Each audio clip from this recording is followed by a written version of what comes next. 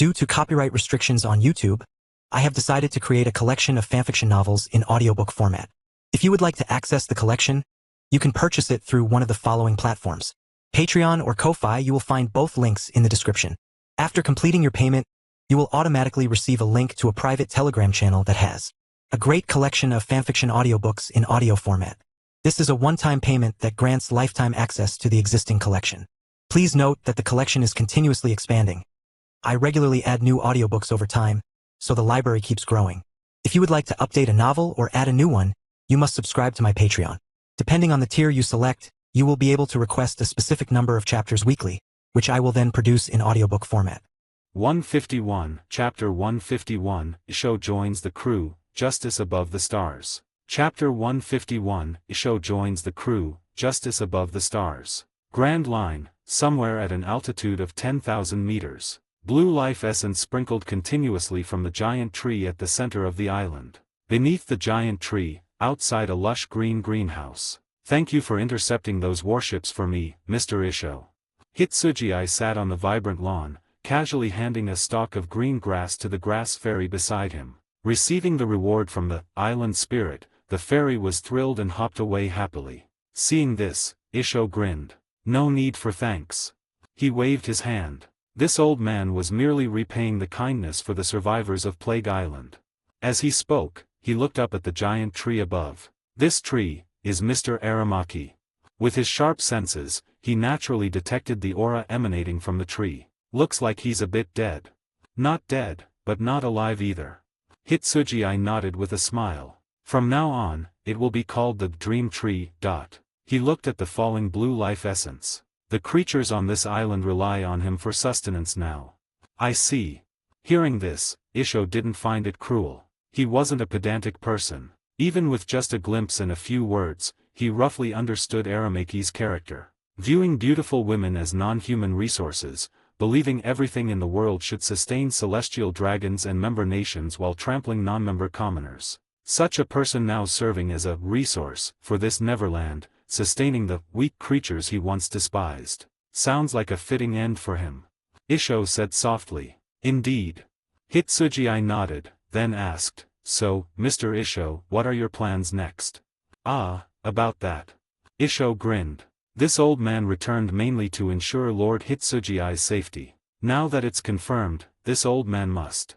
He rubbed his hands solemnly. Find a place to gamble. Hitsuji.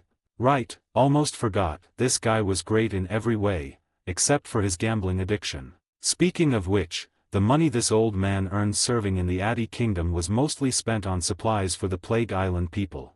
I'm a bit tight on cash. I wonder if Lord Hitsuji. No. Please show Mayor. No means no, Mr. Isho, you should visit those places less often too. Hitsuji waved his hand impatiently. Didn't everyone know the Zodiac had an irreconcilable feud with gambling and drugs? After a while, a dejected Isho stood up. Clearly, he understood Hitsuji's real question earlier. So he said deeply, as for the future, this old man isn't sure.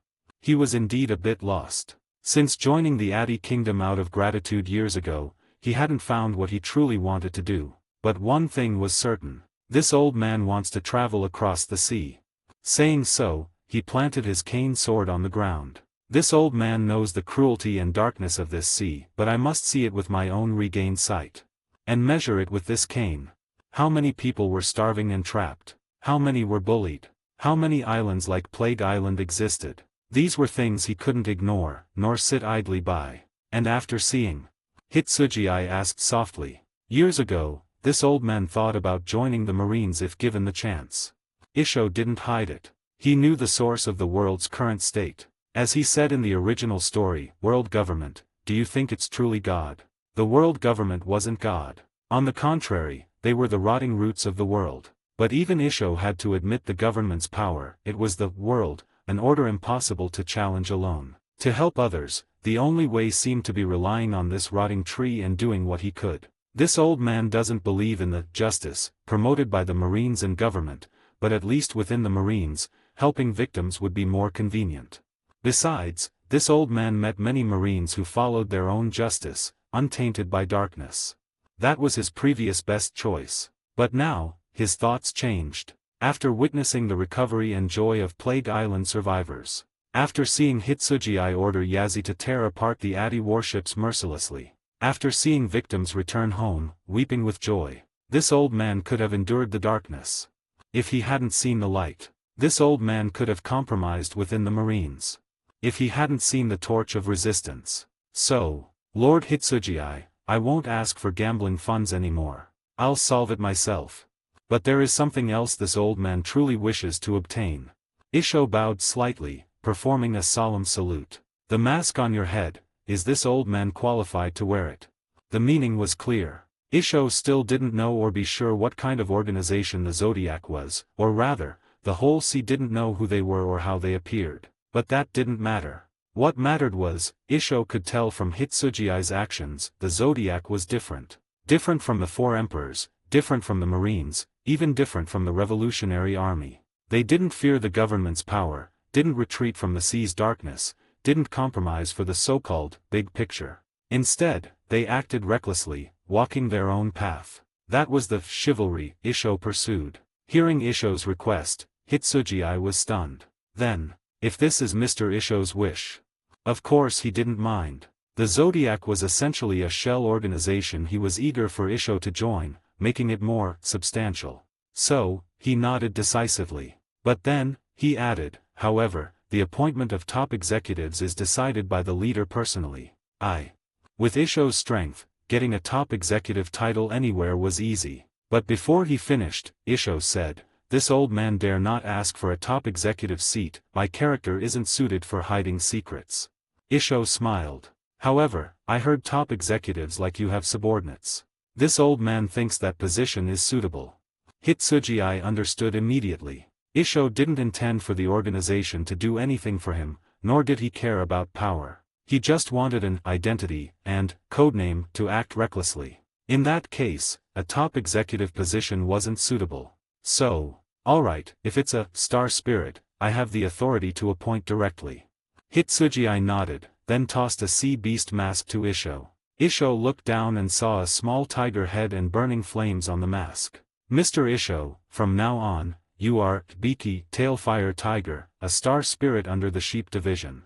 While the Sheep Division's strength surged, on the sea, a massive storm began to brew. The source was an unprecedented, super long extra edition of the World Economic newspaper, and the three headlines appearing almost simultaneously. Neverland soars and vanishes, King's immortality becomes a dream, the Zodiac, latest bounties released, worst criminal organization in history, legend falls, Golden Lion, Shiki slain by Black Judge Roy. This time, Big News Morgans didn't drag things out, presenting the news concisely. Not surprising, when news was explosive enough, flowery language was unnecessary. Undoubtedly, these three news were explosive beyond precedent. First, Neverland, the island that appeared suddenly and impacted the Grand Line significantly, transformed into a legendary beast and soared away before the Alliance fleet. The impact was immense. It was said the old king of Taya Kingdom collapsed on the spot upon hearing the result, and preparations for the next king's coronation were underway. Other kingdoms were shaken too, especially rumors claiming the beast transformed from Neverland wore a massive sea beast mask. This directly linked Neverland to the second news. Yes, the Zodiac's bounties, decided personally by the world government, were officially released. Only 5 members, yet nearing 20 billion berries in total bounty. The news about Star-Lord spread like wildfire. As Marine officers feared, the exaggerated bounties, especially Star-Lord surpassing Rogers by nearly double, caused instinctive panic among citizens and rulers worldwide. Following this, news of the government sending special envoys to inspect member nations fueled unstable public opinion further. Most people didn't know what this meant, but everyone sensed instinctively an era-changing shift was happening, independent of anyone's will. In this situation, the third news became very subtle. Truth be told, Golden Lion, Shiki was a legendary pirate who vied for supremacy with Roger and Whitebeard. He was indeed a top powerhouse, achieved feats like invading Marineford alone and escaping Impel Down. But, he had been missing for nearly 20 years. Although famous among Marines and pirates, few among the kingdoms and commoners remembered him. Normally, Roy defeating Shiki would bring fame for a while at most. But now, the situation was subtle. With Neverland gone and kingdoms in turmoil. With the Zodiac's bounties released and the title of Worst Criminal Organization, causing global panic. News of Roy defeating Golden Lion became an anchor, stabilizing the hearts of people on the ship called the World. Yeah, pirates or criminal groups, there were so many in history, weren't they all defeated by marine heroes eventually? Even Pirate King Roger was executed in Logue Town, right? Those terrifying Zodiac members will be the same. I heard Black Judge Roy is a young powerhouse, a legend of the new generation, maybe he was born to capture the Zodiac. Even without intentional propaganda. For most uneducated commoners, such thoughts arose naturally. In times of instability, people instinctively seek idols. And Roy happened to play this role. So Roy's fame, like the subtle situation on the sea, began to swell rapidly. This led directly to, half a month later. What do you mean gifts from my fans? Just returned to headquarters and settled the wounded, ready to enjoy his happy cola time. Roy heard this news. Vice Admiral Roy, it's your fans, gifts from fan clubs in 41 kingdoms collectively. They heard our marine rules and prepared them spontaneously, even hired famous craftsmen from the 4 seas to carve it personally.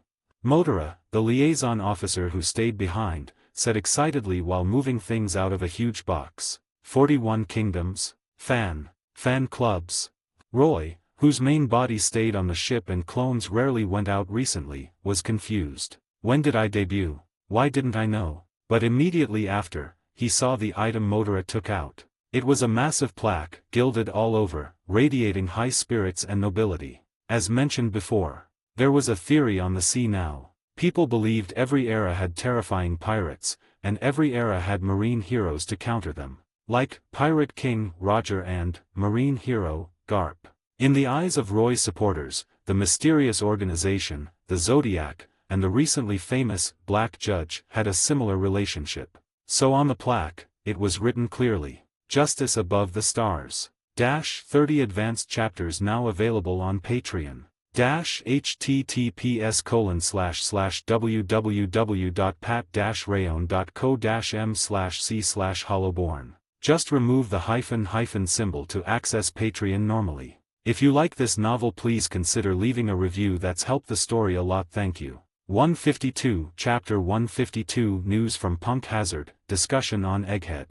Chapter 152 News from Punk Hazard, Discussion on Egghead. Inside his office, looking at the plaque hanging on the wall, Roy doubted life. What was even more incredible was that Fleet Admiral Sengoku actually approved of this plaque. Although in principle, only admirals can declare the justice they uphold.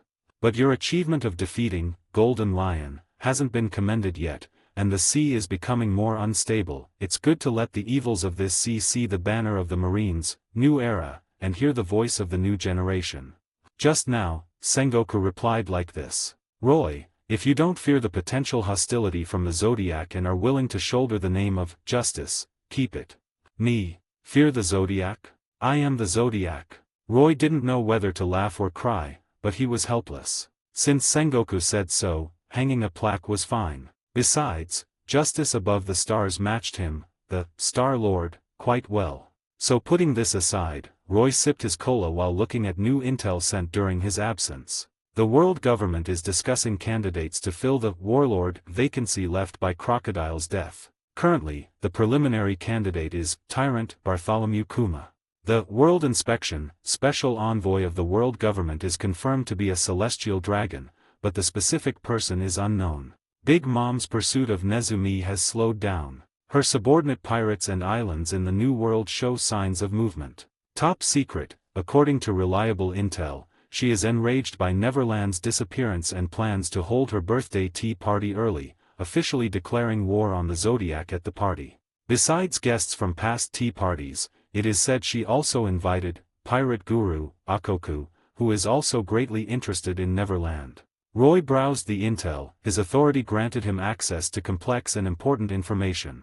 Undoubtedly, filling the warlord vacancy was expected, Kuma filling the spot originally meant for Hananafuda in the manga, but now replacing Crocodile because of him. As for the World Inspection Special Envoy, After confirming Immu was likely behind the Zodiac's bounties, Roy understood the envoy was probably a member of the God's Knights. If Immu was truly wary of Star-Lord and the Zodiac, only these powerful celestial dragons closely related to Immu were qualified for the cleanup mission. As for Big Mom's reaction, Roy wasn't surprised either. Among the four emperors, Big Mom was the most unstable, willful like a child, acting without considering consequences. She held a grudge against Nezumi, never stopping her pursuit of the Zodiac. Plus, the Neverland she coveted was likely related to the Zodiac. Roy wouldn't be surprised by anything she did. Official declaration of war.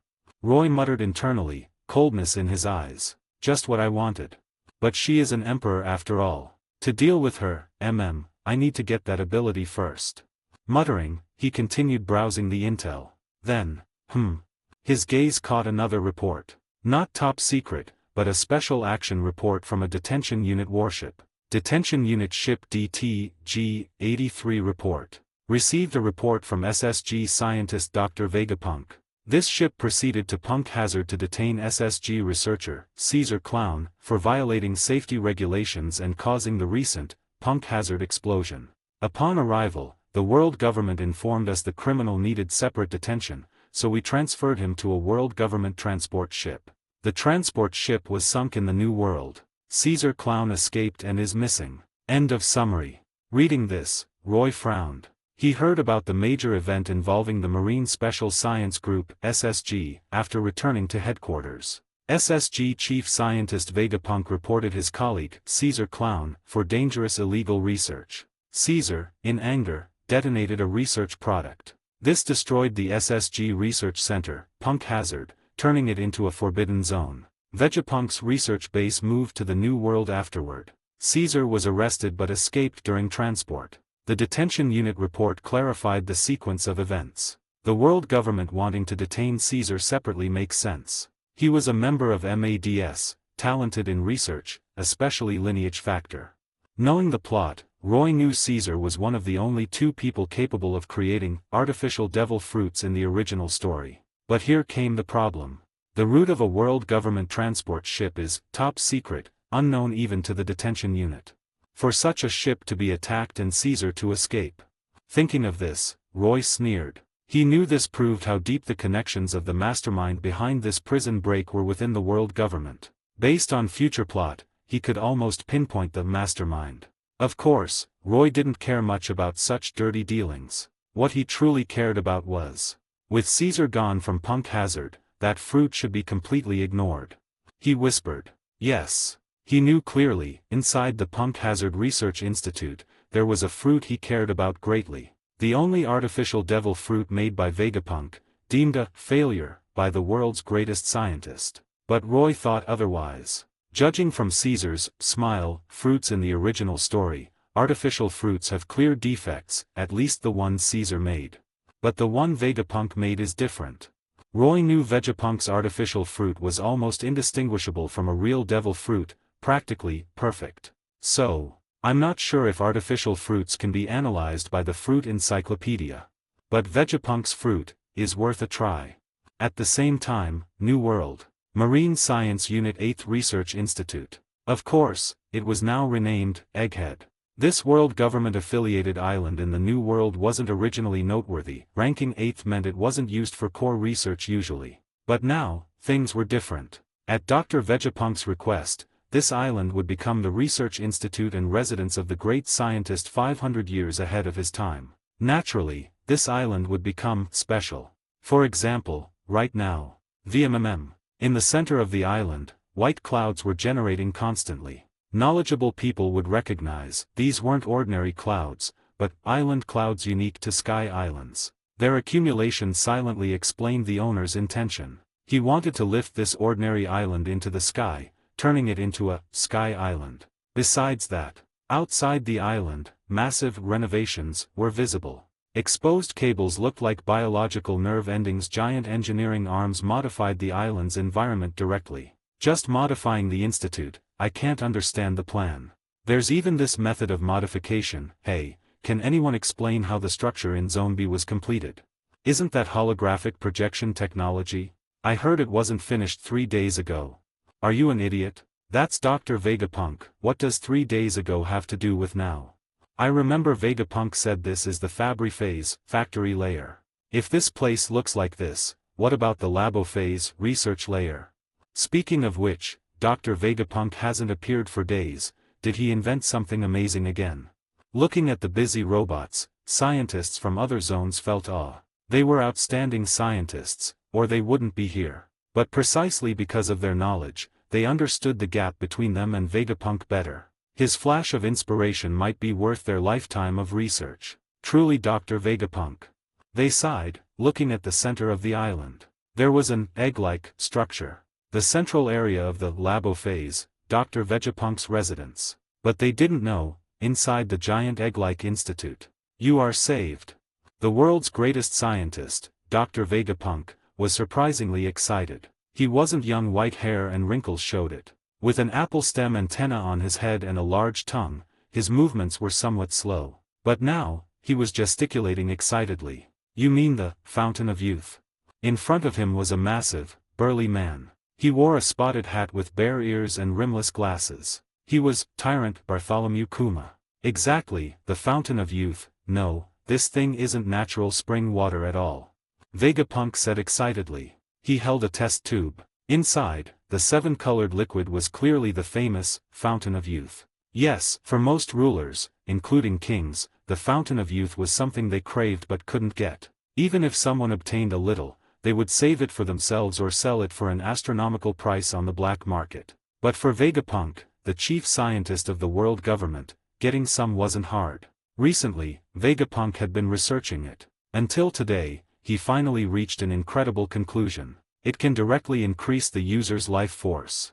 I think its original effect might be the exact opposite. Incredible, simply incredible. I never thought someone could actually do such a thing.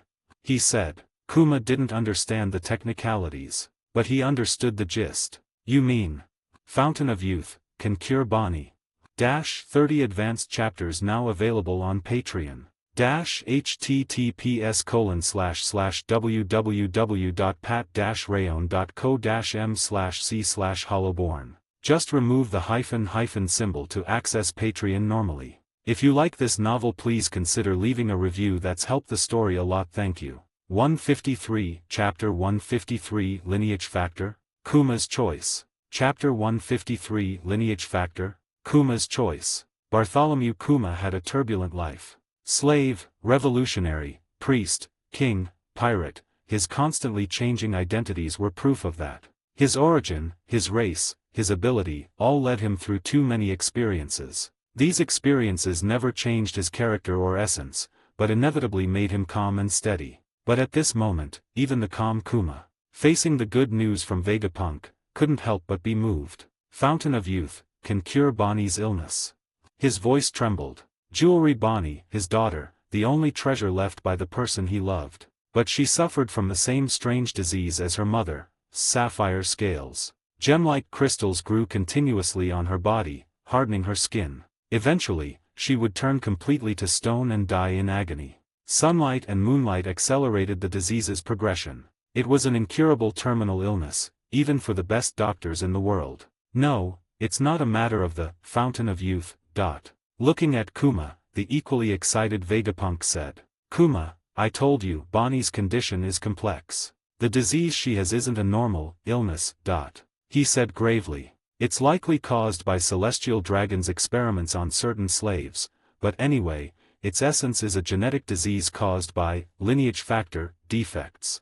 The crystals growing on Bonnie are the materialization of her life force. They weaken her constantly.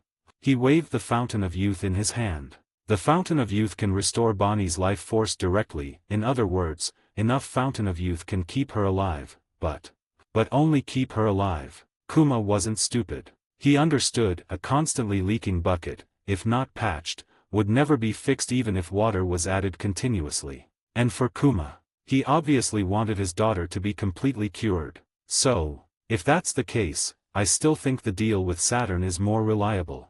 No, listen to this old man first.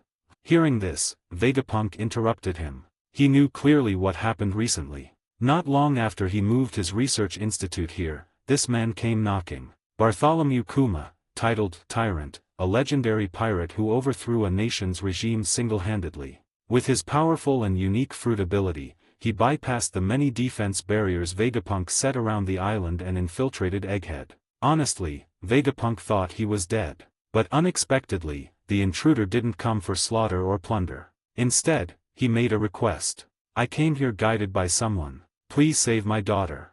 He begged Vegapunk to save his daughter. As mentioned, Bonnie's illness was incurable, related to one of the world's greatest secrets, lineage factor. But clearly, Vegapunk was one of the few people in the world with deep enough research on lineage factor. After confirming Kuma was a descendant of the supposedly extinct buccaneer race, Vegapunk agreed readily. They struck a deal. He would cure Bonnie. Kuma would provide blood for research and cloning. Vegapunk planned to use the naturally strong buccaneer bloodline to create the pacifista he long envisioned to bring peace to the seas. But the problem arose here. Their deal was eavesdropped on by a special surveillance den Mushi made by one of the five elders, St. J. Garcia Saturn. The five elders stopped the deal between Vegapunk and Kuma, proposing a new, cruel bargaining chip. Kuma must become a warlord and undergo cyborg modification, losing all self and consciousness to become a mindless slave, in exchange for Bonnie's treatment. Crucially, after treatment, Bonnie would be separated from her father as a hostage. Until Kuma completely lost his self, she wasn't allowed to see him again. Vegapunk understood the meaning clearly. Saturn's deal, that despicable guy, he wants to torture you. Gritting his teeth, Vegapunk showed rare emotion. Yes, what Saturn proposed wasn't just a trade. Letting a father accompany his seriously ill daughter through treatment. And when the daughter finally recovered, her father would undergo modification, losing the concept of love from his heart. This was the cruelest torture in the world. It was the five elders punishing Kuma, the last of the buccaneer race, a race said to have committed crimes against the world government in the past. "I know," Kuma said gently, "but this can cure Bonnie, right?" That gentleness was the source of Vegapunk's emotional fluctuation. During this time, he learned what kind of person Kuma was. Gentle, calm, strong, keeping promises, valuing relationships. He was a saint, even Vegapunk acknowledged. Just like now. For his daughter, he didn't care about his own ending. Pain, torture, death, such things were worthless before Kuma's love. "You guy, can't you be a bit selfish?" Vegapunk shook his head helplessly. He guessed Kuma would say this. Without absolute certainty, Kuma would choose to continue the deal with Saturn to ensure his daughter's 100% health. But precisely because Kuma was such a person, Vegapunk couldn't sit by and watch him meet such an end. They had known each other for a short time, but he considered Kuma a friend. Vegapunk had even prepared to execute certain plans secretly to preserve a last glimmer of hope for Kuma. His smartest brain made a rare irrational decision. For a pirate, he indeed intended to defy the world government's order. Of course. That was only his original plan. Now, after researching the Fountain of Youth, his thoughts changed. Kuma, the key lies not in the Fountain of Youth itself, but in its creator. He looked at Kuma seriously. Creator? Yes, my research shows the Fountain of Youth cannot be naturally produced. Its structural sequence and coding are very special, belonging to type X structure. Anyway, according to the DMF 314 reagent test, there's a 97.813% probability it's an artificial product, containing at least 3 sets of lineage factors. Vegapunk said excitedly. "Do you know what this means?" "Kuma. Are you making things difficult for me, Big Bear?" Unaware of his friend's thoughts, Vegapunk continued spitting excitedly. "I've researched lineage factor for many years, thought I knew something, but still far from glimpsing its true face. Lineage factor is simply too vast a research topic. To treat Bonnie, I need at least half a year to research her lineage factor and slowly modify her body, requiring massive research materials from the world government." This was why Saturn was fearless. Bonnie's treatment must be done in Vegapunk's lab, requiring government materials. Kuma wouldn't flee, dared not flee. Saturn's goal was for Kuma to accept his fate in helplessness, knowing he couldn't change anything. But he certainly didn't expect the conclusion Vegapunk reached now. The Fountain of Youth should be a product of devil fruit ability. Vegapunk said, clearly incredulous. And it contains more than one fruit ability. He understood what this meant. In lineage factor research, the creator of the Fountain of Youth has mastered far more than this old man. No, compared to him, my research is nothing. Kuma felt he understood. You mean, he can definitely cure Bonnie? Extremely likely. Vegapunk maintained scientific rigor. Even if the creator of the Fountain of Youth can't, the person behind him mastering this lineage factor technology definitely can. If my guess is right, it should be the existence codenamed Star-Lord. Star-Lord. Hearing this, Kuma became curious. Do you think Neverland is really the work of the Zodiac? He heard the rumor, but it wasn't mainstream yet. I analyzed various possibilities. The probability of Neverland belonging to the Zodiac exceeds 82%. Adding the Fountain of Youth research and the abilities shown by Zodiac executives, it rises to 99%. Vegapunk's voice turned solemn. Moreover, I now somewhat understand why the world government fears Star-Lord so much, willing to cause such turmoil to search for him. With his progress in lineage factor research, if he goes one step further, he might touch the essence of lineage factor. Essence. Kuma's tone turned solemn too.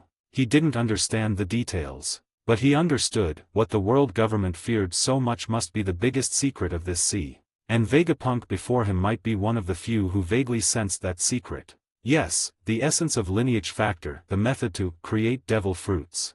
Create devil fruits? The topic your colleague researched. Kuma clearly chatted a lot with Vegapunk recently, including why Vegapunk came to Egghead. No, different of course. Vegapunk shook his head decisively. Caesar works hard in this area, but his approach is too extreme. What he creates is destined to have huge defects. That is the wrong path. He wasn't arrogant, nor overly humble. He knew his talent and objectively recognized the gap in scientific levels. Caesar researched lineage factor deeply and was indeed a genius to ordinary people. But, compared to Vegapunk, his talent was far behind, like a firefly to the bright moon. The so-called artificial devil fruits he researched didn't even qualify for Vegapunk's attention. My former organization, MADS, did discover some precious materials related to the essence of lineage factor. Our respective researches were based on them. I once thought I grasped the key, consumed a portion of that precious material, and created a fruit. It was indeed a real devil fruit. Vegapunk sighed, seemingly regretting the consumed material. But it was still a failure. Kuma was truly confused. Goal was to create a devil fruit, succeeded in creating a real one. Why was it a failure? Because. Vegapunk looked at him, then said softly. He recalled the devil fruit he created. When the world government demanded it, he claimed it was a failure to avoid handing it over. The reason he told other researchers was, the color is different from the original, so it's a failure. But in fact, only he knew. The different color was the only success of that fruit. The essence of that fruit was copying, not creation. It was still bound by the world, so, it was a failure. His sigh fell. Kuma looked at the inexplicably melancholic scientist, asking no more. He never cared about topics like devil fruits or lineage factor. He just pondered what Vegapunk told him. Just then, "Father, father." He heard calling. Turning, he looked at the nearby greenhouse. Inside, a little girl with crystals on her face and pink hair. It was his daughter. As mentioned, Bonnie's illness should prevent her from seeing light. Natural light accelerated her death. Only in Vegapunk's greenhouse, with special artificial light, could she play happily for a while. But now, Bonnie wasn't playing on the lawn. She leaned against the window, looking at Kuma. "Bonnie, why aren't you playing?" Kuma asked gently. "It's no fun without father, and Grandpa Vegapunk," Bonnie said, adding consideration for a certain lonely old man at the end. Vegapunk. Hearing this, Kuma paused. Then, "You go first, I'll come play with you soon." "Really?" Bonnie beamed. "Let's dance the liberation dance later." We'll dance." "Yay." Bonnie left cheering. The crystals on her seemed to shine with happy light. Watching his daughter leave happily, Kuma smiled too. Vegapunk. Do you know where Neverland is now?" Kuma asked softly. Vegapunk's eyes flashed with surprise. He knew Kuma accepted his suggestion. "Why look at me like that?"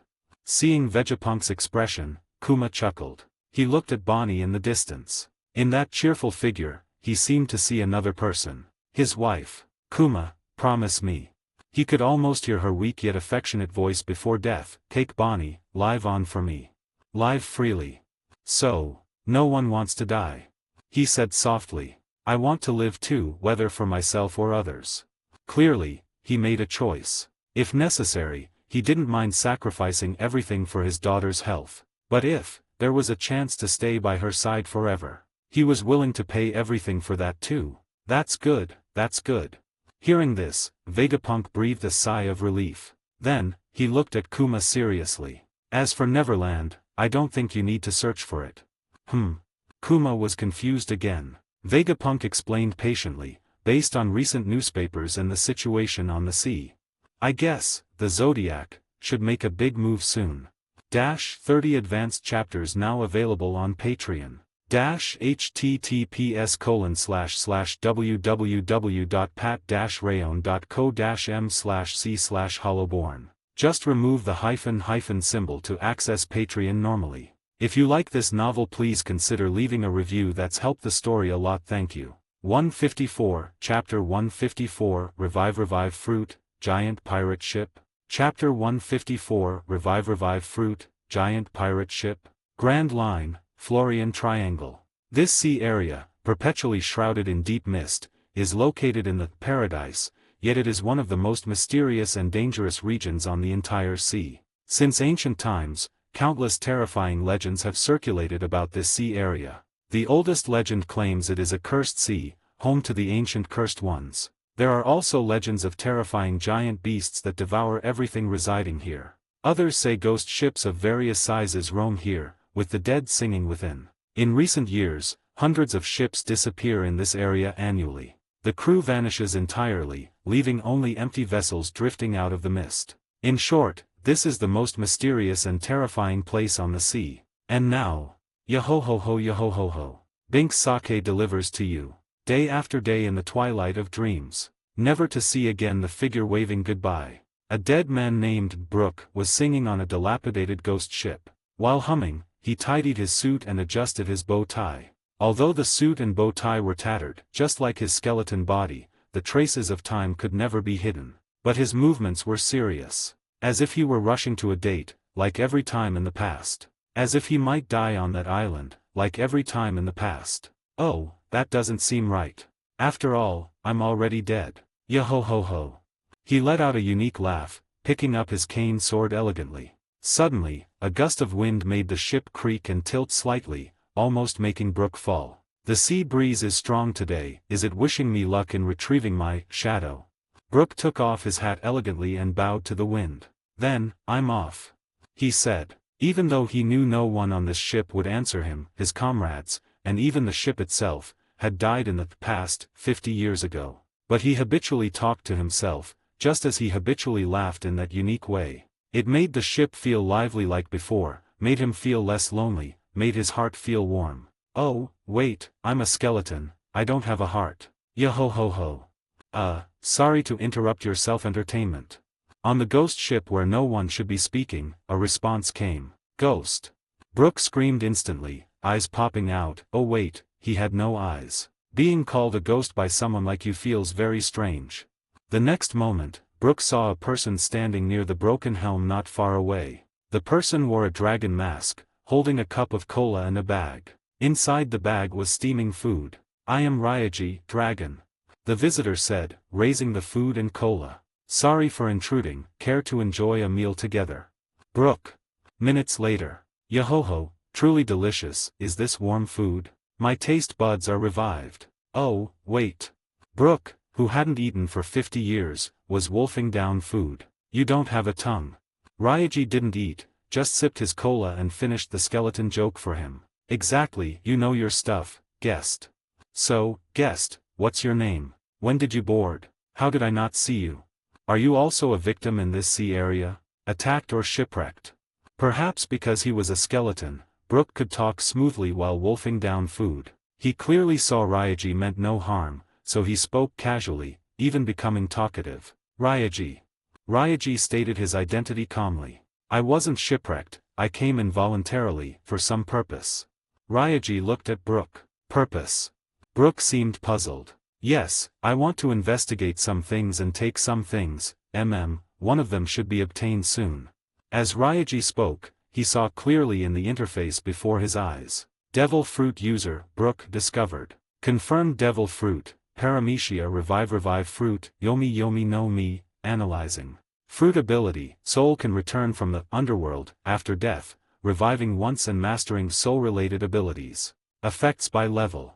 LV3, gain full fruit effect. Soul returns to the living world after death, completing one resurrection. This ability can only be used once per soul. Requires 1.3 billion berries for unlock. LV4, deep dive development. Can draw, underworld chill, chills of the underworld, via soul. The chill can freeze surroundings. Attacks imbued with chill deal damage and suppression to soul-type creatures. Can also project soul out of body. Projected soul is invulnerable. Requires 3.2 billion berries for unlock. LV5, Fruit Awakening Lord of the Underworld. After soul projection, can use soul vision. Soul can affect surroundings. All nearby bodiless souls will be devoured and sent to the underworld. Each devoured soul grants full energy contained within for a short time, greatly enhancing self. Next attack deals massively increased damage to soul entities. Requires 11 billion berries for unlock. Analysis progress, 12%. Yes.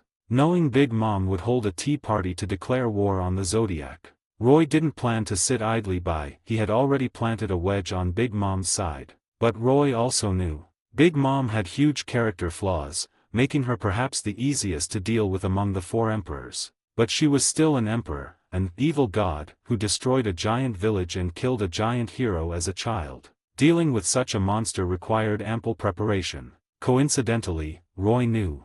Although obtained weirdly, Big Mom was the user of the soul fruit. She could extract souls and lifespan from others to create special creatures, homies, and use these souls to perform various abilities. Coincidentally, Brook's Revive Fruit, although incomparable in versatility, was extremely effective in suppressing souls, acting as a hard counter to the soul fruit. By the way, this skeleton became like this precisely because of the Revive Fruit's resurrection effect. Plus, there were a few other Devil Fruit users in the Florian Triangle useful to Roy. So, Ryaji appeared here. Investigate. Take things. Are you treasure hunting?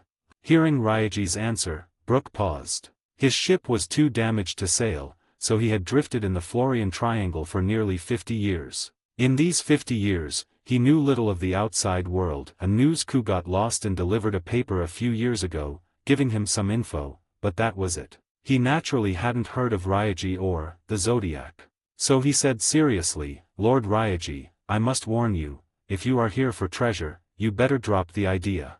I've been here for nearly 50 years, this sea area is very dangerous. If possible, leave quickly, or your shadow will be stolen too. He dragged out his voice, trying to scare Ryaji. By that, warlord, Gecko Moria. But, oh. He saw Ryaji respond casually. Thanks for the reminder. Then Ryaji completely skipped the topic of leaving, glanced at the Analyzing Fruit Encyclopedia, and looked at Brook. Speaking of which, Mr. Brook, tell me about your experience. He knew Brook's story well. Asking was just a pastime until the analysis finished. Brook. What's going on? Did the Lost News coup deliver wrong news years ago? It said warlords were famous on the sea. Though puzzled, Brook didn't hide anything. About me, I was once a pirate.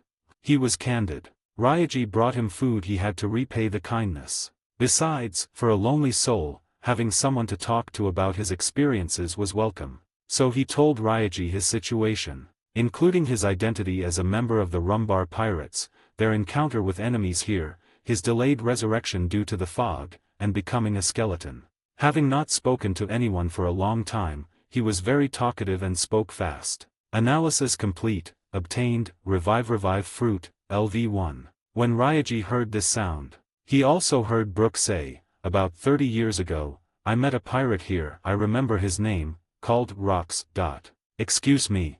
Ryaji, ready to end the conversation, froze instantly. Who did you say? Rocks. Brook repeated. I remember Captain Yorkie mentioning him before. In our time, he was a rookie pirate somewhat famous in the West Blue. But when I met him here, he was terrifyingly strong. He seemed injured, wrapped in thick bandages, but dared to come to the Florian Triangle on a small raft. He recalled the situation back then. It was after he had drifted here for over a decade. He saw a figure in the mist. Before this, Brooke occasionally saw other ships, but almost all avoided his ghost ship, and curious ones fled upon seeing the skeleton captain. But that man was different. Oh, a corpse talking, no, feels like you're still alive. A skeleton, yet alive, truly magical. He had no ship, just sailing a simple raft. Brooke still couldn't understand how such a thing sailed on the dangerous sea. Any storm or giant wave could easily flip it, right? In fact, he asked the man this question. But the man said, "Ha ha ha, isn't that what pirates do? If you don't even have the courage to face the sea alone, how can you conquer the world?"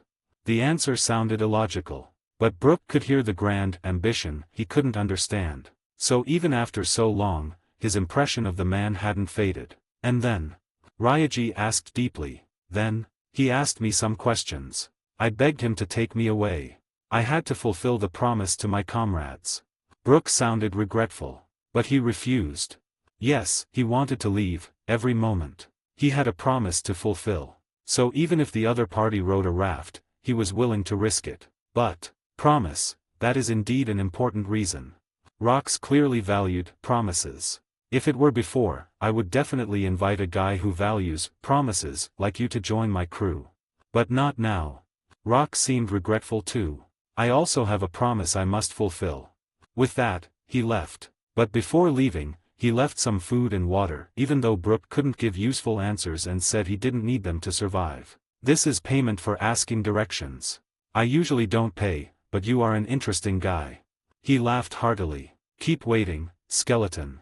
A free soul won't be trapped in a cramped cage forever, you will get out one day.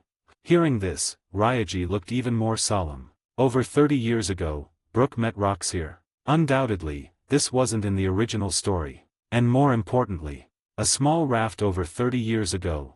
Ryaji knew well. Over 30 years ago, Rocks was at his peak. He was the world hegemon, openly opposing the world government, the strongest pirate of an era. The probability of him coming to the Florian Triangle on a raft alone then was low. The Florian Triangle is in paradise, such action would likely be discovered. So, Ryaji had an instinctive guess.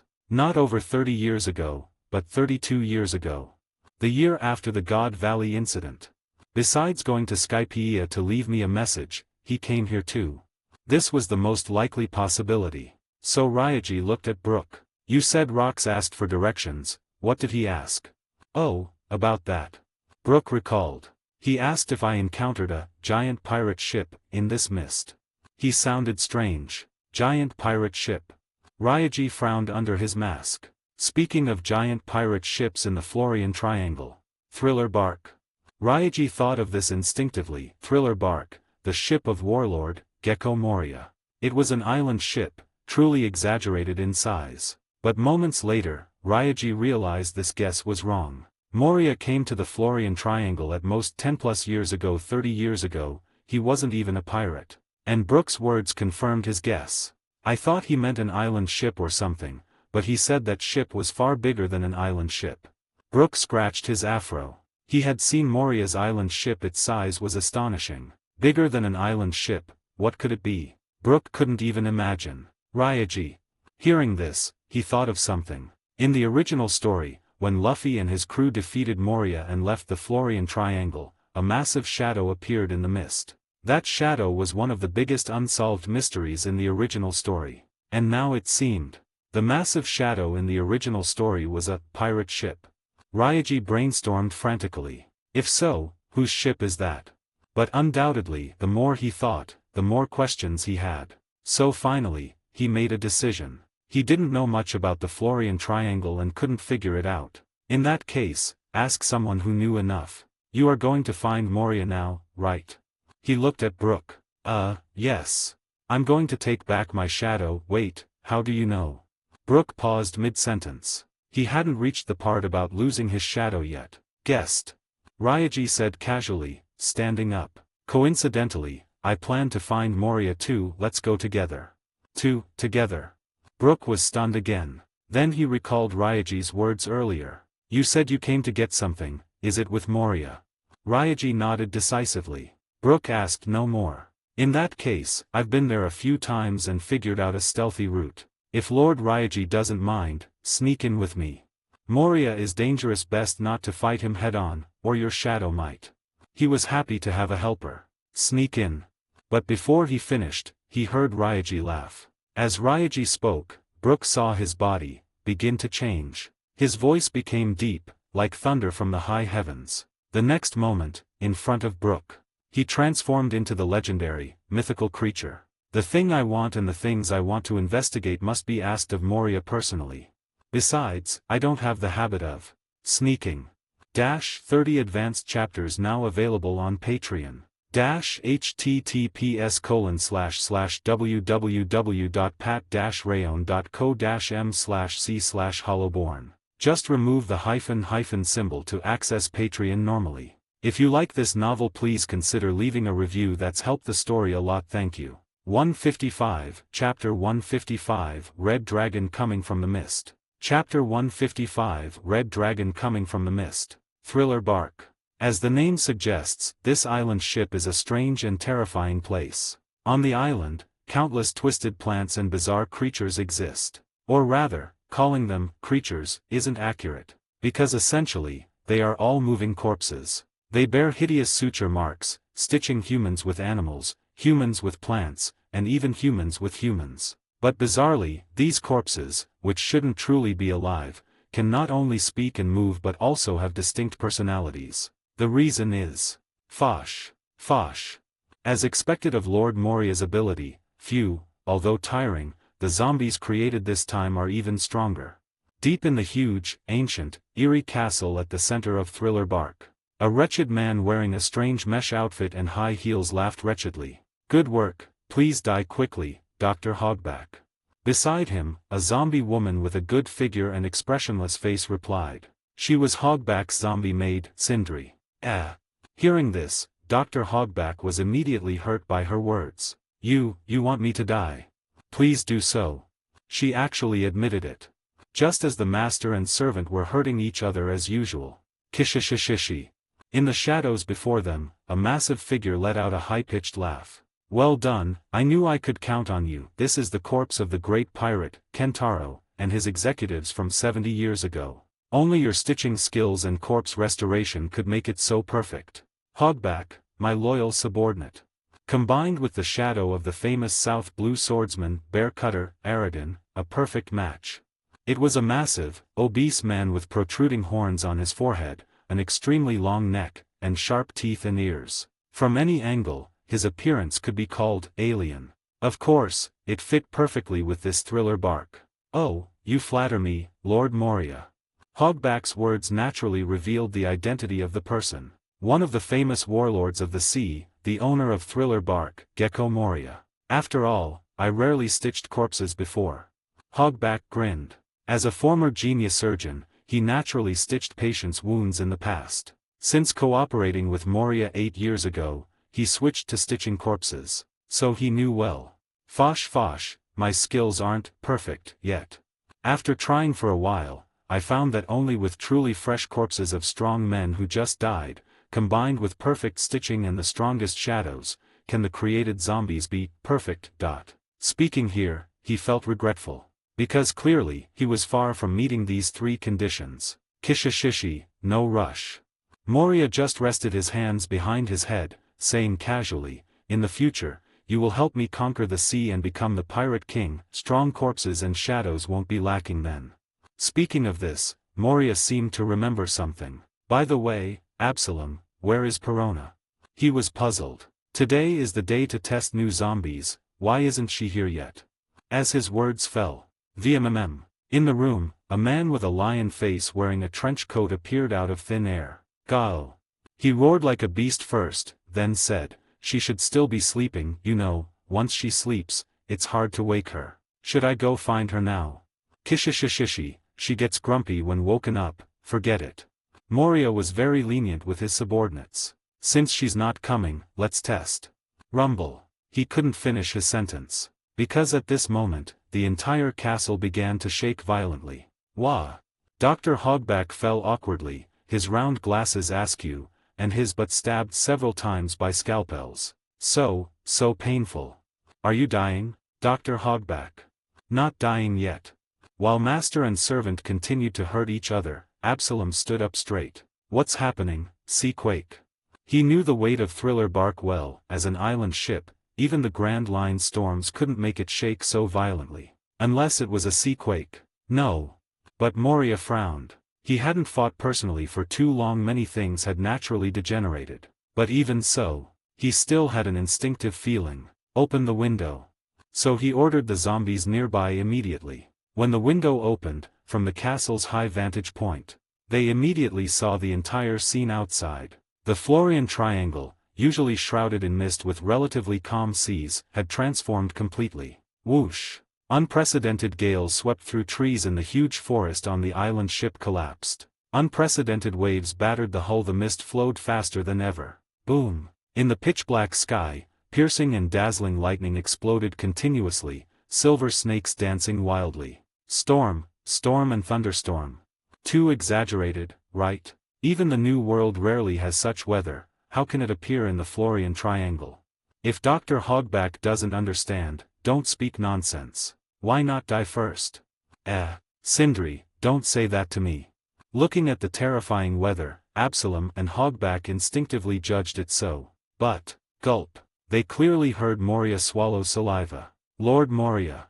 When they turned, they saw the warlord's body completely tense. He trembled all over, massive fists clacking, even his eyes seemed twitching. No, not weather. He spoke tremblingly. Memories from years ago, still bone-chilling, flooded his mind. Because now, he could faintly see the massive figure in the mist. It loomed like a mountain, huge dragon horns like a crown in the mist. Every movement of its limbs pulled wind and thunder, sweeping flame clouds. That is. Absalom and Dr. Hogback gradually saw the creature clearly too. Dragon. Thud. At this word, Moria collapsed to the ground instinctively. Kaido, how could he chase here? Impossible. He was like a fish out of water, struggling to speak and breathe. But moments later. Moria noticed an anomaly. Because the figure emerging from the mist was indeed a dragon, like the demon in his memory. But the difference was color. He saw the dragon in the sky. Faint firelight surrounded its slender dragon body, but its scales were clearly red. Red. Not azure, blue/green. So, not Kaido. Moria realized this incredible fact, then noticed other things, like the sea beast mask on the dragon's face, almost merging with the dragon head. And a certain skeleton swaying in the wind near the dragon's whiskers. This guy is. Huge wariness and unprecedented fiery light flashed in Moria's eyes. The next moment, the entire Thriller Bark heard the behemoth's voice. The Zodiac, Ryaji. Here to visit and ask for some things. 30 advanced chapters now available on Patreon. https://www.pat-rayon.co-m/c/hollowborn. Just remove the hyphen symbol to access Patreon normally. If you like this novel, please consider leaving a review. That's helped the story a lot. Thank you. 156, Chapter 156, Team Member Moria, Are You Sober? Chapter 156, Team Member Moria, Are You Sober? Brook felt his heart beating fast and his brain feeling dizzy. Oh wait, he was a skeleton, he had no heart or brain. Of course, this wasn't his first time visiting Thriller Bark. Since his shadow was stolen by Moria years ago and put into a corpse on the island to create a zombie. He had boarded this island ship multiple times to challenge his zombie and retrieve his shadow. Although he had no ship to sail, his skeleton body allowed him to run on the sea surface for short distances. But without exception, every landing was a stealth infiltration. He never thought of facing Gecko Moria directly. But this time, the situation was clearly different. Not just because of his unique arrival method. Riding a legendary dragon surrounded by gales and thunder was indeed a special experience. More importantly, Lord Ryaji, this way please. Lord Moria is already waiting in the guest hall. Now, Brook saw two zombies in front of him. One he had met and even fought, in his impression, a very fierce guy. But now, his movements were very polite, like a gentleman. Besides that, wherever they passed, zombies lined up holding simple cannons to welcome them. Lord Ryaji, are you a celestial dragon? Insulting someone with such dirty words, do you want to fight? Yo-ho-ho-ho, sorry, just joking. Brooke apologized, laughing cheerfully. But while laughing, he understood. This Mr. Ryaji who visited his ship suddenly must have a huge reputation in the outside world. Speaking of celestial dragons, are you familiar with them? Just then, Ryaji asked meaningfully. Because he suddenly remembered. In the original story, one of the god's knights belonged to the Manmeyer family, the army gun knight. Even among all god's knights, she was the most special. She participated in the God Valley incident and seemed to have obtained immortality during the Divine Enforcer period, a contract granted by Imu. Judging from later plots, she even seemed capable of accepting Imu's power descent, like the Five Elders. That was a characteristic of the highest level contract among all of Imu's contracts, the Abyss contract. Most importantly, this army knight had some connection with Brooke. It seemed that in her childhood, Brooke was very close to her. That's why Ryaji asked this question. Lord Ryaji must be joking. Brooke shook his head quickly. I'm just a pirate, no relation to world nobles, if anything, it's enmity. Enmity. Hearing this, Ryaji raised an eyebrow. Yes, as I told you before, I served as the commander of the Royal Guard convoy of the Freedom Kingdom in the West Blue. Brooke's usually cheerful voice became unexpectedly low. That was my homeland. Decades ago, it was destroyed for offending a celestial dragon, so homeless me chose to become a pirate, yo-ho-ho-ho. At the end, he tried to cheer himself up. Hearing this, Ryaji wanted to ask more. But, guests, we've arrived at the guest hall. With the zombie's voice, they saw a massive door. The door was open. Inside the guest hall, at a spacious table, Moria sat there, Hogback standing beside him. Welcome. Moria stood up. He looked at Ryaji. Truly a distinguished guest. He raised his massive hand, signaling Ryaji to sit. A top executive of the Zodiac visiting me. Kishishishi, please sit, I've ordered a banquet. No need for a banquet. Ryaji wasn't polite, sitting casually. Brooke sensibly walked behind Ryaji, scanning the surroundings like a guard. Surprisingly, the former guard commander looked the part. The Zodiac. But he muttered internally, doesn't sound like a pirate crew name. While he was puzzled, Ryaji glanced thoughtfully at Hogback beside Moria. Then, he got straight to the point. Moria, I come representing the Zodiac. We need some intel from you, and return this friend's shadow to him. He pointed at Brooke. Hearing this, Moria grinned at Brooke. I know him, humming, caused me quite a bit of trouble. He clearly knew Brooke, after all, the latter caused chaos every time he visited Thriller Bark. Kishishishi, is he also a member of the Zodiac? Moria asked while sitting down. Simultaneously, he waved his hand imperceptibly. He's not a member, just a new friend I met. Ryaji answered casually, looking at Moria. If you cooperate with my mission, I can give you some rewards. After all, I don't like fighting, I prefer mutually beneficial transactions. He repeated words similar to those used in Alabasta. Don't like fighting. Moria laughed. That's different from what I heard. Didn't my colleague, Desert Crocodile, die at your hands? He continued without waiting for Ryaji's answer. And your ability differs from rumors, your form just now resembles an old acquaintance of mine.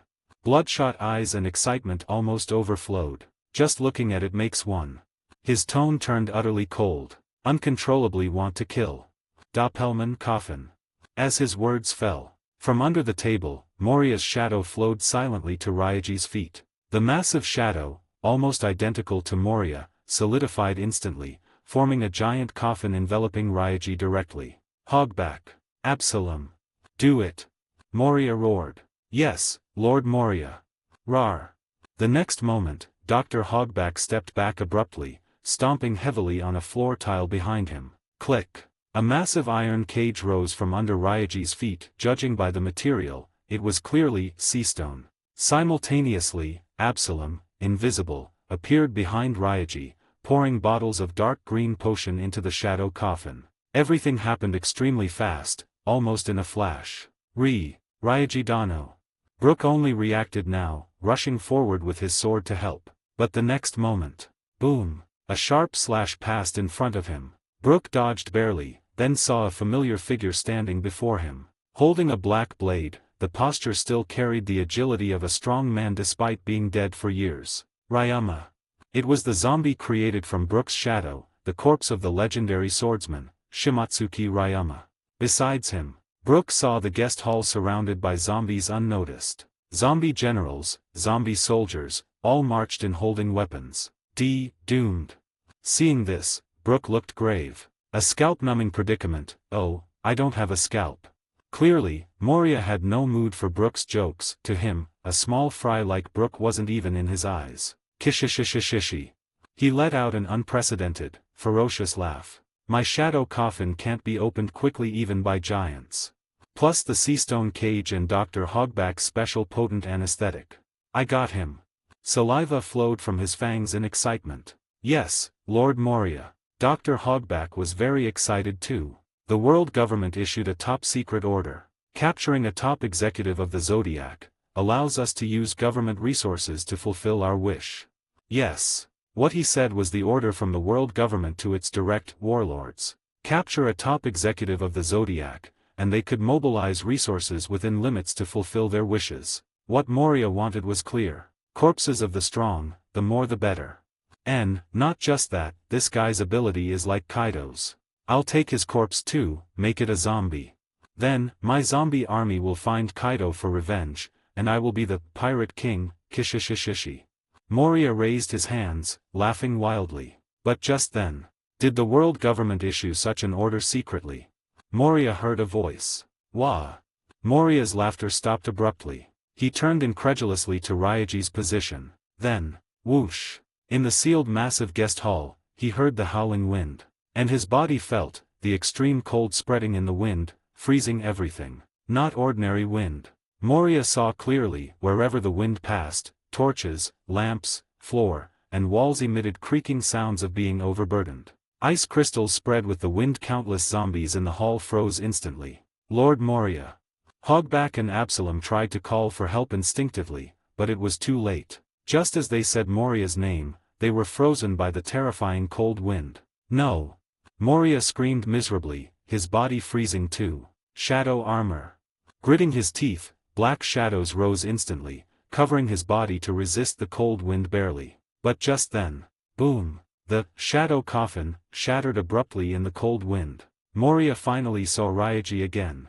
Ryaji still sat on the chair. His posture hadn't even changed. But his appearance was completely different. Under crimson dragon horns, a half-human, half-dragon physique displayed a near-perfect form. Frost-white extreme cold air currents spiraled around him, making him look like a god sitting on a throne. Knowing I killed Crocodile, knowing I am the Zodiac, yet you still act against me for the benefits offered by the world government.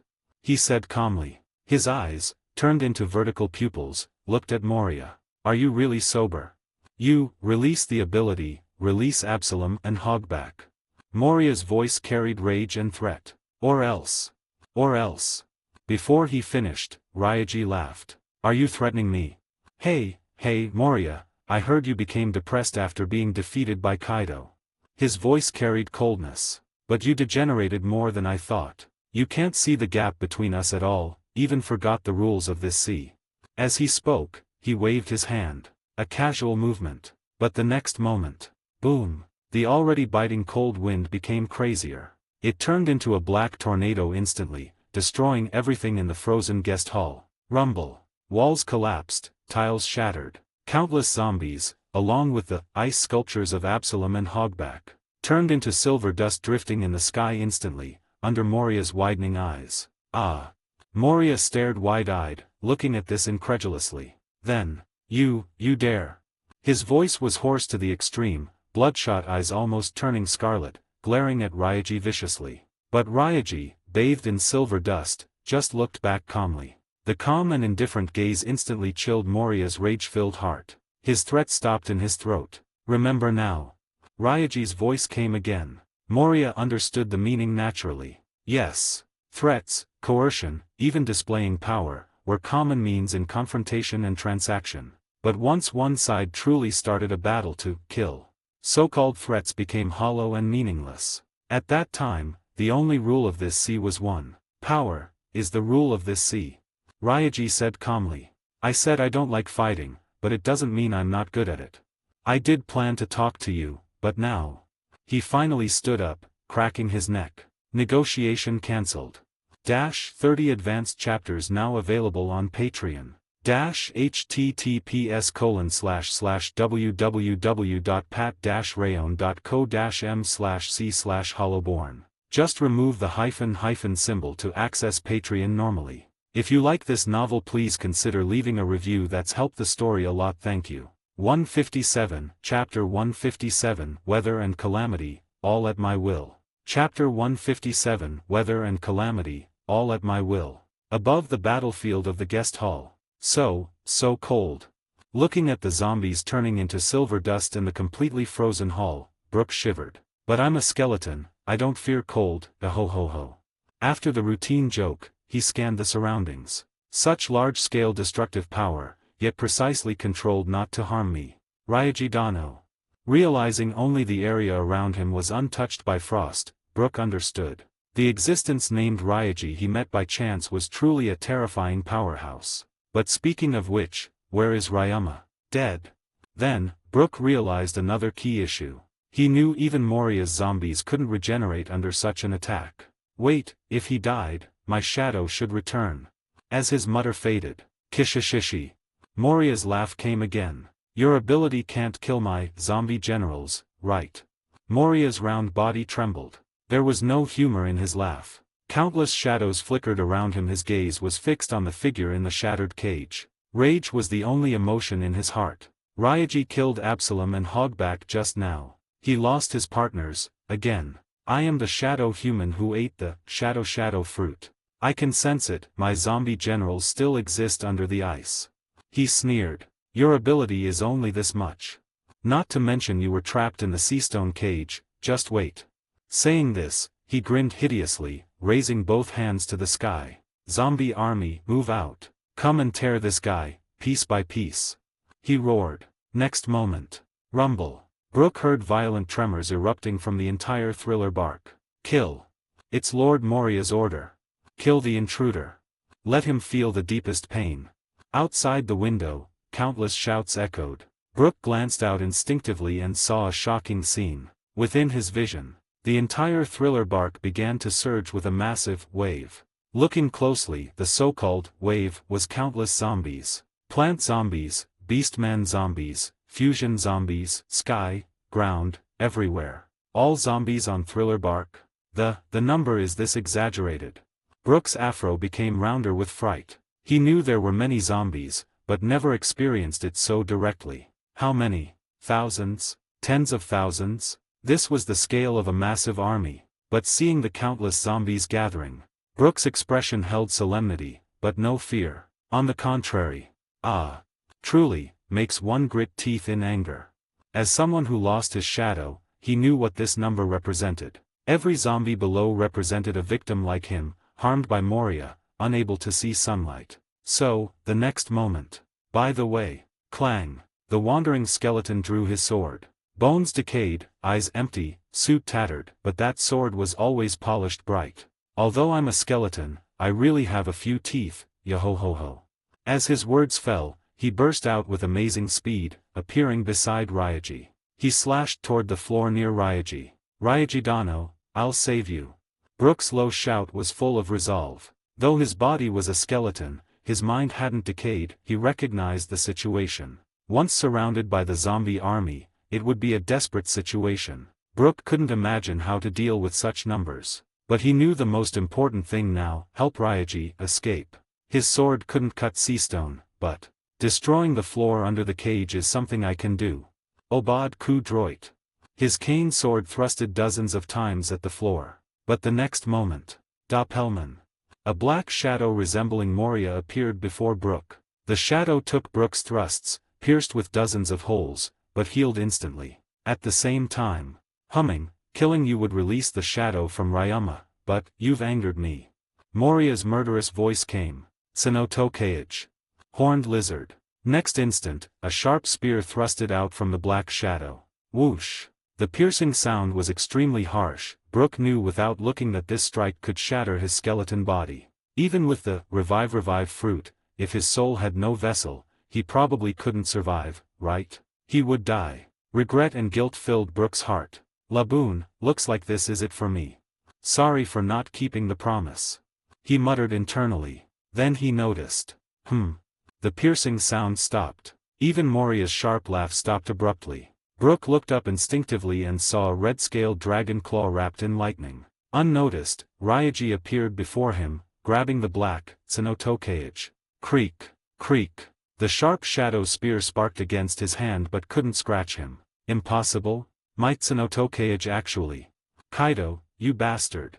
Driving his ability against Ryaji, Moria gritted his teeth. In his rage-filled mind, painful memories surfaced again. This led him to ignore how Ryaji escaped the Seastone Cage, even misnaming him instinctively. Too similar. Except for color and ability details, this form was almost identical to the Kaido in his memory. Mythical Zoan Fish Fruit Model, Azure Dragon, Lineage Factor Creation, Failure, Red Dragon Fruit. Current level LV5. Fruit Effect, Transform into the legendary Red Dragon. LV5, Fruit Awakening True Red Dragon. Gain Zoan Awakening Transformation. Create Flame Clouds at will, gain Dragon Scales and Physique, Extreme Vitality, Defense, and Strength. Control Fire, Lightning, Wind, and other weather phenomena for combat. Yes. After learning about the Punk Hazard explosion via marine intel, Roy sent Nezumi to Punk Hazard to retrieve the artificial devil fruit Vegapunk created years ago. This Red Dragon Fruit, created from Kaido's lineage factor when he was captured. Roy wasn't sure about this fruit initially, but after obtaining it, he confirmed. Vegapunk's special artificial fruit could be recorded by the Fruit Encyclopedia. Its effect, aside from color, was identical to Kaido's Azure Dragon Fruit. It could even awaken. So, Moria's judgment wasn't wrong. Ryaji's ability was indeed identical to Kaido's. No, I don't believe it. Moria gritted his teeth, voice furious. You aren't that monster. No, even if it's him, so what? His voice trembled uncontrollably. I'm different from the past. I created a zombie army. I won't lose again. Rage and hatred gave him courage to speak. Zombies were corpses, consumables, perfect comrades, without the concept of death. No fear, no bleeding, no emotional investment. Even if destroyed, they could be remade. I will use them to fulfill my dream, become the Pirate King.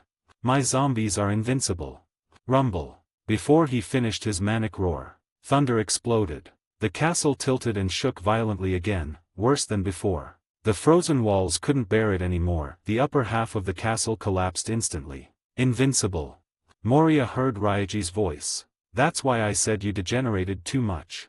Ryaji looked at Moria helplessly. As mentioned, he didn't plan to fight Moria initially. He thought a rational person would judge fighting him as a mistake based on Crocodile's fate and the Zodiac's fame. But Moria attacked without hesitation. Or rather, you think my ability can't hurt your zombie generals?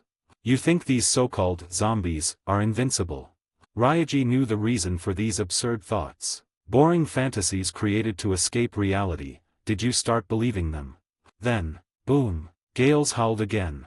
Moria, exerting full power, found his body flying uncontrollably. At the same time, rumble. Amidst thunder, Ryaji flew up too, driven by gales. His robe fluttered, dragon horns like a crown under lightning. In this instant, Moria, flying high, saw the entire thriller bark. A scene he had never seen. Whoosh!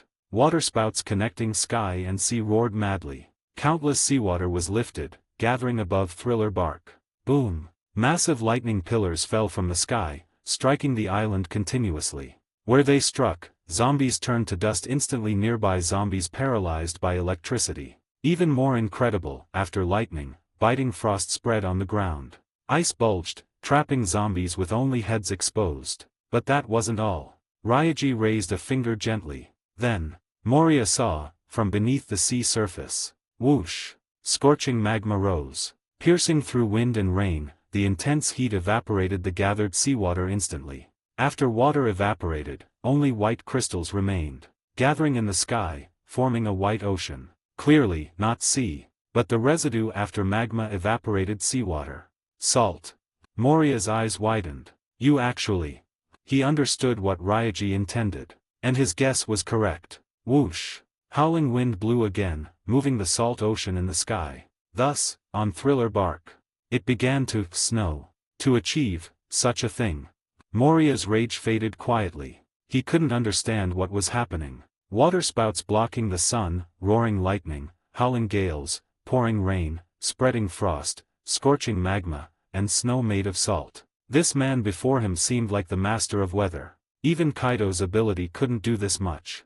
As a great pirate who fought Kaido, Moria knew this. Kaido's Azure Dragon Fruit was near perfect, flight, physique, and weather manipulation left almost no weakness. But its weather manipulation was just manipulation. Dragon Breath destroyed mountains but couldn't control magma truly. It could draw lightning but not create massive thunderstorms out of thin air. It could create wind blades but not storms overturning an island. But Ryaji could. Fused Fruit Logia Weather Fruit LV5. Fusion Materials, Rumble Fruit LV5 plus Gust Fruit LV5 plus Smoke Fruit LV4. Fruit Effect, obtain abilities of all three fruits. Control clouds, smoke, gales, and lightning. Extra Fusion Effect, all phenomena are me. Effect 1, nearby lightning, gales, and clouds become part of the user's body. Control local weather at will, creating powerful calamities. Stronger control closer to self. Effect 2, Awakening Effect. Gather all weather-related elements nearby. Every attack contains the destructive power of natural disasters and permanently alters terrain. Additionally, Magma Fruit LV4, Deep Development. Control nearby magma, including undersea volcanoes. Ice Fruit LV4, Deep Development. Control nearby cold air, power enough to freeze the sea. Yes. The fused fruit, weather fruit, plus ice and magma fruits were the perfect enhancement for the Red Dragon Fruit. To be blunt, in terms of ability strength alone, compared to Kaido, Ryaji was the true dragon. Weather and calamity, all at my will. At this moment, white salt snow fell on the frozen zombies below. VMMM. Countless black shadows flew out of the zombies, drifting far away to their owners. This was why Moria looked grim earlier. The biggest weakness of his shadow zombies was salt. Contact or ingestion of salt released the shadow. The zombie would revert to a corpse. So in just a few breaths. Under Ryaji's calamity-like ability, the zombie army Moria spent nearly a decade building was erased. But clearly, Moria had no time to care about his zombies. Because he saw Ryaji raising his arm. Boom! The next moment, a punch struck out. Accompanied by spraying blood. Moria's massive body plummeted downward instantly. Rumble. Intense tremors and shockwaves spread. The massive castle in the center of Thriller Bark collapsed abruptly under this punch. 30 advanced chapters now available on Patreon. https://www.pat-rayon.co-m/c/hollowborn. Just remove the hyphen symbol to access Patreon normally. If you like this novel, please consider leaving a review. That's helped the story a lot. Thank you. 158, Chapter 158, Hollow Fruit, Shadows Asgard. Chapter 158, Hollow Fruit, Shadows Asgard. In the ruins of the guest hall. Is my head still there? Brook, landing safely supported by a gust of wind, looked at the ruins around him. Oh, still there, scared me to death. Oh wait, I'm already dead, yo. After frantically rubbing his skull to confirm he was alive, and just about to make another skull joke, Brook heard laughter nearby. Yo-ho-ho-ho. Looking up, he saw an ice block that had fallen with him. Inside the ice block, the zombie swordsman holding a black blade was laughing exactly like him. At this moment, the salt snow from the sky was still falling. Naturally, some snow fell into the other's mouth. Brook's eyes widened incredulously. He knew what this meant. You succeeded.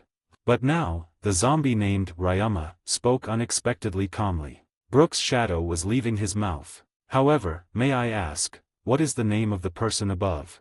His voice became deep and sharp, like a tempered sword, carrying the sound of metal just by speaking. Faintly, Brook realized. Speaking to him now wasn't his shadow, but the remaining consciousness of the body's original owner. The world's greatest swordsman of his time, Shimatsuki Ryama. I don't know the details either, but as far as I know, his name is Ryaji. Brook answered softly. Ryaji. Shimatsuki Ryama murmured. Are there many guys like him on the sea? I'm not sure about that, but... Brook, having stayed in the Florian Triangle for years, wasn't sure about the outside world. But recalling the news from the Lost News coup and the whispers of zombies. A powerhouse like Ryuji Dano, there are likely 12 in his organization. There should be more on the sea, right? Brook guessed. Is that so? Ryama smiled. Are there so many strong ones worth cutting in this era? His words carried fighting spirit and loneliness. He didn't seem to mind Moria desecrating his corpse, or rather, he was happy about it. Being able to wield a sword again was enough for a swordsman. Pity, your shadow is too weak. Ah, sorry. As the words fell, Brook saw the shadow fly out of Ryama's mouth completely, landing at his feet. Returned. Seeing his shadow return after years almost made Brook cry. Oh wait, he had no tears. He hopped around excitedly to confirm his shadow mimicked his movements and wouldn't attack him, finally settling down. Then, but Moria's ability hasn't been cancelled, means he's not dead yet. Brook realized this. He looked up. There, against the backdrop of gales and thunder, Ryuji, surrounded by flame clouds with a tail like a blade, hovered in the sky. Looks like Ryuji Dano doesn't need my help. Brook confirmed. So, that person didn't destroy his corpse, there must be a reason. Brook looked at Ryama's corpse and thought of what he could do. In that case, I'll watch over the corpse for him. Just then, though power regressed, vitality is tenacious. Ryuji, hovering in the sky, scanned below. He sensed Moria wasn't dead. Just then, brick bat. From the ruins below, a swarm of bats formed from shadow fragments flew toward Ryuji. Ryuji didn't move. Boom. Thunder struck before him, dispersing the bat swarm instantly. But upon dispersal, the bats turned into black fog spreading abruptly. Clearly, they weren't meant to harm Ryuji, but to block his vision. And it worked. Haha. Inside the ruins. Moria, with a caved-in chest and a hole in it, coughing blood. Most of his massive body was wrapped in shadows to hide his tracks. His hand trembled as he supported himself on rocks, moving forward. Monster, must escape. I can't die here. Clearly, Moria had no will to fight left. The zombie army he prepared for nearly a decade was annihilated instantly. Just one strike, and he was heavily injured. Pain and fear of death replaced his rage completely. I can't die. I must survive, no matter what. Cough. Though his vision blurred and consciousness faded, he persisted. He had to escape, no matter what. But then, boom, thunder exploded in the sky. Moria, struggling to walk, saw through the flash of lightning, above his massive shadow, the reflection of a half-dragon, half-human shadow. Moria looked up instinctively. He saw the figure looking down at him with vertical pupils through the mist. The immense pressure almost suffocated Moria. Going to die. He thought. Just then. Lord Moria, you monster, stay away from Lord Moria. A shrill voice came. Next moment, Moria saw ghosts flying toward Ryuji and exploding. Bang, bang, bang. Strong shockwaves came, then a figure appeared before him. Lord Moria. A girl flying in the air, wearing a crown, pigtails, holding an umbrella. Perona. Life returned to Moria's demise. Lord Moria, your injuries. Ghost Princess Perona covered her mouth seeing Moria's hideous wounds. She didn't know what happened. She was sleeping but woke up due to the storm and tremors. Checking the surroundings with her ability, she found Thriller Bark unrecognizable. Massive lightning craters everywhere, all zombies killed by salt snow, traces of ice and magma everywhere. Only now, seeing Moria's state, did she understand vaguely. That guy. I remember seeing in the paper. The Zodiac, Ryuji. Perona took a deep breath. Lord Moria. Her voice trembled but remained firm. You go first. I'll hold him off. Without waiting for Moria's answer, she turned decisively toward Ryuji. Devil Fruit user, Perona, discovered. Confirmed Devil Fruit, Paramecia Hollow Fruit, Horo no Mi, analyzing. Fruit ability, summon spirits, hollows, affect emotions, create shockwaves. Effects by level. LV3, gain full fruit effect. Summon incorporeal spirits sharing vision with user. Spirits cannot touch biological or physical matter, only other, soul creations. Spirits can induce negative emotions. Requires 400 million berries for unlock. LV4, deep dive development. Enhance spirit energy. Explode spirits to create shockwaves. Project own soul as a clone. Control size of created spirits. Requires 1.2 billion berries for unlock. LV5, Fruit Awakening Soul Shock. Create more spirits in the environment. Spirits can move further from user. User's attacks directly affect opponent's emotions and soul, causing soul confusion. Requires 5.5 billion berries for unlock. Analysis progress, 0%. Hearing the fruit encyclopedia, Ryaji looked at the girl calmly. Ho, not running away but approaching me instead. He looked at Perona. You will die. Shut up. Perona trembled all over. She knew who was in front of her, a monster with a bounty of over 2 billion, a top executive of the Zodiac. In fact, when receiving the world government's special order, she advised Moria not to provoke the Zodiac, too dangerous. But clearly, now, she had no choice. Not allowed to chase Lord Moria, negative hollow. Ah, what's with this wind? Seeing this, Ryaji waited for the analysis while feeling somewhat moved. Though Moria had many problems, his subordinate's loyalty was rare in the pirate world. Or rather, Moria was one of the members present at Roger's execution in Lobetown. Despite his current state, perhaps he still had some unique charisma. Just then, Perona. Looking at Perona trying to attack Ryaji but almost blown away by the wind. Moria's outstretched hand trembled. But finally, he gritted his teeth, turning to leave. His steps staggered, thoughts becoming more blurred. Faintly, splash. He seemed to hear the sound of the sea, and some familiar yet strange words. Samurai of Ringo, follow Lord Moria, repel the beast pirates, protect our home. Lord Moria, defeat Kaido. Don't worry, we are the Gecko Pirates, Captain Moria will become the Pirate King. Kishishishi, don't judge me by appearance, I'm technically part of the Kojaki clan, just grew up overseas. Of course we believe you. You know the Kojaki clan's ancient texts, stonemason skills, and legends, that's why we follow you. Hey, let's have a banquet after winning this, invite the Warrens. Before Moria's eyes, sword lights flashed. Clang. The sound of the mace, Hasaikai, colliding with the Odaki, moonlight. And finally, crack. The crisp sound of a breaking blade. Lord Moria. Run. I'll hold him off, Lord Moria. You must live, Lord Moria. Only you can defeat Kaido, please leave us and run. Yes. After that crushing defeat, there was no Kojaki Moria, only Gecko Moria. Everyone thought the hero of the overseas Kojaki clan who fought Kaido died in that battle. But no one knew. At the end of that battle, the defeated hero chose to run under his comrades' cover. Comrades died before his eyes to protect him. Memories painful just to recall. But, what is this? Moria muttered. Memories seemed to merge with reality. Like in the past, comrades he thought he wouldn't lose were easily lost before him. Like in the past, comrades bought him time to escape. Boring fantasies created to escape reality, did you start believing them? Ryaji's words earlier slapped his face heavily. He felt his mind clear instantly. Yes. Zombie army, pirate king, warlord, just fantasies to escape reality. Thinking about it. Nothing has changed, has it?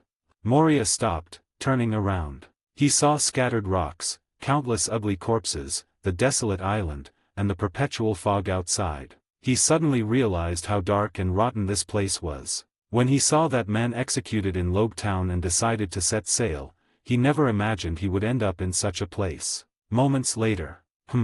Successfully analyzed, hollow fruit, current level LV1. Hearing this, Ryaji used the wind to grab Perona casually. He sensed a change below.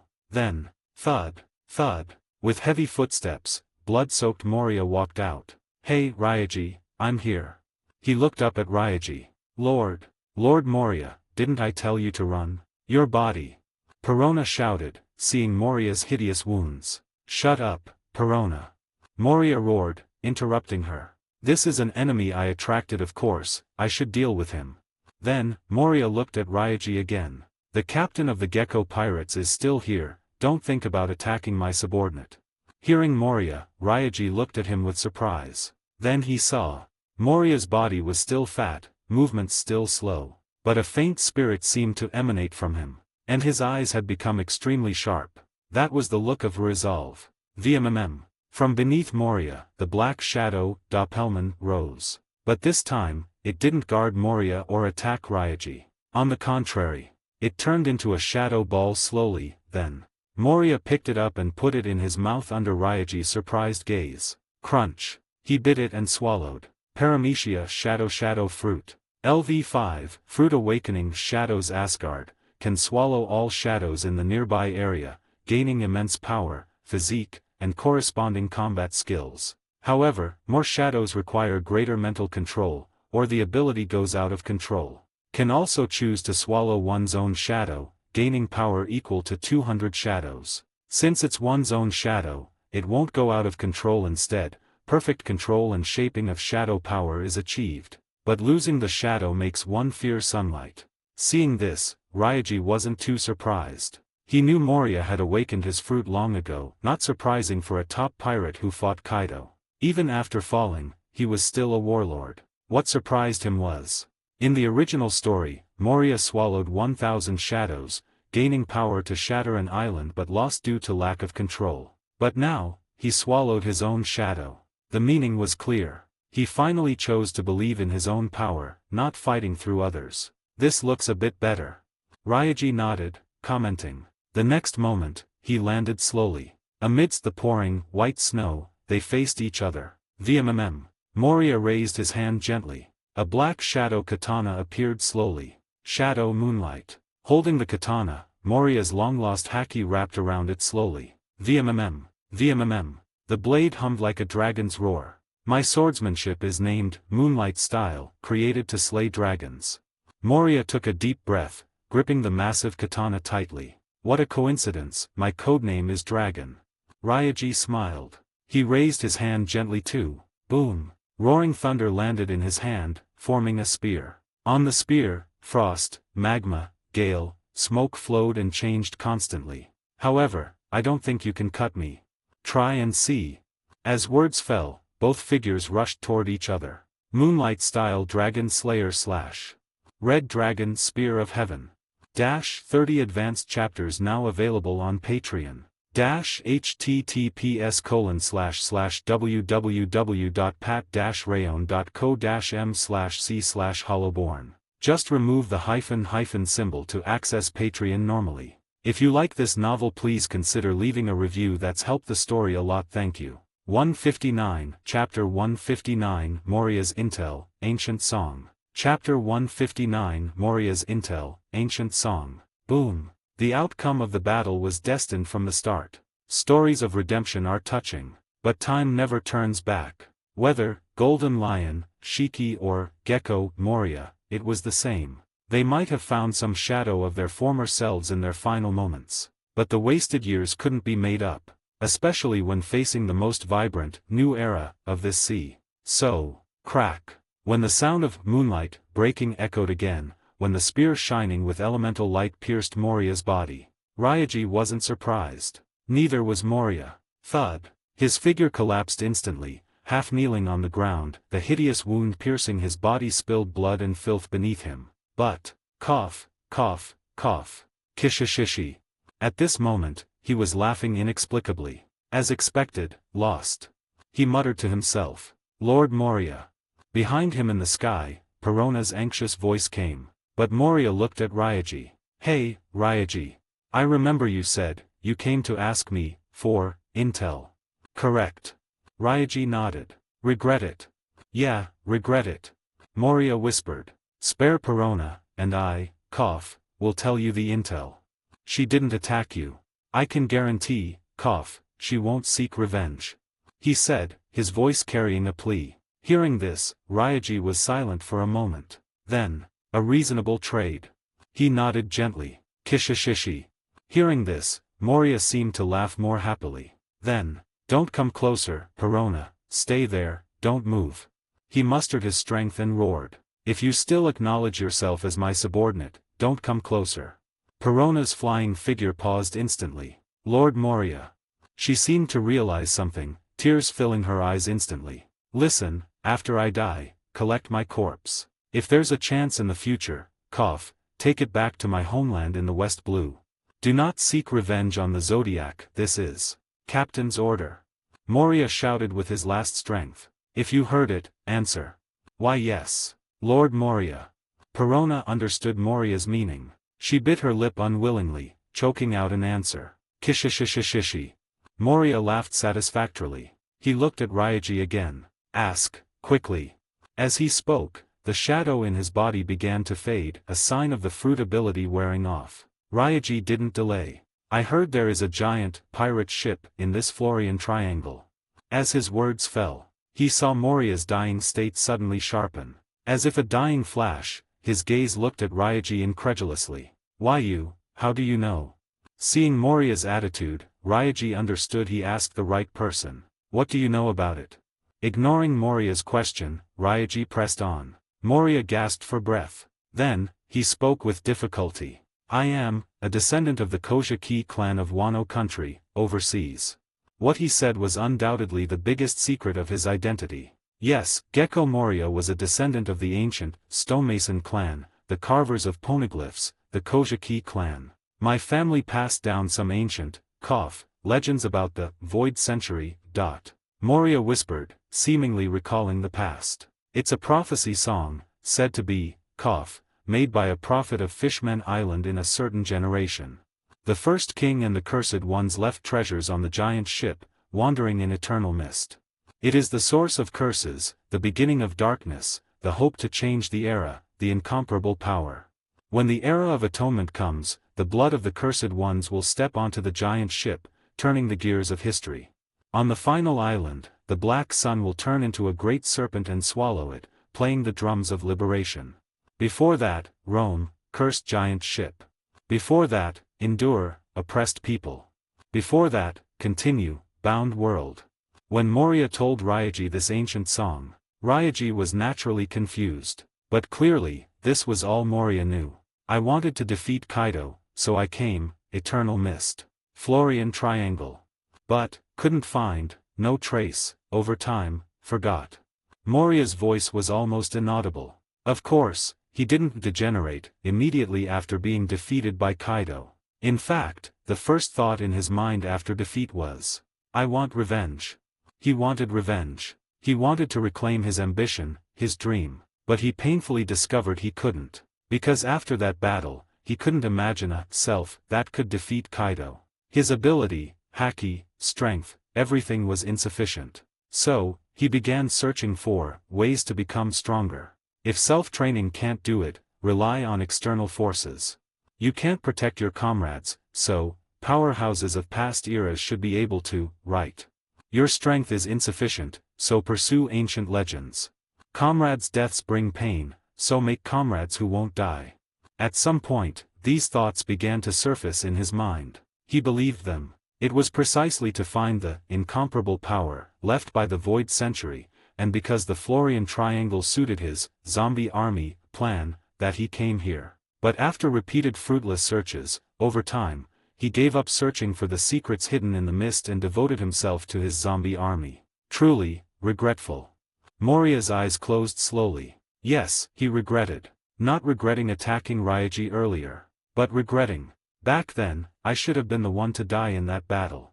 At the last moment, Moria realized the source of his pain over the decades. Defeat by Kaido was regrettable, death was fearful. But that was a fitting end for a pirate, not enough to cause such pain. What truly pained and tortured him into this state was guilt. He was the captain, the one who should protect his comrades. Yet he was protected by them and escaped alone. He became the sole survivor. This was the mistake he dared not face. But fortunately, Lord Moria. In his peripheral vision, Moria saw Ryaji's tall figure leaving. Perona's anxious face and voice rang in his ears. Moria felt a sudden relief. Because this time, he didn't run. This time, I protected my comrade.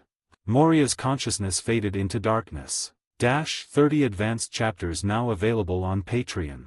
https://www.pat-rayon.co-m/c/hollowborn. Just remove the hyphen symbol to access Patreon normally. If you like this novel, please consider leaving a review. That's helped the story a lot. Thank you. 160, Chapter 160, Heaven's Light Breaks the Mist, You Shall See the Abyss. Chapter 160, Heaven's Light Breaks the Mist, You Shall See the Abyss. Lord Moria, woo-woo. Amidst the ruins and corpses, Perona's weeping was the only sound around. Not far away, Brook, guarding Ryuma's body, adjusted his hat. He was enemies with Perona and Moria. But it didn't stop him from empathizing at this moment. Losing a comrade is indeed painful. He thought of his own crewmates. Just then. It can't be helped. A voice sounded beside him. After all, we are pirates. Yeah. Brook nodded. Killing others, or being killed. Making others lose comrades, or losing one's own. Choosing to set sail as a pirate meant accepting this. Wait. Who's talking? Brook snapped back to reality, his skeleton body shaking as he looked at Ryaji, who appeared out of thin air beside him. Ryaji Dano, can you not appear so ghostly? My heart almost jumped out, oh, though I have no heart, yo-ho-ho-ho. Your body rattles when you shake, amazing. Ryaji said cheerfully. After all, I'm a skeleton. Brook took it as a compliment. Speaking of which, thank you, Ryaji Dano, for retrieving my shadow. Saying this, he shook his body, showing off his shadow. I will never forget this great kindness. He said seriously. No need to be polite. Ryaji was casual. Watching this corpse for me counts as repaying the kindness. He looked at the frozen, Shimatsuki Ryama, behind Brook. Oh. Brook raised an eyebrow, though he had none. So Ryaji Dano really intends to keep Ryama's corpse. He was curious. Yes, after all, he's the legendary sword god of Wano country. A guy in our organization might be very curious about him. Ryaji made up a story. A member of your organization? Is he a swordsman? Brook was chatty as usual. Sort of. Ryaji nodded. Of course, this was still a lie. There were no swordsmen in the Zodiac, currently. However, it was also partly true. Because the reason he kept Ryama's corpse was that he had a preliminary idea for a future Zodiac member. Oh. Brook became more curious. Though his main job was a musician, he was technically a swordsman too. And he witnessed Ryaji's power throughout. The great pirate, Gecko Moria, who would be considered a powerhouse outside the Florian Triangle and once made Brook feel powerless, was utterly defeated before Ryaji. The power to manipulate weather like a calamity was already incredible. But such a member, according to Moria, was merely one of the top executives of the Zodiac. A swordsman in such an organization. Brook was naturally curious. But next, I might need you to watch him for a while longer. Ryaji didn't explain further. Brook paused. Ryaji Dano has other business. Got some intel from Moria just now, need to confirm some things. Ryaji said calmly. Oh. Brook didn't ask more this time. He nodded seriously. Don't worry. I won't let anyone take this corpse. They'll have to step over my corpse first, although. You are already a corpse. Helping Brook finish the joke, Ryaji chuckled, looking at the speechless Brook. Then, he leaped. Roar. With a low dragon roar, the crimson dragon soared into the sky. Dragon. Watching this incredible scene, Perona's eyes widened. Yes, she was sleeping when Ryaji arrived and only saw his hybrid form after waking up. Only now, seeing the mythical creature treading on flame clouds surrounded by wind and thunder, stirring the sea just by flying, did she truly realize what kind of existence fought Moria and destroyed Thriller Bark. She also understood Moria's words earlier. Do not seek revenge on the Zodiac. This is Captain's order. It wasn't cowardice, but a final protection for her. Because the opponent was truly a monster. At the same time, Red Dragon's Majesty Wind and Thunder Mantra. Soaring in the sky, Ryaji closed his crimson vertical pupils slowly. Rumble. Whoosh.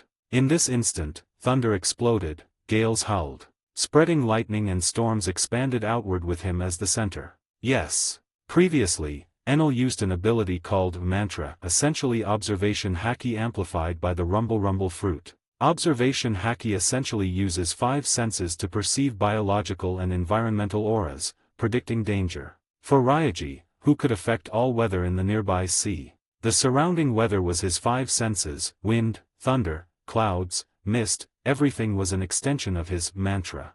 This made his mantra ability even more terrifying than Enel's island covering range. Consume stamina, but with Red Dragon Fruit's boost, not a big problem.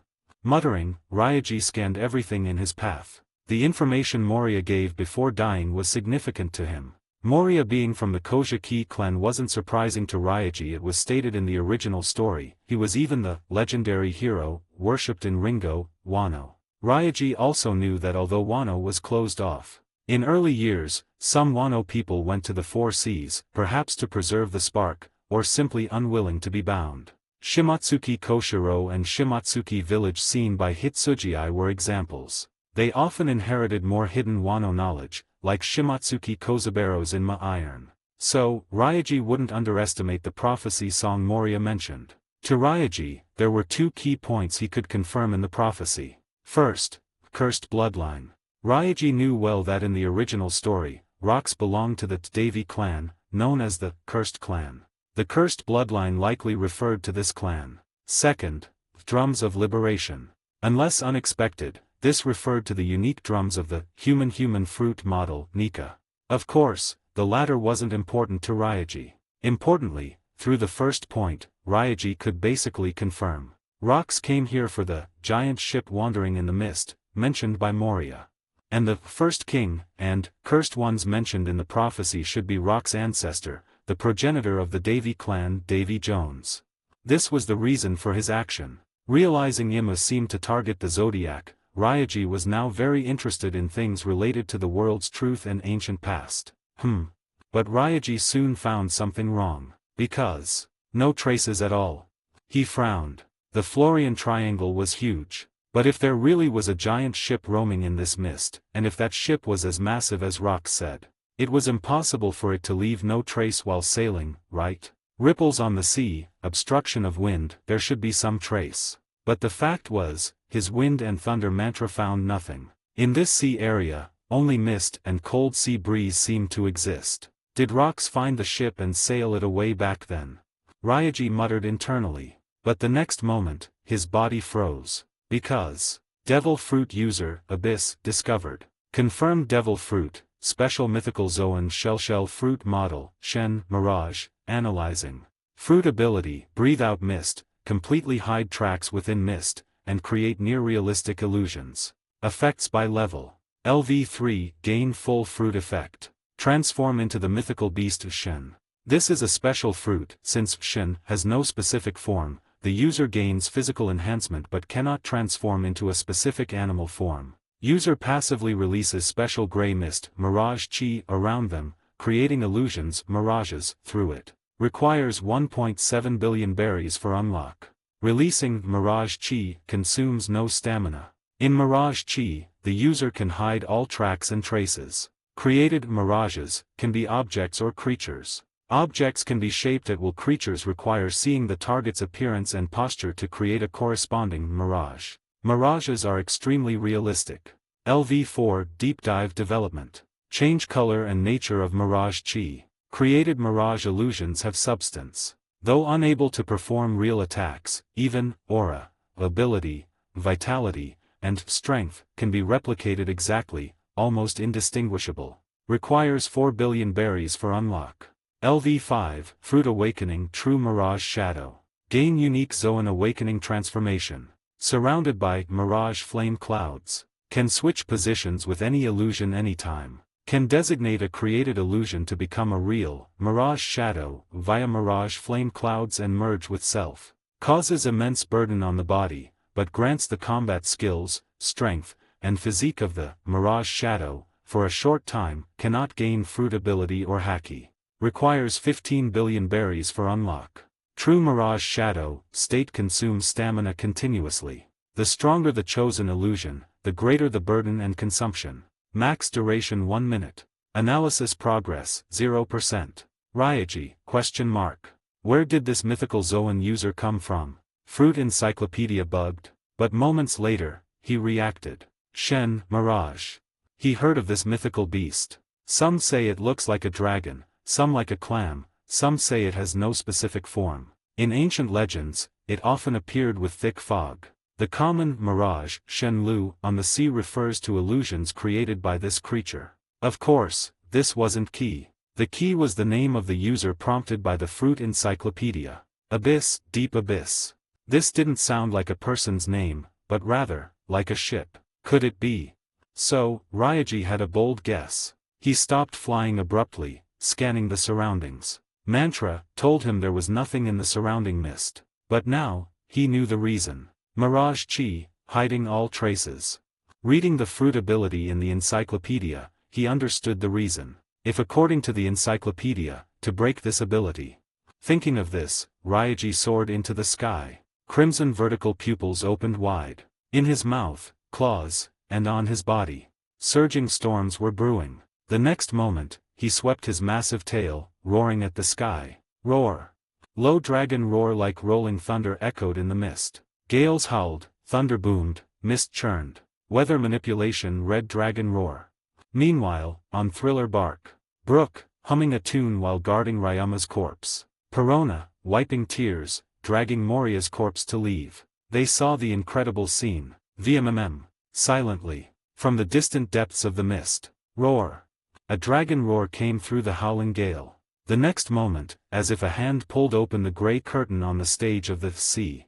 The entire Florian Triangle, shrouded in mist so thick nothing could be seen for unknown years, was cut open from the middle, revealing a massive hollow. From that hollow, layers of heavenly light poured down through the torn mist. Sunlight fell on Brook's face, on the cold ground of Thriller Bark, on Perona's long hair, on Moria's peaceful corpse. Thus, for a moment, they didn't know how to describe this scene. Just as Ryaji didn't know how to describe the scene before him. Before him, within the dispersed mist, the behemoth he sought, finally revealed itself. Author's note: Moria being from the Kojiki clan is confirmed, not my fan creation. The manga cover story explicitly states the hero of Ringo is Kojiki Moria. By the way, the swordsman clone is still far away, 2 others are queuing before him.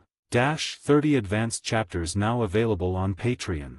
https://www.pat-rayon.co-m/c/hollowborn. Just remove the hyphen symbol to access Patreon normally. If you like this novel, please consider leaving a review. That's helped the story a lot. Thank you. 161, Chapter 161, Island Ship of the Red Line, Shadow of Rocks. Chapter 161, Island Ship of the Red Line, Shadow of Rocks. Sunlight poured through the torn mist. Before Ryaji, just as he expected, the behemoth that had been hiding in the mist for long years appeared before him. As the song mentioned by Moria and the intel provided by Brook said, it was an incredibly massive island ship. No, to be exact, calling it a ship was a stretch. It was almost a continent. Even Ryaji's massive body in red dragon form looked tiny compared to the continent below. Forests and trees grew on the entire continent. In the center, there were 3 massive peaks. The middle peak was the tallest, the other 2 were much smaller. At this moment, whoosh! 2 huge holes on the central peak seemed like the eyes of this island. From the entire peak, endless gray mist spewed out like substance. The thick mist spread constantly, seemingly condensing into its sails. At this moment, rumble. With the sound of massive waves, it began to move. Even Ryaji was shocked by this scene. Continent as the ship, peaks as the masts, Mirage Chi as the sails, this giant ship existing since ancient times was completely beyond his cognition. As expected. After a brief shock, Ryaji confirmed his guess. The mist of the Florian Triangle is indeed created by this thing. The abyss. Ryaji muttered. The facts were clearly before him. The continent-like behemoth before him was the giant ship named the Abyss mentioned in the Kojiki clan prophecy song. And similar to the giant warrior's hand, this giant ship from at least 800 years ago was an ability user object. Ryaji wasn't surprised by this. Although in the current era, the ability to make objects consume devil fruits was developed by Vegapunk using lineage factor research. But according to Vegapunk, the technology of the ancient kingdom from 800 years ago far exceeded his cognition. In fact, the core of Vegapunk's research on Egghead was an ancient kingdom robot named Emoth. Whether technology or lineage factor research, the kingdom from 800 years ago clearly reached the peak. With such technological levels, making a ship eat a devil fruit wasn't strange at all. It consumed the mythical Zoan, shell fruit model, Shen Mirage, so it was alive. And its every breath, every exhalation, eventually created this Florian Triangle, disappearing again. At this moment, as the surrounding mist gathered again, the sound of massive waves disappeared strangely, as if the surrounding Mirage Chi could swallow even sound. Seeing the ship about to vanish into the mist again, Ryaji descended quickly. Boom! His figure transformed back into the half-human, half-dragon form, appearing instantly in the forest below with flashing thunder. The moment he stepped into the forest, Ryaji noticed the surrounding mist seemed thinner. More importantly, he saw the surrounding trees changing constantly. Sometimes big, sometimes small, sometimes lush green, sometimes withered yellow. Ryaji summoned a gust of wind to disperse the mist ahead slightly. Then he saw the trees before him turned into withered branches instantly. Mirage. Recalling the characteristics of the mythical Zoan Shen fruit from the encyclopedia, Ryaji understood. In the nearly sunless Florian Triangle, how could a forest exist for so long? The forest on this giant ship was likely a mirage created by the fruit. Judging by Mr. Four's dog-gun lasso, non-living objects eating Zoan fruits, except human fruit, might display fruit abilities but likely won't possess high intelligence. At most basic, beast-level intelligence. Ryaji guessed. This giant ship should be the same. Low intelligence, so it instinctively uses mirages to maintain the island's appearance from the past. Thinking this, Ryaji soon discovered another issue. Only after stepping into the forest did he see the ground of this island. Red. He bent down to grab soil and the rock beneath, seeing the dazzling red color. Although long years had passed, due to the mirage, things here maintained their original appearance. This immediately reminded Ryaji where he had seen the exact same red. Yes, isn't it? A landmass of this size cannot be compared even to large islands. If asked where it came from, there's almost no second answer. The fact was clearly before him. Red line. Yes. The color of the soil and rocks on this island was almost identical to the massive continent dividing the world he saw in the Sabayati archipelago. This ship was once part of the Red Line. Realizing this fact, Ryaji could even pinpoint instantly which part of the Red Line this ship was. Because in fact, the entire Red Line had almost no scars. The only exception was deep under the sea at 10,000 meters, above Fishman Island. The entire Red Line had a massive hollow only there. That was also the gate to the New World for all pirates rushing to the Grand Line. Almost no one in the world knew how that hollow appeared or where the original land went. But now, Ryaji seemed to find the answer. That piece of land was made into this massive island ship beneath his feet, named the Abyss. Explosive intel right upon boarding. Ryaji muttered, trying to suppress his shock. But just moments later, he couldn't suppress it anymore. Because now, his wind and thunder mantra, maintained constantly after boarding, sensed something incredible. Boom! The next second, Ryaji turned into a bolt of lightning, rushing toward a direction in the forest. With lightning speed, he arrived at his destination almost instantly. Then, he saw the figure moving constantly in the mist within the forest below. It was a tall and burly figure. He had blue-white interspersed hair, a purple lightning-shaped mark on the left side of his face, and a beard on his chin and cheeks. He wore golden earrings on both ears, a black coat draped over his shoulders, and a sword casually hanging at his waist. As Brooke described, he seemed injured. His upper left body was wrapped in thick bandages. But undoubtedly, whether that posture or that unique domineering aura, Ryaji was sure he wasn't mistaken. The guy in front of him was the hegemon of the sea, before the Pirate King, whom he had been investigating recently. Rox D. Zebek. 30 advanced chapters now available on Patreon. https://www.pat-rayon.co-m/c/hollowborn. Just remove the hyphen symbol to access Patreon normally. If you like this novel, please consider leaving a review. That's helped the story a lot. Thank you. 162, Chapter 162, Wrong Era. So what? Chapter 162, Wrong Era. So what? To be honest, although investigating rocks since Skypiea, Ryaji never expected to see this descendant of the Devi clan, the hegemon of the sea, here in this manner. But, it's a mirage. Moments later, Ryaji knew the answer. Yes, the rocks before him wasn't the real one. Because his appearance matched Brooke's description exactly. This meant Ryaji was seeing rocks from over 30 years ago. He indeed came to the Florian Triangle and found this ship. Really, my time is tight, wasted a lot finding you. Even though Ryaji was in front of him, Rox seemed unaware. The great pirate closed his eyes, as if listening to something. Ah, Correct, I am a Davy. He muttered, seeming to hear some information. Then, he looked toward the center of the island, the three high mountains. Hey, get rid of these forests, what's worth seeing in a past era?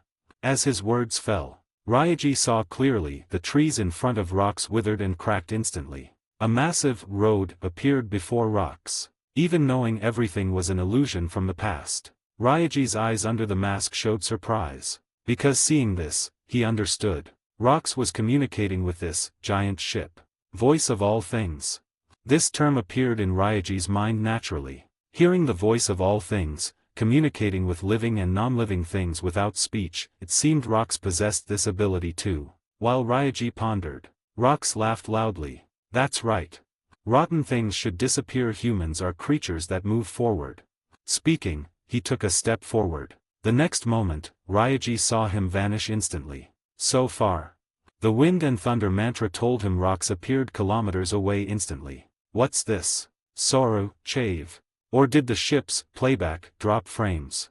Ryaji was puzzled but reacted immediately. Following rocks was easier than wandering aimlessly on this boundless ship. So, ZZZT. Lightning flashed, and he followed rocks closely. Then, he confirmed rocks' instant disappearance wasn't a playback error. Because since then, every movement of rocks covered an exaggerated distance. Even Ryaji, a rumble fruit user, could barely keep up. Sora can't leap this far instantly. Fruit ability. Ryaji judged. He knew Rocks was a powerful swordsman, but didn't know if he was a fruit user. While thinking, he soon discovered Rock's direction. His target was the three peaks in the center of the island. With exaggerated speed, Ryaji arrived in front of the peaks soon. Then, Ryaji discovered unexpectedly. Observing closely, he could see. These three peaks, looking ordinary from afar, had fine carvings on them up close. These carvings weren't natural, but had no obvious meaning. If anything, their goal seemed to make the mountains look more like trees. Yes. Maybe roots, maybe branches. At least to Ryaji, these three mountains looked intentionally carved to resemble parts of three trees. Or more accurately, one tree, the central massive peak, with the two smaller ones like root suckers growing from its roots. Before Ryaji could think more, Rocks continued forward. Soon, Ryaji saw his destination. A place located in the center of the island, surrounded by the three massive peaks. Hidden by peaks and forests, even Ryaji hadn't noticed it before. It seemed to be the ship's cabin. Of course, to Ryaji now, the cabin looked more like a temple. Yes. Surrounded by the three ancient fossilized tree-like peaks, there was an ancient temple. It was massive, covered in moss, vines, and chisel marks, presenting a simple square structure. Ryaji saw the outline of a massive tree carved on the door. But before Ryaji could think more, he saw Rocks leap. Boom! Even as a false illusion, Ryaji could judge the power of this leap from the 30-year-old crater on the ground. Ryaji followed without hesitation. Sure enough, he saw Rocks arrive at the temple gate. Don't block me, fool. He seemed to growl at the island, then pushed open the gate. Of course, to Ryaji, the gate was already open. So Ryaji saw the massive staircase extending downward into the abyss inside. Step. Rocks walked in. Step. Ryaji followed without hesitation. They walked down until darkness enveloped them completely. Then, Ryaji stopped. Because he saw he and Rocks had reached the bottom of this cabin. No more steps, replaced by another door. Unlike the temple gate, this one was smaller. And, above the door, Ryaji saw an ancient mural and some ancient inscriptions left on it. I abandon ancient sins, promises, and hope here. My descendants, when the era of redemption arrives, please atone for me. Let the world fulfill the promise, let the world return to freedom. Ryaji scanned the inscriptions. But before he could examine the mural, get lost. He heard Rocks growl beside him. Ryaji turned instinctively and saw Rocks close his eyes again. He seemed to be communicating with the abyss again. Ryaji could see the surrounding mirage mist and rock walls trembling constantly. Even as an illusion from 30 years ago, Ryaji understood. The conversation between the ship and Rocks was clearly unpleasant. Then, I know. He heard Rocks' voice. I know. Now isn't the promised era of redemption. I know, now isn't the era in the prophecy. I know, Ancestor said Davy's descendants must give that thing to Joy Boy in the prophesied era. But, he said. Then, Ryaji saw Rock's grin. So what? The bold voice was like an unconstrained storm. Hey, don't get it wrong.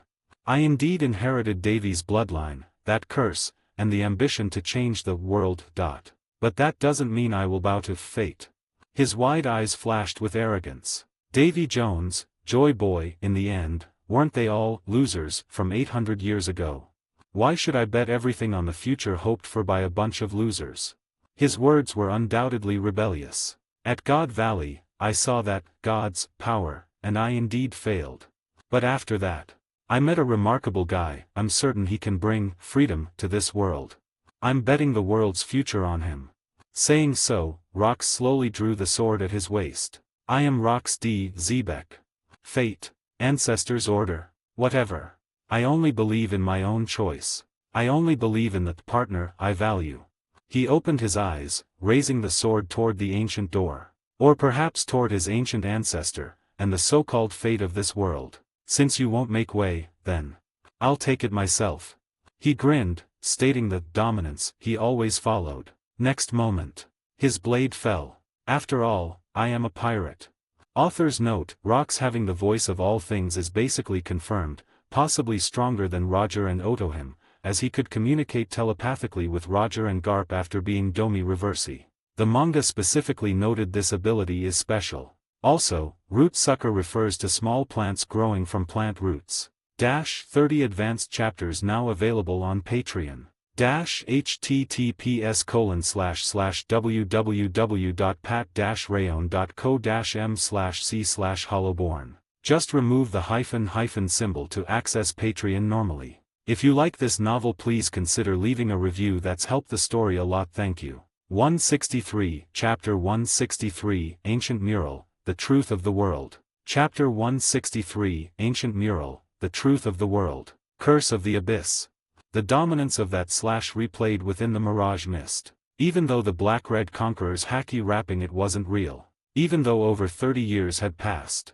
Ryaji could still glimpse the power possessed by this descendant of the Davy clan, power enough to shake the sea, through the peephole of time.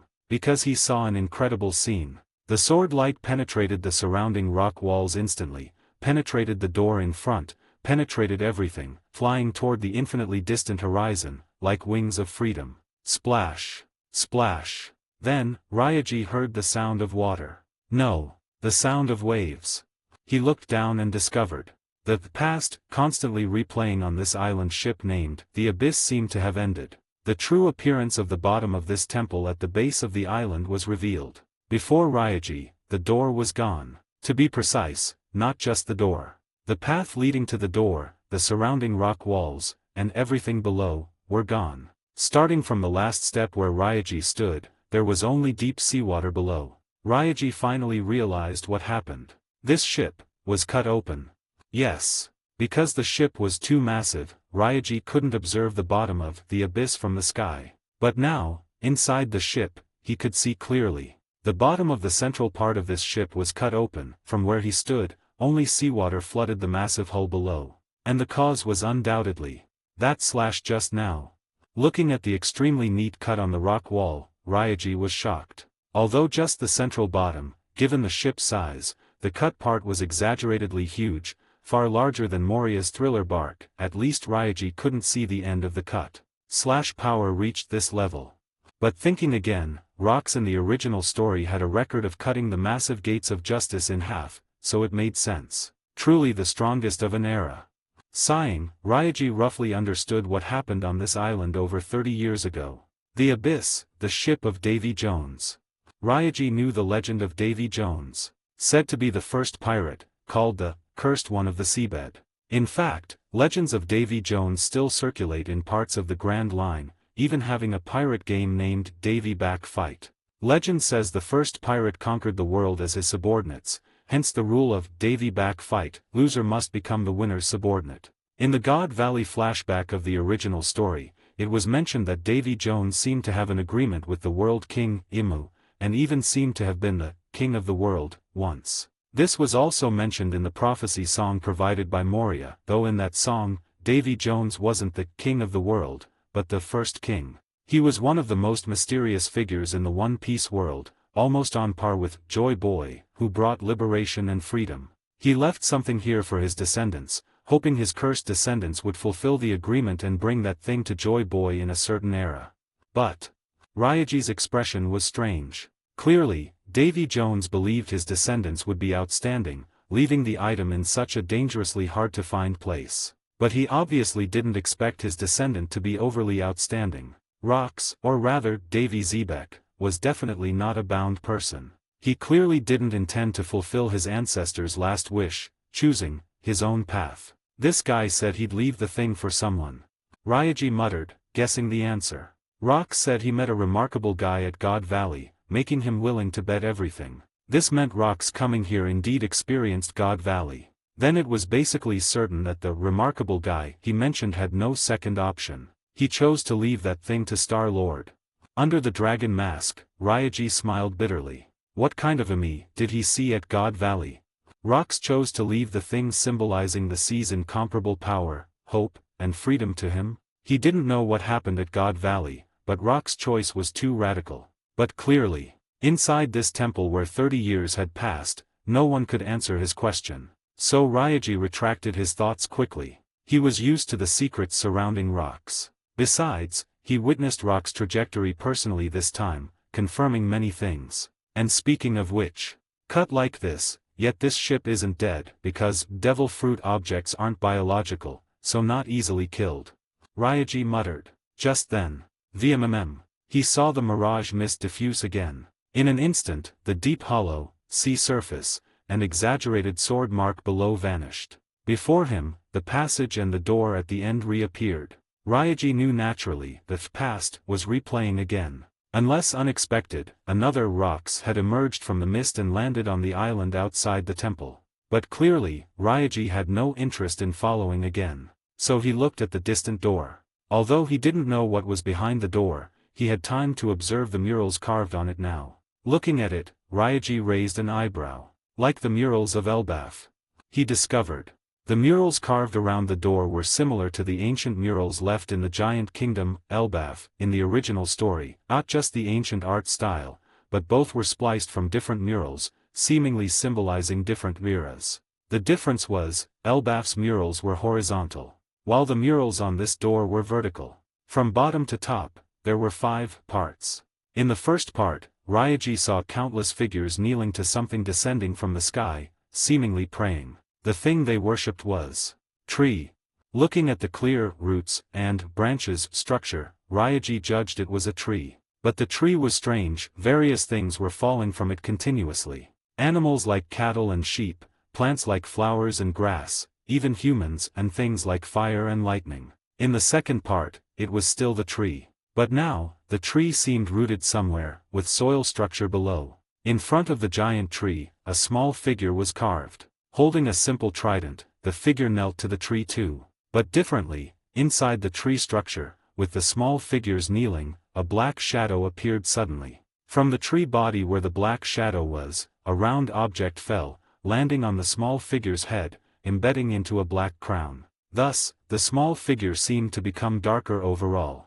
Ryaji frowned, shock flashing in his eyes. Looking at the black shadow and the small figure, he vaguely realized something but wasn't sure. And crucially, below the second part of the mural, Ryaji could see.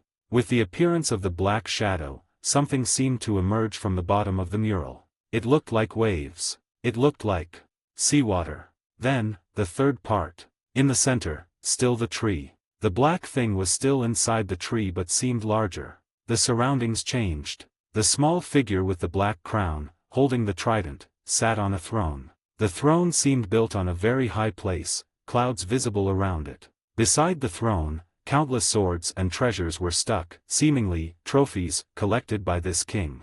Below the throne, many figures with smaller crowns knelt to him. Like the first mural, these kneeling figures included various races. Ryaji focused on 20 small figures among them. Their body shapes were close to the first king, seemingly representing humans. Besides them, a huge existence, obviously a giant, and a half-human half-fish existence caught Ryaji's attention. Because these two races were closest to the central throne, and they seemed to receive the king's gift. From behind the king, two small saplings fell from the giant tree, landing in their hands. Around these figures, countless races and commoners seemed to rejoice, building structures. 20 kings, creating the world, 2 trees for giants and fishmen. Treasure tree Adam and sunlight tree Eve. Compared to the first 2 parts, the meaning of this mural was clearer. All figures with crowns clearly represented leaders of races in this world. The 20 humans were ancestors of today's celestial dragons, the 20 kings creating the world. The 2 trees obtained by fishmen and giants were clearly the cornerstones of their existence, Elbaf's treasure tree Adam and Fishman Island's sunlight tree Eve. From this, Ryaji inferred the story: the first king conquered the world with a powerful fleet and gifts from the black shadow in the tree. By the way, now, the wave patterns at the bottom of the mural still existed and were clearly higher. The former original land and the part where the giant tree's roots were completely gone. The seawater there was a deep darkness like an abyss. In that abyss, wreckage of ships and figures falling into the sea could be seen, clearly. Behind the joy and submission of races shown in this mural, there must have been a long war. Following that, Ryaji looked at the 4th part. In the 4th mural, the king with the crown seemed to be sleeping. Beside him, the simple buildings became a magnificent kingdom. Even with simple strokes, Ryaji could see the former prosperity of that kingdom. But in a corner of the kingdom, the 20 king figures quietly approached the giant tree while the king slept. Now, the giant tree was almost occupied by the black shadow inside. The king figures seemed to kneel and pray to the tree, and the shadow granted them 20 smaller crowns. In this mural, the seawater, previously behaving at the bottom, seemed to change. Visibly, it began to occupy a quarter of the picture. In this part of the seawater, hideous monsters seemed to live beneath the surface of the magnificent kingdom. Finally, the last part. Unlike the previous 4. In the 5th mural, the giant tree was completely filled by the black shadow. Ryaji could even see the shadow faintly exceeding the tree's frame, as if ready to detach. Its appearance faintly formed a demon with bat wings and a pointed tail. Below the shadow, the 20 king figures turned pure black. One long-haired figure even showed some demon features. Around the mural, clear traces of war. The magnificent kingdom was gone, replaced by ruins. People of countless races fled. Above them, even the sun fell. The world seemed to plunge into darkness at this moment. Below the dark world, the seawater finally surged up completely. In the entire picture, only the place with the 20 kings and the giant tree remained above sea level. Other places were covered by seawater. At the other end of the mural, the first king, still holding the trident, drove a massive 3-mast ship to escape. Now, covered in blood, the black color on him had disappeared. He took off the crown, hugging it tightly. He and the giant ship entered the mist, becoming the final scene of this mural. The mural ended here.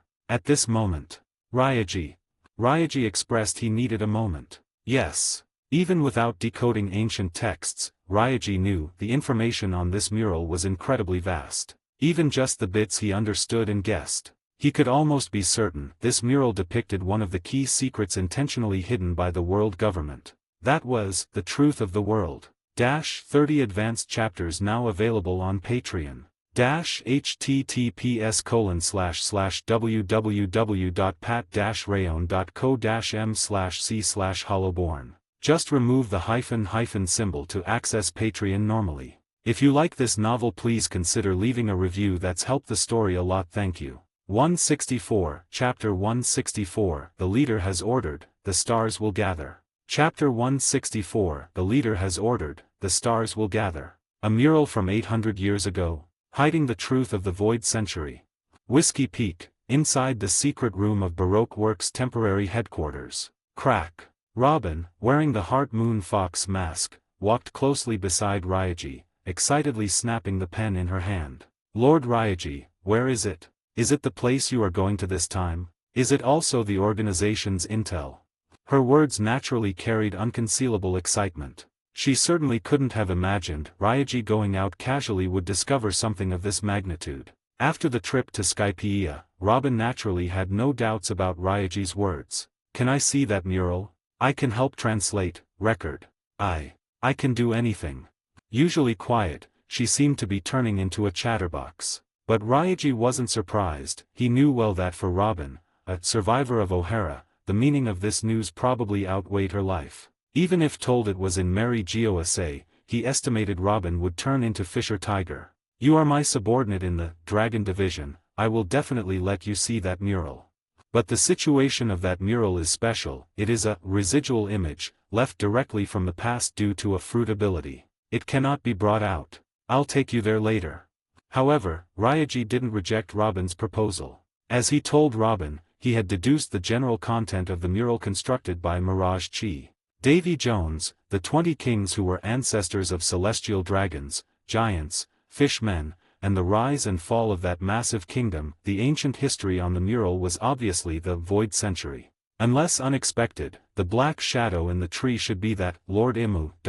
She seemed to have cooperated with Davy Jones, giving him that round object, which might possess some power. Davy Jones used it to become the first pirate and plundered the world. He brought all races under his command, establishing the Great Kingdom. Even deep-sea fishmen and powerful giants joined him, granted Treasure Tree Adam, and Sunlight Tree Eve, as foundations for survival.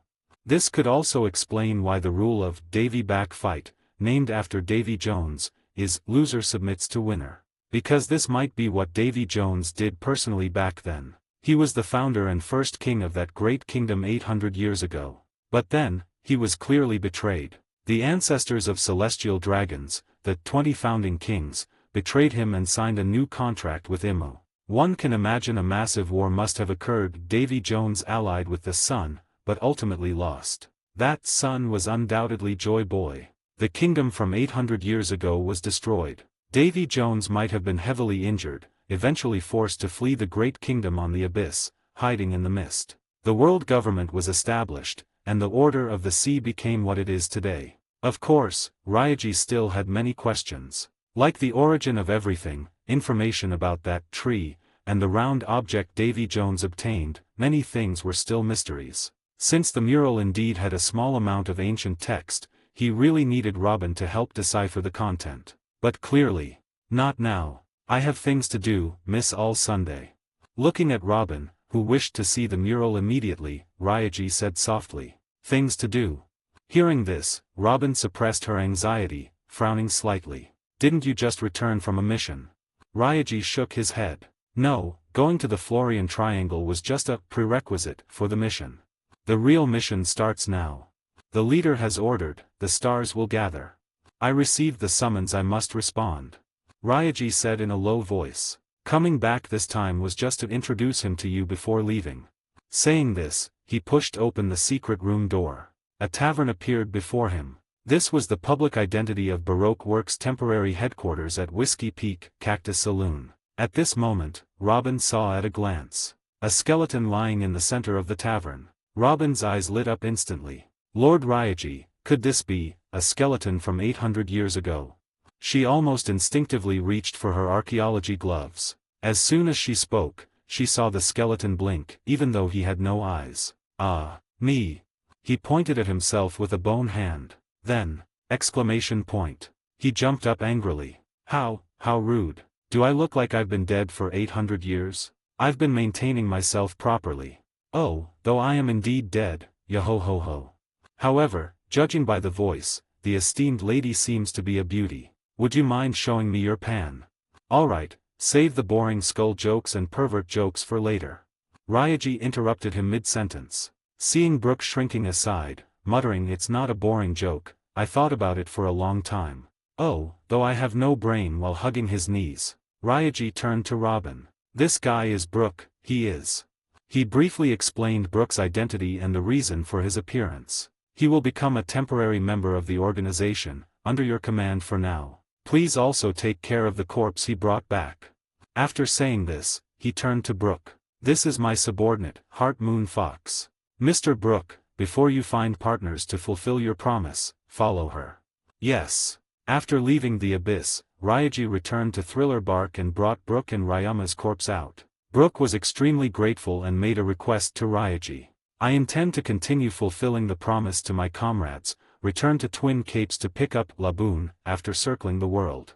But before that, I think I need to find some reliable partners. After the experience in the Florian Triangle, Brooke clearly knew it was impossible to traverse the Grand Line alone. He needed strong, determined partners. But clearly, such guys were hard to find. So before that, can I work part-time in your organization to earn some living expenses? After all, looking like this, going elsewhere would scare people, which would make my conscience uneasy. Oh, though I have no heart, yo-ho-ho-ho. Because of his request, this scene occurred. I see. Hearing this skeleton wasn't an 800-year-old artifact but just an ability user, Robin nodded with slight disappointment. But as the person handling Baroque Works' internal affairs, she made a judgment quickly. You said you are a musician. Genuine article. In that case, you'll be responsible for washing dishes in the bar. Robin smiled. Coincidentally, the bounty hunter washing dishes before was killed by a pirate on a mission. Brooke. No. I said, music. The pay is good. Joining the organization comes with various allowances. Monthly pay is at least this much. Ah, this. Mission accepted. Ma'am. In a sense, this devil child was indeed a devil. Then, I'll leave first. Seeing Brooke captured by money and abandoning his musician pride, Ryaji grinned. Seeing Ryaji heading for the tavern door, Robin suddenly said, Lord Ryaji.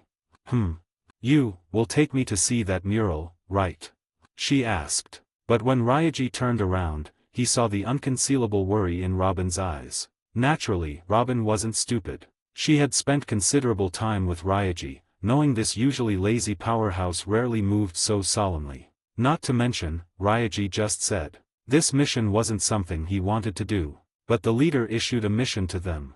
Robin could guess the meaning. If her guess was right, then undoubtedly, Ryaji was about to participate in a major event that would shake the entire sea situation. And major events often meant the enemy must be dangerous. So, she naturally worried. During this time, she had accepted and become accustomed to life in the organization.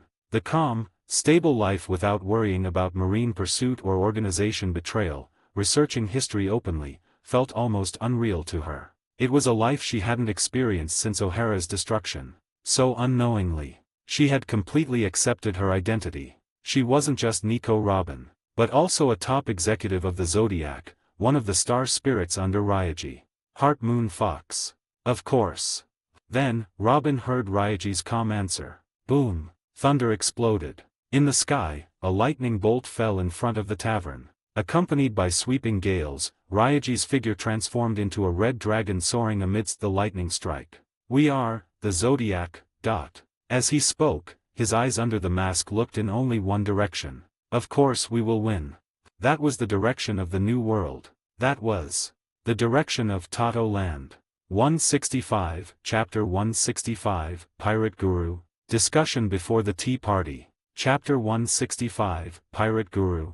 Discussion before the Tea Party. Tato Land. A country named Tato Land didn't exist originally. In fact, even now, this country seems strange. It doesn't have a fixed territory but is a unified term for 34 islands scattered in this sea area. Normally, such a country composed of a huge number of independent islands wouldn't last long. The distance between islands makes management, troop stationing, and supply very troublesome. But Tato Land is different. This country has no internal strife, no discrimination, and no oppression from rulers. Of course, the reason isn't the ruler's benevolence. Simply because this country allows only one supreme oppressor. Whether commoners or island ministers, everyone lives under her will. That is the Queen of Tato Land, one of the 4 emperors, Big Mom Charlotte Lin. Within Tato Land's waters, her will is absolute. Her created homies roam everywhere. They don't get tired, need no supplies, are absolutely loyal, and come in various types.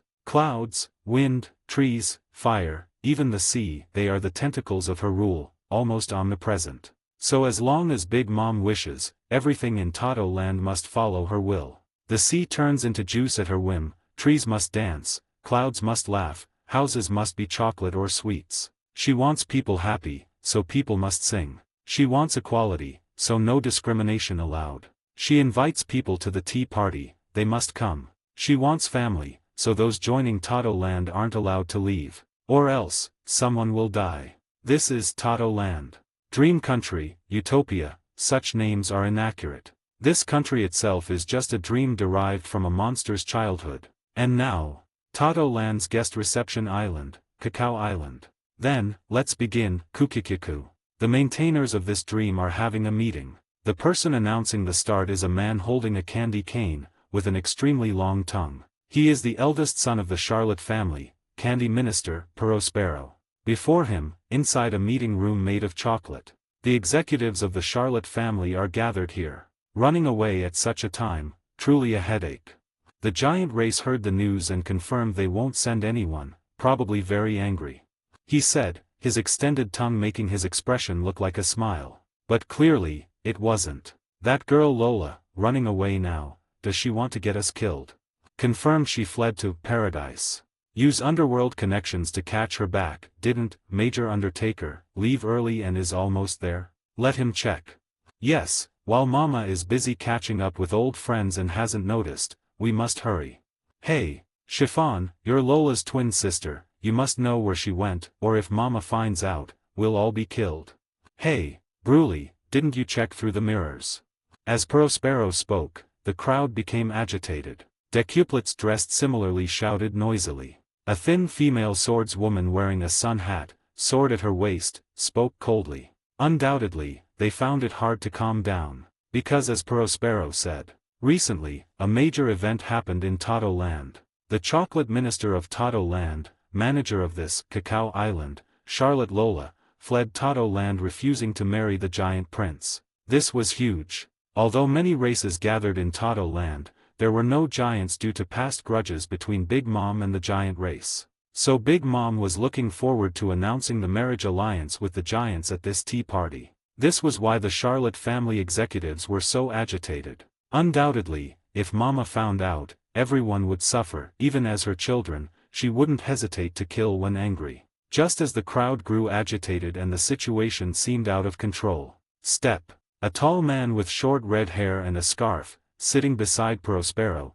crossed his legs slowly. The sound of his spurred black boots wasn't loud, but the discussion silenced instantly. Everyone looked at that man with solemn expressions. Clearly, compared to the eldest Prospero, this man was more respected by everyone. Of course, this was natural. Because they were pirates, the Charlotte family was a pirate family.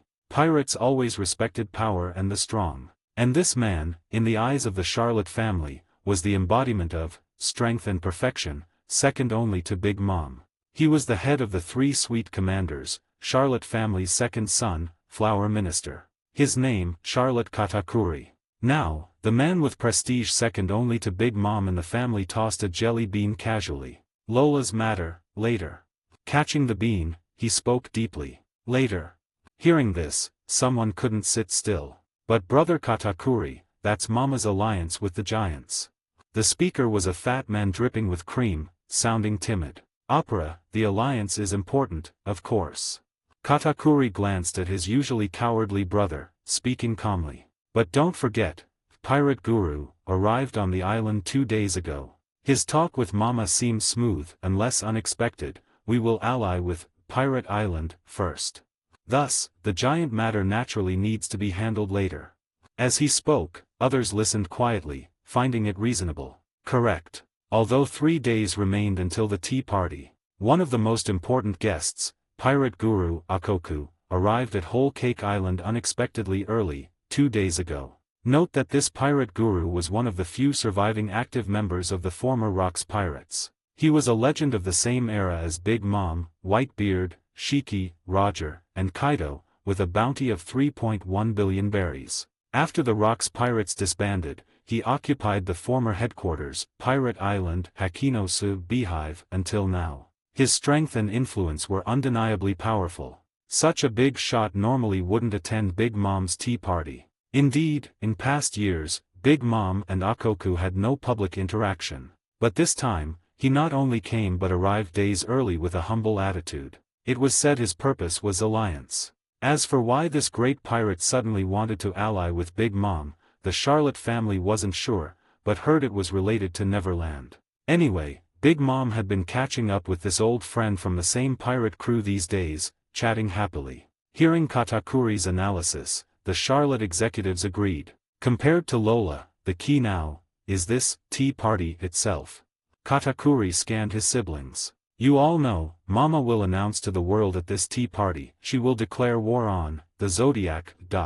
This is what we need to discuss in this meeting.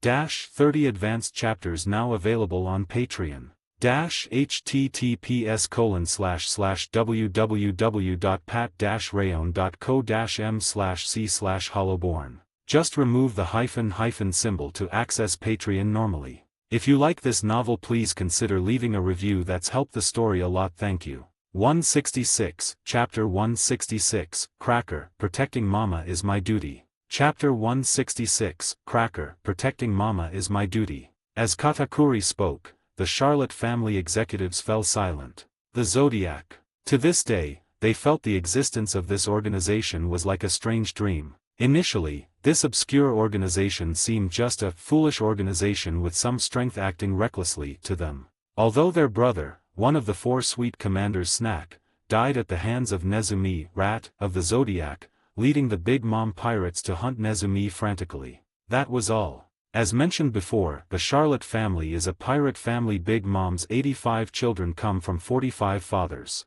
Bloodline is their bond, but only that. Most of them didn't have deep feelings for Snack. Hunting Nezumi was merely because he offended the flag of the Big Mom pirates. They still didn't care much about the Zodiac. But as time passed, things changed. More Zodiac members appeared, each terrifyingly strong. Especially after the Marines released the Zodiac's bounties recently. Even as executives under an emperor, they had to admit. The organization named the Zodiac was now a behemoth on the sea.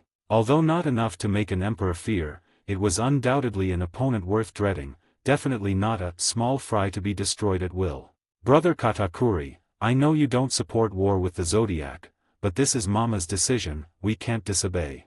A woman with extremely long legs spoke softly. She was the second-ranked sweet commander, Charlotte Smoothie. What she said was a fact known to everyone present. At this tea party, Big Mom would announce to the world via live broadcast throughout Tato Land, she would declare war on the Zodiac and definitely obtain Neverland. Regarding this decision, there were different voices within the Big Mom pirates. Calmer executives like Prospero, Katakuri, and Smoothie didn't think it was a good choice. Especially Katakuri.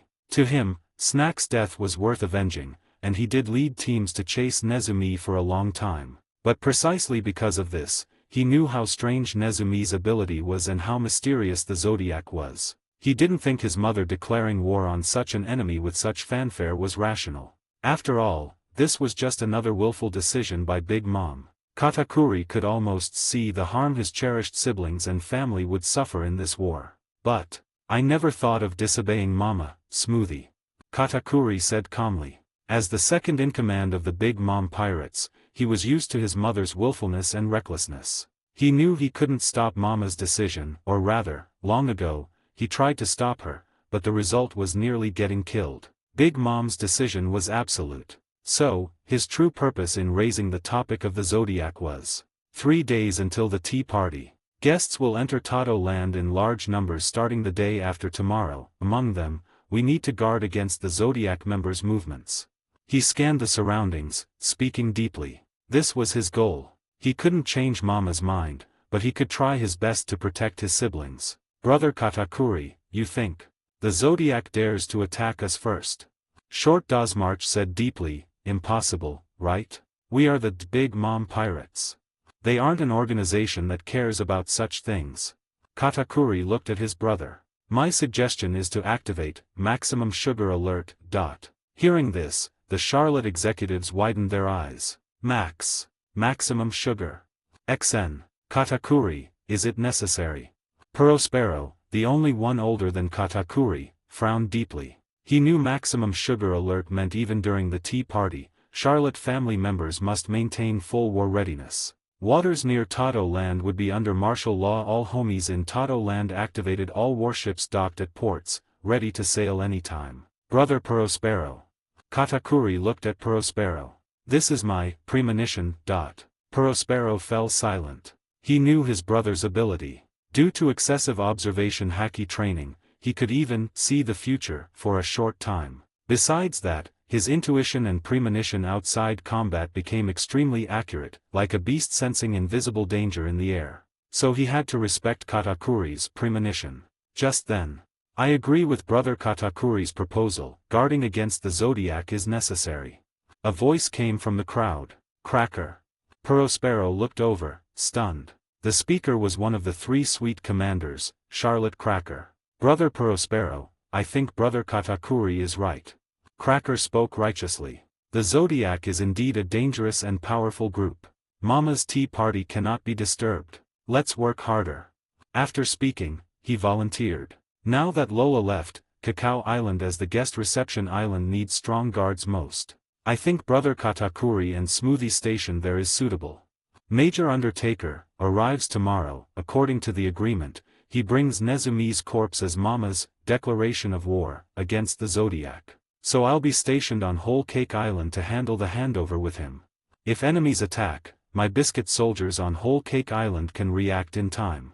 Prospero nodded instinctively. Katakuri frowned. Honestly, he didn't think Major Undertaker could really deliver Nezumi's corpse. But since the other party dared to come to Whole Cake Island, and Nezumi indeed stopped taking missions recently, Katakuri wondered if he underestimated the king of assassins. Of course, putting this aside, Katakuri had to admit Cracker's arrangement was correct. If the Zodiac entered Tato Land during the tea party, the most noteworthy places were indeed Cacao Island and Whole Cake Island.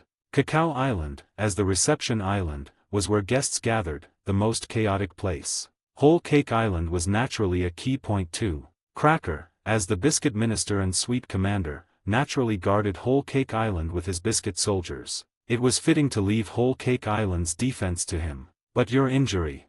Prospero looked at Cracker hesitantly. He knew Cracker's injury from fighting Hananafuda, Lizard King, hadn't healed yet. Even his biscuit soldiers were relatively fragile. It's okay.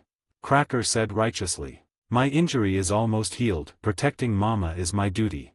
Besides, I don't think the Zodiac will really attack Whole Cake Island. After all, not just Mama, but even Pirate Guru is on that island. And Whole Cake Island is in the core area of Tato Land. If they appear there, you can reinforce immediately, right?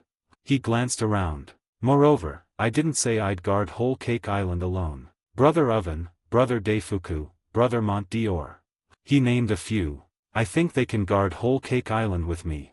Hearing Cracker's precise and detailed arrangement, Prospero was stunned. Since when was my brother this strategic? Did he study hard while injured? But he had to admit Cracker made sense. Plus, the people Cracker named were the most hawkish war faction members in the Big Mom Pirates, advocating war against the Zodiac and possessing strong power. Katakuri. Prospero looked at Katakuri. Katakuri, still tossing the jelly bean, narrowed his eyes in thought. Then, let's arrange it like this. He nodded slowly, agreeing with Cracker. In that case, Bruley, send us with your ability. We leave for Whole Cake Island tonight.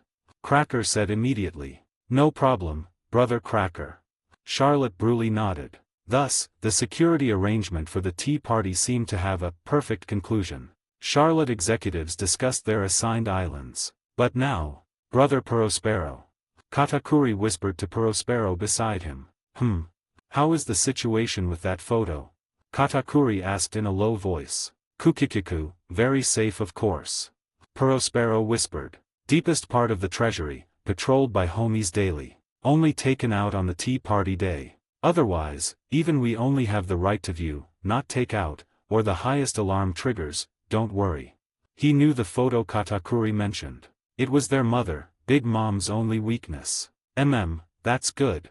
Hearing this, Katakuri nodded. But, his hand still held the jelly bean. Bang! Until the black jelly bean in his hand crumbled, he didn't let go. He still felt strange. No, he had felt this for a long time. Since some time ago, he felt a subtle dissonance in Tato Land's atmosphere. But even his ultimate observation Haki couldn't determine where the problem was.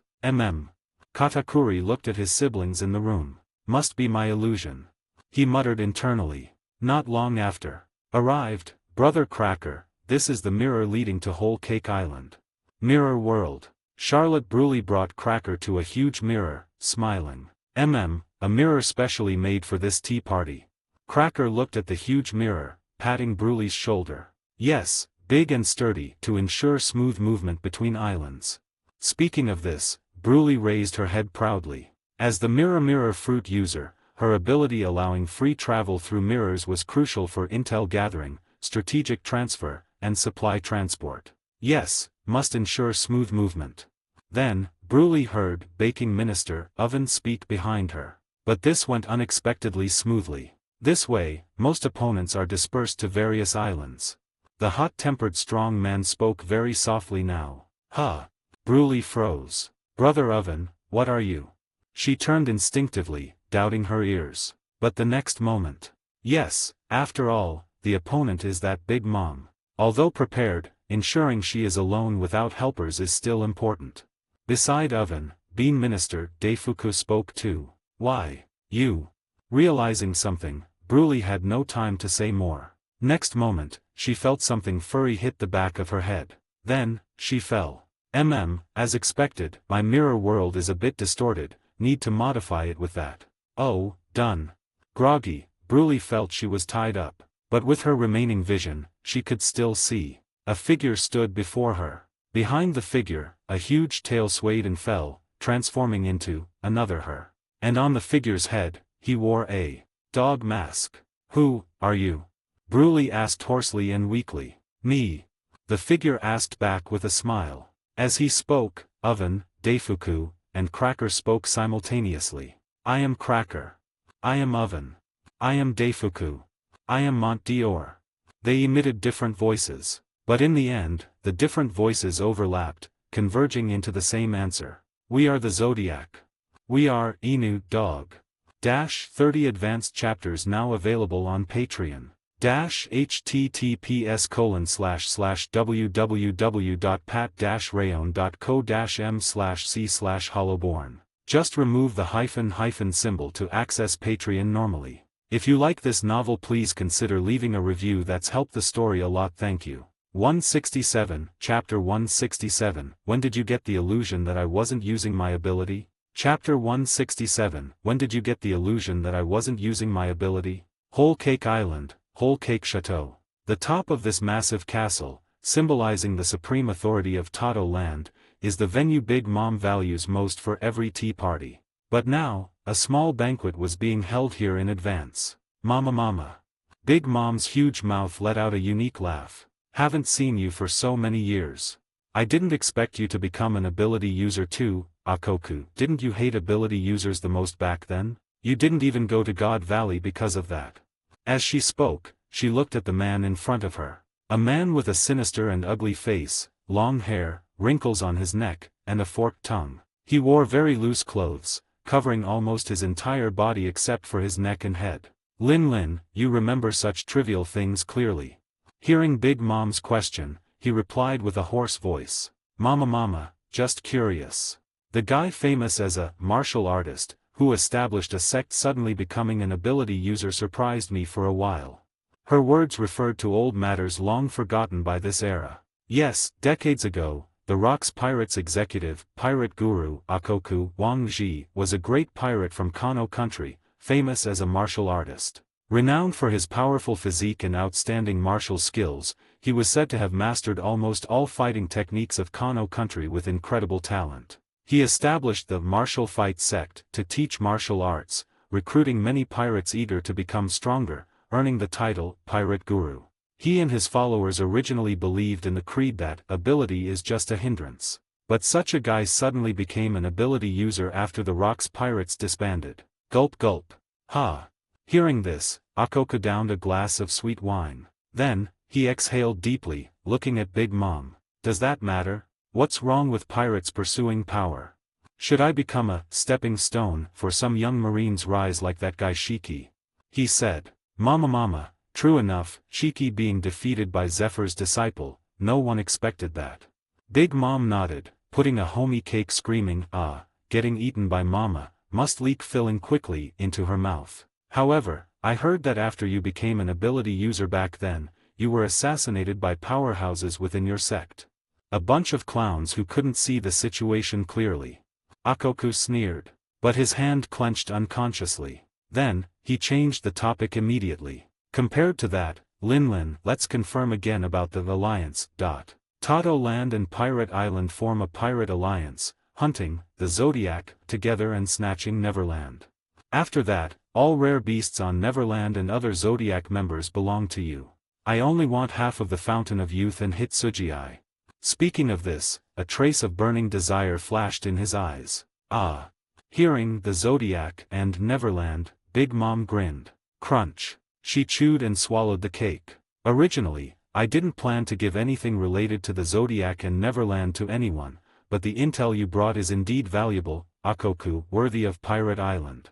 Pity your subordinates are useless, can't even catch a small fry called Beaky Tailfire Tiger.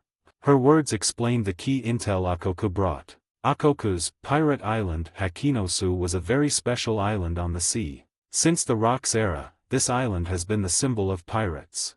The rule of this island was simple: power reigns supreme, no basic laws, purely a chaotic pirate paradise. Any pirate could land, feast, drink, and theoretically challenge Akoku to claim the island. This unique order allowed many pirates to come and go, with all kinds of people mingling there. This made the island a rare information hub on the sea. Its advantage in intel gathering, especially illegal intel, was almost unmatched, surpassing even the World Economic newspaper. The news Akoku brought to Whole Cake Island was, not long ago, a certain great pirate's illegal business on his turf was destroyed. The perpetrator was reportedly just a gambler there to play, but upon discovering the organ and slave trafficking hidden beneath the casino, he acted decisively, pulling down a meteor to erase the casino and the great pirate together. This, I am a member of the sheep division under the Zodiac's Hitsugii, Beaky.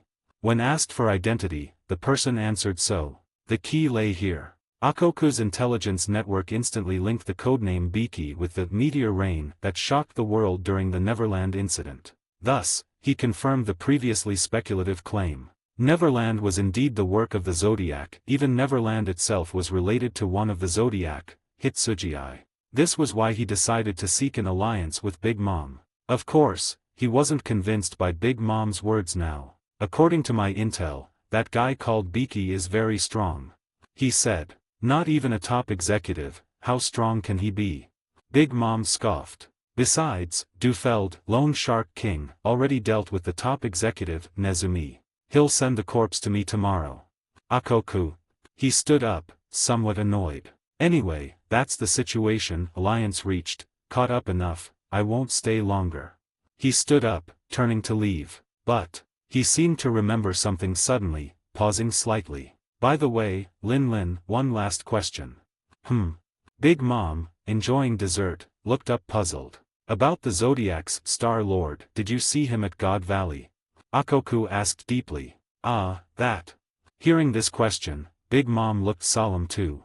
The God Valley incident, unforgettable even for her. After all, she witnessed the world there with her own eyes. But undoubtedly.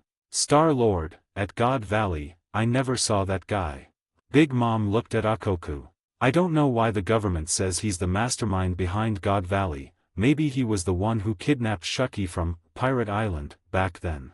Yes, all Rock's Pirates members knew the origin of God Valley. Funny to say, but in fact, the kidnapping of the Pirate Empress Shucky from Pirate Island, eventually falling into government hands, was the trigger for that major incident. To this day, Big Mom didn't know who kidnapped Shucky. Wait. Star-Lord seems to be enemies with the world government now, doesn't look like their helper back then. She grinned. But it doesn't matter, just catch those guys and torture them, everything will be clear, right? Hearing this, Akoku fell silent. True. With that, he swallowed his last doubt silently, turning to leave the top of Whole Cake Island, heading for his room. Welcome back, Lord Akoku. As the highest status guest of this tea party, his guest room was one of the most luxurious on Whole Cake Island. There was even a service homie inside and outside the room, opening the door enthusiastically for him now. Lin was one of the last fighters at God Valley, yet she didn't see Star-Lord either. But clearly, Akoku didn't feel honored by this. On the contrary, he felt very irritable. Yes. He knew Big Mom's guess just now was wrong. The person who kidnapped Shucky for the government wasn't Star-Lord. Because the person who planned that kidnapping was himself, Akoku. His question just now wasn't to ask about that. He wanted to confirm a possibility that made him extremely uneasy. That guy couldn't still be HM. Muttering uneasily, he stepped into his room. Just as he entered, he frowned suddenly. "Lord Akoku, would you like something to eat?" The next moment, Akoku turned around without hesitation, punching the service homie behind him. Hashoken nail. 8 impact fist. Boom. Intense fist force blasted a huge hole in the ground before Akoku instantly. The service homie's figure shattered in an instant. But, The next moment, Akoku frowned. Because he saw the service homie re-emerging in the air not far away. At the same time. So strange. Akoku saw the homie's appearance changing constantly. In just moments, the service homie turned into a figure wearing a pale golden robe and a dog mask. He stroked his chin with 2 fingers, tilting his head at Akoku. "I shouldn't have revealed any flaws." Hearing this, Akoku sneered. Hiding your identity before a top martial artist is a flaw in itself. Although you hid your killing intent well, perhaps undetectable by ordinary observation haki, as a martial artist, my instinct can detect danger.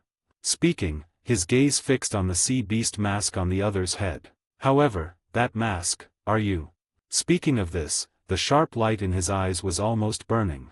"I see." Inu, dog, nodded thoughtfully. Katakuri seemed to have a similar reaction. Subtle killing intent, learned something. Saying this, he pointed at himself with a smile. "As repayment for the lesson, I'll answer your question. I am the Zodiac's Inu." As he spoke, Akoku moved. Whoosh! Accompanied by a piercing sound of breaking wind. His figure appeared above Inu's head almost instantly. "A Zodiac guy dares to appear directly in front of me." His voice carried clear excitement. "Truly, heaven helps me." His fists clenched, armament haki gathering on them. Earth T-fist barrage.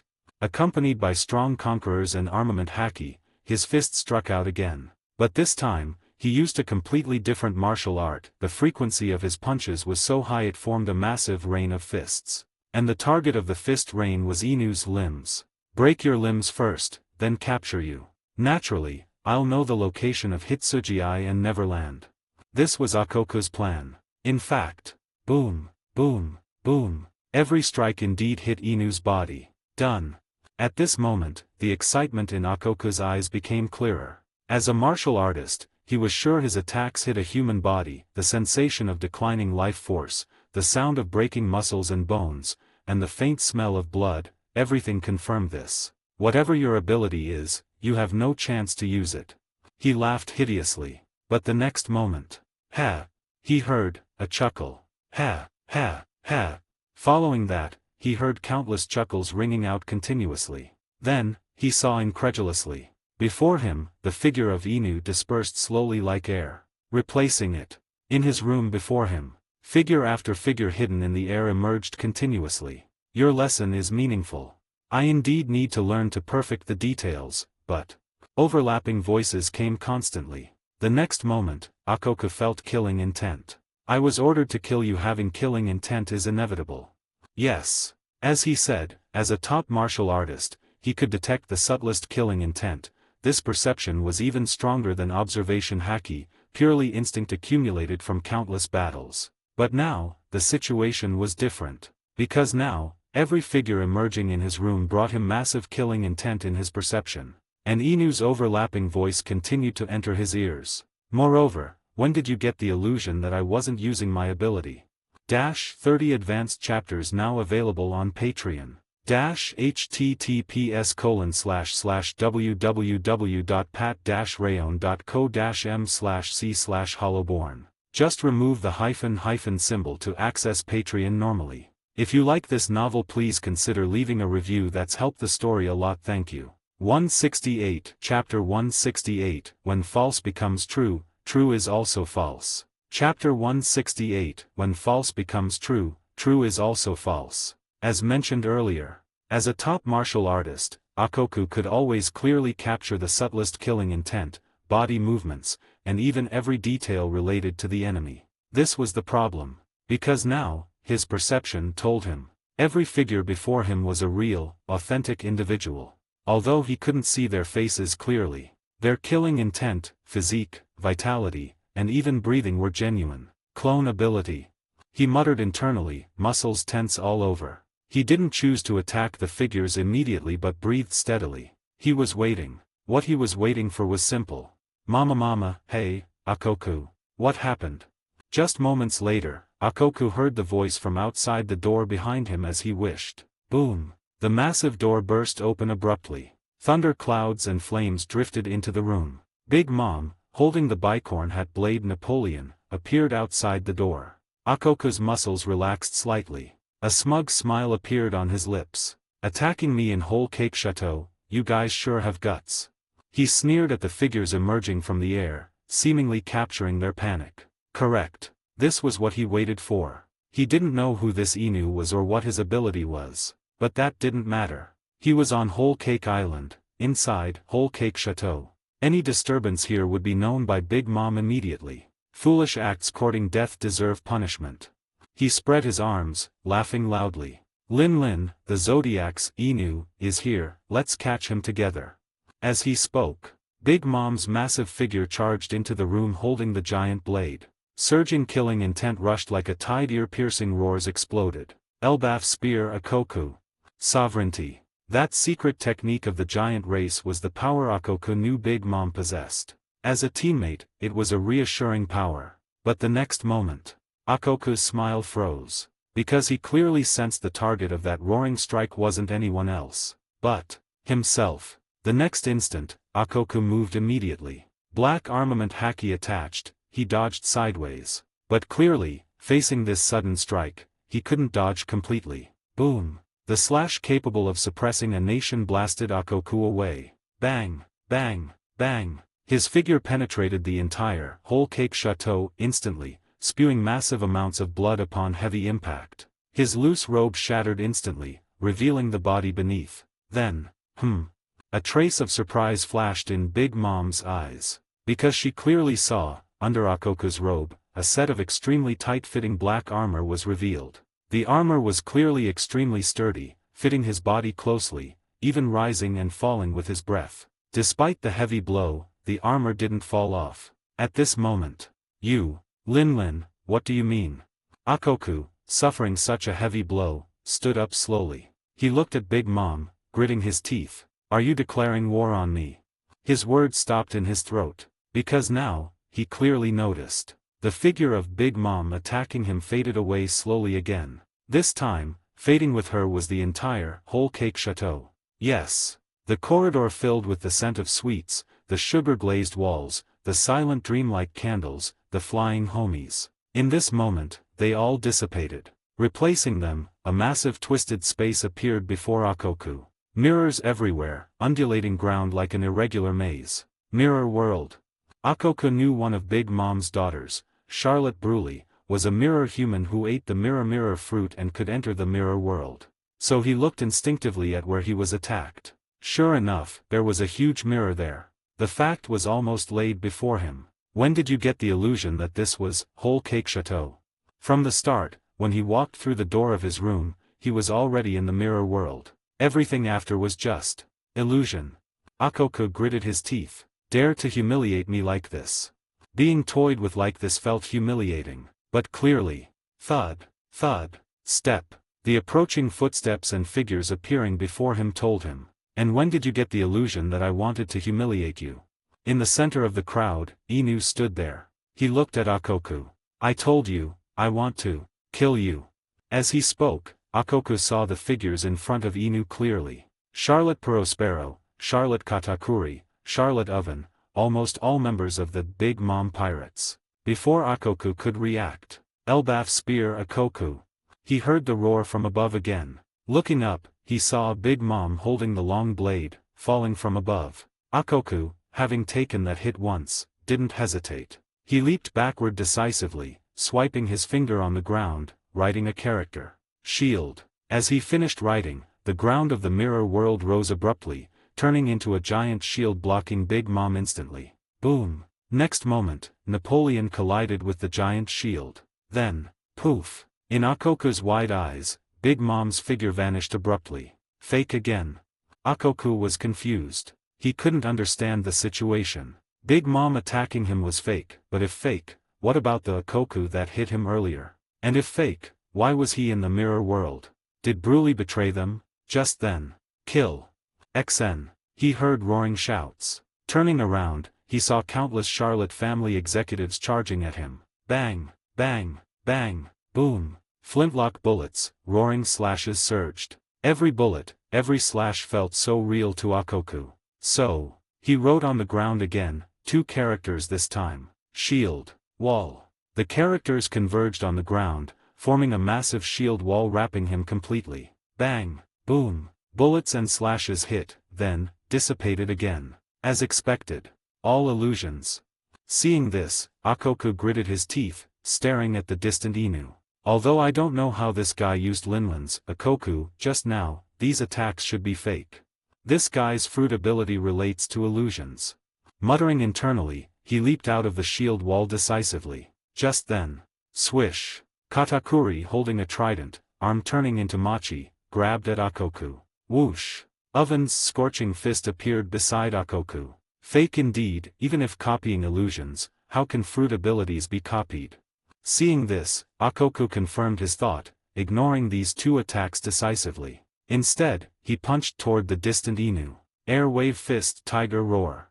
He punched, a tiger-shaped fist wind flew toward Inu. This was Akoku's choice, strike the leader, finish that Inu, instead of tangling with these illusions. But just a moment later, boom, he saw a tall figure appear before Inu. A massive man holding a biscuit shield.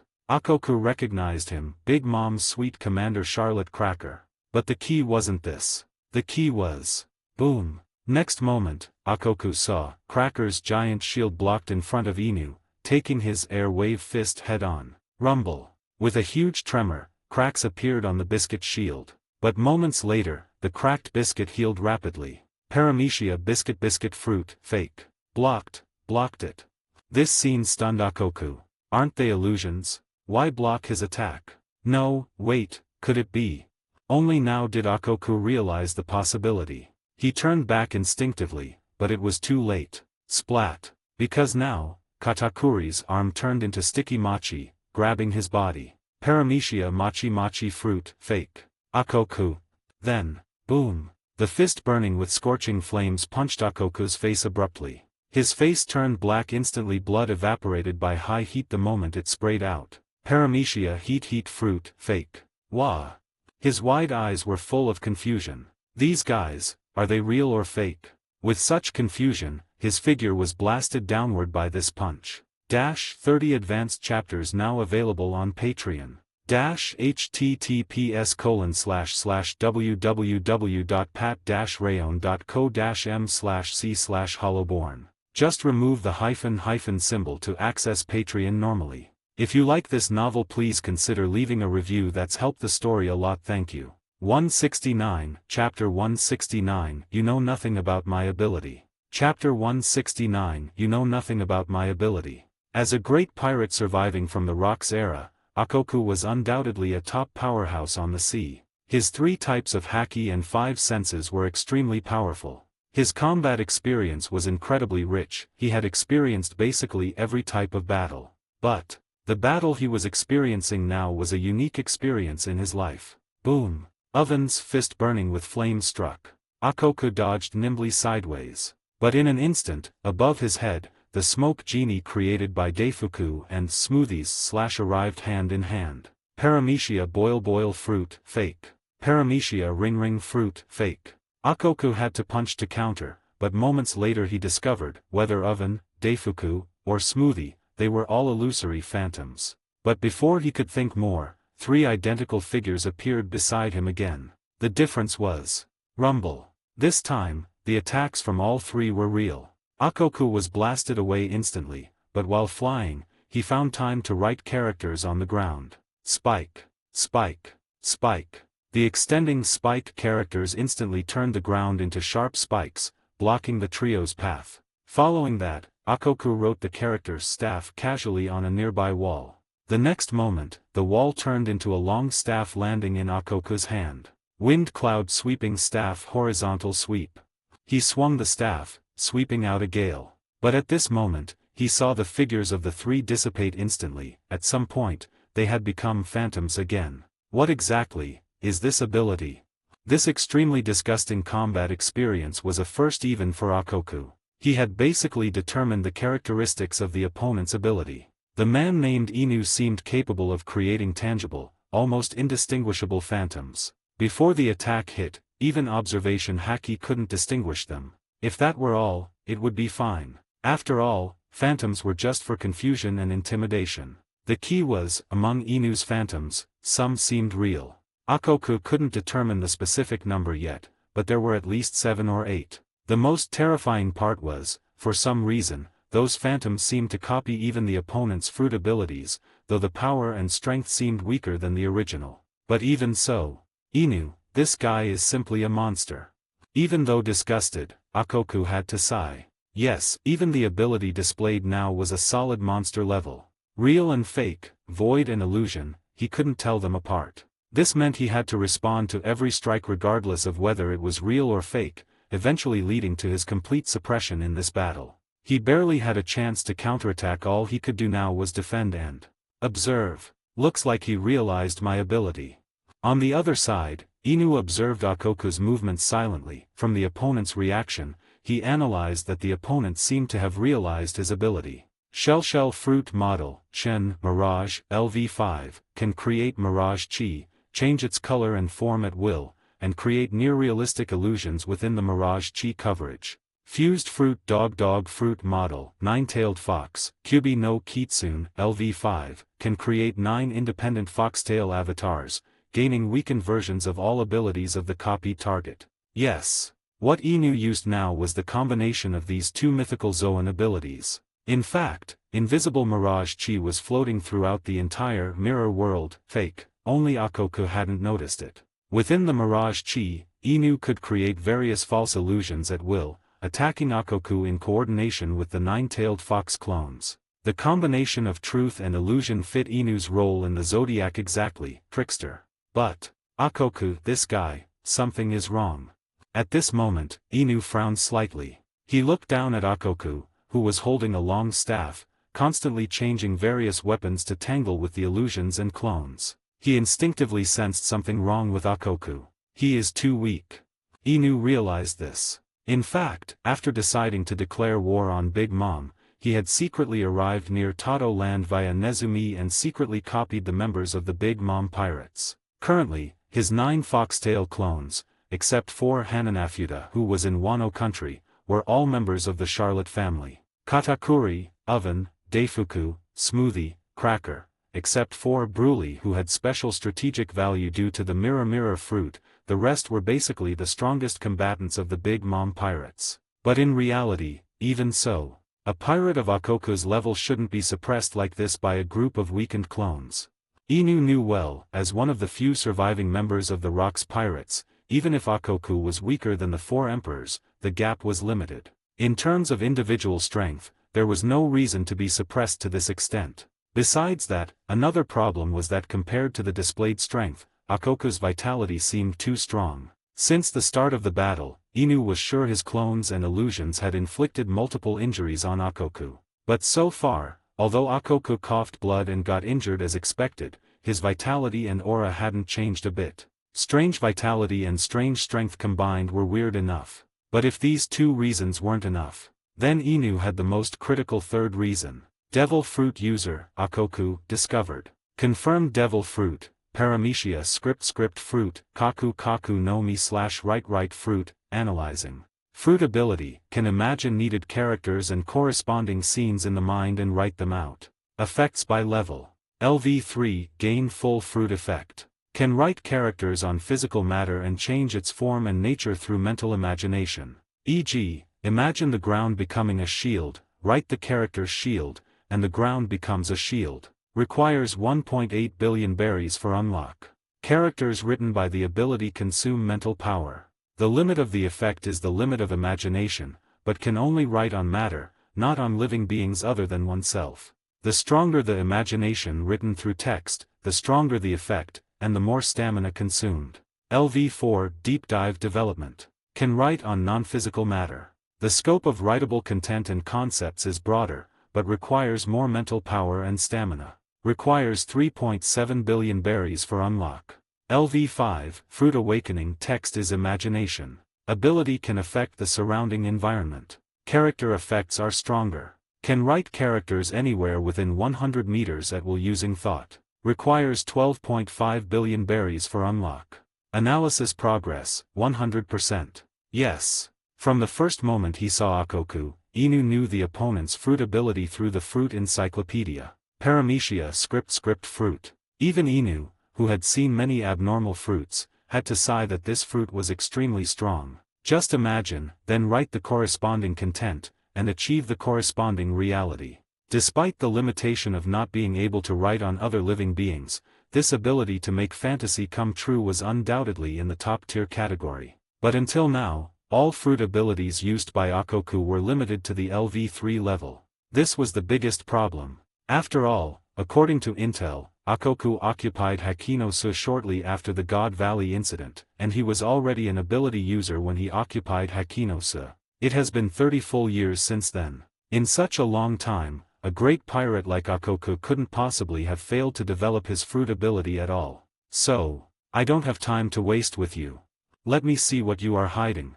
At this moment, accompanied by Inu's low murmur. On the battlefield, boom. Akoku, knocked away by Cracker's biscuit soldier again, saw countless illusions walking out of the air nearby as usual. Oven, Katakuri, Deifuku, and Smoothie.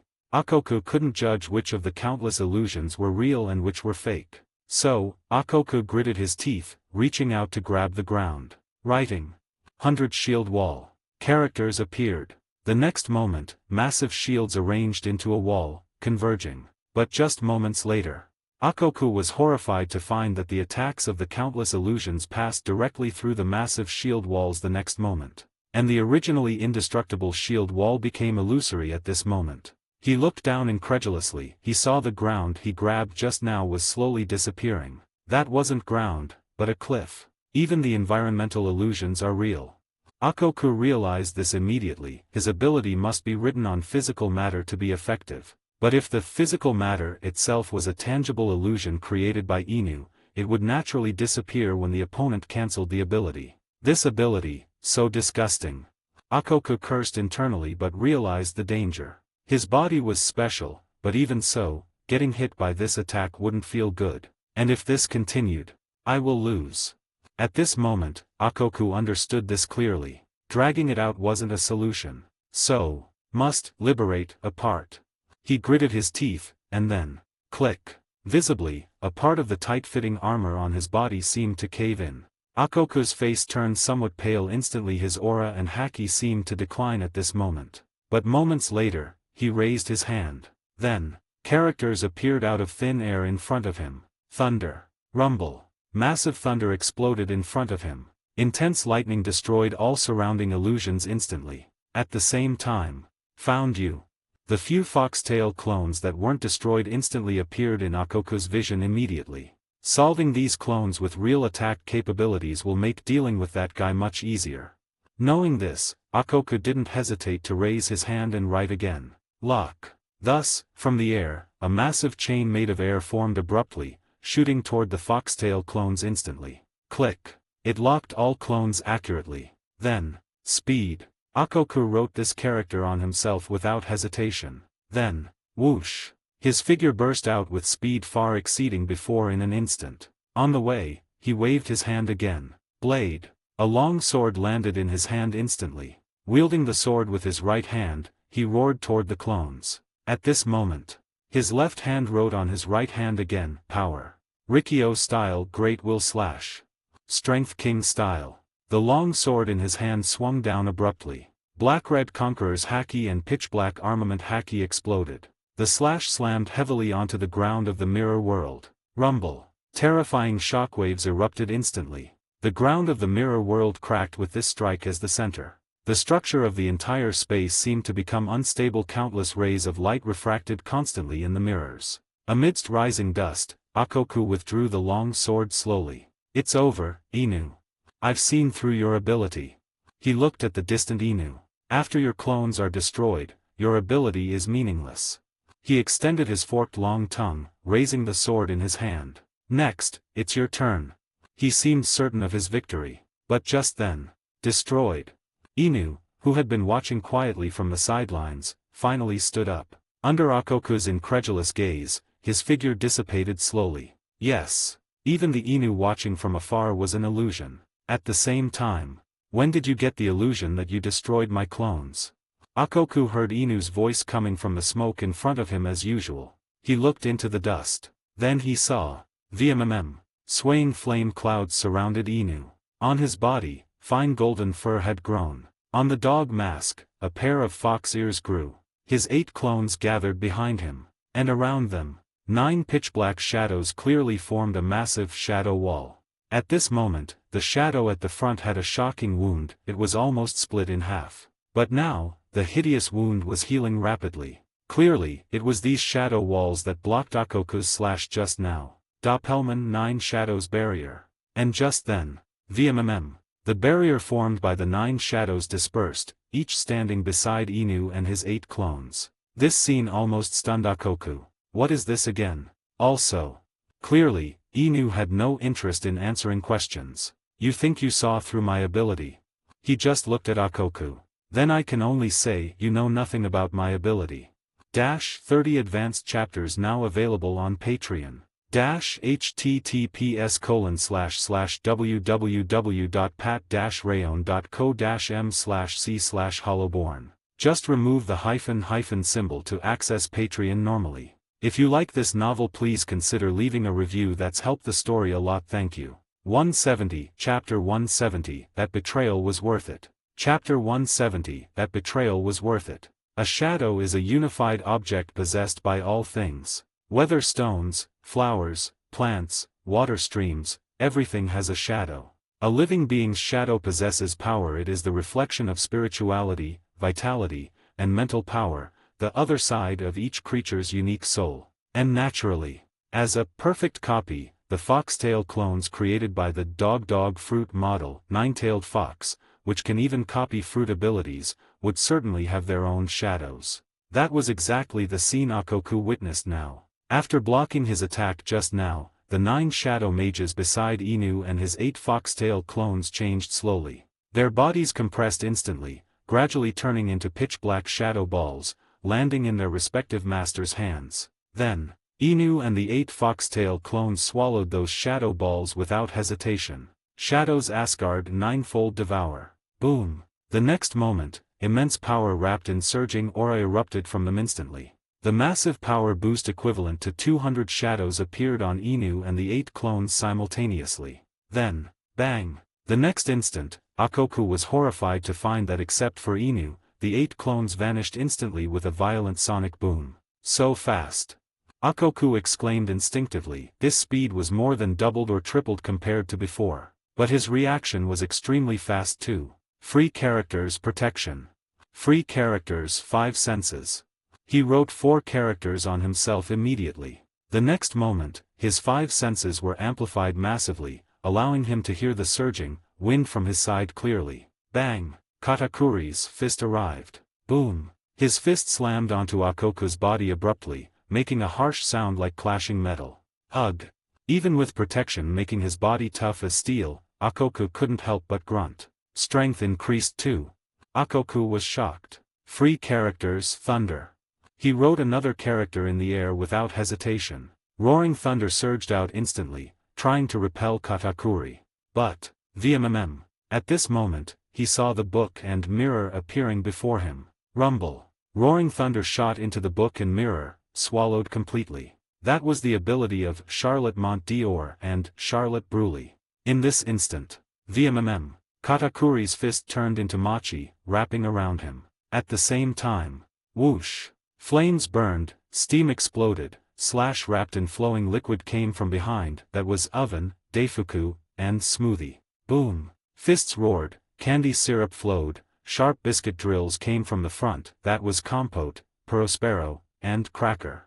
And now, the aura and ability erupting from them, were on a completely different level from before. Must liberate more. Akoku gritted his teeth abruptly. The armor on his body caved invisibly again, his vitality weakened further. But as a price, the character protection carved on him seemed to shine brighter. Free characters, enhanced protection. At the same time, Akoku circulated one of the martial arts he learned in the past. Steel Qi Gong Iron Bridge. His body hardened again instantly. Rumble. Moments later, the fists and slashes of the foxtail clones hit Akoku instantly. The massive power cracked the ground where Akoku stood inch by inch, slashes flew far away, flames burned everything. Creak. Although his body emitted creaking sounds like bending steel, Akoku didn't fall under the siege of 8 people. Barely blocked it. Just as he gritted his teeth, looking at the 8 people around him, planning to strike back, his peripheral vision caught a horrifying scene. Because now, besides the 8 foxtail clones, Inu's main body moved at this moment. Thud. He took a step forward. The cold, piercing fox eyes rose slowly in Akoku's vision. His figure began to grow taller and larger, like inflating. In his hand, the bicorn hat Napoleon appeared. Rumble. Thundercloud Zeus floated. Whoosh. Sun Prometheus circled. Yes, in just a moment, he had transformed into Big Mom. Nine-tailed transformation Charlotte Lin. So it was you. Seeing this, Akoku understood. The person who gave him that heavy blow at the start of the battle was Inu's main body. But the difference was, at that time, Inu transformed into a weakened version of Big Mom. But now, after swallowing shadows, although he still couldn't be Big Mom at her peak, his aura and momentum were clearly incomparable to before. And the most terrifying thing was, can't move. Akoku discovered the opponent's true goal. Although he blocked the attacks of the 8 clones, they clamped his body firmly, immobilizing him. Then. Fire. At this moment, overlapping voices rang out again. Countless Big Moms appeared out of thin air around Akoku. Each raised a hand, pulling flames from Prometheus in the sky, attaching them to Napoleon in their hands. Then, Elbaf Spear Heavenly Fire Sovereignty. Heavenly Fire Akoku. Without greeting, from all directions, massive blades wrapped in terrifying slashes roared toward him. Several foxtail clones vanished instantly. Shinfruit LV5 can switch positions with illusions within Mirage Chi anytime. But Akoku, having just broken free, had no chance to dodge. No, to be exact, he didn't know which strike to dodge. Akoku's teeth clacked. Facing the incoming terrifying slashes, he knew, he had only one choice. Power. Full liberation. Amidst a low roar, the slashes hit. The next instant. Rumble. Violent slashes shook the entire mirror world instantly. The earth was torn apart by intense slashes. Instantly the ground lifted, surrounding mirrors shattered instantly. Intense shockwaves and flames spread layer by layer toward the distance, piercing through almost everything in their path. Seeing this, even Inu, the caster of this strike, looked solemn. As expected of Big Mom's power. Yes. Even as a copied effect combined with Shadow's Asgard. The power of Big Mom he replicated was devastating enough. One could imagine, if it were the Emperor herself, the power would be even stronger. Of course, amidst this brief sigh, Inu's gaze remained locked on the center of this strike. Within the strike that almost pierced the entire mirror world, he could clearly see a figure standing stubbornly in the flames at the center of the impact. Water. Flowing water characters were extinguishing the flames on his scorched body. Shield characters circling on the ground and pierced giant shields explained his timely defense just now. It was Akoku. But clearly, Akoku now was a completely different person from before. Because now, the tight-fitting black armor covering his body, which withstood multiple attacks, was completely knocked off. With the armor gone, Inu could see the body revealed beneath. It was a horrifying sight. On Akoku's body, except for his head, the skin all over presented a corrupt gray color. Large patches of muscle tissue had atrophied and rotted long ago, leaving only a layer of leather clinging tightly to the bones, revealing pale white bones beneath. His body seemed long dead, even visibly rotting at a fast speed now. At the same time, Inu could clearly see, on Akoku's knocked-off armor, lines of characters were disappearing. Heal. Finally, only one character remained on his heart. Live. I see. Seeing this, Inu understood completely. You should have died long ago, only lingering on by maintaining your ability. Yes. In the previous strikes, Inu noticed Akoku's body anomaly. Every time he unleashed stronger power, his vitality declined, weakening his haki. Now, the answer was clearly before him. Akoku should have died long ago. His body seemed essentially dead. He barely maintained his body from rotting with the armor created by his ability, sustaining his precarious life with the word live on his heart. So at the start of the battle, although he showed strong martial skills, he felt very weak overall to Inu, completely inconsistent with his seniority. Besides that, his strange vitality was easily explained, forcibly sustaining life with ability, taking a little damage probably felt like nothing. This also answered a question Inu had since seeing Akoku. In the original story, Akoku was defeated and killed by Blackbeard Teach. As known, after obtaining the dark fruit, Blackbeard mastered the method to obtain fruit abilities from others' corpses. Although Akoku was limited by his body and couldn't unleash the full power of the script fruit. From the glimpse just now, the effect of this fruit was undoubtedly top tier and comprehensive. Blackbeard should have kept such a fruit, even if not for himself, for his subordinates. However, in the original Blackbeard pirates, no one possessed this ability. Now, Inu knew the answer. Blackbeard stealing fruit abilities, judging from stealing Whitebeard's tremor fruit, requires at least a complete corpse, maybe even a fresh corpse, just died. But in Akoku's current state, dying would probably mean turning into ashes. It wasn't surprising Blackbeard couldn't steal his ability. But speaking of which, living like this is more painful than death, right? Looking at Akoku's state, Inu clicked his tongue. Ha, what do you know? At this moment, Akoku stared at Inu with bloodshot, cloudy eyes. If not for 2/3 of my ability maintaining the king's armor, I would have killed you long ago. He uttered a hoarse voice. Why find me at such a time? Why are you so strong? You, scum.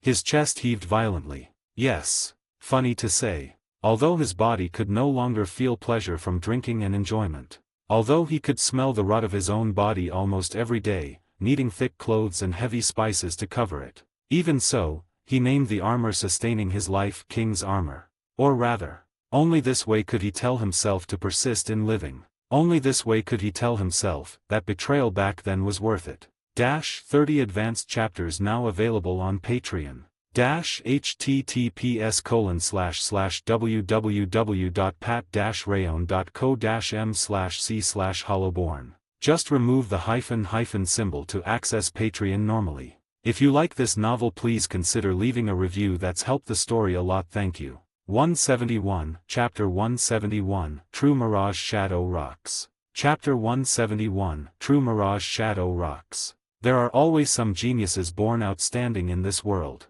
Born monsters, gifted with immense talent by the world. Akoku was one of them. As a child of a martial arts family in Kano country, he was born with incredible martial talent and a powerful physique.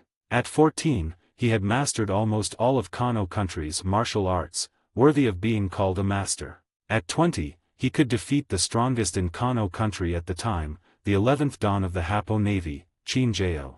He had always been the strongest, the most gifted. He disdained fruit abilities, so he established the martial fight sect. Before my martial arts, a fruit ability only adds a weakness to water. He became the pirate guru, unrivaled on the sea. I will become the world's strongest. That was his pursuit, something he absolutely believed, until he met that man. In that battle, he faced his first undeniable crushing defeat. Hey, you're pretty strong. Since you lost to me, how about joining my crew? You want to be the strongest. Haha, what does that matter? My crew can accommodate any ambition. If you have the skill to kill me, giving you the title of strongest is fine. He joined that pirate crew. In that crew named Rocks Pirates, he witnessed true monsters. Whitebeard, Shiki, Big Mom, these monsters famous on the sea today were all executives of that crew back then. Akoku found that his proud physique and martial arts were not outstanding before their power, let alone the monster among monsters, leading the Rocks Pirates. He was no longer special, just one of the Rocks Pirates members. Akoku couldn't accept this. He should have been the one to reach the end and become the strongest. How could he stay beneath others? Only because of abilities. Float fruit, tremor fruit, soul fruit. If he could get such fruits, combined with his martial arts, he could become the strongest too, right? Especially seeing the apprentice who joined the crew not long ago seeking powerful fruits. Akoku changed his mind and began secretly gathering intel on devil fruits. Just then, The world extended an olive branch to him. We can give you massive treasures, the top devil fruit you need. You can even become the admiral of Pirate Island, inheriting Rock's position. We only ask you to do one thing. So, he chose to betray. He kidnapped the flower on the high peak of the pirate world, killed his comrades, and sold everything to the government, triggering the God Valley incident. He obtained the power he desired. The only thing making him slightly uneasy was certain rumors he learned through Pirate Island channels. News that a certain man wasn't dead. But soon, Akoku relaxed. Because he found that man didn't appear again. Those rumors were soon drowned in the tide of time. The Rock's pirates disbanded smoothly, and he became the new admiral of Pirate Island. Everything went smoothly. I will become the strongest. He picked up his ambition again. Script fruit combined with his martial arts, he could definitely reach the peak of the sea. However, an accident occurred. News of him consuming a fruit couldn't be hidden for long. His subordinates and followers believed he betrayed the sect's creed of ability is useless. In a conspiratorial rebellion, although he survived, he was poisoned by a certain toxin. Ironically, that toxin named rotting poison came from his homeland Kano country, so Akoku knew clearly there was no cure. His body decayed gradually. He had to use his ability to maintain his life. His proud physique and martial arts were restricted, and his ability was limited for a long time. Akoku found he was still not the most special one. The Pirate King appeared on the sea, but not him. His body couldn't support sailing the Grand Line like Roger. 4 emperors appeared on the sea, but still not him. That brat named Shanks rose abruptly, taking the position that should have been his. He could only stay on Pirate Island, rotting silently with the ability and wealth gained from betrayal, and a body full of pain. Until recently, he heard of Neverland and the legendary Fountain of Youth. Hope reignited. So he came to Whole Cake Island to ally with Big Mom. But his ambition never changed. The alliance was temporary. Once he got the Fountain of Youth and restored his body, he could still ascend the throne of the strongest. But an accident occurred again. Just like the question he asked Inu now. Why find him at such a time? Why did his plans never go as wished? Clearly, once I get the Fountain of Youth and restore my body, I can become the strongest, become the Pirate King. His voice carried deep resentment and rage. He barely maintained his body from collapsing with his ability, but now he was forced to remove the king's armor and release his ability. His body decayed rapidly every moment. Even putting on the king's armor again wouldn't restore his previous state. For him now, the only way was, won't share with Lin Lin. I want all the Fountain of Youth. No, still not enough. I need more, enough to completely repair my body. He must defeat the enemy before him quickly and interrogate the location of Hitsuji and the Fountain of Youth. In other words, he no longer held back. I'll show you my true power. He growled, extending his hand. Free characters Thunder Martial Body. As Akoku growled, characters for Thunder appeared around him. Countless lightning bolts surrounded his body, flowing endlessly. Free characters Flame Martial Body. Scorching flames ignited. Thunder formed his rotten sinews. Flames formed his dilapidated bones. In the thunder and flames, 2 characters appeared slowly on his body. Victory. See this. Akoku grinned hideously at Inu. My martial arts and ability are the perfect combination. Clenching his fists, he stared at Inu. Script Fruit LV5 Fruit Awakening. Text is imagination. Ability can affect surrounding environment. Character effects are stronger. Can write characters anywhere within 100 meters at will using thought. Requires 12.5 billion berries for unlock. Yes. As Inu thought. As a top powerhouse who had consumed the fruit for over 30 years, Akoku's fruit development had long reached the awakening stage. Only previously, most of his mental power and ability were used to maintain his body. But now, ignoring his body and fully liberating his ability. He could even use the ability to reconstruct his body with other characters through imagination and writing in a short time. He could imagine his victory, reaching this peak state. This made his rotten body erupt with unimaginable pressure and haki. Of course, this state couldn't last. In fact, the characters around Akoku were visibly dissipating. In less than a minute, his body would return to decay. But Akoku clearly didn't care anymore. Your ability is strong and strange, but in the end, such fancy tricks will be crushed before absolute power. He sneered.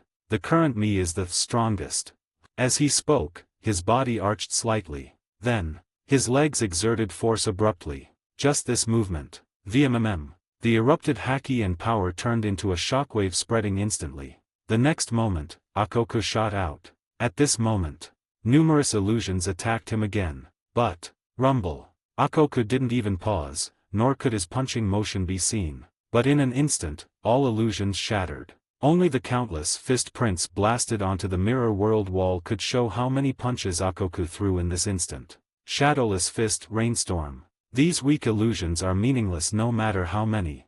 Akoku roared, his figure carrying flames and lightning flying toward Inu like a monster. Legs, palms, fists, hand chops, knee strikes, shoulder bashes. Countless martial arts techniques used effortlessly. With every attack, characters like speed, power, rush corresponding to martial arts appeared around him, making every strike carry incredible power. Martial arts secret technique character fusion style. In moments, Akoku was upon Inu.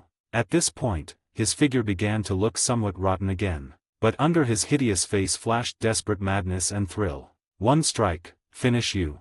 With a low shout, his right leg bent abruptly. Power. Speed. Break. Pierce. Hard. Martial arts grand secret technique 5 character fusion dragon carving kick. A kick containing the speed of lightning, the power of flames, and the essence of martial arts struck out. Akoku looked at Inu with clear brilliance. He was sure this hit would bring victory. However, at this moment, in his gaze, he saw Inu's appearance. Inu had returned to his main body form unnoticed. Facing the dispersed illusions, he didn't panic or dodge. Akoku could confirm. In the eyes under the mask, there wasn't even much fluctuation. Strongest.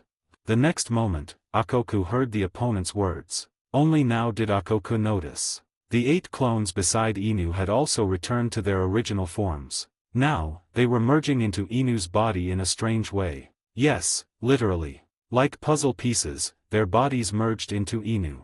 That was the last fruit loaded on him. Mix fruit LV4 beta beta no mi. The user can fuse siblings with the same bloodline, transforming into a fusion warrior, possessing the other's strength, physique, and stamina. This fruit obtained from Charlotte Neuscher might be meaningless to others. In fact, Charlotte Neuscher could use it purely because he was a decuplet. But for Inu, siblings? His clones and him were naturally siblings by bloodline. So, Inu's aura began to skyrocket at an incredible speed. Shadows Asgard, devour own shadow, gain power equivalent to 200 shadows. Mix fruit, fuse all beings with connected bloodline, possess their physique and stamina. In other words, the power and physique Inu gained now were equivalent to devouring 1800 shadows. And the effect? Rumble. Just a casual wave of Inu's hand released surging, violent aura that almost kept Akoku's eyes shut. This guy.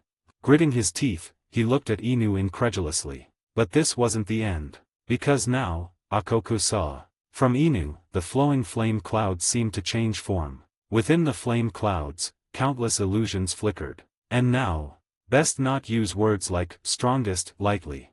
Inu snapped his fingers gently. Leaving aside our leader, I know a guy, he's definitely stronger than you. As he spoke, his body began to change. Then, Akoku's expression went from solemn to shocked, then, to disbelief. Because now, before him, hey, Akoku. The existence standing with a sword before him was someone Akoku dared not believe even in dreams. That messy blue-white hair, that domineering and bold appearance, that was Rox. In this instant, Akoku instinctively wanted to stop his attack, disregarding his body. Yes, before him was indeed the figure of Rox D. Zebek. But just moments later. No, impossible, you're already dead. Akoku roared. I investigated. Although there were rumors of you in Elbaf, I asked Lin, no one saw you, you died at God Valley. I asked the government too, they confirmed your death, you're dead. Immense pressure made him speak incoherently. Yes. After God Valley, he heard rumors. Someone saw a figure suspected to be Rox near the giant kingdom, Elbaf. That kept him terrified for a long time. Especially recently, with news of Star-Lord and God Valley returning to view. Akoku had nightmares often. So not long ago, he even contacted the world government after 30 years to confirm Rox's death. But just then, Akoku heard Rocks speak softly. "It was you who betrayed us and kidnapped Shuki, right?"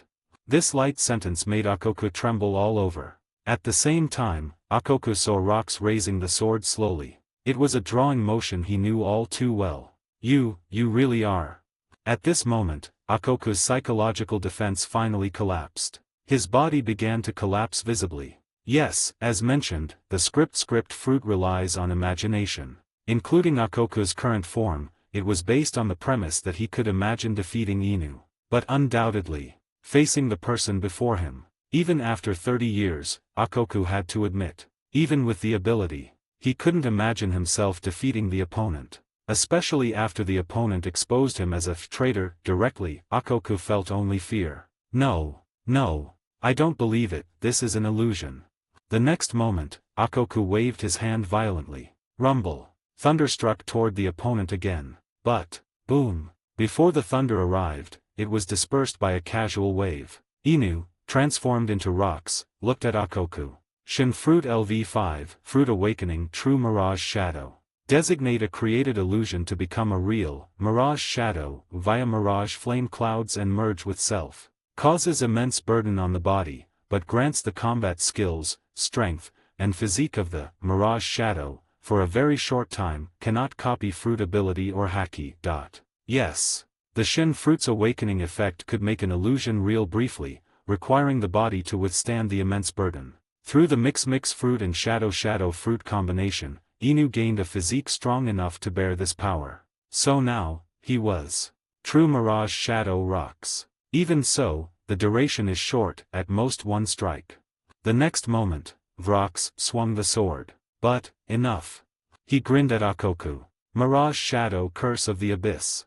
The blade fell. Thus, the entire mirror world, along with Pirate Guru Akoku, were split in two by this slash. 30 advanced chapters now available on Patreon. https://www.pat-rayon.co-m/c/hollowborn. Just remove the hyphen symbol to access Patreon normally. If you like this novel, please consider leaving a review. That's helped the story a lot. Thank you. 172 Chapter 172 Emperor of the Sea, the Zodiac declares war on you. Chapter 172 Emperor of the Sea, the Zodiac declares war on you. Still atop Whole Cake Chateau. Mama. Big Mom's bright laughter and the singing and dancing of homies were enough to show she was in a good mood today. Akoku, you're here. Heard you returned late to your room yesterday. Anything happened? Even with Akoku's tardiness, she showed considerable patience. Nothing. Akoku, Wang Ji, just smiled. Just wandered around a bit. Is that so? Big Mom clearly didn't care, she just asked casually. And Akoku clearly had no interest in dwelling on this. So he walked to the observation deck on the castle roof, looking at the sea below. Is that the ship of Dufeld's company? He pointed at the ship entering Whole Cake Island's port. Yes, Dufeld already told me, the corpse of that kid Nezumi is on board. Big Mom laughed even more heartily. An enemy's corpse, truly the best birthday gift, Mama. Yes, Mama.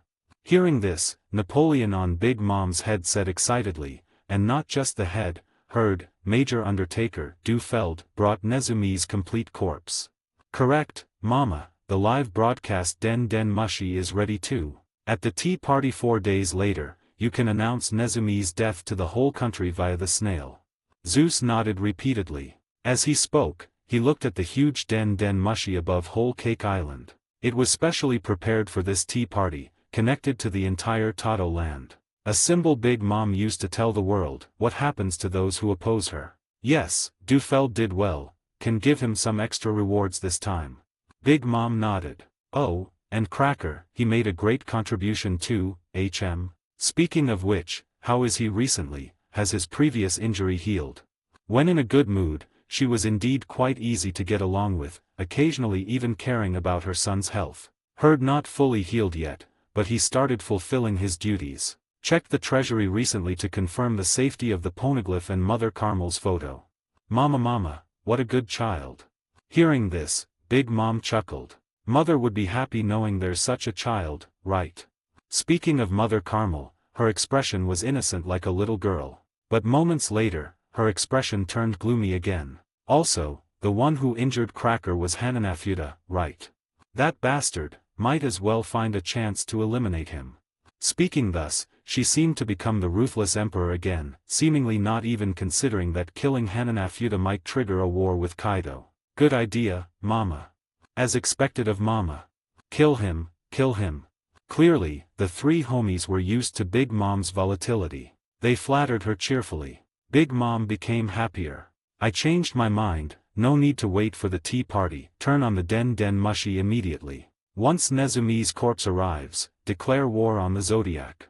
Hang his corpse up, at the highest point of the island. Mama, right, since it's a happy event, should share with everyone earlier.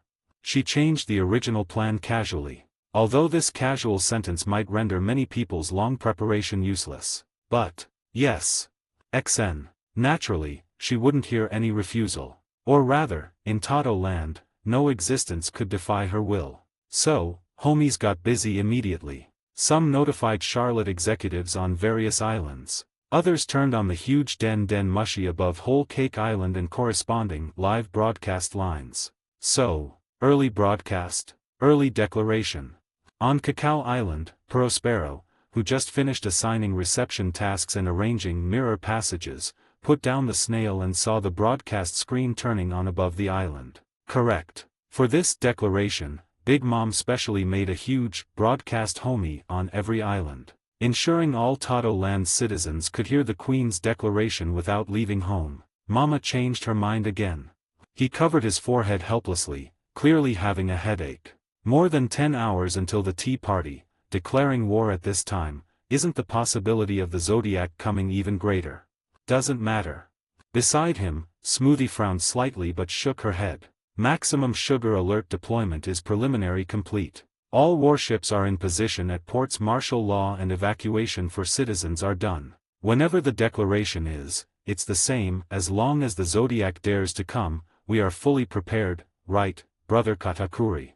She said. Then, Brother Katakuri. Getting no response, she looked aside instinctively. Katakuri leaned against the wall, his right hand tossing a jelly bean as usual. Only after Smoothie called him again did Katakuri seem to snap back, looking at Smoothie. Katakuri, what's wrong? Seeing this, Prospero frowned. He knew well. His brother wasn't the type to zone out. No, just noticed the clouds are a bit thick today. Katakuri shook his head, speaking casually. Hearing this, Prospero looked at the sky too. Indeed, as Katakuri said. Clouds over Tato land were strangely thick today, sun almost completely blocked, no trace above the clouds visible. Normal, right? Although there are weather homies. Tato land is big, homies can't guarantee weather across the entire territory meets expectations perfectly. But Prospero didn't mind. Weather homies made of cloud and wind existed across Tato land's sky, roughly controlling rain and weather. Occasionally, clouds drifting from other sea areas to Tato land happened, not rare. I'll have weather homies blow these clouds away later. Mama doesn't like cloudy days. Katakuri nodded after a moment of silence. Again, he knew these things were normal. But he instinctively felt uneasy. Is that Cracker, and Major Undertaker?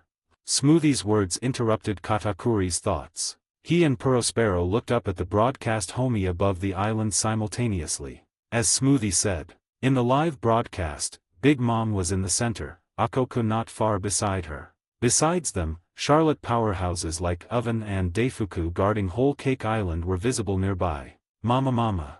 Amidst Big Mom's cheerful laughter, from the entrance of the Whole Cake Chateau roof, Dufeld, wearing a clown mask with lion-like hair, and the burly Cracker holding a giant sword walked behind Dufeld. Between them, they clearly carried a pitch-black coffin. Inside the coffin is the Zodiac's Nezumi, right? Prospero extended his tongue. Dufeld is quite capable. Peroran. Indeed. Smoothie nodded too. Katakuri nodded solemnly while tossing jelly beans. Honestly, even now, he didn't quite believe Dufeld really killed Nezumi. But Katakuri understood. Even if the king of the underworld had immense guts, he wouldn't dare deceive Big Mom on such a matter. Not to mention, he came to Whole Cake Island personally, showing full sincerity. So despite doubts, Katakuri said nothing. Soon, Cracker and Dufeld carried the coffin to Big Mom in the broadcast. Big Mom, inside is what you want to see, open it. Putting down the coffin, Dufeld asked. Open immediately. Big Mom naturally didn't hesitate. Hearing this, Cracker and Dufeld didn't hesitate either, lifting the coffin lid directly. The broadcast angle shifted immediately. Everyone in Tado Land turned their necks instinctively, wanting to see the corpse of the mysterious Zodiac member clearly. But just then, Katakuri's expression changed abruptly. The jelly bean in his hand was crushed instantly. His expression turned gloomy to the extreme in an instant, his usually cold and confident eyes carried incredulous shock for the first time. He saw the future. So, whoosh. He turned without hesitation, rushing toward the huge mirror prepared nearby. Moments later, Smoothie and Prospero's expressions froze too. Or rather, all senior Charlotte family executives in Tado Land froze. Because now, they all saw the figure in the coffin on the screen. Of course, not Nezumi. On the contrary, it was a woman. White hair, wrinkled face, square jaw, lipstick. She closed her eyes, seemingly dead, but still wore a stiff, unreal smile. Almost all Charlotte family members recognized that figure. That was M.O. Mother Carmel. Prospero almost bit off his tongue. Impossible. Smoothie covered her mouth too. Then, both realized simultaneously, something big was happening. And it was true. At this moment, atop Whole Cake Chateau, the joyful atmosphere froze, even the wind seemed to stop. M.O. Mother. Standing before the coffin. The emperor whose fierce name echoed across the seas lost all joy instantly. Big Mom, no, Charlotte Linland's fierce eyes widened round. With a whisper squeezed from deep in her throat, her massive body stood unsteadily for the first time. She leaned forward, looking at the figure in the coffin tremblingly and incredulously. Just then, Lin. She heard an answer. Then, she saw Mother Carmel in the coffin open her eyes. Her voice sounded strange, but the tone was as gentle as in Charlotte Linland's memory. You've grown up. Mother, you still. Big Mom's expression was strange. In this instant, countless emotions and consciousness seemed to change in her eyes. Anger, seriousness, doubt. But those countless emotions were eventually replaced by intense joy. Where did you go back then?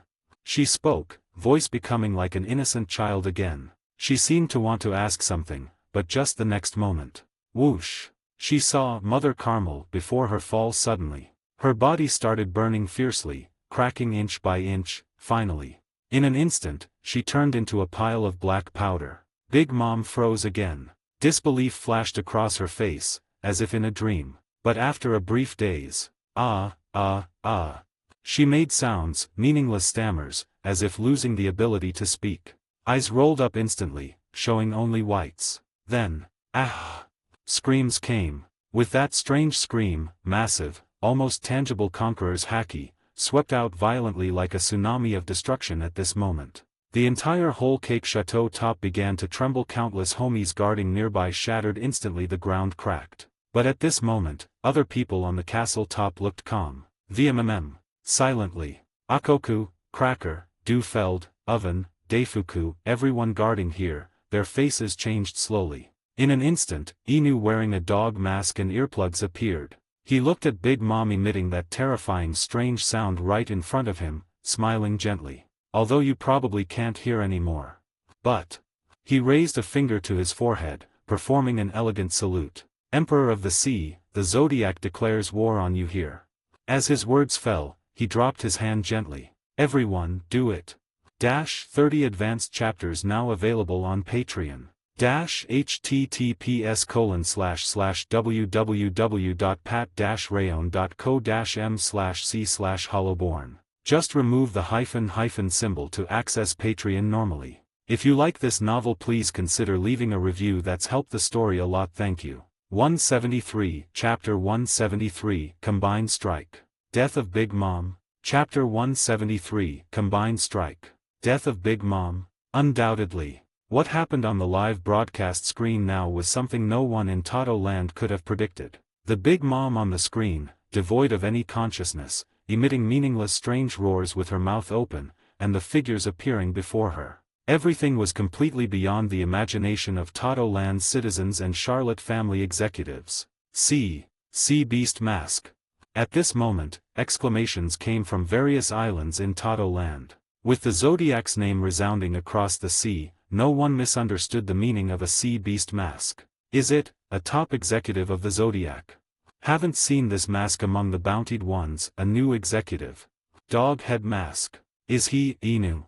By now, the Zodiac's naming convention for top executives wasn't a secret on the sea, so many people could guess Inu's identity and codename. But the key was Inu's stance. Declaration of war. No need to wait for Big Mom. The Zodiac had already declared war on the Emperor of the Sea officially and launched an attack. How did they infiltrate Whole Cake Island? What about Oven and Cracker? On Cacao Island, Smoothie clearly had countless questions. And how did they know Mama's weakness? She gritted her teeth. Yes, weakness. This was a secret known only to senior executives of the Big Mom Pirates and Charlotte family. Most of the time, Big Mom's physique was in the state of an iron balloon, possessing defense and vitality far exceeding normal armament haki. She hadn't been injured for years. But in only one situation, she would lose the iron balloon.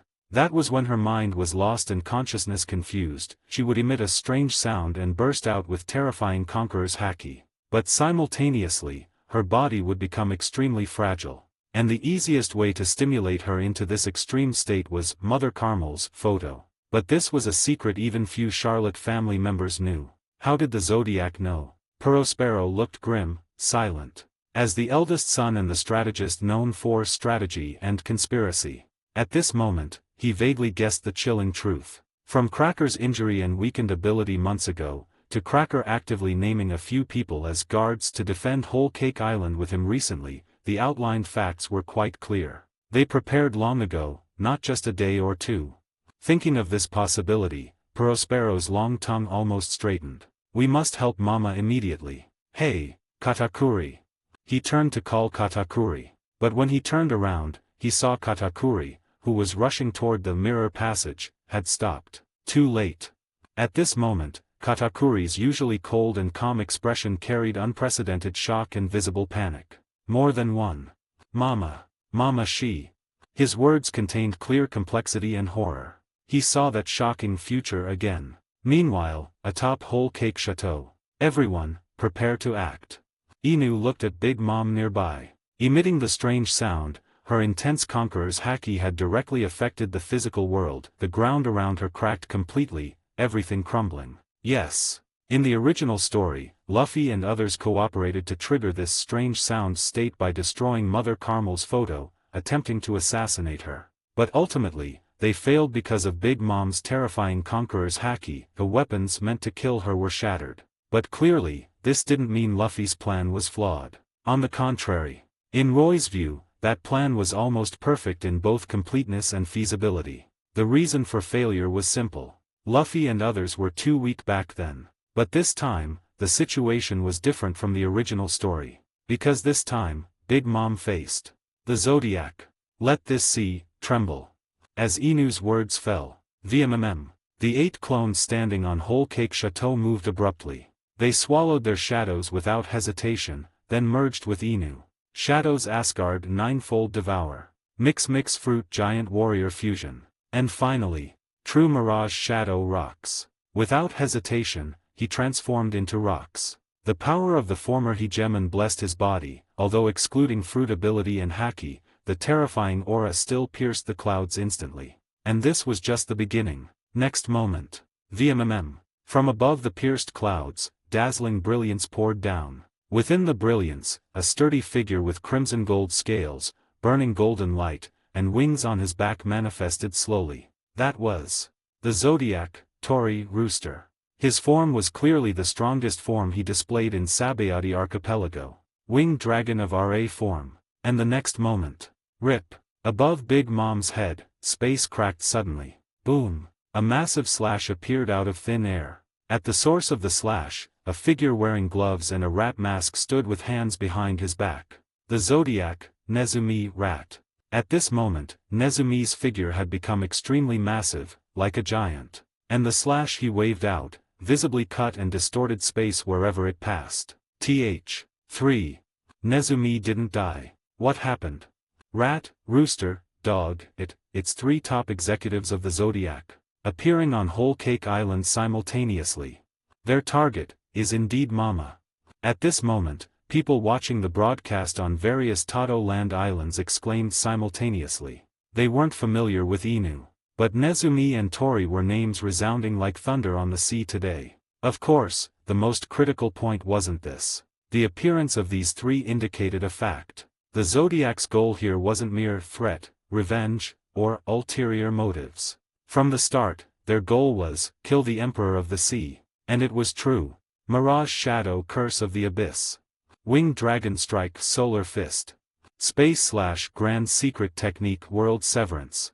Without hesitation, the 3 used their strongest attacks from 3 directions toward the screaming Big Mom. By the way, the 3 homies supposed to protect Big Mom were immobilized by the strange sound too. Boom. Inu's pitch black slash seemed to darken the sky of Whole Cake Island. But within that darkness, Tori's sun-like brilliance seemed to illuminate the night. Swish. Finally, Nezumi's slash-cutting everything swallowed and severed both night and day. For a moment, Whole Cake Island seemed to alternate between night and day. Under the terrifying aftermath of power, the castle standing on Whole Cake Island for years, symbolizing Big Mom herself, began to collapse instantly. Rumble. Rumble.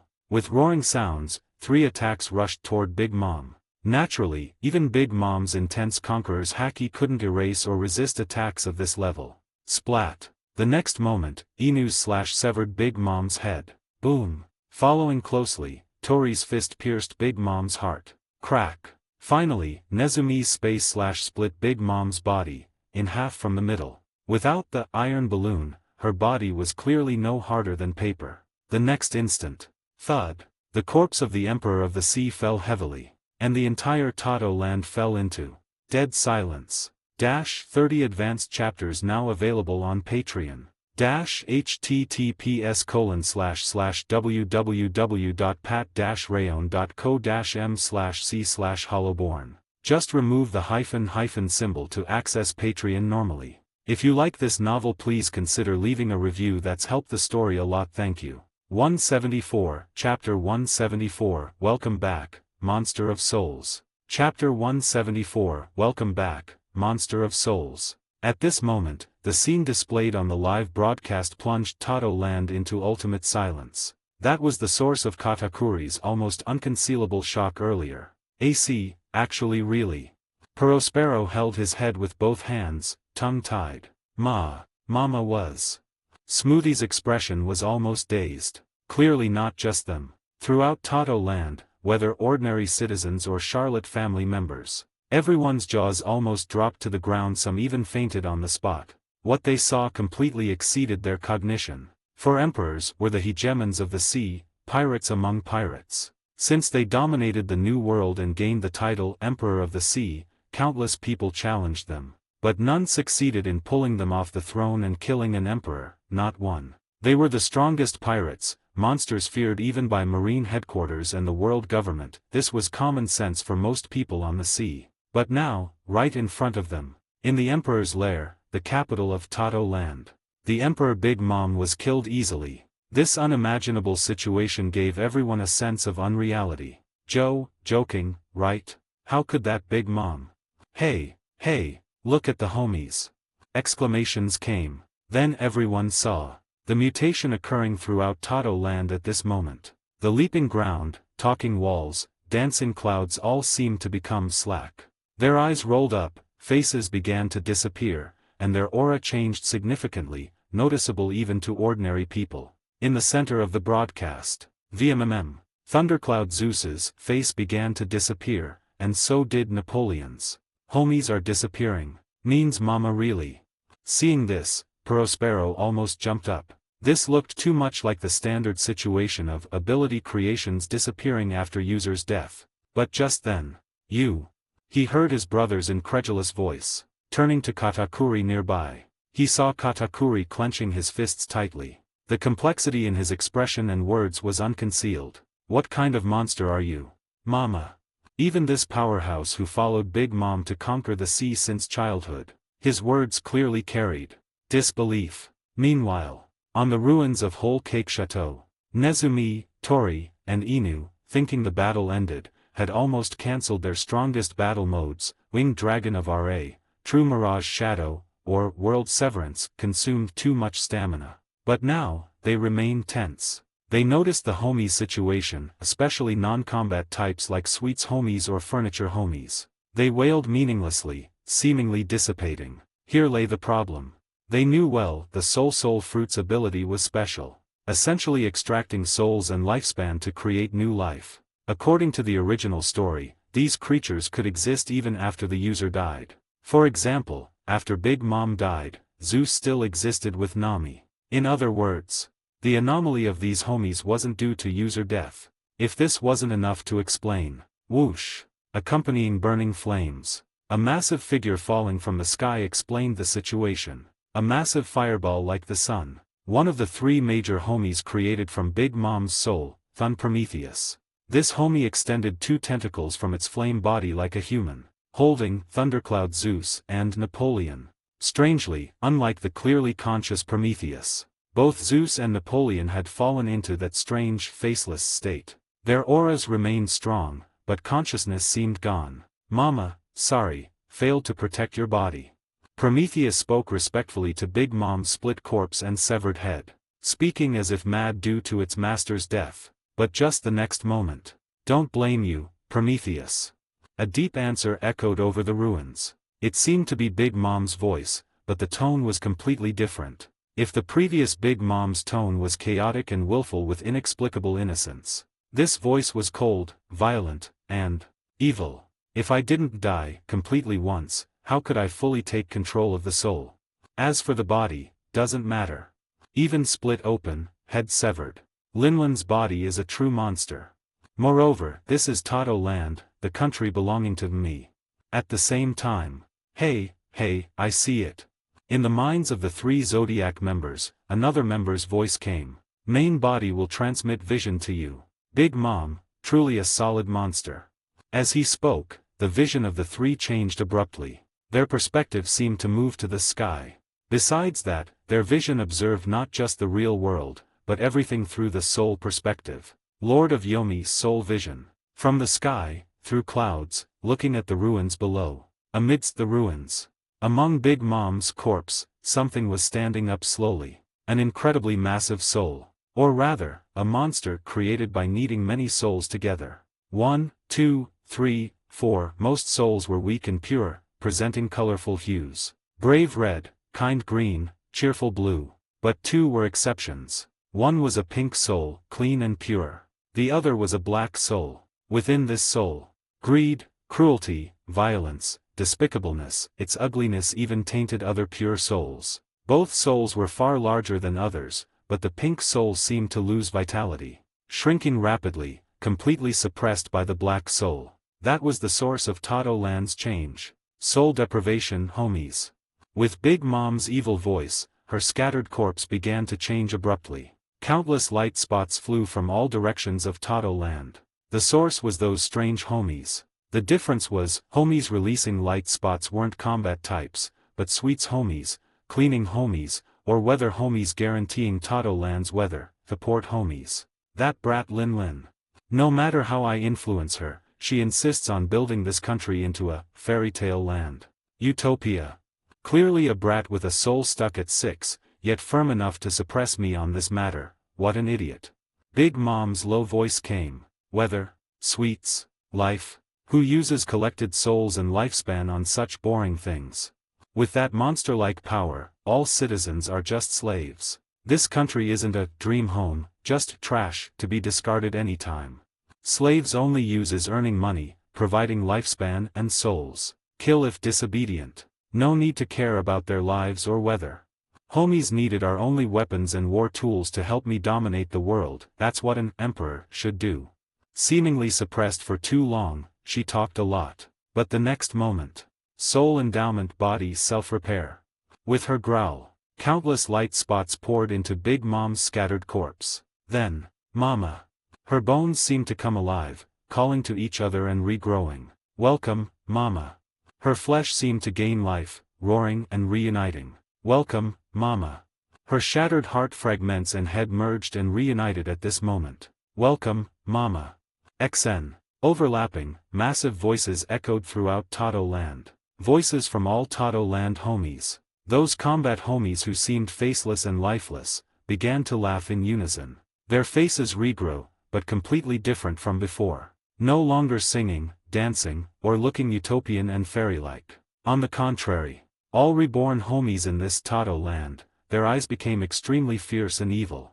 Welcome back to rule everything, welcome back to possess everything.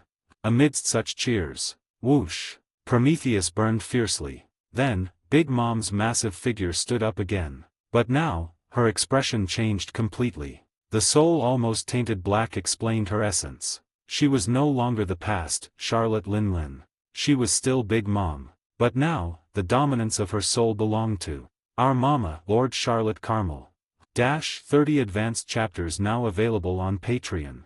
https://www.pat-rayon.co-m/c/hollowborn. Just remove the hyphen symbol to access Patreon normally. If you like this novel, please consider leaving a review. That's helped the story a lot. Thank you. 175, Chapter 175, If Once Isn't Enough, We'll Kill You Again. Chapter 175, If Once Isn't Enough, We'll Kill You Again. Ha, this body, this power. In the country filled with cheers and violence, the restanding Emperor of the Sea clenched her fist casually. Boom. Terrifying Conqueror's hacky and violent power shattered the sweet ruins of whole Cake Island around her instantly. Cakes, desserts, only kids like these things. Looking at the scattered cakes, Big Mom said coldly, "Hey, Prometheus. Here Mama. You did well." As she spoke, she looked at the unconscious Zeus and Napoleon beside Prometheus. "Those two guys, I leave them to you to devour." She revealed a cruel smile. "Yes, Mama." Hearing this, Prometheus showed the same hideous expression.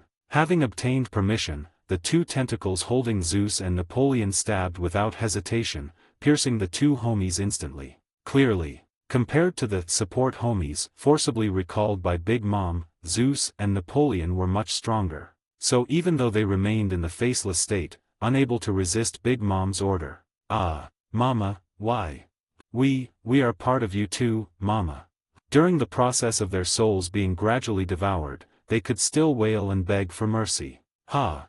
Big Mom just looked at them coldly, eyes filled only with anger. Yes, you are part of my soul too. But you are the part I hate. Mama. She laughed loudly. Moments later, Zeus and Napoleon were completely devoured by Prometheus. Then, lightning wrapped around the sun-like fireball. Its body gradually transformed into a massive flaming curved sword and a lightning-covered nun's habit, landing on Big Mom. "Mama, I feel so strong now." It cheered. "Correct, from today on, you are not Prometheus anymore. You are Cronus." Big Mom sneered. Speaking, she swung the curved sword casually to the side. "Yes, Mama." Then, rumble. In an instant, a slash blending lightning and flames erupted from the curved sword under Big Mom's terrifying physical strength. The earth began to crumble. The foundation of whole Cake Island melted and cracked instantly. A massive canyon formed on the island out of thin air. Good child. Seeing the power of this strike, Big Mom grinned. Then, she turned around, looking at the three Zodiac members not far away. "Hey, you three, didn't run, quite surprising." She grinned hideously. "Your assassination plan failed, but the effect is good, at least for me. She raised her hand, speaking very rationally, unlike the unfocused Big Mom before. "Before me, even if your abilities are special, I won't let you escape easily. So I give you a chance. Offer me 30 years of your souls, and tell me enough intel about your organization. I can make an exception and let you join my command." Mama. Her laughter stopped halfway, because she found. The three in front of her showed no sign of wavering. Fruit Encyclopedia recorded. Paramecia soul fruit. Fruit ability manipulate souls of others and oneself, extract souls and lifespan. Effects by level. LV3 gain full fruit effect. Plant soul brand on others via soul incantation to extract soul and lifespan. Can split own soul to extract own soul and lifespan. Planting soul brand requires the target to feel fear. Can consume soul and lifespan to create special soul creatures, homies, but only low-level homies. Requires 1 billion berries for unlock. LV4 Deep Dive Development. Use own soul fragments to create high-level homies with stronger vitality and power. Can consume extracted souls to empower self and heal injuries. Requires 3 billion berries for unlock. High-level homie souls can be replaced or recycled into the body. If recycled, cannot perform self-soul split again for a month, but gain all memories and feelings of the recycled soul fragment. LV5 Fruit Awakening Sacrifice. Consume soul and lifespan to perform soul sacrifice. Soul sacrifice self, consume own soul and lifespan for self-sacrifice, massively enhancing strength and recovery ability. Soul sacrifice brand, ability affects surrounding environment. Instantly extract souls of all creatures branded with soul brand, in a large range, merging with own soul to gain temporary soul immortality. Analysis progress, 100%. Such a thing exists.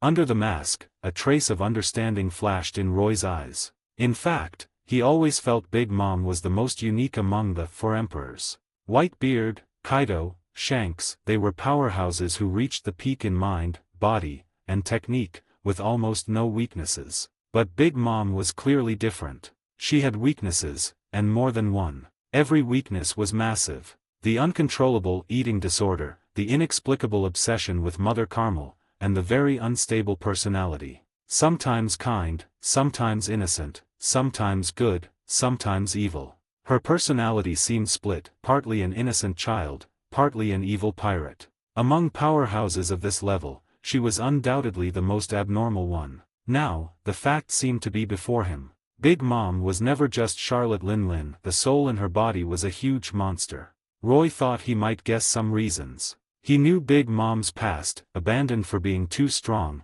adopted by Mother Carmel, ate her friends and Carmel during her 6th birthday due to an eating disorder attack, inheriting Carmel's soul fruit.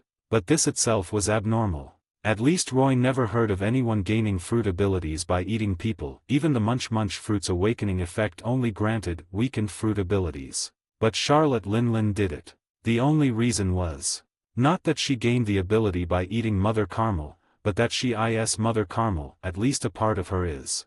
Roy muttered internally. Mother Carmel was a trafficker pretending to be a saint, a despicable person.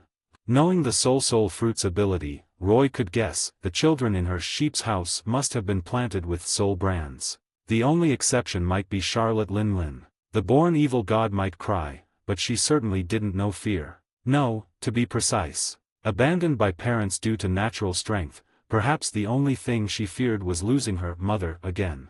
Thinking of this, Roy vaguely guessed what happened back then. When Charlotte Lin ate Mother Carmel during the eating disorder attack, the latter must have tried to resist and chanted the soul incantation. Roy didn't know the specifics, but the outcome was destined. The nun's resistance failed, so before dying, she activated soul sacrifice.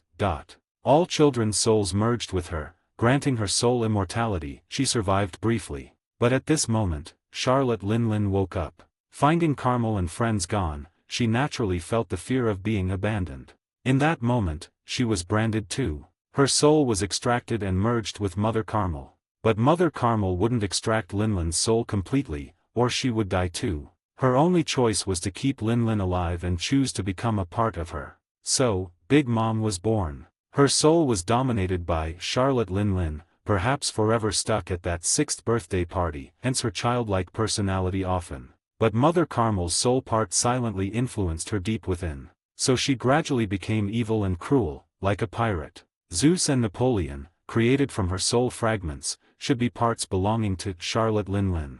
But Prometheus was different. This homie's initial form should be the homie Pandora created by Mother Carmel's soul. After Carmel became part of Charlotte Lin, Pandora became Prometheus. But its essence was still Mother Carmel's soul. So from the start, it was very evil and cruel. Until today, Charlotte Linlin's soul was killed by the power of the 3 Zodiac members, falling into silence. Mother Carmel's soul part took complete dominance for the first time. Of course, amidst these thoughts, as Big Mom observed, Roy wasn't truly panicked. No choice, since it's like this. Torai, rooster, shook his head, speaking helplessly. Can only execute the backup plan. After Tori spoke, Inu, dog, followed. Been so long, preparations should be about done. Clearly, their fighting spirit hadn't faded. Ha!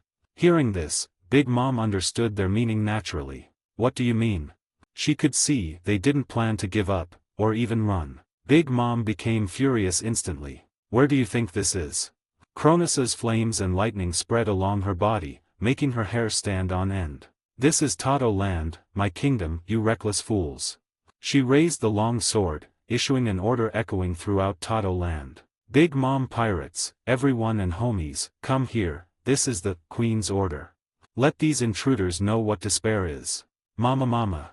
Her words spread throughout Tato land via homies' voices. On Cacao Island. Go. Help Mama. The Zodiac, I'll chop them all into mincemeat. Countless fierce-faced homie soldiers waved weapons, flying or running into action immediately. At the same time. Let's go, Katakuri, Smoothie.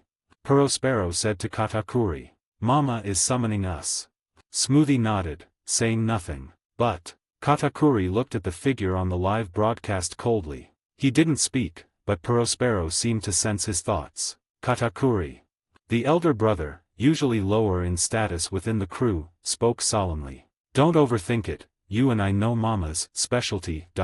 This one now, undoubtedly, she is also Mama. He looked at Katakuri seriously. As long as it's her order, we cannot disobey.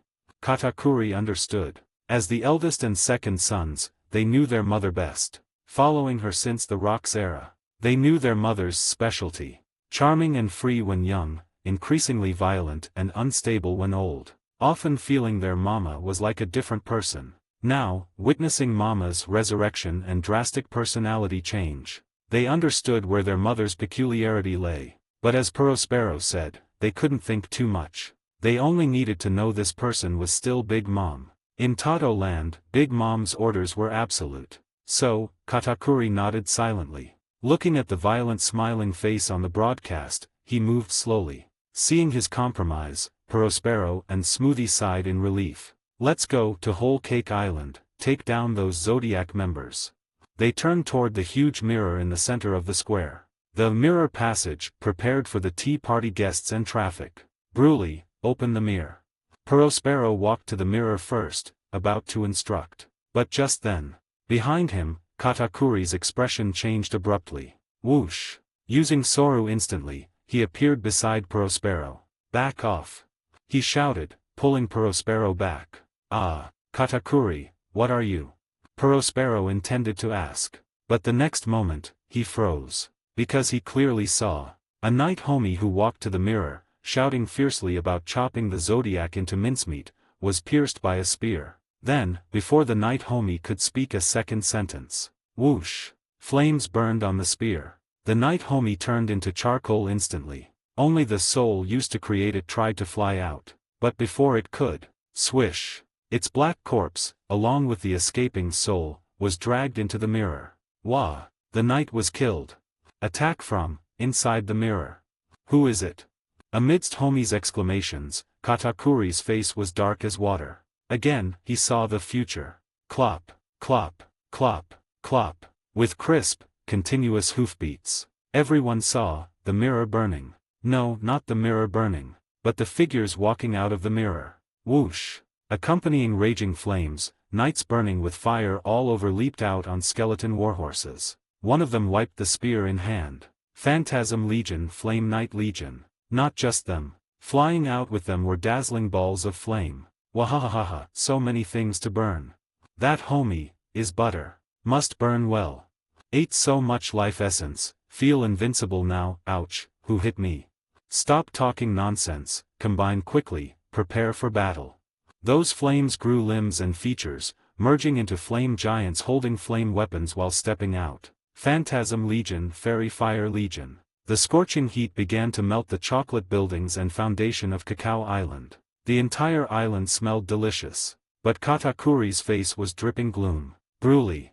Seeing this, he understood, Charlotte Bruley must have fallen into enemy hands. Whether out of worry for his sister or the instinct of a strong man, he didn't hesitate to stab his trident into the ground, aiming both hands at the huge mirror. Yes, the mirror passage connecting the mirror world had strategic significance, the core connecting all Tato land. If such a place fell into enemy hands, it became the primary target to destroy. Destroying it prevents large-scale, troop transport through other small mirrors on the island. Peerless Machi blade bullets. Muso donuts. Katakuri's hands turned into machine guns instantly, covered in black armament haki, shooting countless Machi bullets. Boom, boom, boom. Countless Machi bullets, each powerful enough to shatter a building. They blasted the huge mirror in the center of the island into fragments instantly. Well done, Katakuri. Let's destroy these attackers first, then take ships from the port to support Mama. Seeing this, Prospero, realizing the key issue, said immediately. Mirror world blocked, so eliminate attackers first, then support Whole Cake Island via warships prepared at the port. Juice Giant Liquid Slash. Smoothie activated her ability, becoming gigantic, swinging her long sword. Rumble. A massive slash pierced countless fairy fires and flame knights instantly. Everyone, follow me. Just as Smoothie raised her sword, intending to charge with Prospero, a trident barred their way abruptly, stopping their movement. Brother Katakuri. Smoothie looked at Katakuri puzzled, but she saw her brother's expression didn't relax due to the battle turnaround. On the contrary, Katakuri was tense all over. Smoothie, Brother Prospero, don't go forward. Something dangerous is coming. He looked ahead. Next moment, Smoothie and Prospero saw the mirror shattered by Katakuri recovering visibly. Its fragments gathered like flowing light, dreamlike. Even its size became clearly larger, standing in the center of the island like a massive gate of dreams. Phantasm Legion Portal Mirror of Dreams. Mirror, when was it switched? Seeing this, Prospero's eyes widened. At this moment, roar, screech, howl. He heard 3 continuous massive roars from the Mirror of Dreams. With the roars, the fairy fires and flame knights slashed by Smoothie, revived slowly under Smoothie's incredulous gaze. Phantasm Legion Immortality. Finally, behemoths with completely different auras walked out of the Mirror of Dreams, biting a giant sword, burning with flames, Yazi. Body like a giant crab, massive and impregnable, Zigandang. Sharp claws and teeth, body like gold, Zheng. Body like a fish, earth as a pool, Ranyi. Neverland's dream creatures, and phantom beast lords. Seeing the distinct dream creatures, Smoothie's voice was hoarse. She could feel the aura on these phantom beast lords. Powerful creatures causing pressure even to a sweet commander like her. But the key wasn't this. The key was. Legend says there are more than a few phantom beast lords, and phantoms on Neverland aren't just this few. Smoothie realized the fact. Could it be? And the fact was exactly her could it be. Not just Cacao Island. Throughout Tato Land. Jam Island, Biscuit Island, Candy Island, Flavor Island, on 33 islands except Whole Cake Island, massive mirrors of dreams rose. From the numerous mirrors, VMMM, whoosh, step, chimeras, wind spirits, centaur archers, gorgons, one by one, more strange creatures emerged from the mirrors constantly. Upon appearance, they attacked Charlotte family members and homies without hesitation. So many. This number, simply more than homies. This is a legion scale. So that's what Neverland's phantoms are about. Are they the Zodiac's army? Hey, this is Cream Island, too many enemies, a phantom beast lord is here too, all floating cream frozen, need support. Hey, look, in the live broadcast, what is that? The emergency Den mushies in Prospero's hand rang continuously. Words from some Den mushies made the 3 look at the live broadcast instinctively. In the broadcast, above the massive Whole Cake Island, thick clouds were breaking apart gradually. From the broken clouds, Big Mom, you asked just now, what do we mean? A behemoth revealed its trace slowly from the clouds. That dreamlike curtain, the massive tree in the center of the island. The rainbow-fringed tassels, the trailing flame clouds, the Kylan-like form, and the massive sheep mask. The grand, calm voice transmitted through the broadcast. We mean, if once isn't enough, we'll kill you again. It was the legendary island causing uproar and chaos on the sea recently. That was Neverland. No, to this day, or more accurately, The Zodiac, Hitsugi, cheap. 30 advanced chapters now available on Patreon.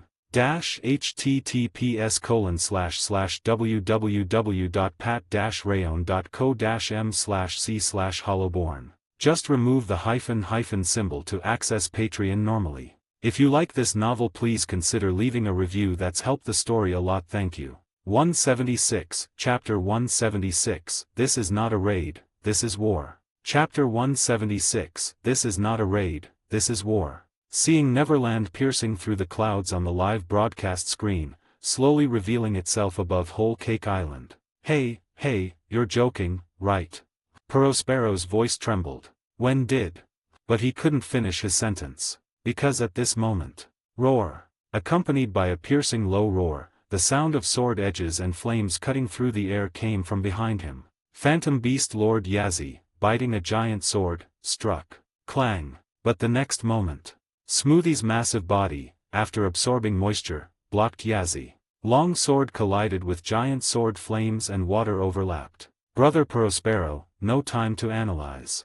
Gritting her teeth while wrestling with Yazzie, Smoothie shouted in a low voice, "Didn't you see? Those Neverland creatures seem to counter, homies.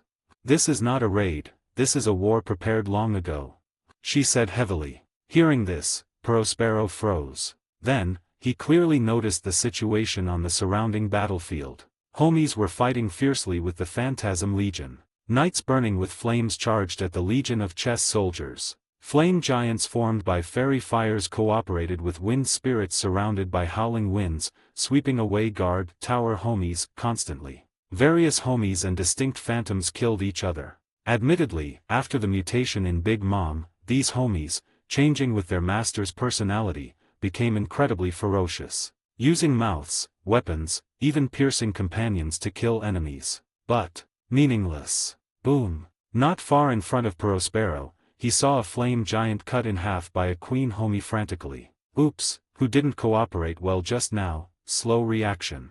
Stop arguing, this is a chance.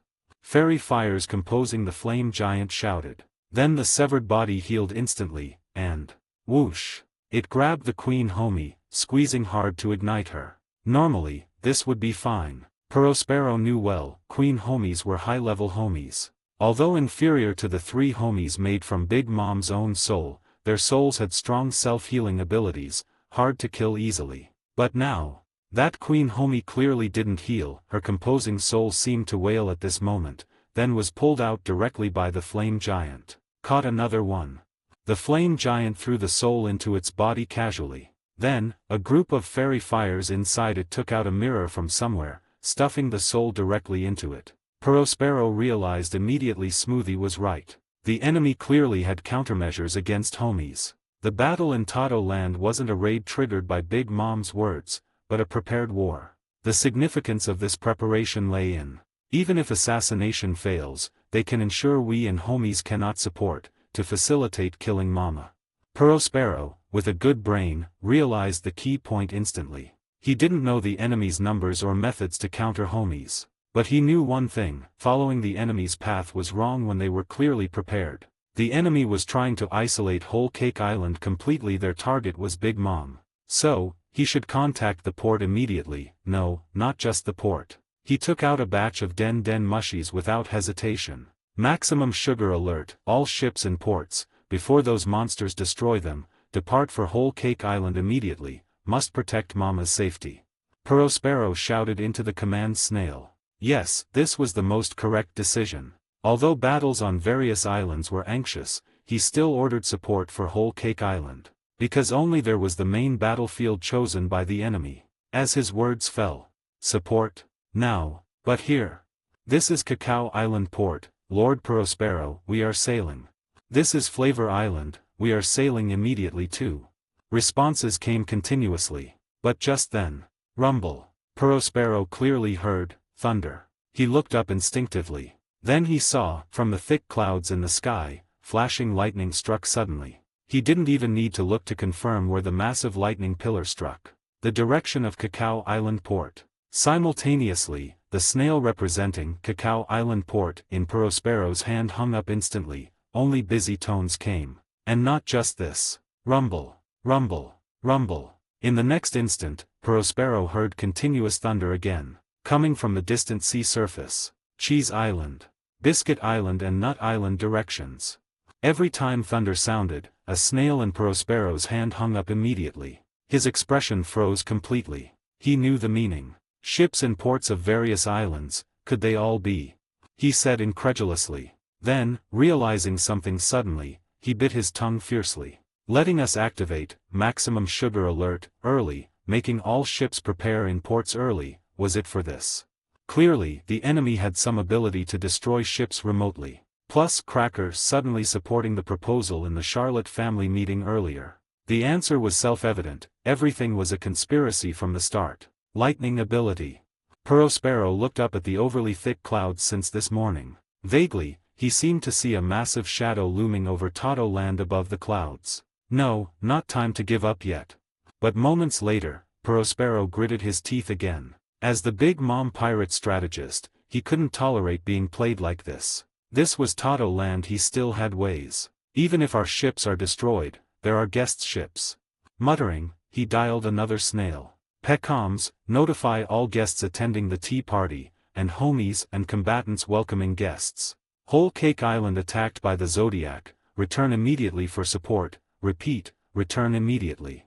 Maximum sugar alert, sea control will be lifted for you, I'll have current homies. After dialing, he shouted hurriedly. But, Brother Prospero, useless.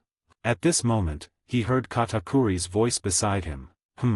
Prospero turned around, seeing Katakuri waving his hand, Machi fist repelling the Zidandang, stone sentinel, before him. Then, the trident wrapped in black armament haki swung horizontally toward an empty direction beside him. Next moment. Clang! Zheng's massive figure, fast beyond the naked eye, and its sharp claws appeared there. Spark! Claws and trident collided, sparks flying. Didn't you notice?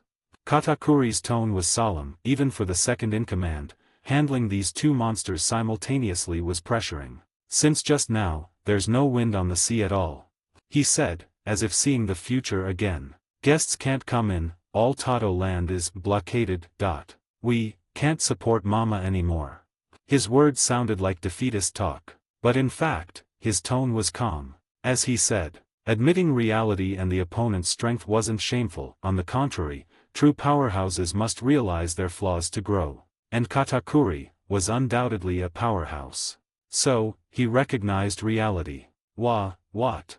Hearing this, Prospero, barely standing up, was stunned. But immediately, he discovered with surprise. Katakuri was right. Not just thick clouds, from a certain point, Cacao Island felt no sea breeze at all. And strictly speaking, even the scout homies under Toto Land's sea surface and current homies controlling currents hadn't reported news for a long time. Looking far at the horizon, one could clearly see. The horizon around Toto Land had changed completely unnoticed. On the horizon, some massive things seemed to be rising and falling constantly. That is. Prospero's eyes widened. As the eldest son sailing with Big Mom for years, he knew what was on the horizon. In fact, the reply from the other end of the snail confirmed his guess and Katakuri's words. Can't enter Toto Land, Lord Prospero. Entire sea area is storms, tsunamis, and waterspouts. We can't. Hey, watch out, ship capsizing. Several underworld emperors' ships can't enter either, we are all intercepted. Yes. What Prospero saw on the distant horizon was massive storms and tsunamis. But, how can there be tsunamis? Current homies shouldn't have been eliminated by Mama. Prospero couldn't understand. No homies, Lord Prospero, all scout homies in the sea are wiped out by the monster in the sky. Sky?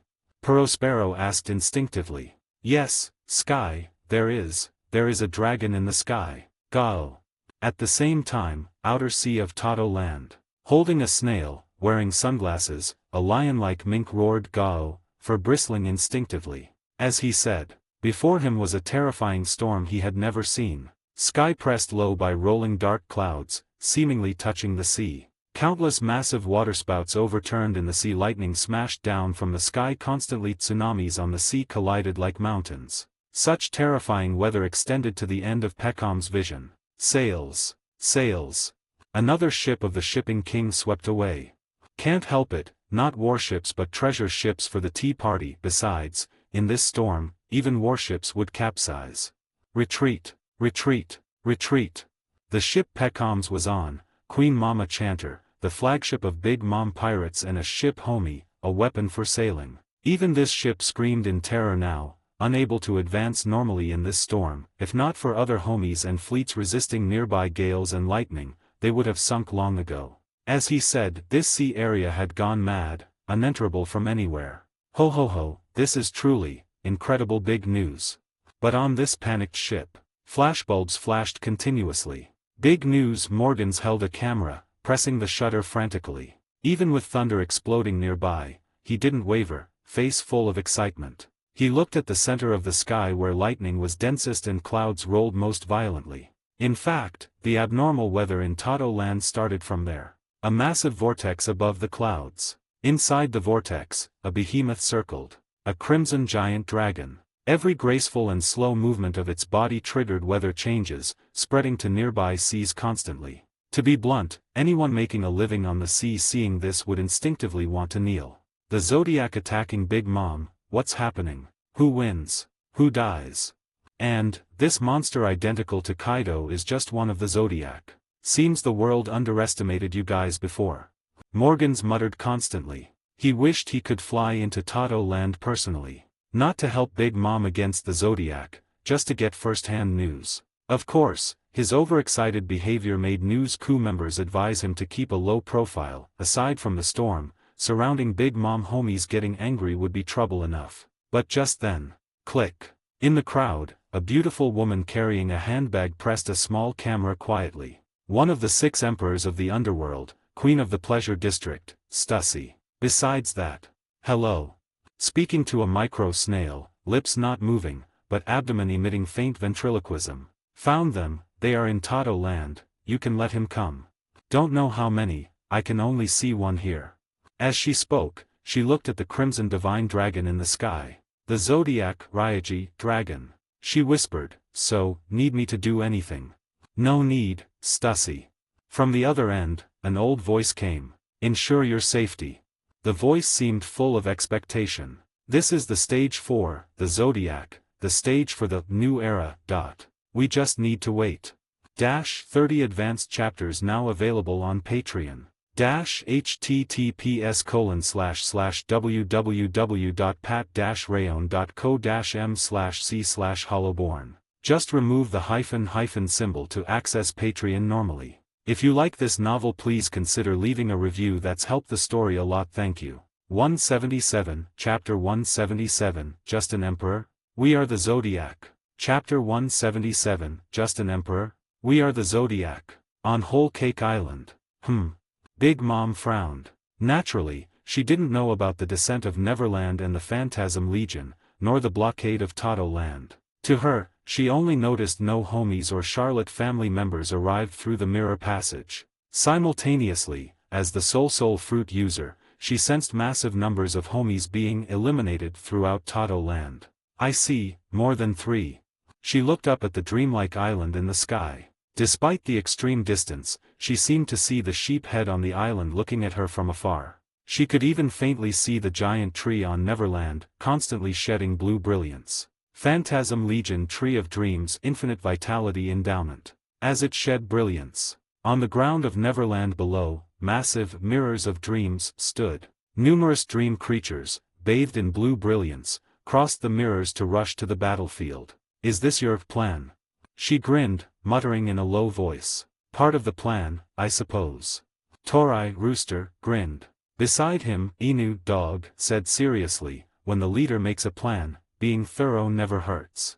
Yes. Although in Roy's cognition, Big Mom was the weakest emperor due to her personality. But even so, an emperor was still an emperor. No emperor of the sea could be taken lightly. Especially Toto Land, Big Mom's territory. Despite her simple death in the original story, the biggest reason was the disadvantageous battle location. If it were in Toto Land, she wouldn't have died so easily. So Big Mom Pirates members, massive homies, they were all within Roy's consideration. Undoubtedly, the plan was executed quite successfully. Homies, Big Mom Pirates, and external reinforcements were cut off. Only one thing remained. Finish you, and the mission is complete.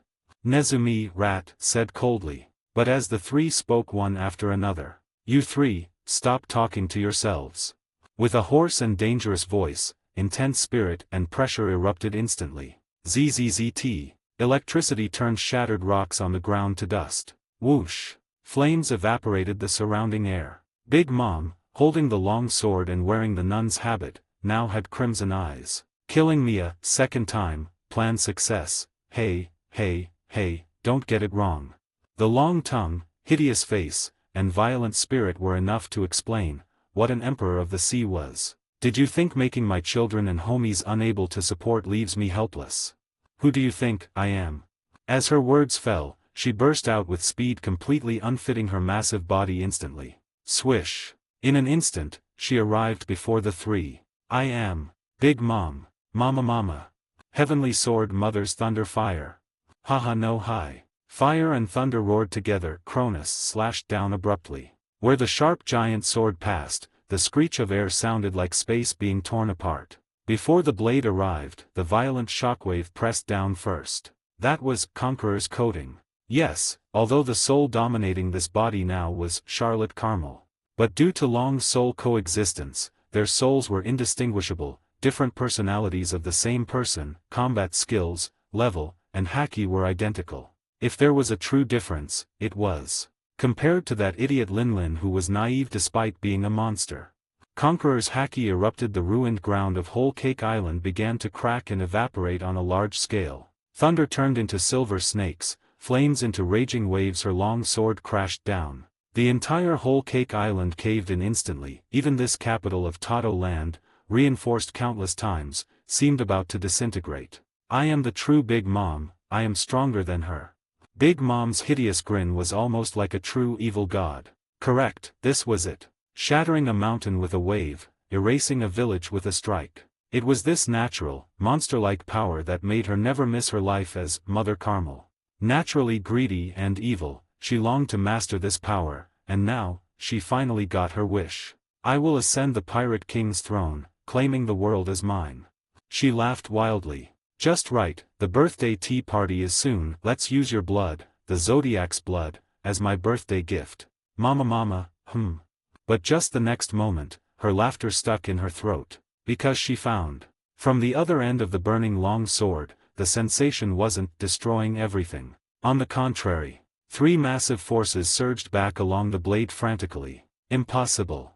She widened her crimson eyes in shock. The smugness on her face froze instantly, turning into disbelief. As the dust settled, the three figures appeared clearly. Whoosh! A surging door in space swallowed the flames. VMMM. Shining brilliance in the air ground away the lightning. Crack! A hand wrapped in flame clouds, having swallowed 1800 shadows, crushed the slash. Three hands held the blade. Actually.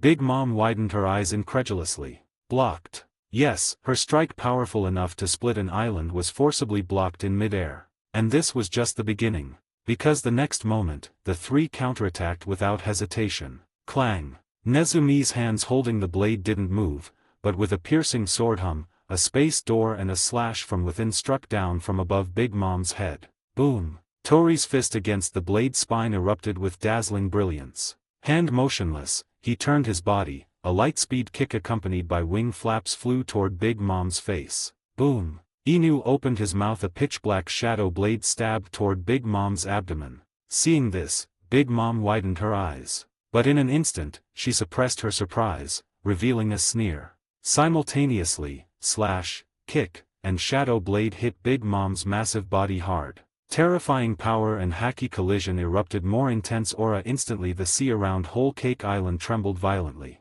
But, Mama, I will protect. Attacks were blocked by the nun's habit on Big Mom. From the habit, Cronus's hideous face grew out. Mama Mama.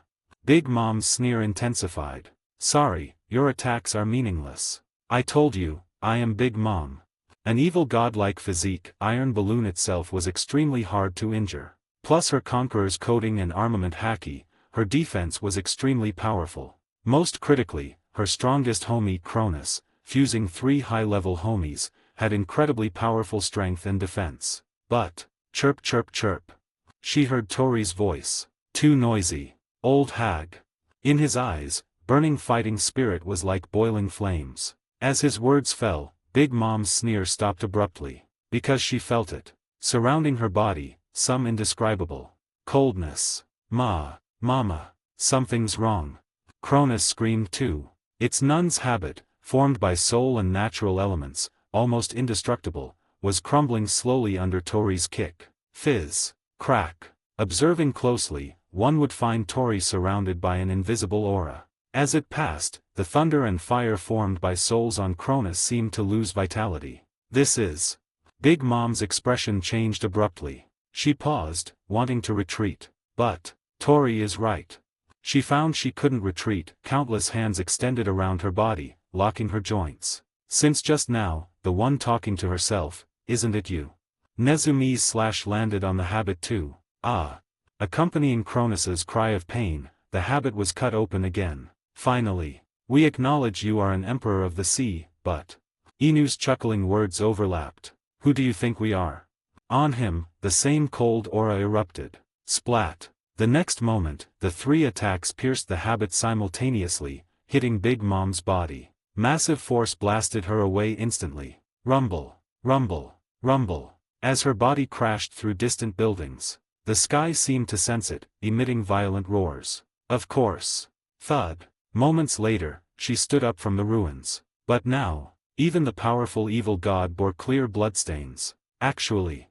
Pain made her widen her eyes, looking at the three distant figures incredulously. Yes, even Iron Balloon could be broken before sufficient power. Only few people on the sea possessed such power. But undoubtedly, the three before her were among them. Just an emperor. The voices of the three seemed louder than thunder. We are. The Zodiac. 30 advanced chapters now available on Patreon. https://www.pat-rayon.co-m/c/hollowborn. Just remove the hyphen symbol to access Patreon normally. If you like this novel, please consider leaving a review. That's helped the story a lot. Thank you. 178, Chapter 178, Suppressing an Emperor. The Power of the Zodiac. Chapter 178, Suppressing an Emperor. The Power of the Zodiac. The so-called Emperor of the Sea didn't become for emperors because of a crown passed down from ancestors. Of course, they have immense power and influence over the sea, but the reason that power and influence gathered in their hands is essentially one thing. That is power. So even if their pirate crew is annihilated, as long as the emperor themselves is alive, they are still for emperors. They are monsters among monsters, the ever victorious. On the entire sea, just being able to fight them is enough to be called a top powerhouse. And defeating or even suppressing them, that almost doesn't exist in common sense. But now, in Tato land where the fierce battle is raging, common sense is broken. Joking, right? Now, it was already night. On Liqueur Island of Tato land, a middle-aged civilian woman hiding in a building after evacuation covered her mouth involuntarily, watching the broadcast in the sky. Actually, able to do such a thing. Shock almost solidified in her eyes. Mom. Beside her, a gray-haired little girl, seemingly her daughter, looked at the sky curiously. Queen is getting beaten. Didn't you say no one dares to resist her? I. Hearing this, the middle-aged woman clearly didn't know how to answer. But her daughter suddenly had a whimsical thought. Mom, if the queen is defeated, do we not have to pay lifespan to her every year? Hearing this, the woman was even more at a loss. Big Mom defeated? She never even thought of such a possibility. But just then, boom! A guard homie holding a giant axe fell from the sky suddenly, smashing heavily, just crushing the liqueur bottle shelter where the mother and daughter were. What did you say just now? The homie struggled to stand up. Its body was broken, but its expression was extremely fierce. You want to defy Mama? Execute you. Raising the giant axe, it swung down directly at the mother and daughter. The mother hurriedly protected her daughter in her arms, closing her eyes instinctively. But, screech, accompanying the sound of flapping wings, she didn't feel pain. So, the woman opened her eyes. Then, she saw a griffin with a lion body and eagle face in front of her. Its huge claws pressed the guard homie down, crushing its steel body directly. VMMM. From the homie's body, a soul floated out, swallowed by the griffin in one gulp. At this moment, the woman seemed to see some faint cold aura surrounding the griffin. This made her hug her daughter tighter instinctively. But the griffin just glanced at her. "Go to the East Winery, battle there is over, most civilians on the island are there." A voice came from the eagle beak. Then, it spread its wings, soaring into the sky toward the Mirror of Dreams in the center of the island. The woman saw it fly to the mirror, throwing the soul in its mouth into the mirror, then flew toward another homie nearby. Only now did the woman wake up from the dream. She looked at the broadcast in the sky instinctively. Seeing the battle completely beyond her cognition, her daughter's question echoed in her mind involuntarily. "Big Mom, if defeated?"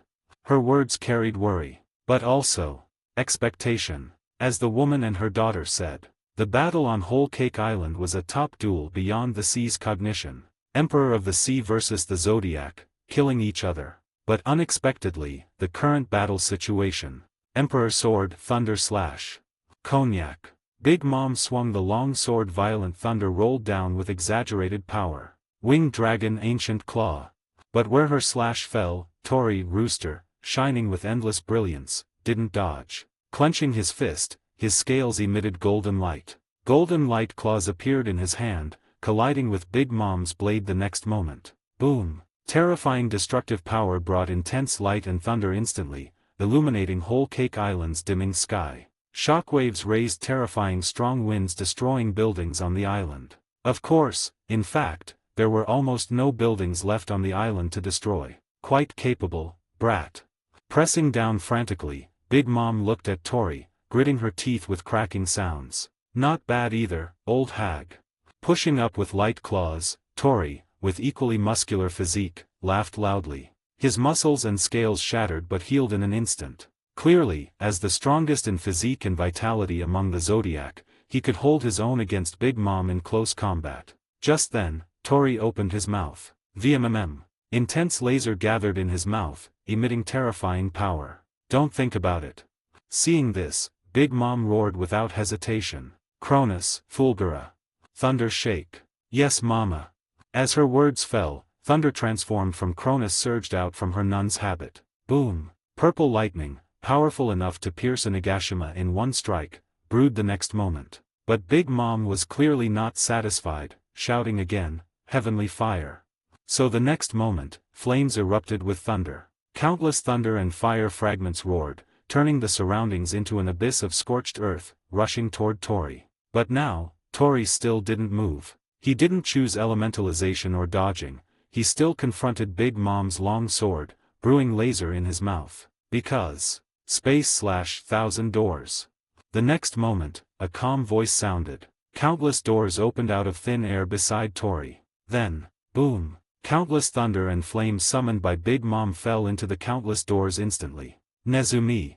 Seeing this, Big Mom roared through gritted teeth. She knew whose ability this was. But just moments later, she stopped roaring. Because, boom! Tori's long-brewed strike fired. Super light cannon, winged dragon cannon.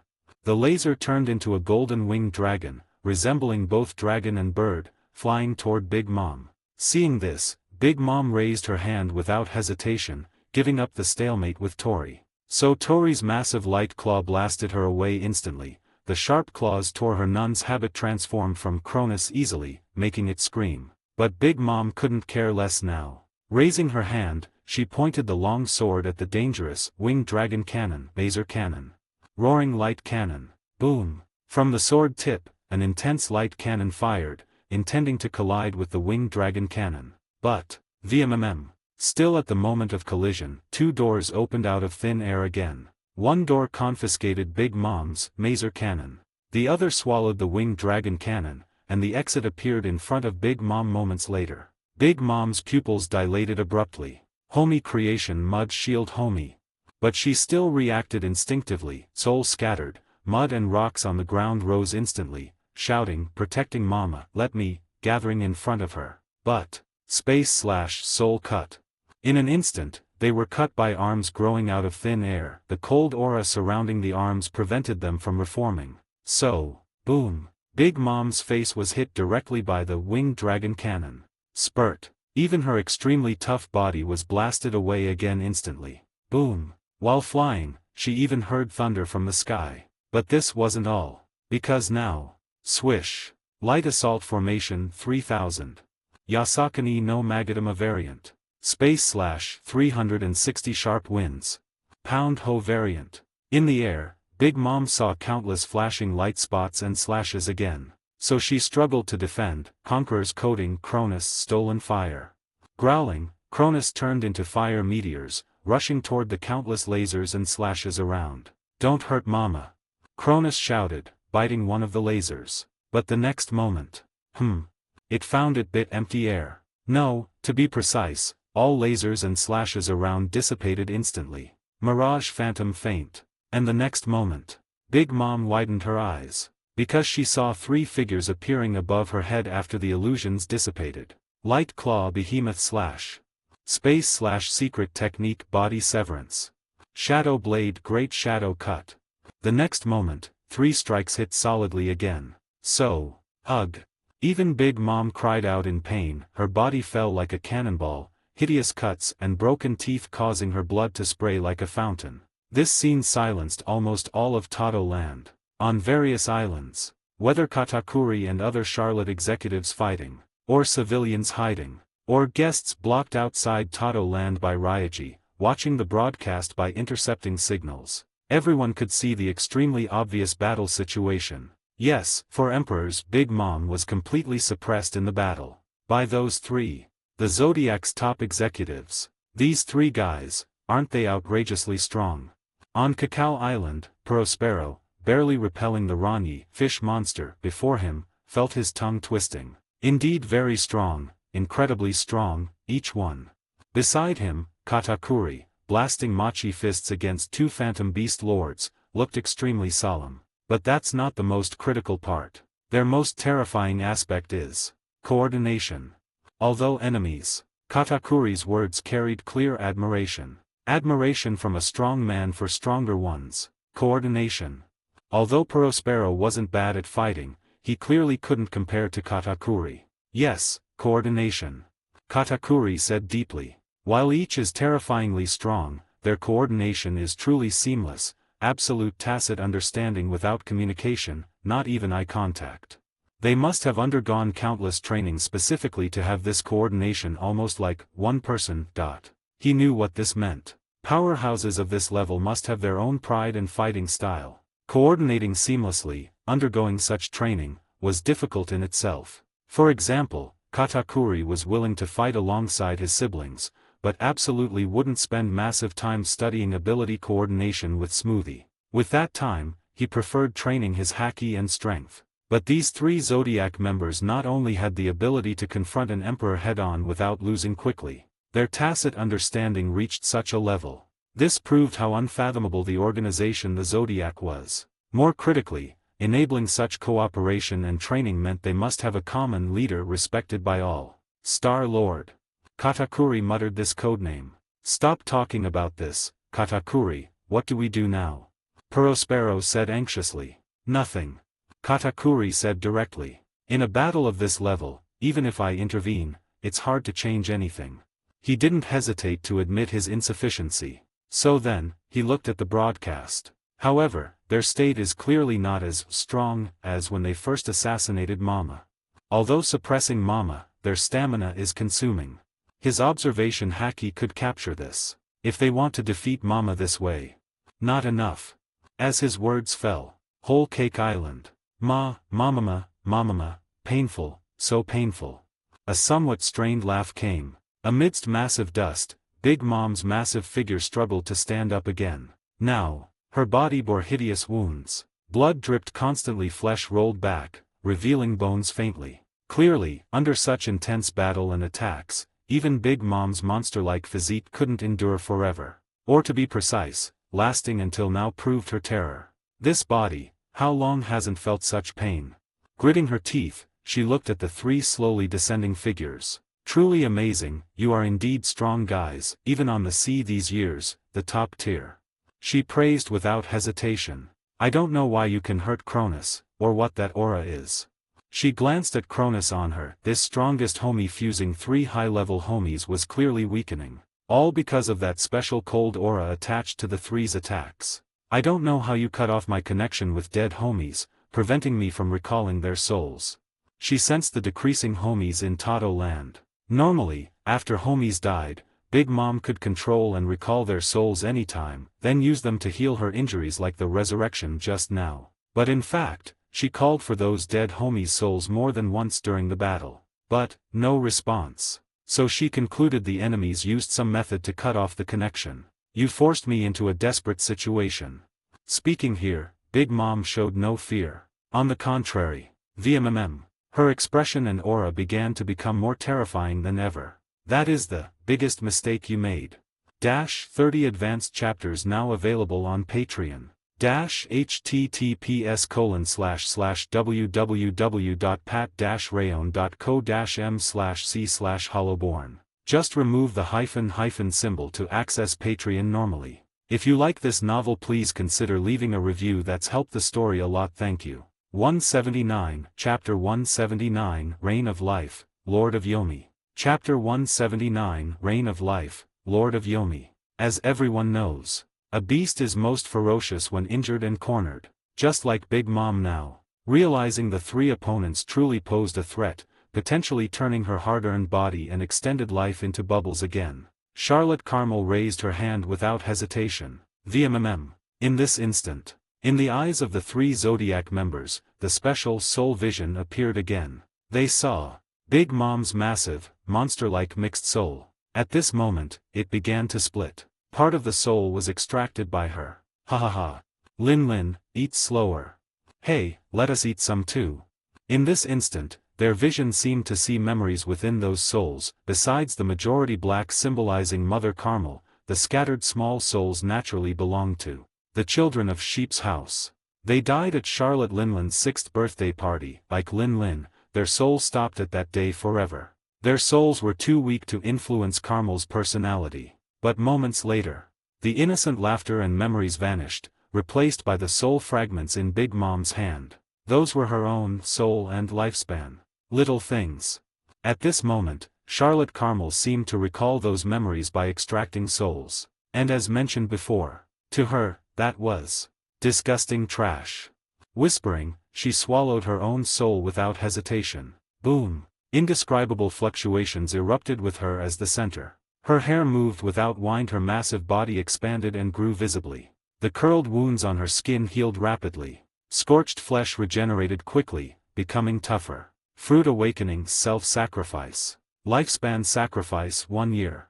Her voice became hoarser, crimson eyes devouring. Next moment, she raised Cronus again. Bang! Veins bulged on her arm. Wrapped conquerors and armament haki seemed to solidify at this moment. Elbaf spear, heavenly sovereignty. Tenakoku. The long sword swung out boldly. Space in front of the blade distorted and caved visibly, like a boulder thrown into a lake. Sharp slash and violent power turned into a massive torrent over tens of meters in diameter instantly. Earth, air, even light, everything blocking this strike was decomposed and crushed upon contact. A huge gully was plowed out, bottomless, piercing straight to the island edge. This power was on a completely different scale from before. Amidst massive dust, Big Mom, having swung this strike, sheathed the long sword casually. Boom! Just the sheathing motion raised a gale dispersing the smoke. Big Mom saw the 3 Zodiac members within the smoke. The 3 stood side by side. Torai, Rooster, stood in the center, his fists punched out, powerful physique emitting intense golden light. Nezumi, Rat, stood on the left. Countless overlapping space doors appeared before him. Inu, Dog, stood on the right. A massive shadow turned into a barrier blocking him. Clearly, all 3 defended in time. But, ha. The heavy panting, clearly declining aura, and dripping blood proved. Under that strike, they, who dominated the battle throughout, were injured. Ha! Seeing this, Big Mom laughed happily. You are strong guys, but to ensure killing Lin, you used awakening from the start, right? Mama. Fighting me in this state, do you think you can really win? She was triumphant. Although 1 year of lifespan loss was huge for this body, undoubtedly, it was worth it. These guys were too dangerous. Big Mom noticed too, at the start of the battle, to ensure the first strike killed Charlotte Linlin. Nezumi, Inu, and Tori used their strongest forms simultaneously. To Big Mom, that was clearly their respective fruit awakening. After that, their stamina consumption was obvious. But she was different. Although her awakening required a price. Killing you is enough. Amidst wild laughter, her aura climbed steadily, power from sacrifice surged continuously. Tenman Daijai Zai Tenjin. Tenjin of the Great Heaven. Just as she planned to attack again, her movement paused instantly. Because she clearly saw. VMMM. Above the heads of the Zodiac members. Sparkling things seemed to fall. In this deep night, they looked extremely eye-catching. That was Golden Rain. Big Mom reacted instinctively. But moments later, she dismissed this thought. Observing closely, the falling things weren't natural rain. Strands of golden, indescribable substance, seemed liquid, yet contained golden light. Big Mom recalled. At the start of the battle, she noticed the blue brilliance shed by the giant tree on Neverland was similar to this golden brilliance. But in the subsequent battle, since Hitsugi, sheep, didn't act, she almost ignored those things, judging Hitsugi was tasked with dealing with homies. But now, she looked up instinctively. Sure enough, the source of the golden rain was Neverland. Drops of seven-colored dew, merging with golden brilliance, turned into this golden rain. Fountain of youth water. High-level vitality essence. Combined. Dream creation rain of life. VMMM. In front of Big Mom. Torai, Nezumi, Inu's originally weak auras began to strengthen at an exaggerated speed. Weak, semi-weak, peak, and finally. Boom. The aura on the three was clearly stronger than their initial peak state. Hitsugi. Big Mom looked at Neverland above, murmuring solemnly. Then, she opened her mouth without hesitation, inhaling deeply. Whoosh! The rain of life falling from the sky was swallowed into her belly on the spot. Yes, her reaction was fast. This rain of life clearly had exaggerated recovery ability, so. If you can use it, I can too. Just right to compensate for my lost lifespan with the Fountain of Youth, HM. But while thinking this, she clearly sensed. The rain of life swallowed into her belly began to undergo a fundamental change the next moment. The originally nourishing rain of life containing endless vitality, at this moment, seemed to turn into some incredible substance of destruction. Big Mom felt she swallowed death directly. Even her extremely tough evil god body turned green visibly, her life aura declined rapidly. Reversal poison of death. Mama. Cronus, linked to Big Mom's soul, naturally noticed her rapidly declining aura. But it didn't have time to care for its mother. Because, Mama, careful, they are coming. Amidst the shout. Boom. X3. Big Mom indeed sensed three terrifying auras appearing beside her. Her pupils dilated abruptly, peripheral vision caught the figure in shining brilliance. Wings spread, surrounded by solar light, body like the sun, Tori. Winged dragon of RA form, winged dragon strike. Before Big Mom, a space door opened abruptly. Nezumi, wearing the giant warrior's hand, raised his hand slightly, aiming at her. In the air, invisible space cracks gathered and overlapped constantly. Space/Grand Secret Technique Space Severance. Finally, behind Big Mom. Boom. Aura and Violence appeared with the blue-white-haired figure. Mirage Shadow Rocks Curse of the Abyss. Correct. At this moment, the three powered by Rain of Life, liberated their strongest forms again. Will die. Will die. Will die. At this moment, Charlotte Carmel was certain. Taking these 3 hits like this, she would definitely die completely. No. Next moment, she let out a miserable roar. Lifespan sacrifice 30 years. Boom. In this instant, soul fluctuations tens of times stronger than before erupted. She felt her soul torn apart. A massive soul fragment appeared in her hand. Also in this instant, her massive body seemed drained of all moisture. Skin lost elasticity completely, pink hair turned snow-white instantly, wrinkles covered her face. At this moment, she seemed closer to herself, Mother Carmel. Yes. Regardless of the soul inside, Big Mom's body was solidly over 60, sacrificing 30 years of lifespan now. Even she faced the ultimate aging of all creatures. But even so, Big Mom swallowed it without hesitation. Then, boom, her power skyrocketed again, forcibly raised to an incredible height instantly. Eternal Tenman Daijai Zai Tenjin Thunder Fire God. Indra God of Fire and Thunder. With her as the center, destructive purple-black thunder pillars mixed with a tsunami of flames erupted outward violently. Bang! X3. Under her desperate strike, Tori's fist hit fire and thunder instantly. Nezumi's space cut was blocked by sweeping thunder. Inu collided with thunder fire. Their power was still pushing, but clearly blocked. For Big Mom, this was enough. Cronus, run! She roared. Yes, Mama. In this instant, the equally weak Cronus executed Mama's order without hesitation. Clouds rose from Big Mom's feet. Her figure flew into the sky instantly like a cannonball toward the distant sea. Yes. In this instant, the Emperor of the Sea chose to run. No, to be precise, Charlotte Carmel chose to run. She could feel the weakness in her body, the flowing away of vitality, the aging. But, I must live, I can't die here. Yes, living was enough. She finally took control of this body after years of suppression, finally occupied the dominance as Big Mom. She could cooperate with the world government again, rebuild Tato land elsewhere. As long as she lived, her ambition had hope. She still had power, could gain everything. Even if this body died, experienced as she was, she could find a gifted child and take their body the same way. As long as I escape, as long as. She looked far at Tato land's horizon. She couldn't help looking back at the receding Whole Cake Island. Then, she saw the three figures on the island. Torai, Inu, Nezumi. Their auras remained strong. But unexpectedly, they didn't chase. Big Mom had a very bad premonition suddenly. Thinking carefully, she realized many strange things about this battle. That rain of life could have fallen earlier. Falling earlier would have forced her to run sooner. Her homies' souls couldn't be summoned after death. And, since the start of the battle, the occasional thunder-like roar from the sky. Boom. Yes, this sound. Big Mom looked up at the sky instinctively. Then, her pupils shrank abruptly. Because she could see above the dark sky. Above the seven-colored Neverland, a figure stood. Someone who hadn't appeared in the battle from beginning to end. Wearing a pig mask. The zodiac, Hitsugi, pig. But what shocked Big Mom was. Hitsugi's figure was clearly semi-transparent. Another transparent him seemed to overlap with him. Big Mom recognized at a glance. That was his soul. But what truly terrified Big Mom most, was beside Hitsugi. Mama. Mama. Mama.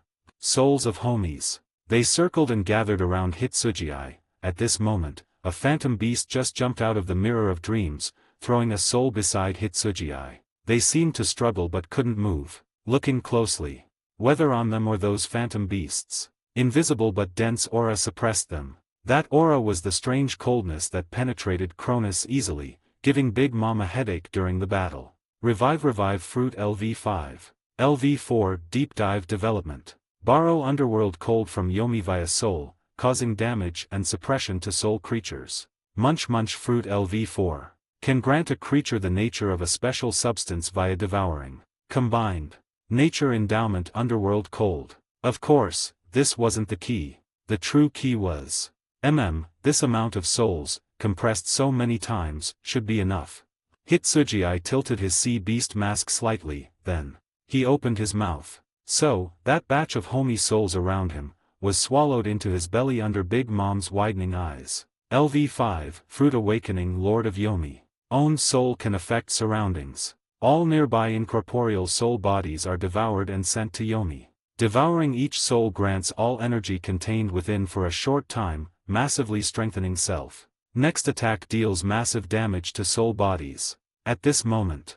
Boom. After swallowing those souls, Big Mom heard that strange, piercing thunder again. But this time, she finally understood what it was. From the start. Yes, from the start, the opponent's goal was simple. If assassination failed, a frontal confrontation was inevitable. Was killing an emperor in frontal confrontation hard? Yes and no. Not hard if the emperor fought to the death. Defeating him would kill him. Hard if an emperor insisted on running. Almost no way to kill her inevitably. Charlotte Linlin might be the former. Undoubtedly. Charlotte Carmel was the latter. So, this scene occurred. The seemingly important battle on Whole Cake Island was essentially a feint. The seemingly unimportant killing of homies in Tato land to collect souls, was the true goal, the truly fatal, long-prepared strike. At this moment, fangs were bared. Sorry, I. Just then, Hitsuji looked at Big Mom. A mark appeared on Big Mom. Caught you, Emperor. Mark fruit mark. He opened his mouth. 500 times limit compression. Lord of Yomi's Soul Canon. -30 advanced chapters now available on Patreon. https://www.pat-rayon.co-m/c/hollowborn. Just remove the hyphen symbol to access Patreon normally. If you like this novel, please consider leaving a review. That's helped the story a lot. Thank you. 180, Chapter 180, Smiling Surrounded by All Living Beings. Chapter 180, Smiling Surrounded by All Living Beings. The sky over Tado Land was still pitch black. So at this moment, everyone fighting or hiding in Tado Land could clearly see the dazzling brilliance erupting from Whole Cake Island's direction. Compression started from the beginning of the battle. Opportunity brought by tacit coordination. In this instant, power erupting made the entire sea surge instantly. Seawater evaporated, sea surface caved in, fire burned on the sea. The shattered nun's habit and flesh evaporated together. In the sky, dots of light dust were shining. Untouched by firelight, they gathered like a winding river, circling eternally. Those were the souls of homies devoured by Hitsuji pig in this strike, or rather, the lifespan and souls contributed by Tado Land's citizens over the years. The faint glow on them represented their impending departure to the Pure Land, to Yomi. Soul glow is the most dazzling, so at this moment, what appeared on the sea seemed like blooming fireworks. Result clear. Victory decided. For Emperors, Big Mom defeated. Queen actually. Mama.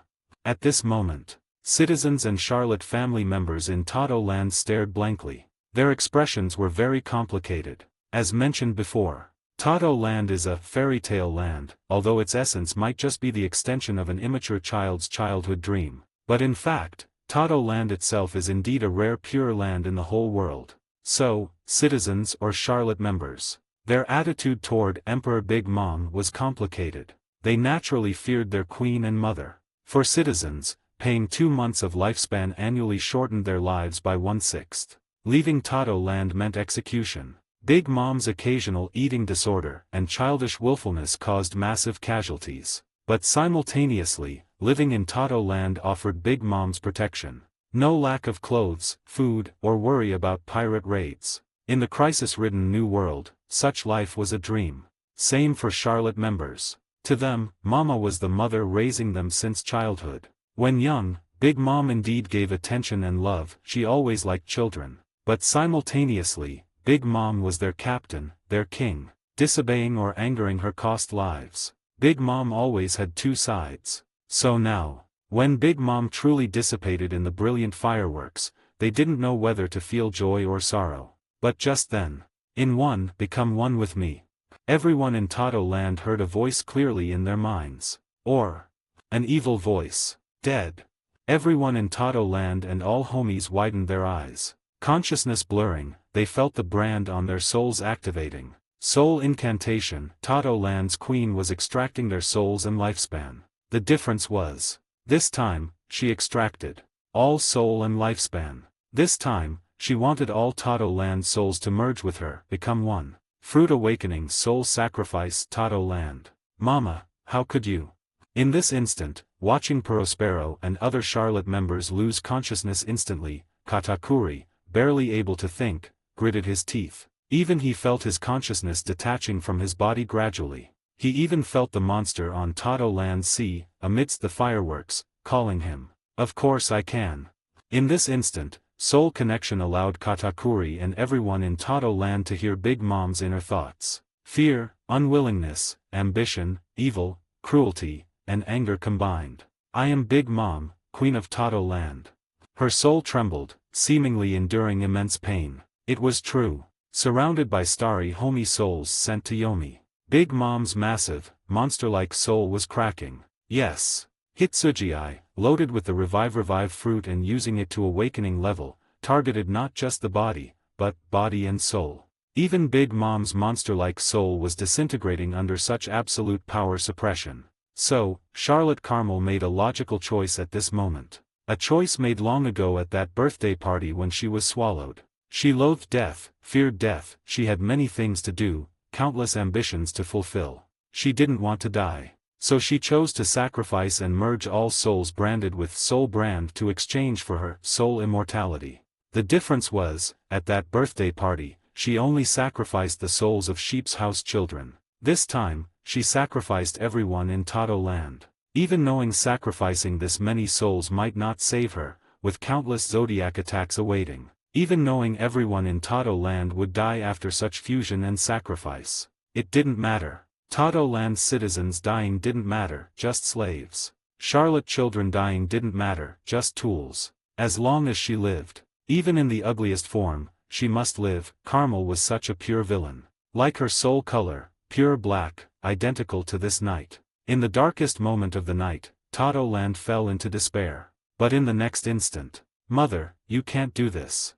Through the soul link, everyone in Tato Land heard that voice. An innocent, childish voice. With this voice, everyone found the soul pull weakening instantly. Their souls began to fall back, returning to their bodies. But they still heard Carmel's angry and incredulous voice, "Lin Lin." They understood the answer naturally. In fact, they could see through soul vision. On the central sea of Tato Land, on the soul monster fused with countless souls, accompanying soul disintegration, the soul belonging to Charlotte Lin Lin began to shine with final light again. Clear, transparent, innocent pink. Yes, at the final moment of soul shattering, Big Mom's monster-like soul finally separated. Charlotte Lin Lin's soul awakened from silence. What she did was obvious. "Lin Lin, you monster, how many times will you ruin my plans?" Carmel's roar carried desperate resentment. "Mother." But Lin Lin just smiled. Tato Land is home, everyone, is family. That was her long-held wish. "Bullshit home, you bast."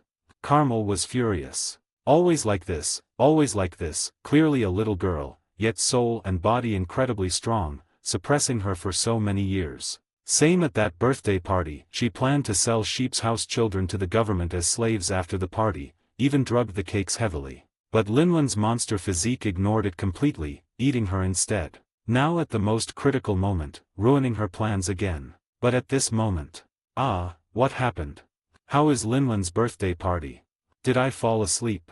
Deep in Carmel's soul, voices came out. Confused childish voices. Faintly, shadows appeared in Big Mom's scattered soul. Long Arm Tribe, Long Leg Tribe, Fishman, Snake Neck Tribe. Yes, those were the children of Sheep's House. With the soul shattering and Carmel's suppression fading, they woke up too. "So sorry, didn't mean to hurt everyone." Lin Lin apologized. "Sorry, I am a monster." "But clearly, what are you saying?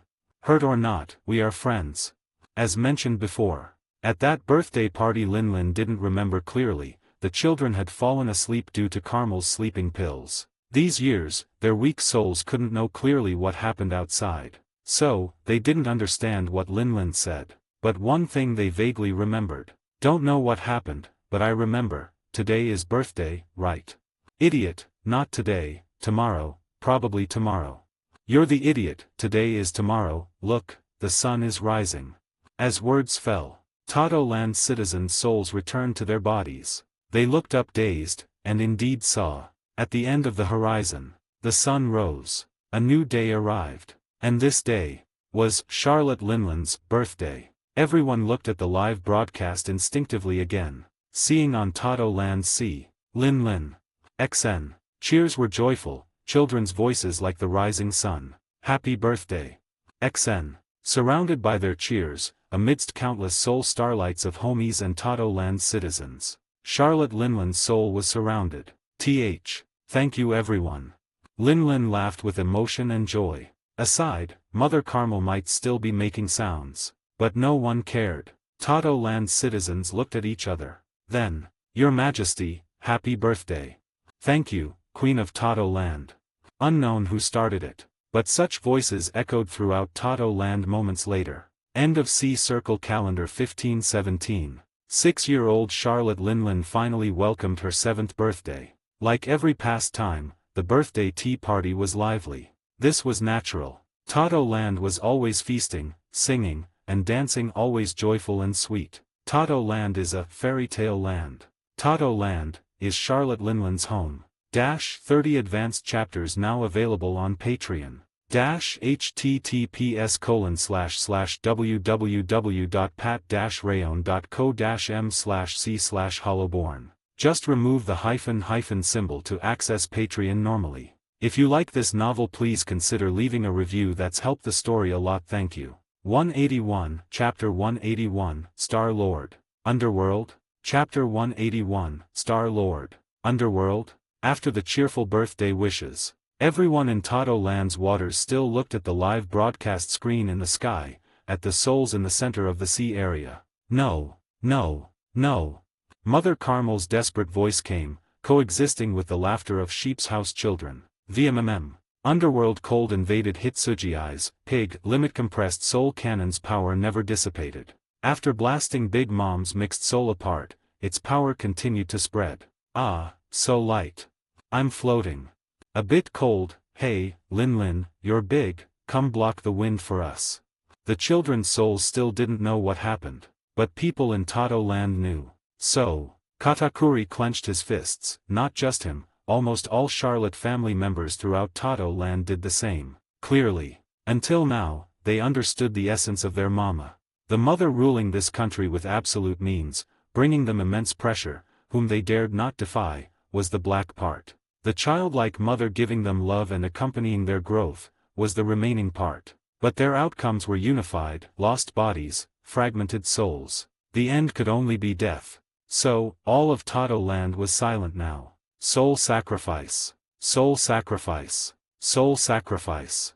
Lin, don't stop me, do you understand? We are one, we will die. Only Mother Carmel's resentful and desperate wailing still echoed on the sea. But in the next instant, noisy.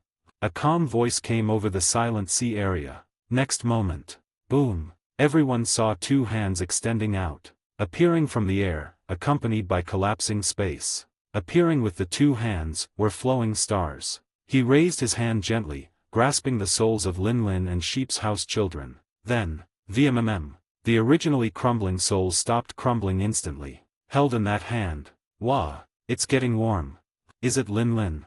Children's voices came. They clearly didn't know what happened. Ah, I seem to remember you. Only Linlin's soul seemed to sense something. Compared to other children, her soul, capable of suppressing Mother Carmel, was also monster level. It's you. Before she finished, the pitch-black soul nearby screamed. Save me. Save me. Please, please. You have the ability to protect souls, right? I can serve you, I can. Before she finished, she saw the other hand reaching toward her. Mother Carmel almost thought she was saved, shouting joyfully. But moments later. No. You, what are you doing? No, I. Her wailing was cut short. Her pitch-black soul was grabbed by that hand. Then, crushed instantly. Pitch-black soul scattered. The figure finally appeared fully in the sky. Mask and robe with flowing stars, standing amidst scattered soul stardust. He seemed even more dazzling than the sun on the distant horizon. At the same time, everyone in Todo Land and outside Todo Land's waters could clearly see. In this instant, whether Tori, rooster, Inu, dog, or Nezumi, rat, standing on Whole Cake Island, well, now called Whole Cake Island Ruins, or Hitsuji, sheep, and Inashishi, pig, and countless dream creatures standing on Neverland, or Ryaji, dragon, controlling the weather in the sky outside Todo Land's waters. Now, they all turned to the position where that figure appeared. Then, Hitsuji took off his hat, Nezumi bowed, Tori folded his wings, Inu bowed slightly, Ryaji lowered his head, Inashishi placed a hand on his chest. Leader. X6. This scene was naturally enough to make everyone in Todo Land feel like they were in a dream. Those were the powerhouses who almost blockaded all of Todo Land not long ago, initiated a total war against an emperor, and finally killed the emperor. But now, they showed such clear respect to that figure. Needless to say, everyone naturally knew the identity of that figure. Star-Lord. Linlin's soul murmured in a low voice. Thank you. She said. The stars will protect pure souls. Star-Lord said calmly and gently. Have a good sleep. As his words fell, Linlin and Sheep's House children's souls gradually fell asleep. Invisible spirits appeared out of thin air, accommodating these souls. They seemed to become part of the stars in his hand. And it was true. Fused fruit paramecia underworld fruit, maifu no mi, LV5. Fusion materials, revive fruit LV5 plus soul fruit LV3 plus hollow fruit LV5. Fruit effect, gather abilities of 3 fruits simultaneously. Gain underworld cold and absolute suppression over souls. Grant oneself a perfect resurrection chance for the soul to return from Yomi to the living world once. Can create soul creatures, homies, and soulless spirits at will. Soulless spirits can accommodate souls not completely dead, preserving and reshaping/healing them. Can project own soul out of body, merging own soul into certain objects, temporarily turning into a homie and controlling the object completely. Extra fusion effect, this is underworld, Miedo.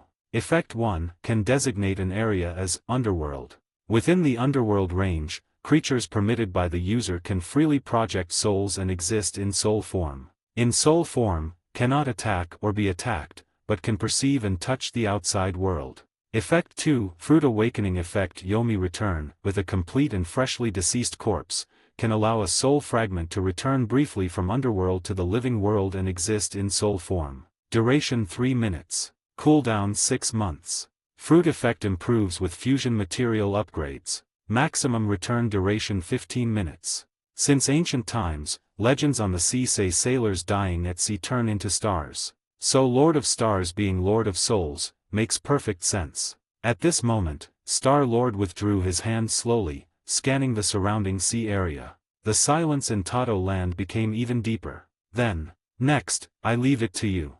Star-Lord ordered calmly. Yes. X6. The 6 Zodiac members bowed again in unison. Star-Lord nodded, turned around, and vanished into the air again, as if never appeared. Only the starlight scattered and remaining in the air, and those disappeared souls, could prove everything just now wasn't a dream. 30 advanced chapters now available on Patreon. https://www.pat-rayon.co-m/c/hollowborn. Just remove the hyphen symbol to access Patreon normally. If you like this novel, please consider leaving a review. That's helped the story a lot. Thank you. 182, Chapter 182, So, what is the price? Chapter 182, So, what is the price? Star-Lord's departure was as mysterious as his arrival. But the shock brought by that strand of scattered starlight to the whole Tato land wasn't small. Mama's soul was. On Cacao Island, Prospero held his head with both hands, his long tongue waving up and down like waves. Here they come.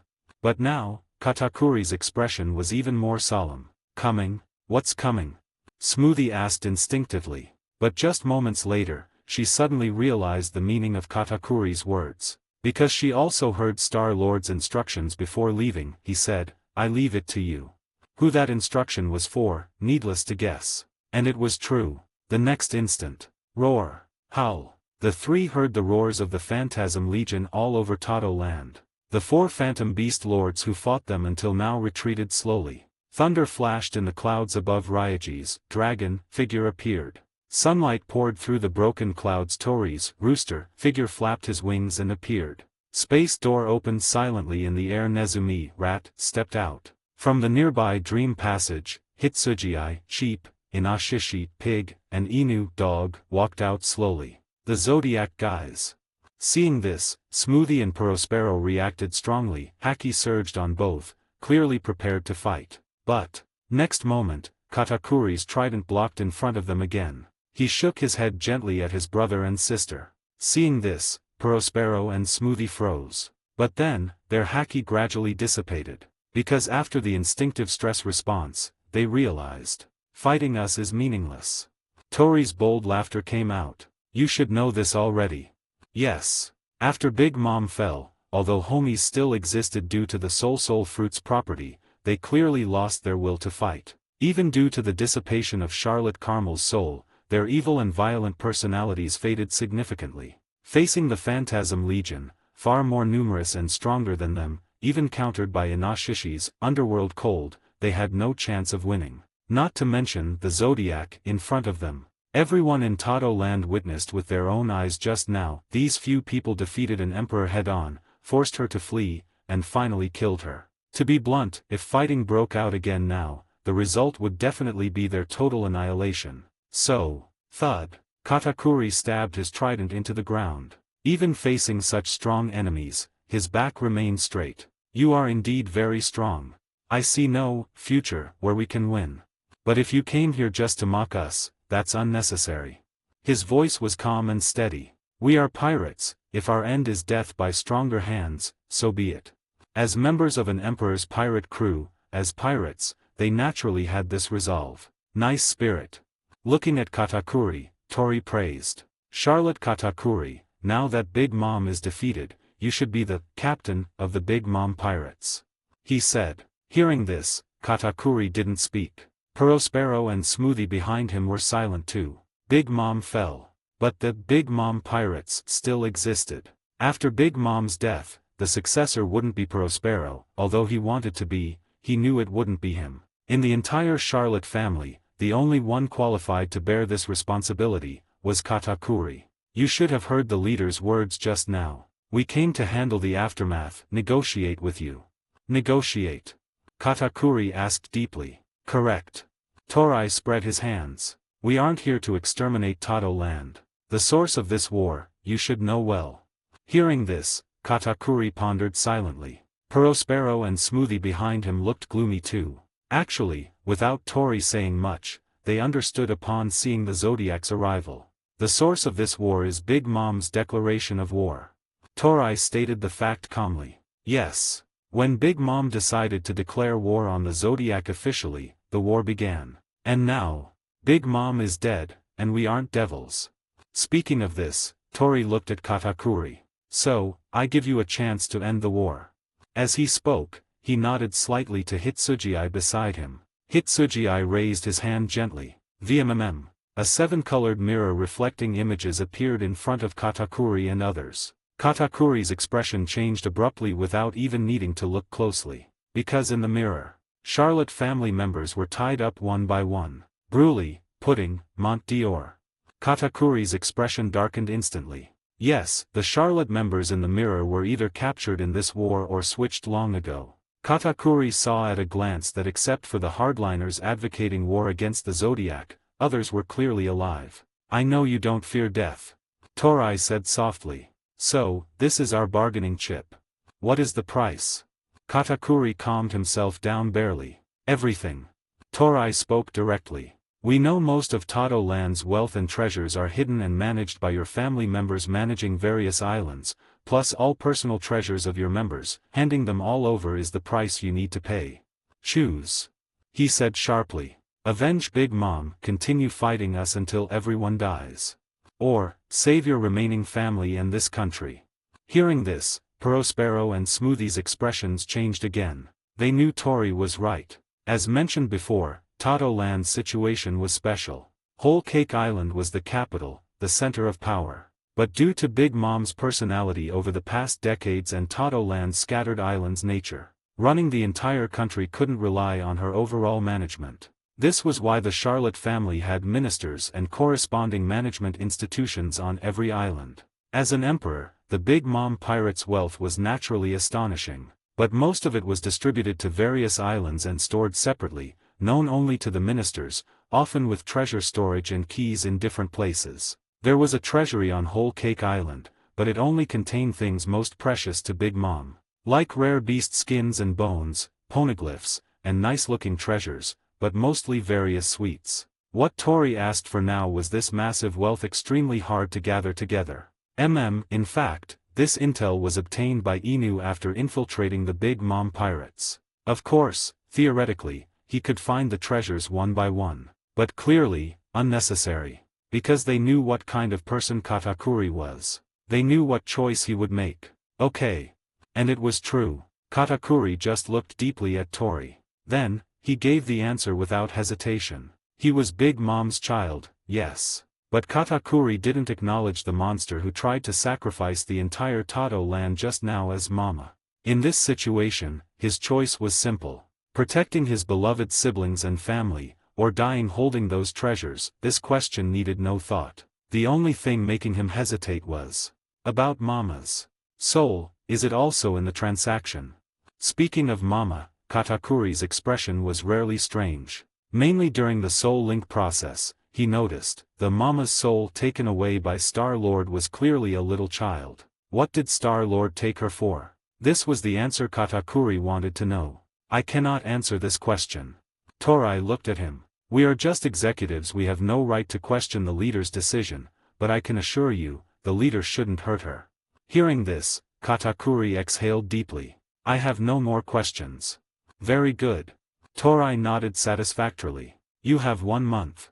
In 1 month, someone will notify you of the transaction location.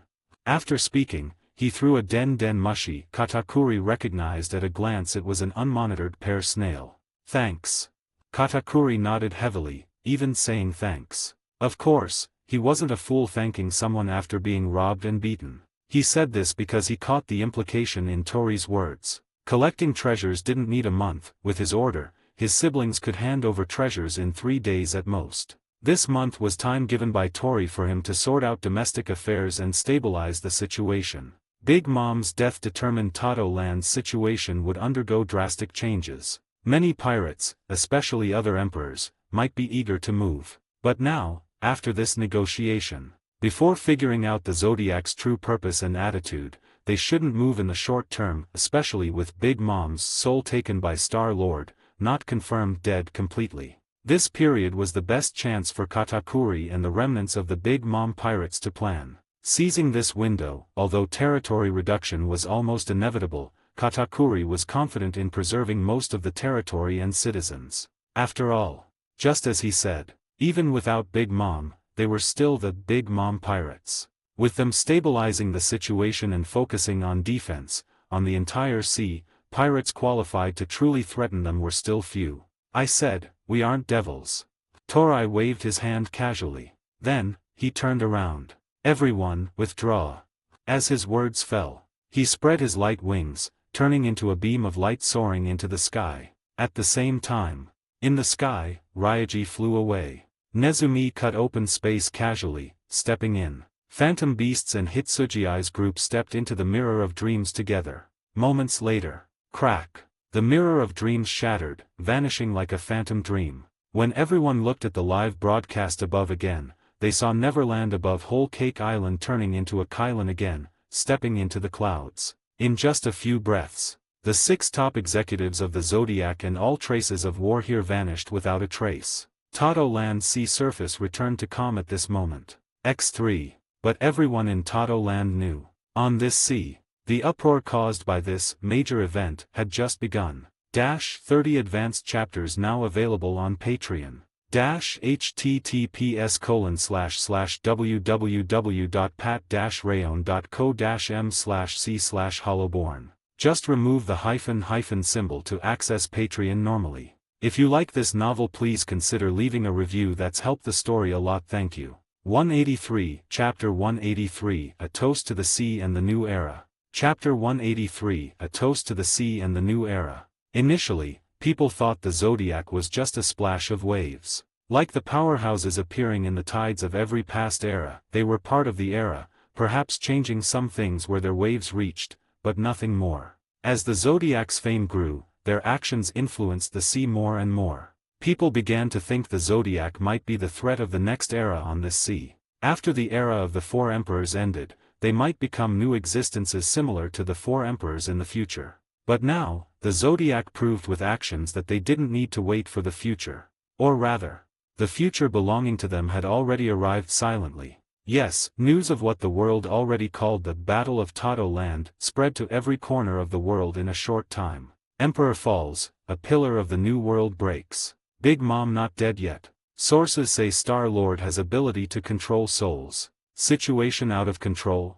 New World pirates raid Tato Land. Pirate Guru Akoku suspected dead on Whole Cake Island too. New bounties released. Hitsugi, Inu, 2 more Zodiac members added. Ryaji's bounty updated. Warlord, Gecko Moria, died at his hands recently. Government experts analyze subsequent impact of Tato Land battle for you. Big and small newspapers worldwide, even obscure tabloids usually reporting gossip, began printing extra editions uniformly. The most absurd thing was that each publication focused on different points. To be blunt, Whether Hitsuji, sheep, owner of Neverland, or the newly appeared Inu, dog, or the fall of a warlord and the recently discovered pirate guru Akoku, each news alone was enough for a headline. But now, these sea-shaking news items were recorded casually in the same issue as if free. And people's desire to buy these newspapers was unprecedentedly strong, because the concept this time was different from before. Robbing heavenly tribute, destroying Sabayati,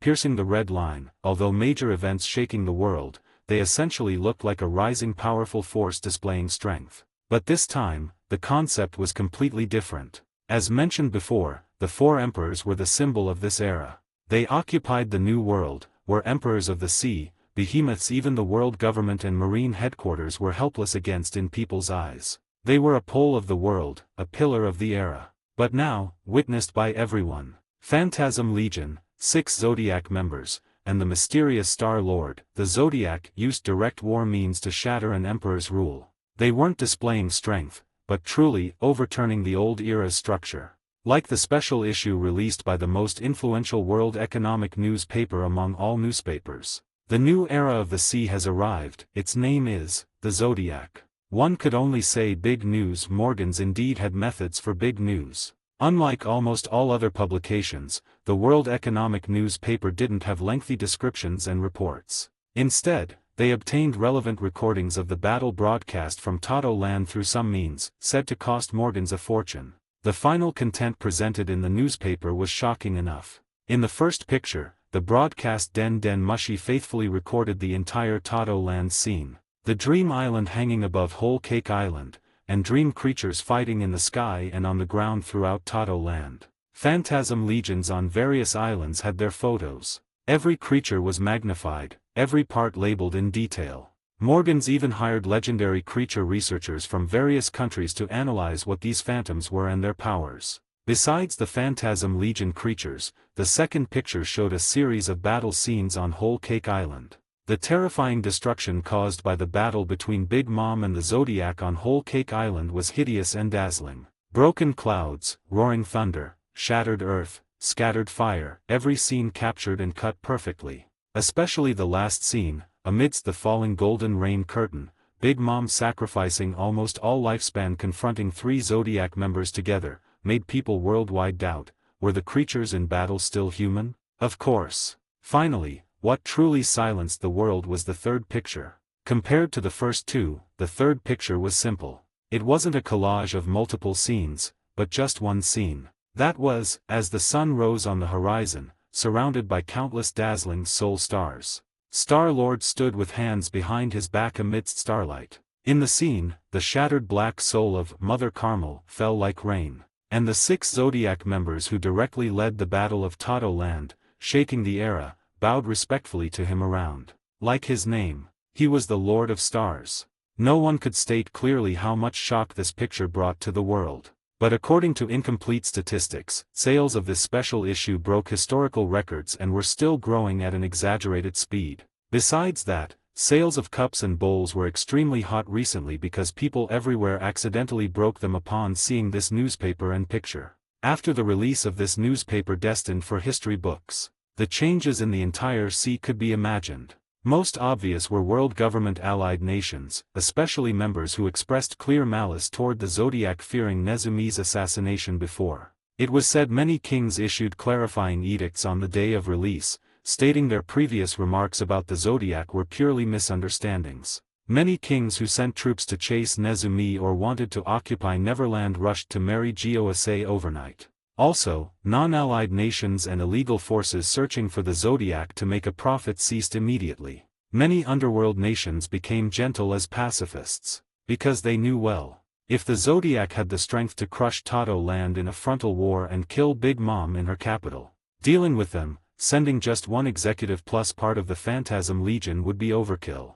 Those in power feared power beyond their cognition most, so they naturally became very obedient. Besides them, pirates, marines, civilians, revolutionary army, world government, forces big and small on the sea naturally took their own actions. Of course, among all forces, what the sea focused on most was naturally existences similar to Big Mom, namely, other 4 emperors. New World, Gururarara, Gulp Gulp, Ha! On the Moby Dick, Whitebeard drank the fine wine in his cup in one go. Thud! The huge cup was put down, its heavy weight shaking the nearby deck. Lin Lin was killed. Confirmed killed according to intel, and heard her soul was taken too. Beside Whitebeard, Thatch, pouring more wine under Marco's "That's enough" gaze, said emotionally. Star-Lord's ability, truly weird. Not just showing terrifying destructive power piercing the red line before, but now displaying soul control. What exactly was his fruit ability? Seemed more abnormal than Pop's. Muttering internally, Thatch looked solemn. And the Zodiac is indeed strong. Only 6 appeared, each a terrifyingly strong ability user. Speaking of this, other Whitebeard Pirates members looked solemn too. Yes. As the Whitebeard Pirates dominating the sea for years, they were confident in their strength. They believed under Pop's leadership, they were the strongest among for Emperor's crews. But even so, they acknowledged the Big Mom Pirate's strength. Killing Big Mom directly in her lair Toto Land, even if the Zodiac planned it, this was absolutely shocking enough to them. So naturally, they became wary of the Zodiac. But now, compared to his sons, Whitebeard seemed unconcerned. How is Linlin's territory now? He asked casually. Situation is stable. Yozu said deeply. Some reckless pirates tried to attack Toto Land recently but were annihilated by Charlotte Katakuri leading the Homie army, deterring many. And since the Zodiac left not long ago, seemingly saying something to Katakuri before leaving, capable guys are still watching. But according to intel, Katakuri started organizing Charlotte members to evacuate civilians to core islands, and homies started building defenses. By the way, they seem to be transferring massive treasures recently, even willing to sell Toto Land video info to Morgans, so we guess the Zodiac made berries-related demands. Despite his rough appearance, Yozu organized intel quite logically. Linlin's second son. Whitebeard grinned. That kid is indeed good. Saying so, he clearly had no interest in intervening, attacking Toto Land. Seeing this, Whitebeard Pirates members weren't surprised. They knew their Pop's personality. He would occupy territories and plunder like a pirate, enjoying notoriety on the sea. But, attacking her children while Big Mom died, killing the man trying to protect his citizens and siblings, that wasn't something Whitebeard would do. What about Kaido and red-haired brats? Whitebeard continued asking. Red-haired as usual, no movement, just seemed to leave his territory once recently. Speaking of this, Flower Sword Vista replied casually. As a swordsman, he gathered intel on red-haired most diligently. He knew Shanks shared similar views on territory occupation with Whitebeard, not interested in Toto Land. The only surprise was, Kaido has no movement either. Even Whitebeard seemed surprised. Unlike Whitebeard and Shanks, Kaido of the Beasts was a man putting ambition almost on the surface. Yet facing Toto Land without an emperor now, he had no movement, which was strange. Maybe because of his past friendship with Big Mom. Vista could only guess, looking at his Pop's friendship. Hearing this, Whitebeard laughed again. Gururururera. He raised the cup again, drinking it all, seemingly recalling past years. That kid indeed had good friendship with Lin Lin. Knowing she lost, he probably wailed loudly. But speaking here, Whitebeard's tone became stern. But, bound by friendship? He's not that kind of pirate. Whitebeard clearly knew Kaido very well. Other Whitebeard Pirates members weren't surprised hearing this. They fought Kaido more than once, so they knew. Kaido of the Beasts was indeed a bold man, even wailing for a rival's death when drunk. But regarding his ambition, he was the purest pirate, not bound by character or morality. Respecting rare strong opponents, then killing them by any means. That was Kaido's style. So compared to Red-Haired and Big Mom, in Whitebeard Pirates' view, Kaido was actually the closest rival in recent years. I heard he seems close to Joker recently, discussing something important, said to even go. At this moment, Marco, who had been silent with a dark face, spoke reluctantly. I think he didn't move on Toto Land, maybe related to this, he can't spare time recently. Ha, Joker, the Don Quixote brat. Whitebeard said, then looked at the empty huge cup. Hey, Marco, pour wine, agreed on 3 cups today, right? You are cheating. Hearing this, Marco with a gloomy face finally couldn't bear it. Agreed on 3 cups today, but who knew the old man would use this trick? I clearly put away those cups bought in Elbaf. Who knew you had won? 2 cups are already the limit, how can I pour the third?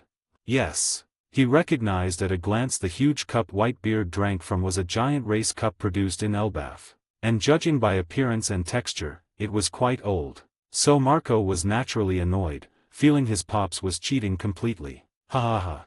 Marco, totally outplayed. Zay ha ha ha ha, as expected of pops. Hey, Teach, your injury from last battle isn't healed, don't laugh so loud. Other Whitebeard Pirates members laughed together. Ha. Hearing this, Whitebeard looked sharply at the unfilial son. Hey Marco, I said it, once a man makes a promise, he must follow through. Silly son, pour wine for your father. Hearing this, Marco gritted his teeth in anger. You stubborn old man. He shouted angrily, clenching his fist, wishing to punch his old man. But finally, he was helpless, pouring wine for his pops. Gururururera, I am Whitebeard. Whitebeard didn't care about his son's complaint. When the cup was full, he raised it again. But unexpectedly to Marco and all Whitebeard Pirates members, Whitebeard didn't drink the wine in one go. He stood up, holding the huge cup, walking to the bow. Hey, you guy. Raising the cup high, looking at the distant sea, he said. His gaze seemed to penetrate the sparkling sea, returning to 32 years ago. Under that huge world tree, he raised a toast to a man who came back from the dead. Yes. Marco's guess wasn't entirely correct. The cup in Whitebeard's hand wasn't hidden by him. On the contrary, this cup was always in the captain's room on Moby Dick, in his most precious treasure chest. Because as Whitebeard just said to him, promise and friendship were most precious. And this cup carried a promise. Taking it out today wasn't just for drinking. More importantly, he confirmed that matter now. The new era you chose has begun. Gururururera. He laughed, pouring the wine from the cup. Fine wine reflecting sunlight sprinkled into the sea. Splash. The sea rippled, drinking the wine fully. Then, Whitebeard turned around. Looking at the puzzled children behind him, he didn't explain. Brats, today. Let's have a banquet. 30 advanced chapters now available on Patreon. https://www.pat-rayon.co-m/c/hollowborn. Just remove the hyphen symbol to access Patreon normally. If you like this novel, please consider leaving a review. That's helped the story a lot. Thank you. 184, Chapter 184, Power Has Never Fallen. Chapter 184, Power Has Never Fallen. While the entire sea was in uproar over the Battle of Tato Land, Mary Gosa, Room of Authority, killed Big Mom, and mastered the power to control souls. Holding one of the supreme grade blades, Shodai Kaiditsu, warrior god of finance, Ethan Baron v. Nusjuro adjusted his glasses. Basically confirmed, right? He is that person from God Valley back then. Can't be fully confirmed yet. Beside him, warrior god of agriculture, Shepherd Jew Peter shook his head. Still missing the 2 most critical parts, and we can't lock his location now. He will appear again eventually, or we can take initiative to draw him out. Cannot act rashly, or we'll alert the enemy. Opportunity comes only once. If missed, it's no longer an opportunity. Still waiting? Wait until he knows what rocks did back then. The 5 elders rarely argued, but just then. Wait, confirm his identity. From deep in their souls, such a thought came. Once confirmed, erase him at all costs. That thought was so strong and clear, even suppressing all their own thoughts. Also, confirm the safety of Davy Zebek's legacy immediately. Especially in the last thought, the cold and violent killing intent made the 5 elders feel their souls freezing. Yes, Lord Immo. So, even though the other party wasn't here, they bowed respectfully in unison, promising so. At all costs. These words were enough to prove how wary Lord Immo was of that Star Lord. After all, in that long time ago, even facing Davy and Joy Boy. Although wary, Lord Immo never issued such an order. For that lord who lived countless years, losing composure was rare. As Immo's will gradually faded from their souls, they breathed a sigh of relief, standing up from prostration. Then, how to handle the proposal of those kings? They stopped discussing Star Lord, because Lord Immo had decided, and they only needed to obey. Speaking, Mars looked down from the Room of Authority. At the entrance of Pangaea Castle below, those gathered were all kings of world government allied nations, nominally the noblest of this world. But clearly, Mars didn't think so. They want to convene the levely early, and demand government funding to gather strong people via world conscription to form a World Alliance Army, to protect allied nations, and demand kings manage the Alliance Army's command center.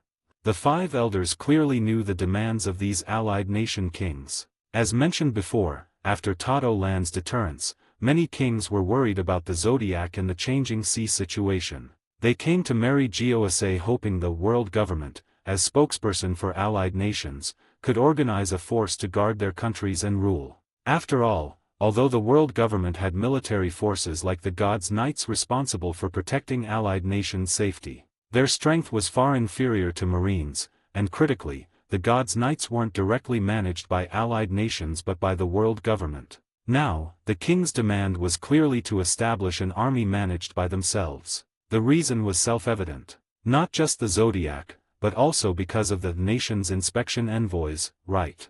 Nusjuro pointed out the reason calmly. Yes. Many kings proposed this demand, clearly influenced by the world government sending special envoys to inspect nations recently. They felt the world government's action was attempting to seize their power. But here lay the problem. Power. When did it ever fall into their hands? Warcury stroked his beard. Want to establish a self-managed alliance army? Noisy bugs really dare to think. World Alliance Army? What a joke. That was what the five elders detested most. Pick two jumping happily, find a reason to deal with them. Let CP do it, then support their obedient offspring to succeed. Agreed. Agreed. Agreed. In a few words, the fate of several kings was decided. After deciding how to persuade some restless allied nations. Next, the five elders discussed other key issues. About curbing the Zodiac's fame now. Mars asked solemnly. Speaking of this, other five elders frowned too. They received Imu's message before, no need to hide intel on the Zodiac anymore, but investigate thoroughly to find Star-Lord's whereabouts. Hence the exaggerated bounties and nation's inspection envoys. But not hiding didn't mean ignoring. After this event, the Zodiac's fame was evidently too big, they must suppress it. Among the new generation of Marines, isn't there one codenamed Black Goat, Kuroyage? Jupiter frowned. Yes, the one who defeated Shiki before, good strength, should be a good blade in the future. Heard many in the Four Blues think he will be the main force against the Zodiac. Nusjuro nodded. Speaking of this, the other three elders realized their colleague's meaning. When fighting evil and covering truth, setting up an idol was always good. They were experienced in this. Use some resources, let Marine headquarters promote him. The Zodiac's fame is too big recently, just Marines might not be enough. Let an ice lobby join the promotion, exaggerate a bit, add some credit to him. He might not accept it, every era has such fools. Not up to him, Garp didn't want to accept, but had to in the end. Also, the recently replenished warlords can join the promotion. Kuma confirmed accepting modification, should cooperate well. But Gecko Moria's successor isn't decided yet. I have a candidate here, recommended by Vinsmoke Judge of Germa 66, an allied nation. Like in the past, the five elders in the Room of Authority discussed issues enough to change the sea situation. Marine headquarters, an ice lobby, 7 warlords, world government allied nations, everyone was a pawn in their hands. 800 years ago, so. 800 years later, also so. True power in this world has never fallen. 30 advanced chapters now available on Patreon.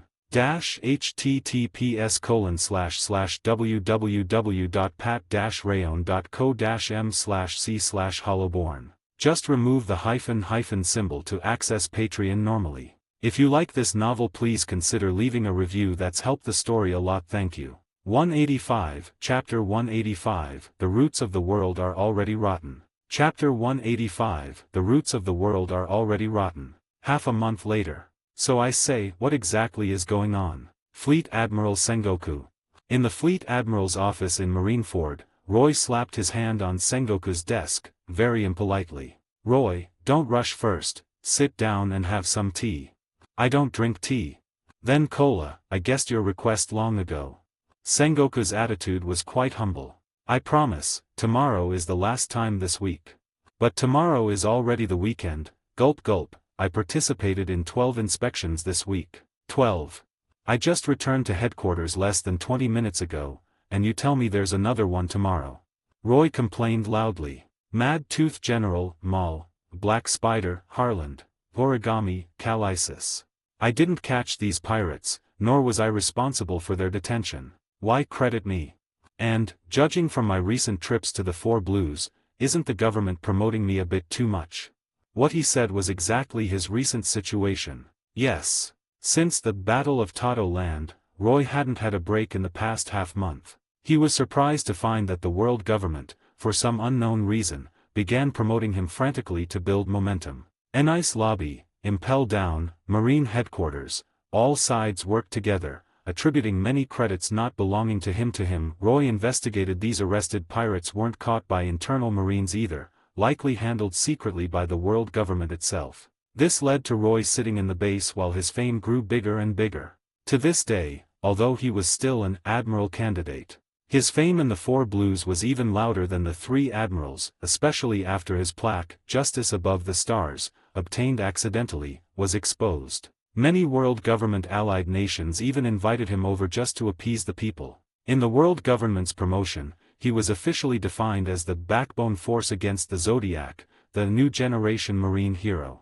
But the key problem was, I haven't seen the Zodiac, I don't know them, and I didn't want that plaque either. Roy was truly speechless. What kind of thing was this, letting Star-Lord fight the Zodiac? Which genius came up with this idea? Actually, you won't have much chance to deal with them. Hearing this, Sengoku said seriously, Roy, I know you are dissatisfied, but you see, the stability of the sea needs you now. Whether accident, misunderstanding, or strength, your reputation is indeed important. Speaking of this, he was somewhat helpless too. After the Tato Land incident, Marine Headquarters was naturally one of the most troubled places. The fall of an emperor caused significant impact. Especially the Zodiac's complete rise made the situation in Paradise and the Four Blues unstable. Recently, countless pirates wearing sea beast masks claiming to be Zodiac members appeared on the sea. Situations within various countries were unstable too. Recently, 2 allied nation kings even died of depression worrying about the Zodiac. So Sengoku, who experienced the most chaotic era of the sea, accepted the world government's request to promote Roy. In fact, this situation wasn't unfamiliar to him. When the God Valley incident shook the sea and Pirate King Roger began to rise, Marines also shaped Marine Hero Garp in a similar way. Of course, the difference was, Garp truly participated in the God Valley battle and dealt with Roger for half his life. But Roy never saw the Zodiac. And as Sengoku said, even if Marine Headquarters found the Zodiac's traces in the future, Roy, this idol, would hardly be the first consideration. After all, if he lost to the Zodiac, the subsequent impact would be even greater. Please, Roy, this is for justice, no. For the stability of the sea. Sengoku sighed. He said similar words to Garp back then. Once the sea became unstable, countless people would die in the turbulent vortex. But as long as the situation remained stable, at least most people could survive. Stability was the big picture. For this, Sengoku was even willing to ignore his conscience and tacitly accept the world government's darkness temporarily. He believed as long as the sea was stable, given enough time, he could slowly solve those problems. If he couldn't, he would find a qualified successor. He believed generation after generation, true justice would reign one day. Roy didn't say much to Sengoku. He just drank the cola in one go and walked out. Before leaving, he turned slightly to look at Sengoku. Fleet Admiral Sengoku, was the injury on your face caused by Vice Admiral Garp? He asked. Yes, now, Sengoku had clear fist marks on his face again. Lighter than last time, but still obvious. Sengoku nodded slightly. Nice punch. Roy smiled, then waved his hand and walked out of the office. Yes. He naturally couldn't agree with Sengoku's words, and today, he was qualified to show this disagreement. Stability was key to the world's existence, and planning slowly for the big picture was a wise choice. But, a tree rotten from the roots, stabilizing its existence and pruning its branches is meaningless. Only pushing it down and digging out the roots is its vitality.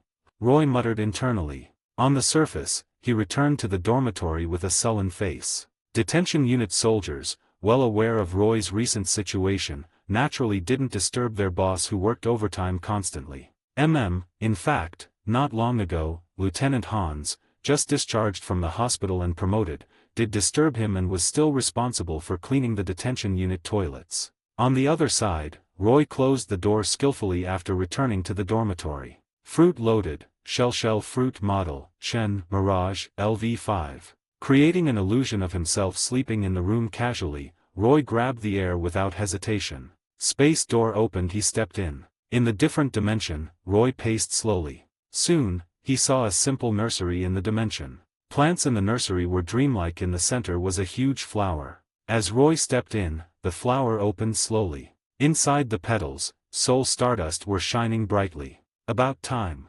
Roy glanced, murmuring. Then, he grabbed the air casually. A sea beast mask was put on. Then, strands of starlight surged on his body. In moments, the recently famous Marine Vice Admiral Kuroyage, Black Goat, turned into Star-Lord. Then, he waved gently at one soul stardust. Fruit loaded, Underworld Fruit LV5, gain absolute control over souls. That soul stardust flew slowly to Star-Lord. Only now could one clearly see the essence of that stardust was a ghost-like spirit. Inside the spirit, a pink soul fragment was stored. Of course, calling it fragment wasn't accurate now, because that strand of originally shattered soul, about to perish, had almost recovered to fullness. Slept so well, is it Star-Lord? From that soul, an innocent voice came. It's me. Star-Lord nodded slightly, speaking gently. Then, he waved his hand gently.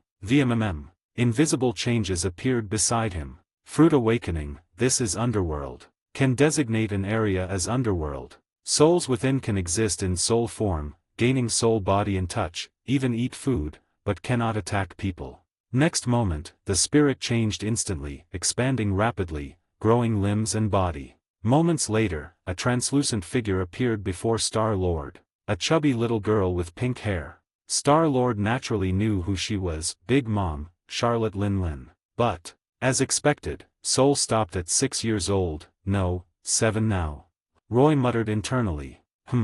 Reappearing Lin seemed to have slept for a long time. She rubbed her sleepy eyes first, but then seemed to discover the uniqueness of her hands. Lin didn't die, so magical, I'm transparent. Children's attention was easily attracted. But Lin was a good child, so she soon remembered important things. Star-Lord, Moth. She seemed to instinctively want to ask about Mother Carmel, but then seemed to recall something, frowning. Right, Mother is a bad guy, wanted everyone in Toto Land to die with her.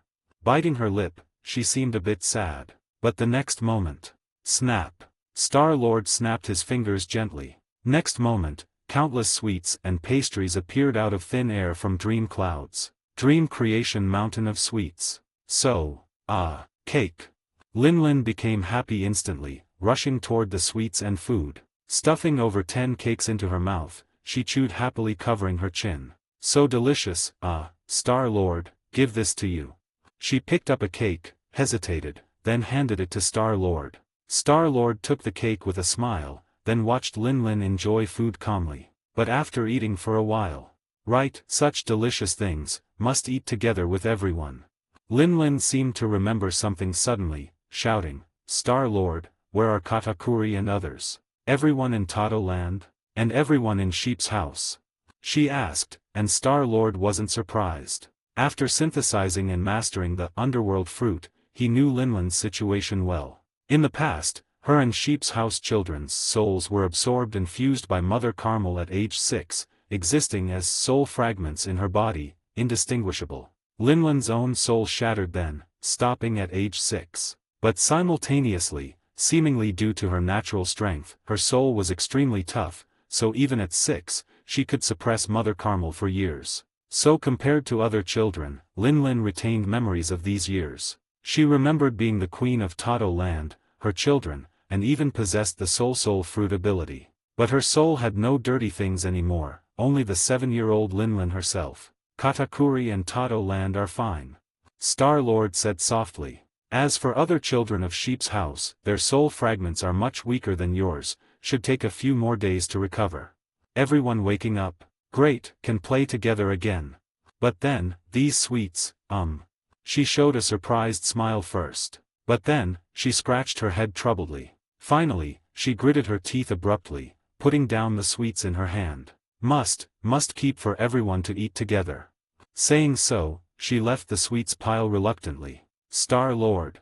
For sweets, you can have as much as you want, he said first. Seeing Linlin's eyes light up instantly, he added, but before that, Linlin, I need to confirm 2 things. No problem. Hearing Star-Lord, Linlin patted her chest frankly. You saved Linlin and everyone. As long as Linlin can help, no problem. Hearing Linlin's answer, Star-Lord nodded slightly. First, can you still use Conqueror's Haki? He asked gently. Conqueror's Haki? Yes. Linlin thought for a while, seemingly recalling what Conqueror's Haki was. Then, she closed her eyes without hesitation. Then, VMMM. Invisible spirit erupted at this moment. But, why so weak? Using Conqueror's Haki, Linlin opened her eyes, looking around puzzled. Star-Lord frowned. Understanding flashed in his eyes, but also some regret. Through Linlin's rare special case, he confirmed the characteristic of Conqueror's Haki. As expected, Conqueror's Haki is, Spirit of the Soul. Even with only soul left, it can be used. This was a point he was satisfied with. But simultaneously, Star-Lord confirmed another fact. Conqueror's intensity is not constant. Because now, the power Linlin erupted was indeed Conqueror's Haki. But compared to what she displayed on Whole Cake Island before, Linlin's current Conqueror's Haki was clearly much weaker, not on the same level. The reason naturally couldn't be lacking Mother Carmel. To be blunt, that trash wasn't qualified to have Conqueror's Haki in Star-Lord's view. So Linlin's weaker Haki had only one possibility. Soul cognition determines Conqueror's intensity too. Star-Lord muttered internally. According to Shiki, every Conqueror's user is the king of their own world. The intensity of their inner world determines Conqueror's intensity. Clearly, 7-year-old Charlotte Linlin, even with complete memories, her soul wouldn't possess that level of spirit. So her Conqueror's Haki weakened accordingly. Pity. Star-Lord sighed internally. In fact, saving Sheep's House children and Linlin's soul, besides values and basic morality. Another key reason was Shiki's dying words. Find a strong Conqueror's user, use your soul to feel their will, let their dominance temper your soul, that is the way to awaken Conqueror's Haki. The stronger the user you find, the stronger your awakened Haki. This was logical, one who could kill a strong king wouldn't be weak. So Roy's original plan was simple. Let Linlin collide with him using Conqueror's Haki, giving him a chance to awaken it. Guided by a for emperors, his awakened Conqueror's intensity would reach a very high level directly. But now, this plan clearly wouldn't work. Must find another stronger Conqueror's user. Thinking of this, Roy asked Linlin to stop Conqueror's Haki. Then, don't resist. He proposed his second request. Speaking, he extended his hand slowly toward Linlin. I want to see your memories. Memories. Yes, memories, about a certain person.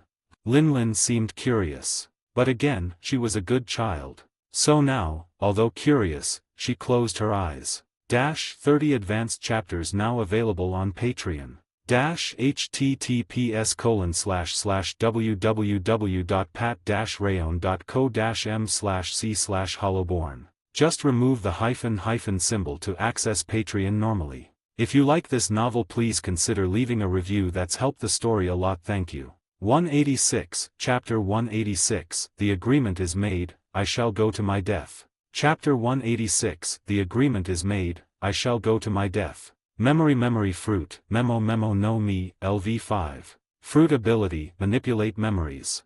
Effects by level.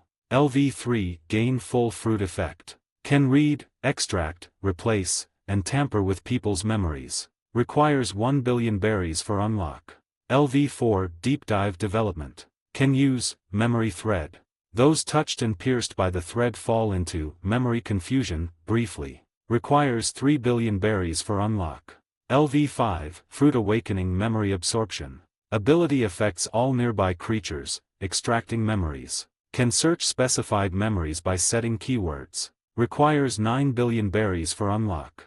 This fruit from Charlotte Pudding was undoubtedly special. In terms of combat strength, it was purely a support type, combat enhancement was minimal, almost negligible. But for Star-Lord now, it was crucial. Because, Star-Lord's hand touched Linland's soul slowly. Then, a film-like memory strip was extracted in his hand. In the memory, Star-Lord saw Linland's past, abandoned by parents in childhood, meeting Mother Carmel, then Elbaf, everything was there.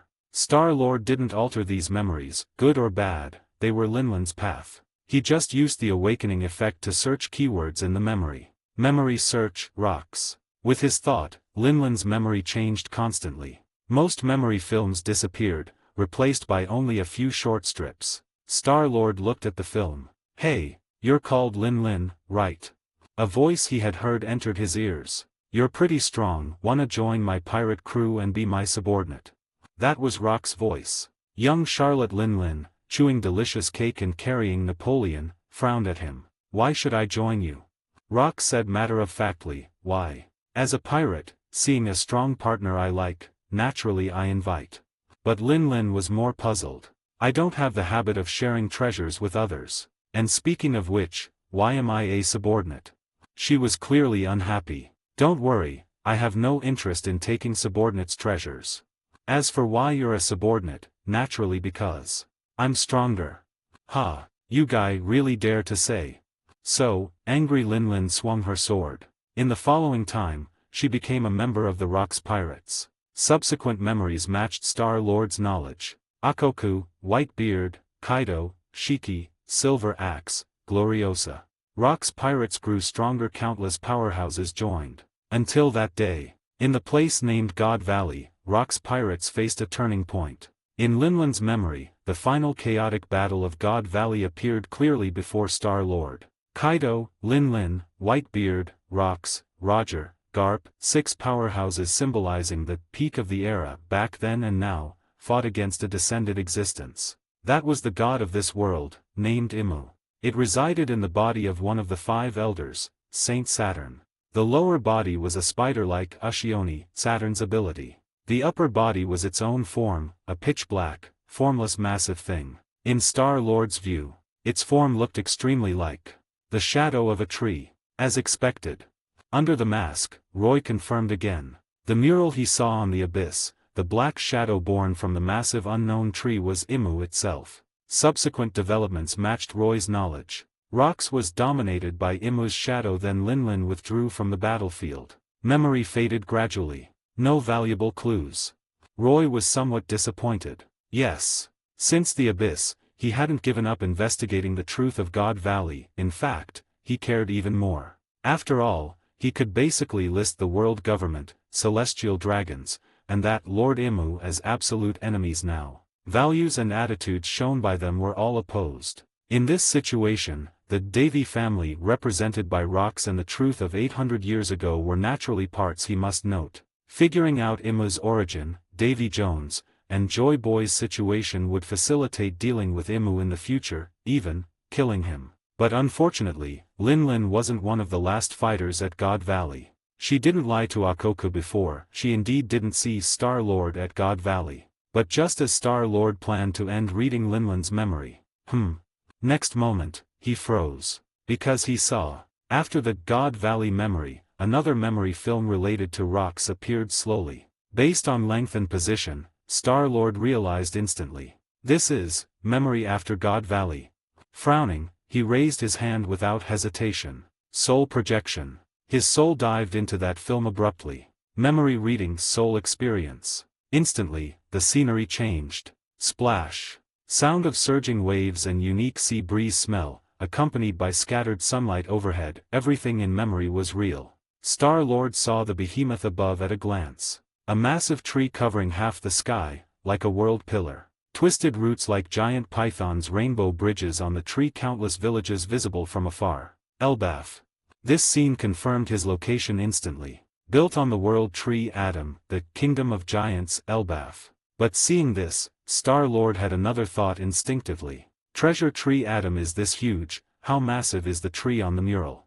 Yes. He recalled the tree on the Abyss mural, based on his guess, atom constituting Elbaf might just be a root sprout derived from that tree, granted to the giant race by Davy Jones. But he didn't have time to think much. Mama. Scared me when I received the letter. Amazing you survived that situation, Rox. How did you break free from control? You didn't look like you had spare energy back then.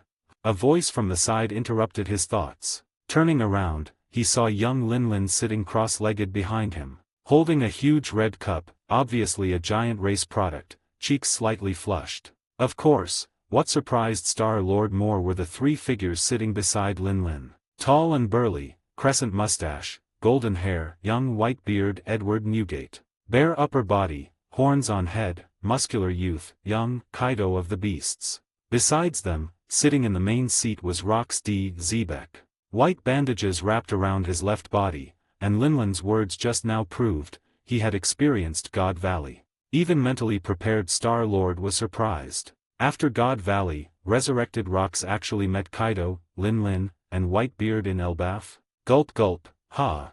Rox finished the wine, putting down the cup. Didn't I say? It was an accident. He grinned. An accident, beyond fate. He didn't explain much, looking at Kaido. Hey, Kaido, what's wrong with you, drinking alone? Didn't you get the ability? You were happy at God Valley. As he said, Kaido had a sour face. Hearing this, Kaido downed the wine again. Got the ability, was happy originally, but looking now, what's the point of this thing? To become the world's strongest creature, win the most heated war, it still has to be hacky, right? Hearing this, Linlin was unhappy. Hey, Kaido, what do you mean? Don't forget your ability is a legendary fruit, snatched from me. So what? Kaido, clearly drunk, glared back at Linlin. You saw that monster at God Valley too. Fruit abilities are useless against it. Hacky didn't seem useful either. Even Rock's conquerors couldn't hurt it. But at least made it feel pain. Ha, so you're denying it, just right. I haven't forgiven you yet. Wanna fight? You apprentice brat. Fight then. Linlin, we aren't comrades anymore. If we fight, I won't hold back. Seeing the two rolling up sleeves for a brawl, Whitebeard silently raised his cup and drank. Ha, giant race wine, haven't had it for a long time. Saying so, he put down the bowl, looking at Rox. So, Rox, what do you want to do next? Only called us three, specifically asked not to tell anyone, and in Elbaf, you should know, right? Harold is working for the government now. Clearly the most serious of the three, he pointed out the situation in a few words. This meeting in Elbaf was completely unexpected for Whitebeard, Kaido, and Linlin, called by resurrected Rox, not knowing details beforehand.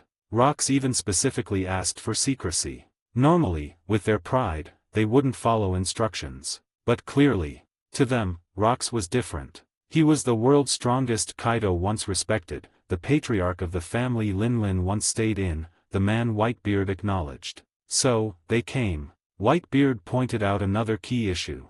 Elbaf, where they were, was ruled by King Harold working for the government. Although once Rock's best friend, for them who severed ties, meeting in Elbaf wasn't wise. Ha ha ha, as expected of you, Newgate.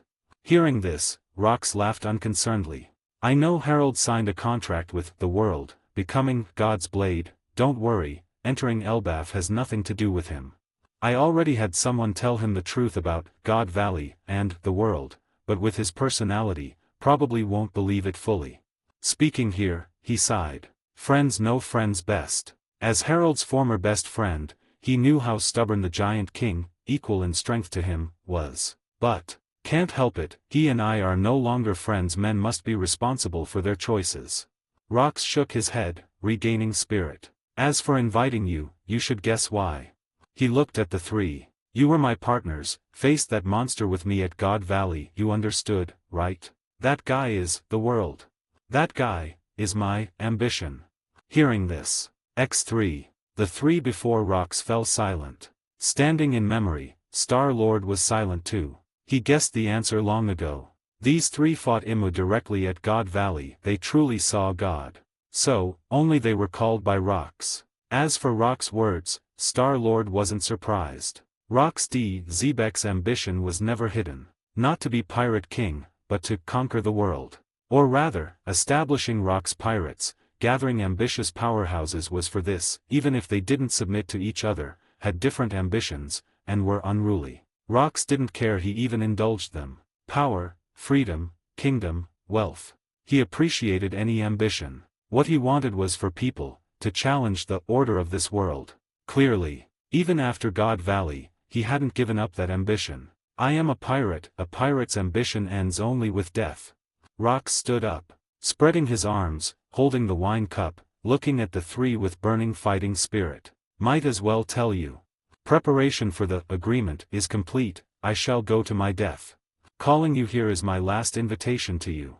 Waves roared, sea breeze whispered. His wild laughter intertwined with ambitious declaration. Want to join me, and be enemies of the world, once more?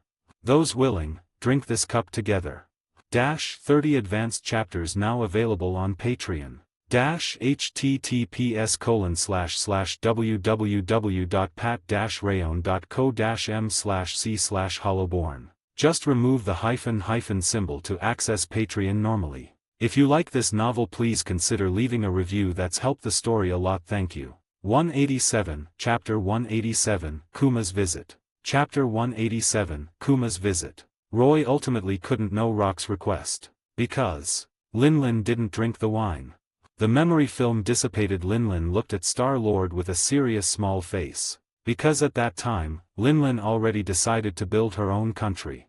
Star-Lord understood Linlin's meaning naturally. Because he also saw the subsequent part of the memory. Under the witness of Treasure Tree Adam, Rox's final invitation received no response. I'm not a member of Rox Pirates anymore.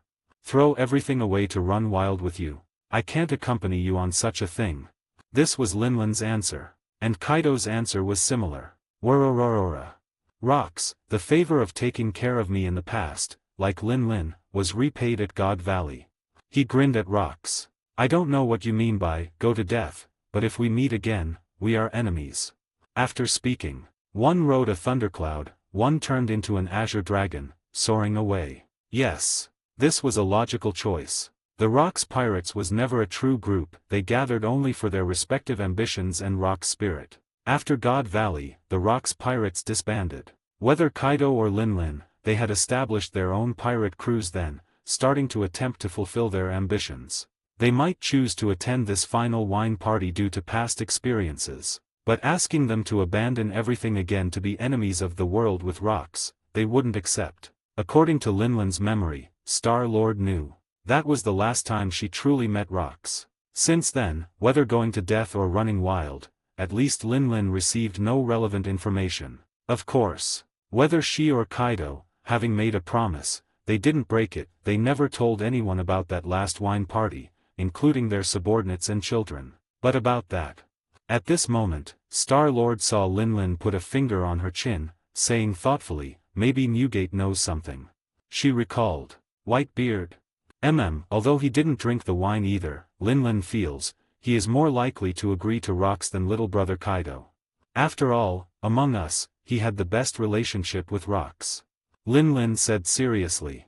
Although terms like best relationship were weird for Whitebeard and Rox, Star-Lord understood Linlin's meaning. Compared to Kaido and past Linlin, Whitebeard was relatively the one valuing friendship more, having the best relationship with Rox. In fact, in the original God Valley battle, Whitebeard was the first to help Rox, even attempting to save him until Rox was dominated by the Black Shadow. Of course, Whitebeard clearly didn't abandon everything, or there wouldn't be the Whitebeard pirates. However, Star-Lord agreed with Linlin, if there was a follow-up to this matter, the only one likely to know details was Whitebeard. No, there's one more. But then, Star-Lord found a blind spot. The person who helped Rox enter Elbaf. Namely, the organizer of the final wine party. Judging by Rox's words, that person wasn't Harold, but allowing Rox and 3 great pirates to enter and leave Elbaf freely without Harold noticing, the person's status in Elbaf must be high. These clues were enough for Star-Lord to guess something roughly. But while he was thinking, Star-Lord, Linlin secretly took a small cake from the cake mountain nearby, stuffed it into her mouth, and looked at Star-Lord excitedly. Can I go out to play? The child asked instinctively. Star-Lord. Letting Linlin go out to play here. Tomorrow's big news would probably be Big Mom raids Marineford and new generation marine legend Kuroyagi is actually Star-Lord. Several days later. Above the New World, Neverland. In summary, so the leader decided to hand over the task of babysitting to me. Hitsuji, cheap, shrugged, then patted petite Cory's shoulder sincerely. And after careful consideration, I decided to hand this task to you, Miss Fairy. Under the fairy veil, Cory, witnessing the layers of outsourcing, was speechless. First, Lord Hitsuji, what, in summary? You didn't tell me anything. Second, didn't I say, don't call me Miss Fairy, that title is really. Speaking of this, she still blushed a bit. Ah, you're blushing. Hitsuji waved his hand insincerely. Ah, sorry, but I feel the title, Wei Weian Dangerous Moon Swallow, is too formal, you might not like it. Please do call me that. Cory said grumpily. Although saying so, she had no objection to Hitsuji's assigned task. Rather, even souls of the deceased can find happiness. Murmuring in a low voice, Cory looked not far away, disbelief still in her expression. There, a group of bobbleheads were playing happily. Hey, Lin, over here. The children looked unique, not just because they were semi-transparent, but because they included Longarm, Longleg, Fishman, and other races. Clearly, they were children of Sheep's House. Now, they were flying on cotton candy-like clouds, chasing 7-colored light butterflies. Behind them, huge Lin chased relentlessly. Heave-ho! She leaped hard, catching the 7-colored light butterfly. Next moment, the butterfly turned into a huge strawberry cake. Caught it. This time it's a multi-layer strawberry cake butterfly. Hooray! Hooray! Children's cheers spread across Neverland. Surrounding dream creatures looked over upon hearing voices, then continued their own business. High above, the tree of dreams shed blue light spots, so 7-colored light butterflies flew out again. Even to Cory, who experienced many things, this scene was dreamlike. Although she knew the biggest girl was the legendary Big Mom, she still found it hard to believe. I said, the leader is very strong. Hitsuji lied with a straight face. And accurately speaking, they didn't die completely, so they could become like this. Bringing back souls truly gone to Yomi is very hard. Even so, it's amazing enough. Cory said softly. By the way, speaking of this, how is Miss Baby 5? Hitsuji seemed to recall something, asking casually. She's doing well in the Emerald Greenhouse, emotions stabilized. Still thinking of running away. But I feel she doesn't really want to run, just wants to play with the guarding phantom beasts. She seems bored. Do you want to see her? Could be, Hitsuji paused mid-sentence. His gaze turned abruptly, looking in a certain direction. Cory was stunned too, but then. Woo! Roar! She heard phantom beasts roaring. Turning instinctively, she saw a man. A figure tall and burly beyond normal humans, that unique white spotted bear ear hat, and a Bible in hand. He looked at the laughing children playing not far away, clapping his hands gently. Then, the sound of surrounding phantom beasts roaring, was slapped away. Playing children noticed nothing, chasing butterflies happily. Only now did the man turn to Hitsuji and Cory. Sorry, I just didn't want the children disturbed. He spoke, voice gentle. Speaking, he put down the Bible and raised both hands, revealing paw pads on his palms. Coming uninvited is rude, but please believe I have no malice. Of course, if you two don't believe, you can use Prism stone handcuffs on me. I am an ability user. Cory tensed up instinctively. But next moment, she felt Hitsuji patting her shoulder gently. Relax, Miss Fairy. Hitsuji stood up slowly. So, the entire Neverland seemed to come alive. 7-colored brilliance flowed. He smiled at the guest. Handcuffing people isn't hospitality. So, please speak directly. Bartholomew Kuma, what business do you have with me? He spoke the other's identity softly. I have a request to ask of you. Besides that, someone asked me to deliver a message. He said, he wants to meet you. 30 advanced chapters now available on Patreon. https://www.pat-rayon.co-m/c/hollowborn. Just remove the hyphen symbol to access Patreon normally. If you like this novel, please consider leaving a review. That's helped the story a lot. Thank you. 188, Chapter 188, I Dislike Tragedies. Chapter 188, I Dislike Tragedies. New World, Egghead. Rising, it's truly island cloud. Quick. Quick. Record the data, record the structural changes of the clouds. As expected of Dr. Vegapunk, I studied Sky Island structure for 40 years without replicating the imperial cumulus structure. He finished the artificial development of island cloud in less than half a year. In the factory area, researchers looked at the laba phase of Egghead rising slowly into the sky and the almost completely obscured sky, exclaiming sincerely. A white-haired researcher even shed tears, unsure if due to the completion of a lifelong research topic or the feeling that his lifelong effort was insignificant before a genius's flash of inspiration. Scientific research is like this. Our lifelong effort might just save Dr. Vegapunk an afternoon. His friend comforted him. But now, most people clearly had no time to care about him. Isn't it flying a bit too high? A bit, and aren't there too many island clouds? Can't see anything up there. Soon, some researchers asked. No problem, cloud structure is stable, and didn't Dr. Vegapunk say recent days are just for island cloud experiments? Laba phase or floating island clouds, he needs to confirm before full use. Before that, to ensure safety, no one is allowed in. Another group of researchers said. With this, everyone dismissed their doubts. As expected of Dr. Vegapunk, such strong safety awareness.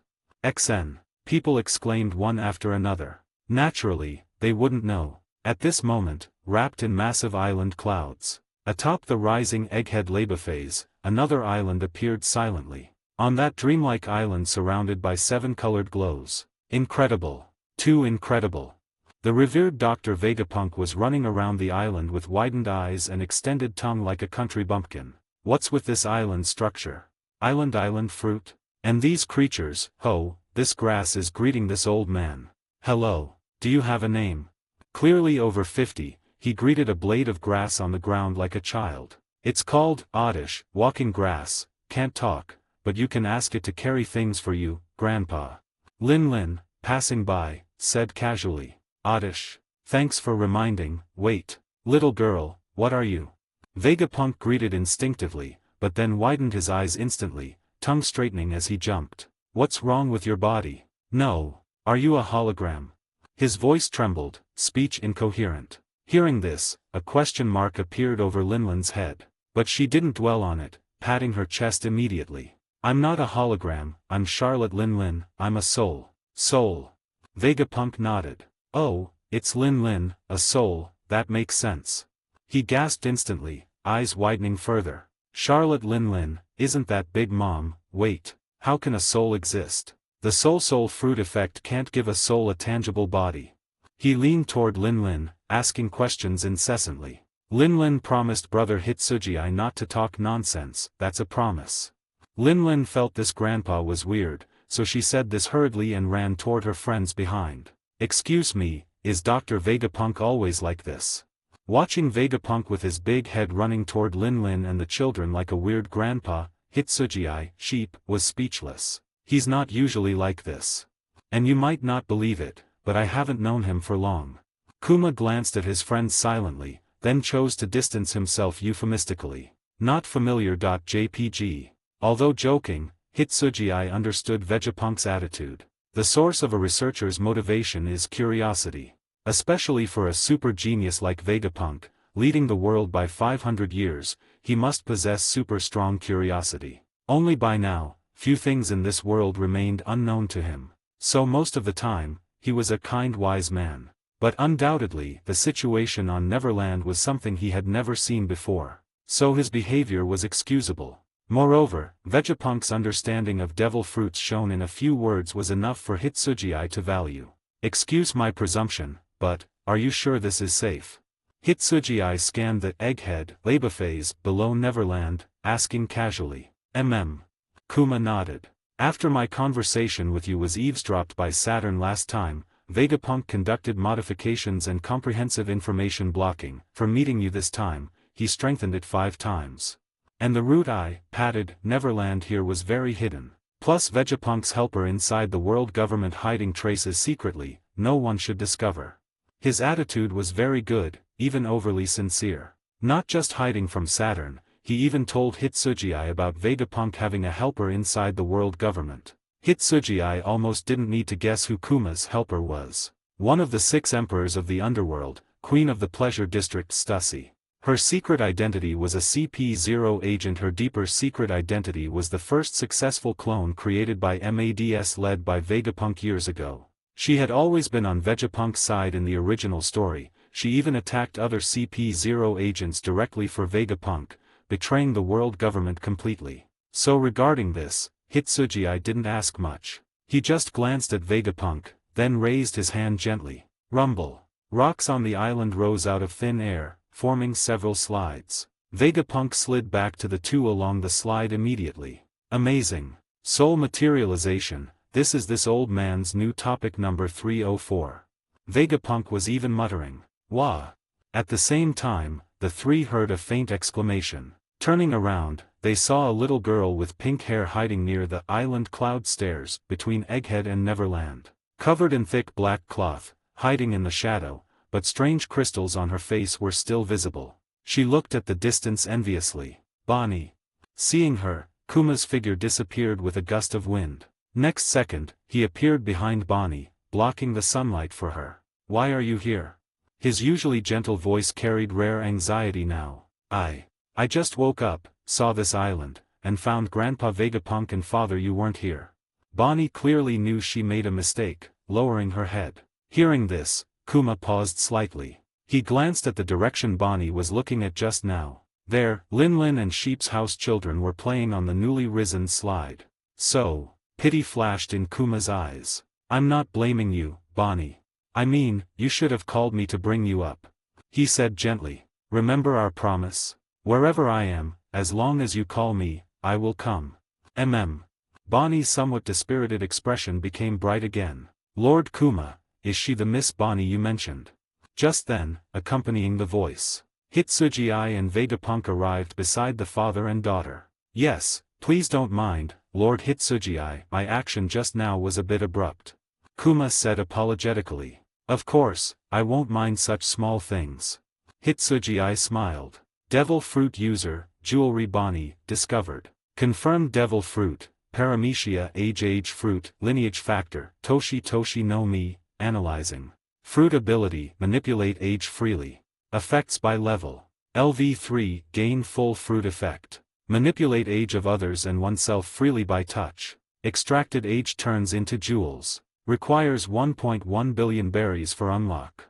LV4, deep dive development. Increase age manipulation intensity. Can make objects rot to dust, give attacked people a near-death experience, turning into white bones briefly. Requires 3.2 billion berries for unlock. LV5, Fruit Awakening Distorted Future. Unleash True Fruit Effect. Transform oneself and other creatures into future forms via imagination. As long as one believes a future is truly possible, it can be materialized. Maintaining state consumes massive stamina and mental power. Duration has a limit. Closer the distorted future is to current reality, lower the consumption. Requires 13 billion berries for unlock.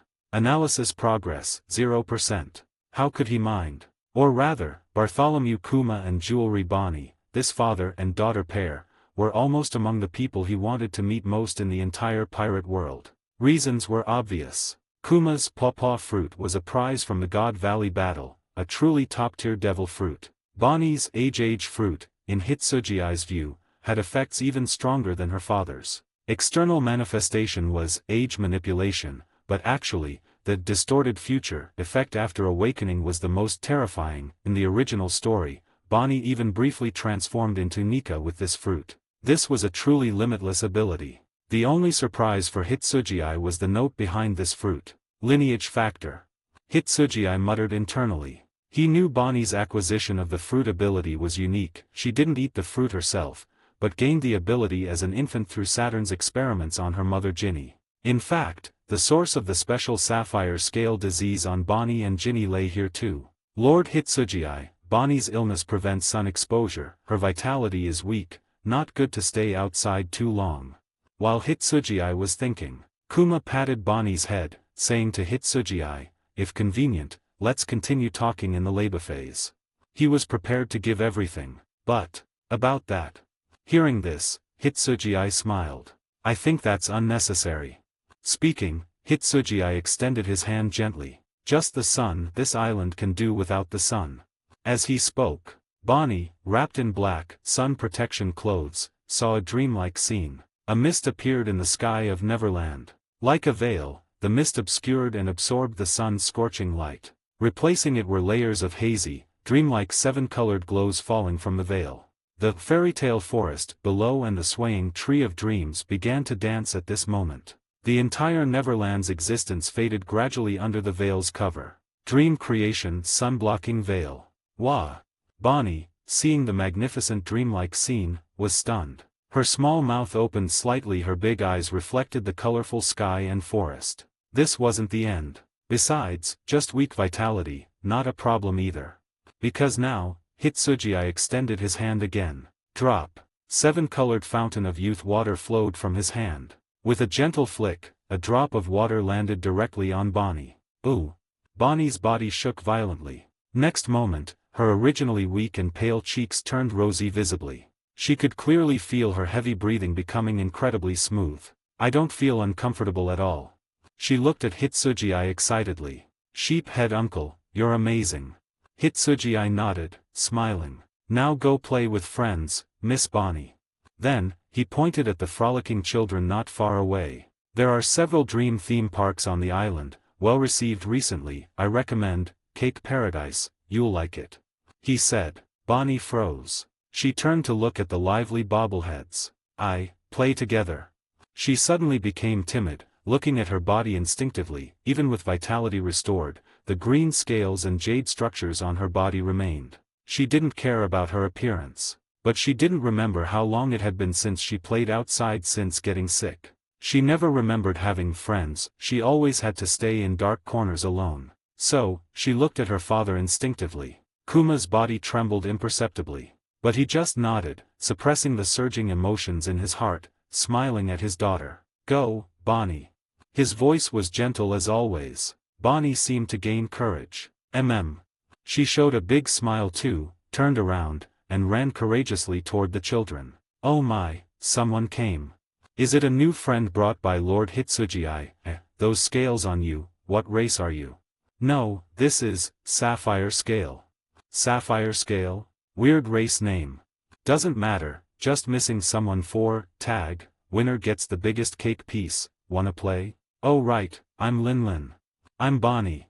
Children got familiar quickly. Watching Bonnie stepping bravely on flying clouds, laughing happily. Kuma seemed not to have reacted yet. Lord Hitsuji. He looked at Hitsuji incredulously. Why did you? Clearly haven't discussed the transaction, clearly he hadn't paid yet, why did the other party help him? Hearing Kuma's question, Hitsuji glanced at him. Then, of course, right. He said puzzledly. Transaction or negotiation, talk later. Letting a child watch others play without joining. The Zodiac isn't such a heartless organization. He said, adjusting the mask on his face casually. Moreover, I dislike tragedies. As his words fell, Kuma's emotions could no longer be concealed. He rarely cried these years, he always forced a smile before his daughter. He rarely laughed these years, seeing the world's darkness deeply. He was used to giving, used to being taken from, used to injustice. So, Kuma's massive buccaneer body trembled uncontrollably. Tears flowed from under his glasses. Before, smiling wasn't joy. Now, crying was joy. Thank you. You're welcome.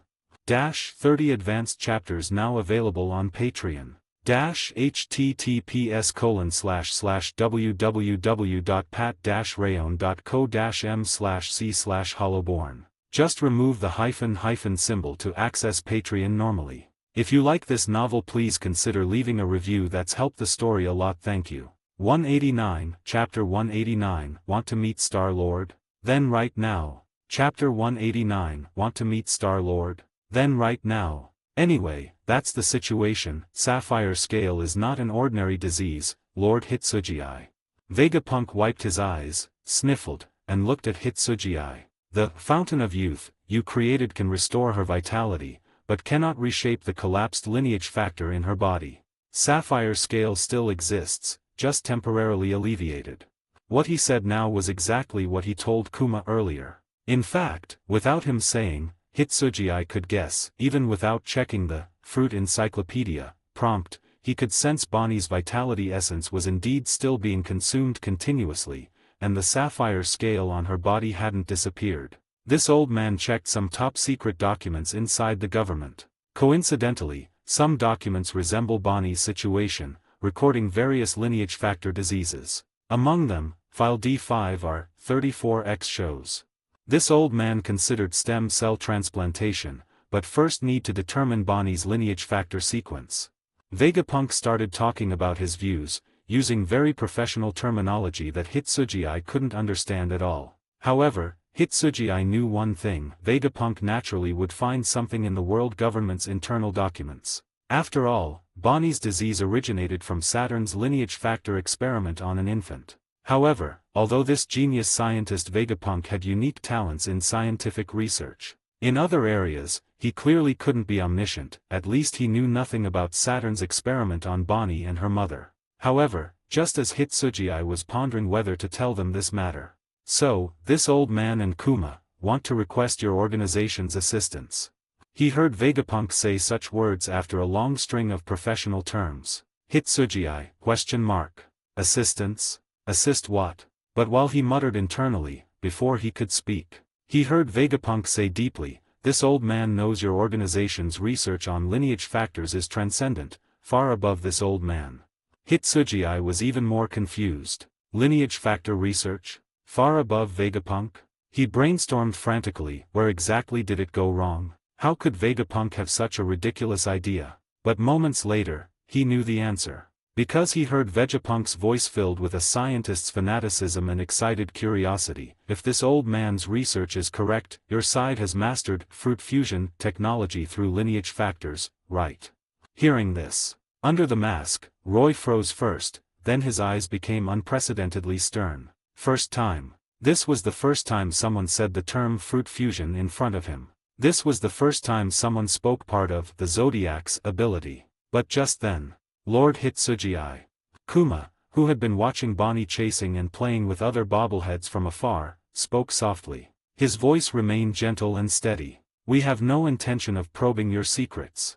Vegapunk and I have agreed. After this conversation, I will pat out and destroy today's memory. Vegapunk will also thoroughly destroy all information related to your side. He will even seal his inspiration, so he won't conduct similar research again. After this matter, whether we reach cooperation or not, we won't remember the content of today's conversation, we will only know there was such a conversation. Please believe me, although Vegapunk and I are limited by identity, we are not on the side of the world government. After the previous incident, his attitude toward Hitsuji became more sincere and close. Of course, if you are still worried, you can propose other solutions. As long as Vegapunk's safety isn't harmed, I will agree. And, speaking of this, he saw Bonnie fall, then picked up by Lin Lin. The corners of his mouth were picked up too. Regardless of the result, I am grateful to you. Hearing this, the sternness in Hitsuji's eyes finally seemed to fade, leaving others aside. He believed Kuma and Vegapunk's words. Dr. Vegapunk, can you tell me how you discovered it? He looked at Vegapunk, asking somewhat puzzledly. First, this old man read the Devil Fruit Encyclopedia. It records the basic effects of most fruit abilities, but none match the abilities displayed by your members currently. Besides that, this old man found more than one lineage factor in the Fountain of Youth. Vegapunk didn't hesitate, mentioning his research on the Fountain of Youth slightly. Then, he added, besides that, what confirmed this matter for this old man was that big event your side did recently.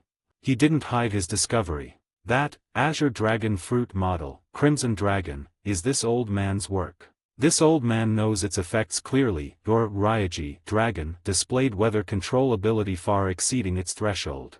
So this old man guesses your side might have collected other weather-type devil fruits, extracted lineage factors, and merged them into that fruit, enhancing its effect. He guessed pretentiously. And researching lineage factors, this old man guesses it's that Star Lord. His abilities are the most mixed, must be the master of lineage factor modification. Hearing this, Hitsuji breathed a sigh of relief internally. Clearly, even the genius scientist Vegapunk couldn't escape the limitations of the world and vision. Just like although he found most of the world's secrets in the original story, he seemed unaware of Imu's existence. His cognition of the zodiac was still within the scope of fruit development via lineage factors. But in fact, the zodiac was basically cheating. Fruit Encyclopedia's fruit fusion wasn't extracting partial fruit abilities for enhancement, but perfectly stacking all fused fruit abilities and gaining extra effects. So, is this the reason Dr. Vegapunk said we need to assist? Hitsugii didn't admit, nor deny. In Vegapunk's view, Hitsugii clearly defaulted. Correct. This old man might be able to cure Bonnie, but it would take at least half a year or longer to slowly reshape her lineage factor. This cannot be hidden from Saturn. So Doctor is sure my organization can complete the treatment in a shorter time. Hitsugii asked back with a smile. No. Vegapunk shook his head. Since it's research, where is the concept of certainty? As a scientist, he clearly had a scientist's rigor. Maintaining doubt of uncertainty toward research results was the ladder of scientific progress. But this old man has a way to increase probability, making it close to certainty. So now, Vegapunk took a deep breath. To be honest, this old man has a research material on hand. It's a precious item related to the essence of lineage factor, discovered by this old man and colleagues years ago. This old man and colleagues' lineage factor research started because of them, but in recent years, research on it has stagnated. Speaking of this, Vegapunk's face flushed with excitement first, then became somewhat downcast when mentioning stagnation. This is also the selfishness of asking Kuma to invite you this time. This old man hopes your side can research that material, perhaps achieving a breakthrough, cracking the essence of lineage factor. Speaking of this, he was almost dancing with excitement. He knew the significance of cracking the essence of lineage factor. That not only meant Bonnie's sapphire scale disease was no longer a problem, but more critically, the terrible truth he discovered through research these years would have a possibility of reversal. That was the hope he pursued these years but never saw. He didn't even care if this breakthrough was completed by himself. Thinking of this, his expression returned to solemnity. He put his legs together, bowing deeply to Hitsugii. So, this old man boldly requests. That was his true purpose in meeting Hitsugii this time. Location, position, time don't matter. No matter what, this old man wants to meet Star-Lord once. Hearing this, Hitsugii fell silent. Under the mask, Roy considered pros and cons. He could feel Vegapunk's sincerity, even overly sincere. But Roy was truly interested in this. Because lineage factor development, analysis progress 19.92%. Collecting devil fruits can accelerate analysis speed. When analysis progress reaches 100%, unlock special slot, fruit creation slot. At this moment, Roy could see the prompt of the fruit encyclopedia in his eyes. Since unlocking the fruit fusion slot, he hadn't paid attention to the next slot for a long time. He only knew the progress bar inside the fruit encyclopedia grew slowly every day, currently approaching 1/5. Regarding this new fruit slot, Roy actually had no clear guess. He could only roughly guess from the name and unlock condition that this thing should be related to lineage factors. So, he originally planned to collect information related to lineage factors, just hadn't had the chance. In the world government's internal data, even with admiral authority, he couldn't investigate. But now, Vegapunk said the research material on hand directly related to the essence of lineage factor. So, just right, convenient now. Thinking of this, Roy made a decision. So the next moment. No need to pick time and location. Vegapunk and Kuma heard Hitsugii say with a chuckle. The leader is willing to meet you right now. As this sentence was spoken, the two found Hitsugii's voice and posture changed instantly. The sheep mask dissipated slowly before them. Replacing it was the flickering, magnificent starlight. 30 advanced chapters now available on Patreon. https://www.pat-rayon.co-m/c/hollowborn. Just remove the hyphen symbol to access Patreon normally. If you like this novel, please consider leaving a review. That's helped the story a lot. Thank you. 190, Chapter 190, Abyssal Sea Contract Times. Star Contract Square Root. Chapter 190, Abyssal Sea Contract Times. Star Contract Square Root. Yes. In just an instant, Hitsugi before Vegapunk and Kuma was replaced by another figure. That was the mysterious existence with the most prominent prestige on the sea today. That was Star-Lord. At this moment, he seemed like a deity descending from the void, manifesting from Hitsugi. Even Kuma's usually steady face couldn't help showing shock. This is. Meanwhile, Vegapunk's eyes almost popped out, his huge head visibly turned red, clearly overloaded. Abai. He pointed at the descended Star-Lord incredulously, about to say something. Puru. Suddenly, a den mushy sound from Kuma interrupted him. Kuma snapped out of it, expression changing slightly. As mentioned before, to ensure this secret meeting with the Zodiac wasn't exposed, Vegapunk prepared in advance. So most surveillance snails and devices on Egghead couldn't work normally now. Even surveillance snails would only see prepared fake recordings. Of course, cutting off all contact itself was suspicious. So, it's a special den mushy of the world government. Kuma took out the snail immediately. It bore the world government's cross symbol. His tone was solemn. Did the government discover this meeting? Thinking of this, even steady Kuma felt uneasy. Don't worry. But Vegapunk, barely recovering, shook his head. If really discovered, it wouldn't be a snail, but government fleets and admirals. And Sentomaru would notify this old man anyway. He's at SSG headquarters recently, would receive news in advance. He tried to calm down, guessing, government contacting you now should be related to you succeeding the warlord position. Hearing this, Kuma nodded thoughtfully. In that case, to avoid exposure, I'll leave for a moment. So, he stood up, first glancing at Bonnie, then turning to Star-Lord. He didn't understand technology, but understood Vegapunk's words just now. As long as this Star-Lord cooperated and broke through that essence of lineage factor research, Bonnie could be cured. Just inform me of the result after your discussion. Whatever request Star-Lord has, I accept. He said softly. After speaking, he took off his gloves again. VMMM. Next moment, his figure flashed, disappearing from the spot. Watching disappearing Kuma, Vegapunk opened his mouth. This guy is really.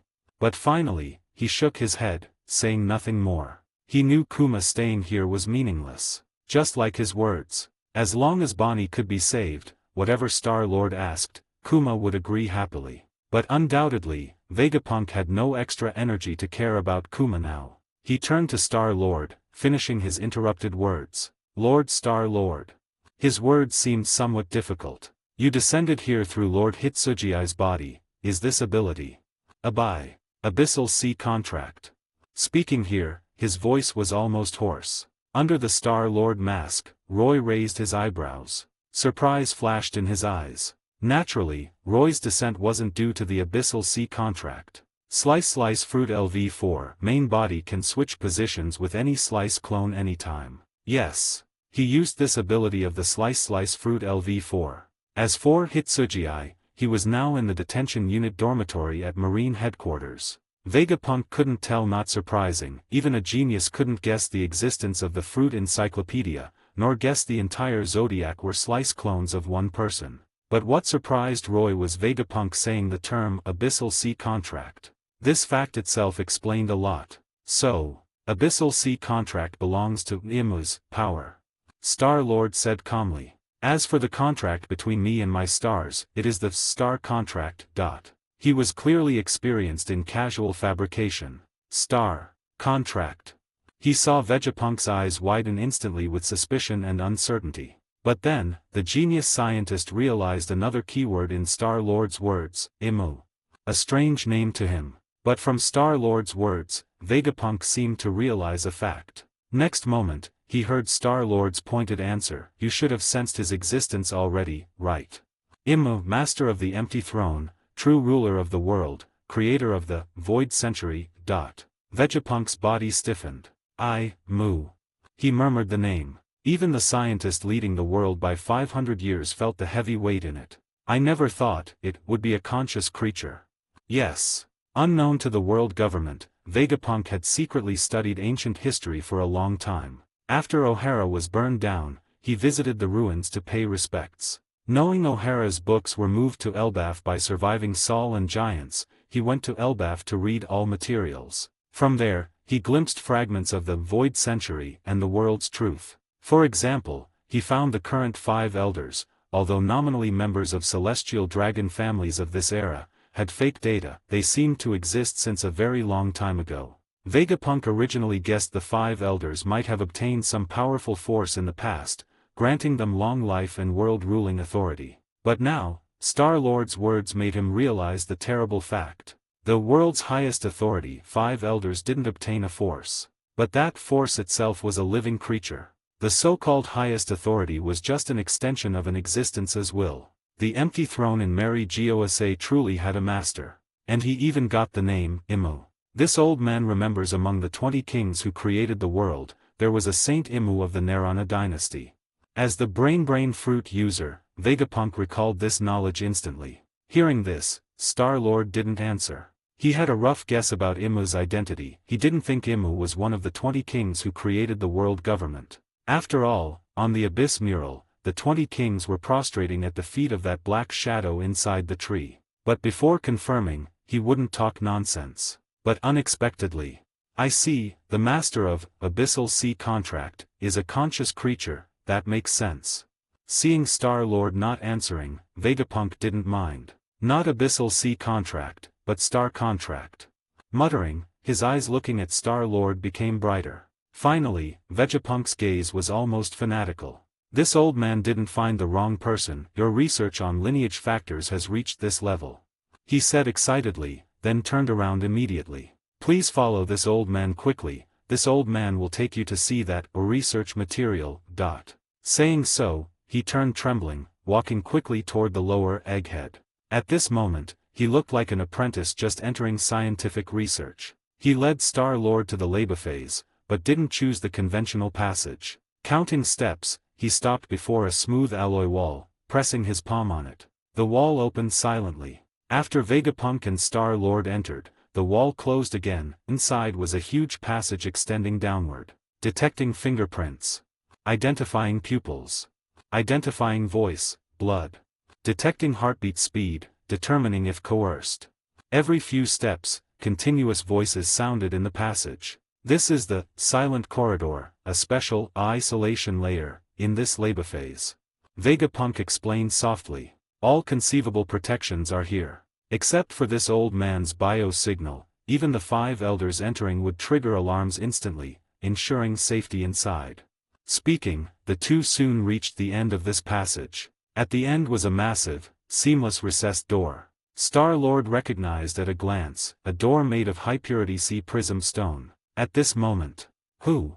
Vegapunk took a deep breath. Then, he pressed his huge forehead against the groove on the door. Next moment, sea prism stone's effect made his body limp instantly. Then, 151564133154. On the door, strings of countless numbers flashed continuously. Vegapunk looked at those numbers, seemingly recording them. Finally, 43149. He uttered a long string of numbers weakly to the door. Click. The door opened. Star-Lord. Although not understanding specific details, he was sure Vegapunk just underwent a test only passable by him, the brain fruit user. But this clearly wasn't important. Because now, Star-Lord saw the space behind the door. A laboratory. Nothing else inside, only some high-end looking instruments, and a cylinder in the center. Inside the cylinder, a box was stored. This is it. Vegapunk's voice carried indescribable obsession. Not for power, authority, fame, or even the box. He was obsessed with the unknown itself. About 30 years ago, when this old man was conducting independent research in MADS, back then, this old man and colleagues weren't targeted by the government yet. Vegapunk inputted the password at the cylinder, explaining in a low voice. Speaking, he was somewhat nostalgic. As mentioned before, he and some top scientists were members of the research organization MADS. Invested by God of Fortune Dufeld, one of the underworld emperors, this institution lacked no funds and had extreme research freedom, famous on the sea back then. Back then, we were obsessed with devil fruit research, conducting inspections worldwide. In an ancient kingdom destroyed by the world government for endangering peace, we found some things. Vegapunk paused here. Most things were precious, but the most precious are these. He took out the box vigilantly, opening it with extreme care. He opened the box. So, Star-Lord saw the thing inside. A slender object. About half an arm's length, twisted and knotted. Star-Lord recognized what it was at a glance. It was a tree root. 30 advanced chapters now available on Patreon. https://www.pat-rayon.co-m/c/hollowborn. Just remove the hyphen symbol to access Patreon normally. If you like this novel, please consider leaving a review. That's helped the story a lot. Thank you. 191, Chapter 191, The Essence of Devil Fruits. Chapter 191, The Essence of Devil Fruits. As Vegapunk said, in the distant past, MADS once aspired to explore the limits of science. Although scientists had different personalities, research concepts, and even disliked each other, most knew one thing. In this world, the most worthwhile research topic number one is always devil fruits. These treasures of the sea have unimaginable power, a unique cycle system in the world, and an incomprehensible origin. So they pursued the source of devil fruits, visiting various ancient kingdoms, until in the ruins of that kingdom, they discovered the tree root in Vegapunk's hand now. Or rather, using another name, Blueprint of Life. After studying its characteristics, we called it that. Vegapunk's voice carried reminiscence, as if the discovery of this root was vividly before his eyes. When we first noticed it, we thought it was just a fossil. If not for other things nearby, we would have almost skipped it. But after research, we found it to be an incredible creation. He stated all currently known intel about this root. It looks like a root, but actually, it is everything. What is everything? As the name implies, humans, beasts, fish, all biological gene structures exist in this root. Besides that, structural formulas of inorganic matter and gases are also merged within. It's like a template of the blueprint of life. Even as just a segment of root, the power contained within is incredible. Speaking of this, fanaticism flashed in Vegapunk's eyes. Not boasting, but this old man considers the MADS we formed back then the best scientific research team in the world. But even with all of us researching it frantically, analyzing its composition, ultimately, we couldn't truly understand 1/10,000th of its profundity. And finally, speaking here, his voice became trembling and hoarse. Even a genius like him, storing indescribable memories and knowledge, couldn't forget that day. On that day, they glimpsed the deepest thing hidden in the root. That was the same structural formula as devil fruits, but clearer, that is, lineage factor. That was the first time this term truly surfaced. Lineage didn't refer to human lineage, but the lineage of devil fruits, its belonging, the foundation of the world's existence. This old man's colleagues achieved huge breakthroughs in their respective research directions after discovering lineage factors. He enumerated them like family treasures. Judge discovered the significance of lineage factors in genetic modification. Queen discovered energy conversion and vitality change/extension. Caesar studied contents related to fruit abilities. Buckingham was the doctor of rocks pirates before, but even without understanding science, researching with us allowed her medical skills to break through. And finally, we cloned the first artificial human, flawless, possessing fruit abilities, even gaining extremely slow aging due to modified genes, a perfect experimental result. Needless to say, Star-Lord knew who he was talking about. Mad's artificial human number one was Queen of the Pleasure District Stussy. But what surprised Star-Lord slightly was Buckingham in Vegapunk's words. Her full name was Buckingham Stussy, a member of the former Rocks Pirates and the clone prototype of Stussy. According to Star-Lord's knowledge, Buckingham was originally a freeloader in MADS, simply put, mooching off them. But now, her actual identity seemed to be a doctor, and she indeed leached some MADS experiments. Of course, what impressed Star-Lord most was this Buckingham being the mother of his teacher Zephyr's enemy, Edward Weevil. Of course, hearing Vegapunk's words now, Star-Lord became more suspicious of this mother and son's actual identity. Of course, these clearly weren't important now. Importantly, so, what about you? At this moment, Star-Lord's star-flowing gaze seemed to look at Vegapunk. Your colleagues gained something. What did you discover from lineage factors? Naturally, if even others discovered something in the root, Vegapunk must have too. Hearing this, Vegapunk scratched his huge head. This old man is a bit different from other colleagues specializing in one item. This old man is greedy and more curious," he said. But this clearly wasn't self-deprecating. On the contrary. For a scientist, curiosity is a necessity of science. Greed is a catalyst for inspiration. Only scientists curious about everything and greedy for all knowledge can climb the highest peak of science. So, this old man knows a little bit of everything.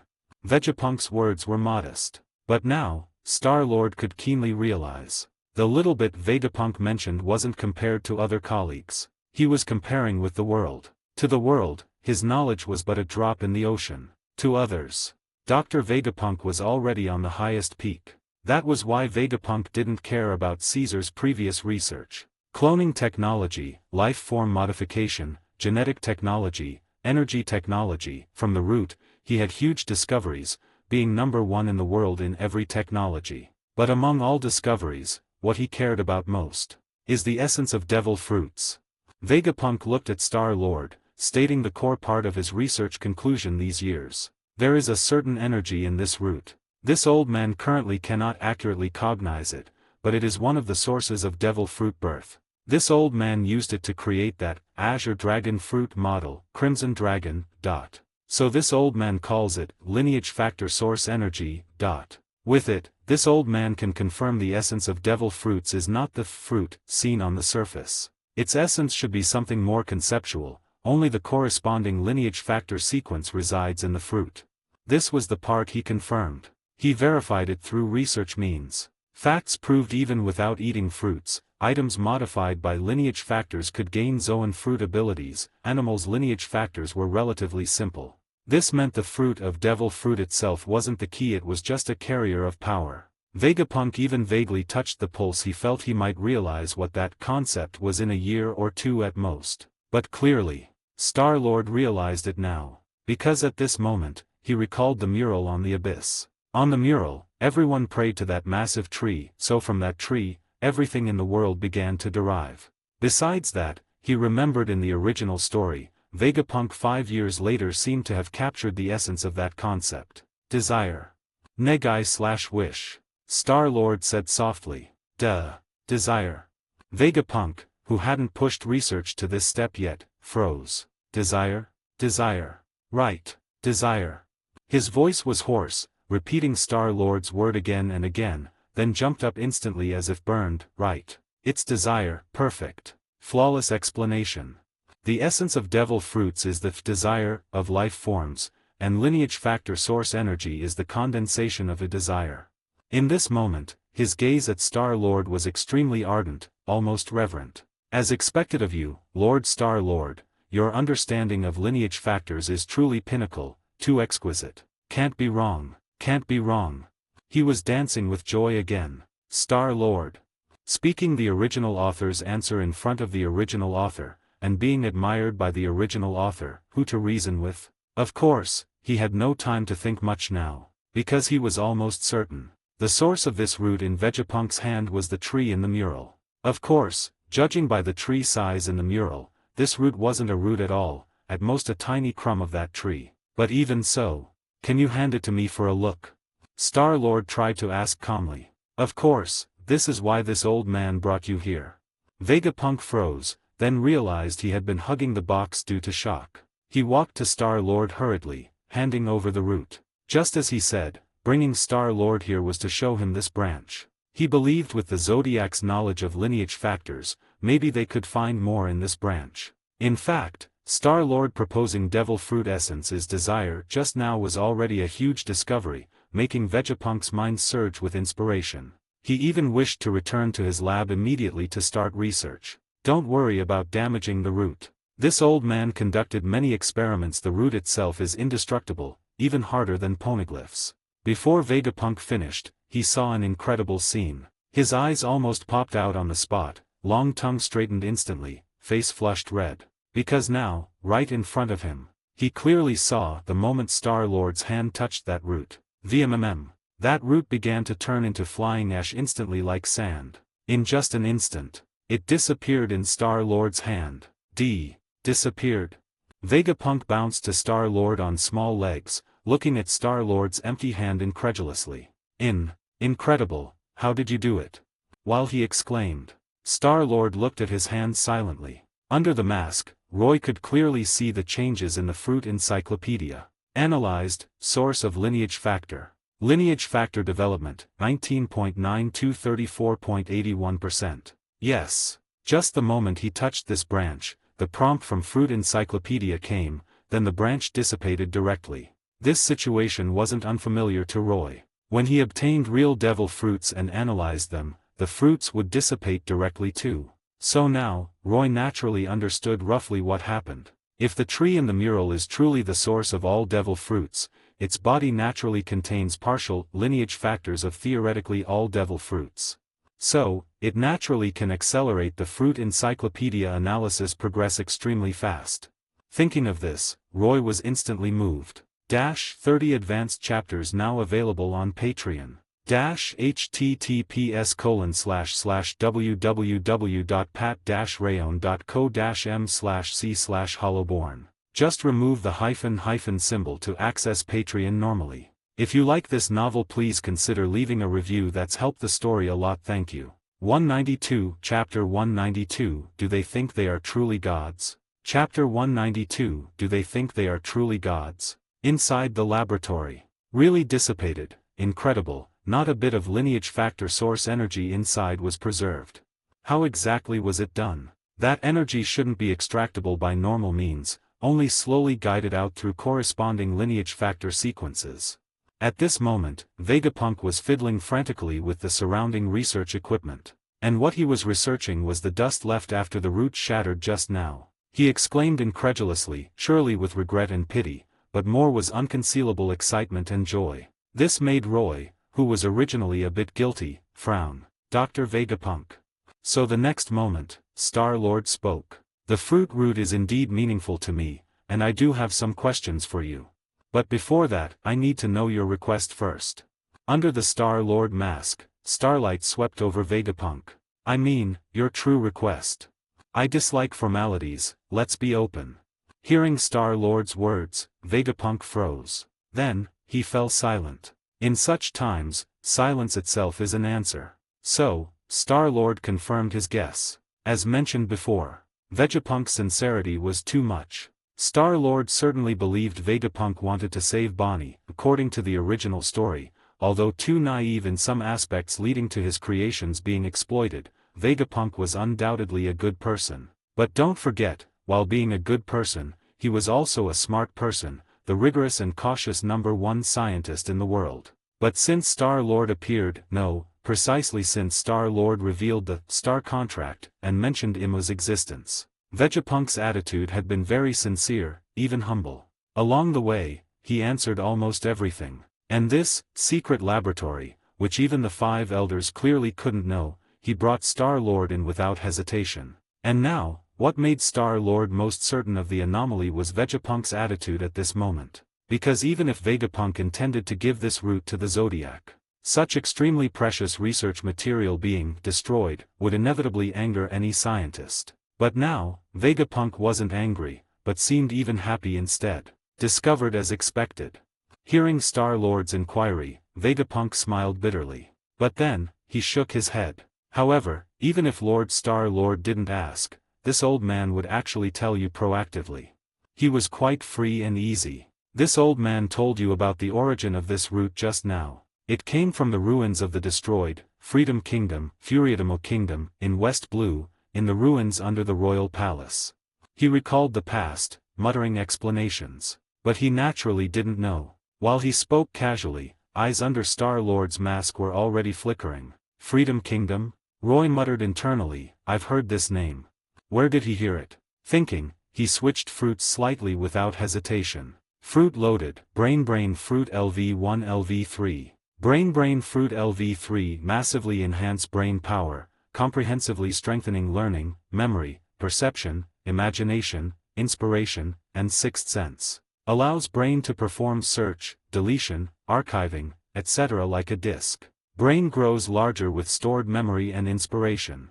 With the activation of the recently analyzed Brain Fruit, he felt his memory and thoughts accelerate dozens of times instantly. Just moments later, he searched the source of this word from memory. It was on Thriller Bark, before meeting Moria, the kingdom name Brooke mentioned casually. It was Brooke's homeland, the country where he once served as the Royal Guard captain. Simultaneously, it was ancestral land of the most special god's knight, Gunshar.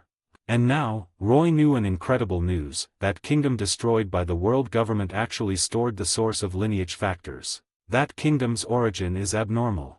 Roy realized this immediately. But clearly, he had no time to think more now, because Vegapunk continued speaking. We found a total of 4 roots and a very special poneglyph inside. This old man, judge, queen, and Caesar each took a root. The poneglyph was stored in Mad's research ship because it couldn't be deciphered.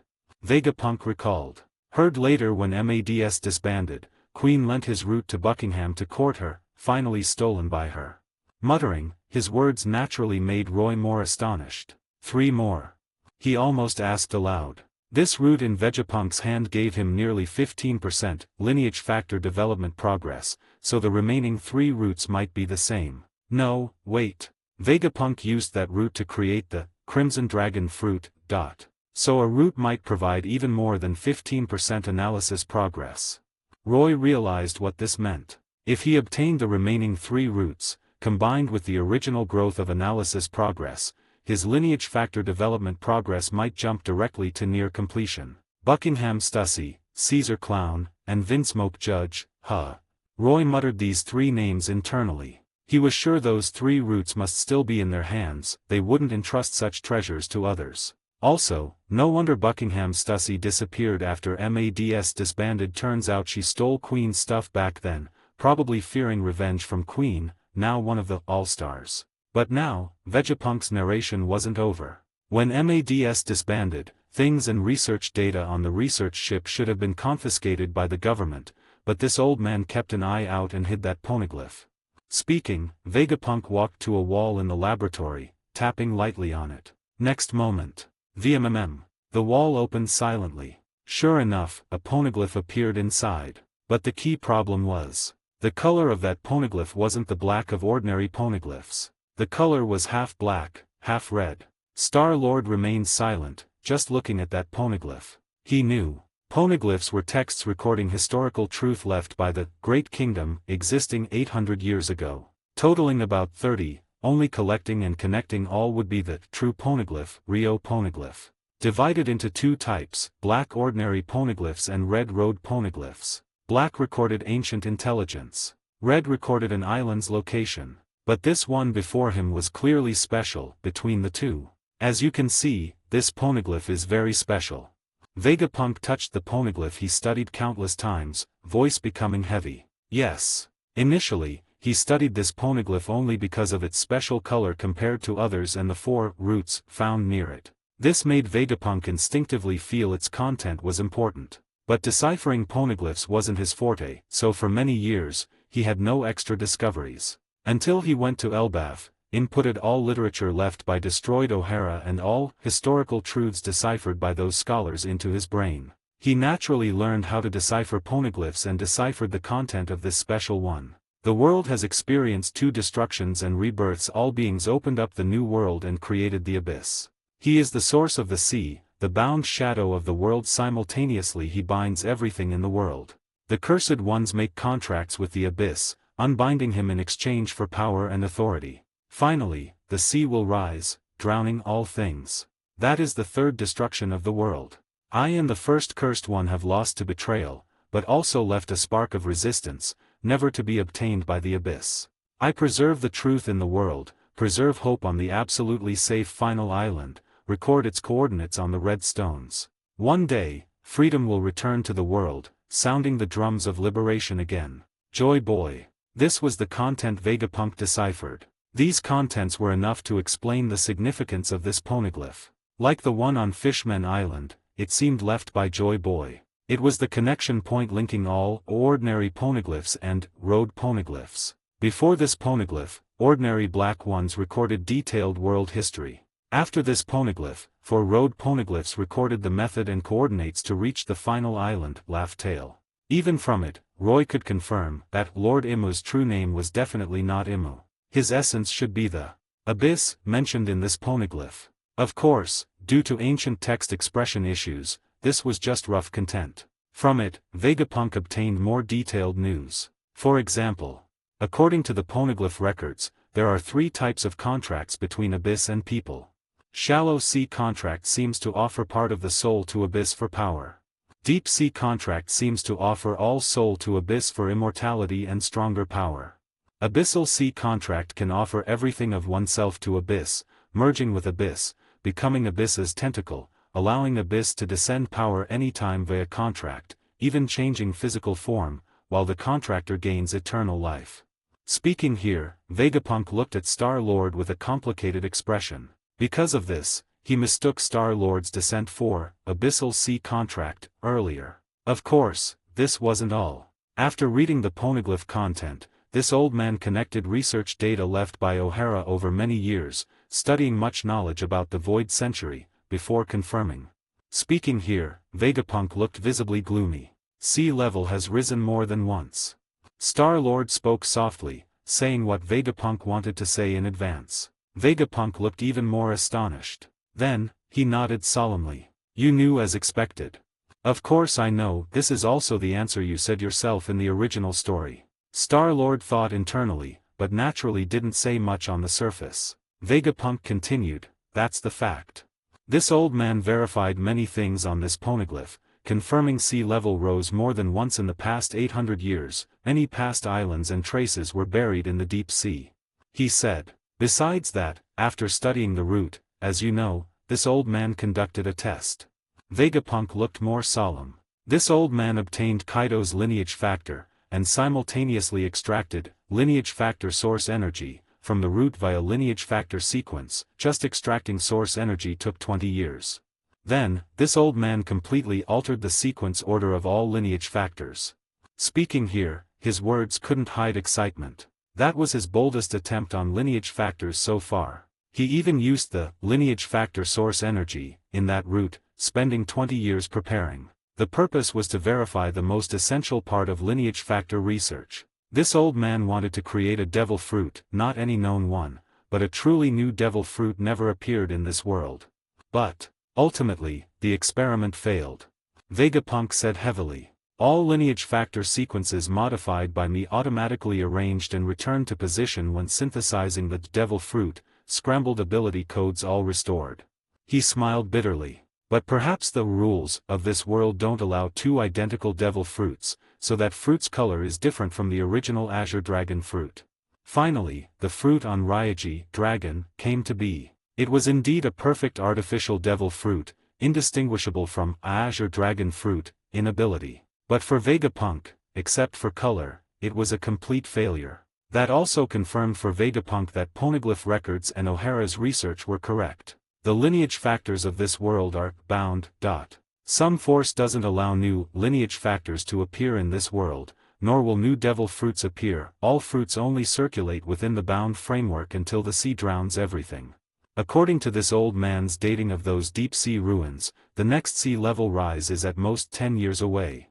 Speaking here, Vegapunk gritted his teeth, clenching his fists. The government must know all this. The Tequila Wolf Bridge Kingdom, currently being built by the government, and the Red Line, where the Holy Land is located, might be the only safe places after everything is drowned. His nails dug into flesh, but he seemed unaware. For this scientist, such loss of composure seemed rare, but not strange. Born in the cold land, Baltimore, genius Vegapunk's philosophy had been simple since embarking on the scientific path. He hoped for world peace, hoped everyone in the world could be happy. He hoped people could live happily in a peaceful world full of flowers, sunshine, food, clothing, and no war. He wanted to make the world better through his technology and inventions. For this, he could accept investment from underworld emperors, because research inevitably needed massive funds and resources. He didn't care about money or fame. Even after MADS disbanded and he was forced to join the world government, his philosophy didn't waver. He knew the world government had dark places, he knew the evil and greed of celestial dragons. But it didn't matter. Greed, darkness, all ugliness and struggle for power are only due to insufficient resources and undeveloped technology. He always believed so. So as long as he could create infinite resources, infinite energy. When money and power became meaningless, people naturally wouldn't fight for them, nor have darkness and war caused by them. He believed firmly in such near-fantasy things. Because he was Dr. Vegapunk, he had such talent. Regarding the content recorded on this poneglyph, although worried before today, he had never been so angry. Because he originally thought the so-called abyss should be some disaster or natural law of the world. After all, even Vegapunk couldn't imagine any individual capable of doing the incredible thing of binding the entire world.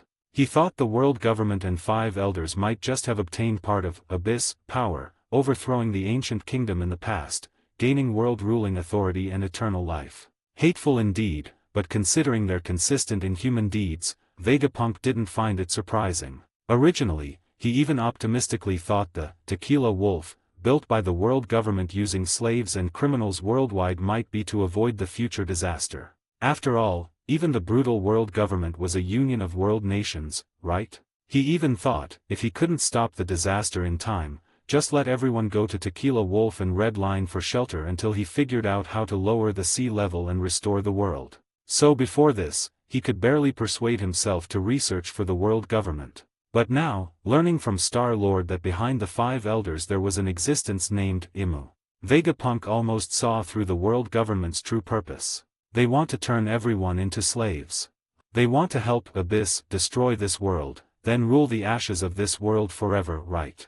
Do they think they are truly gods? Those bastards.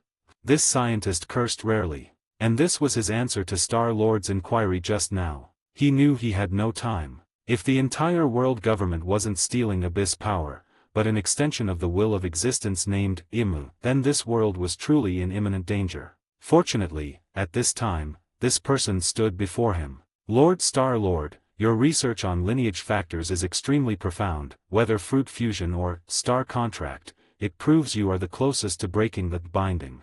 He looked at Star-Lord, emphasizing every word. This old man's original plan won't work anymore.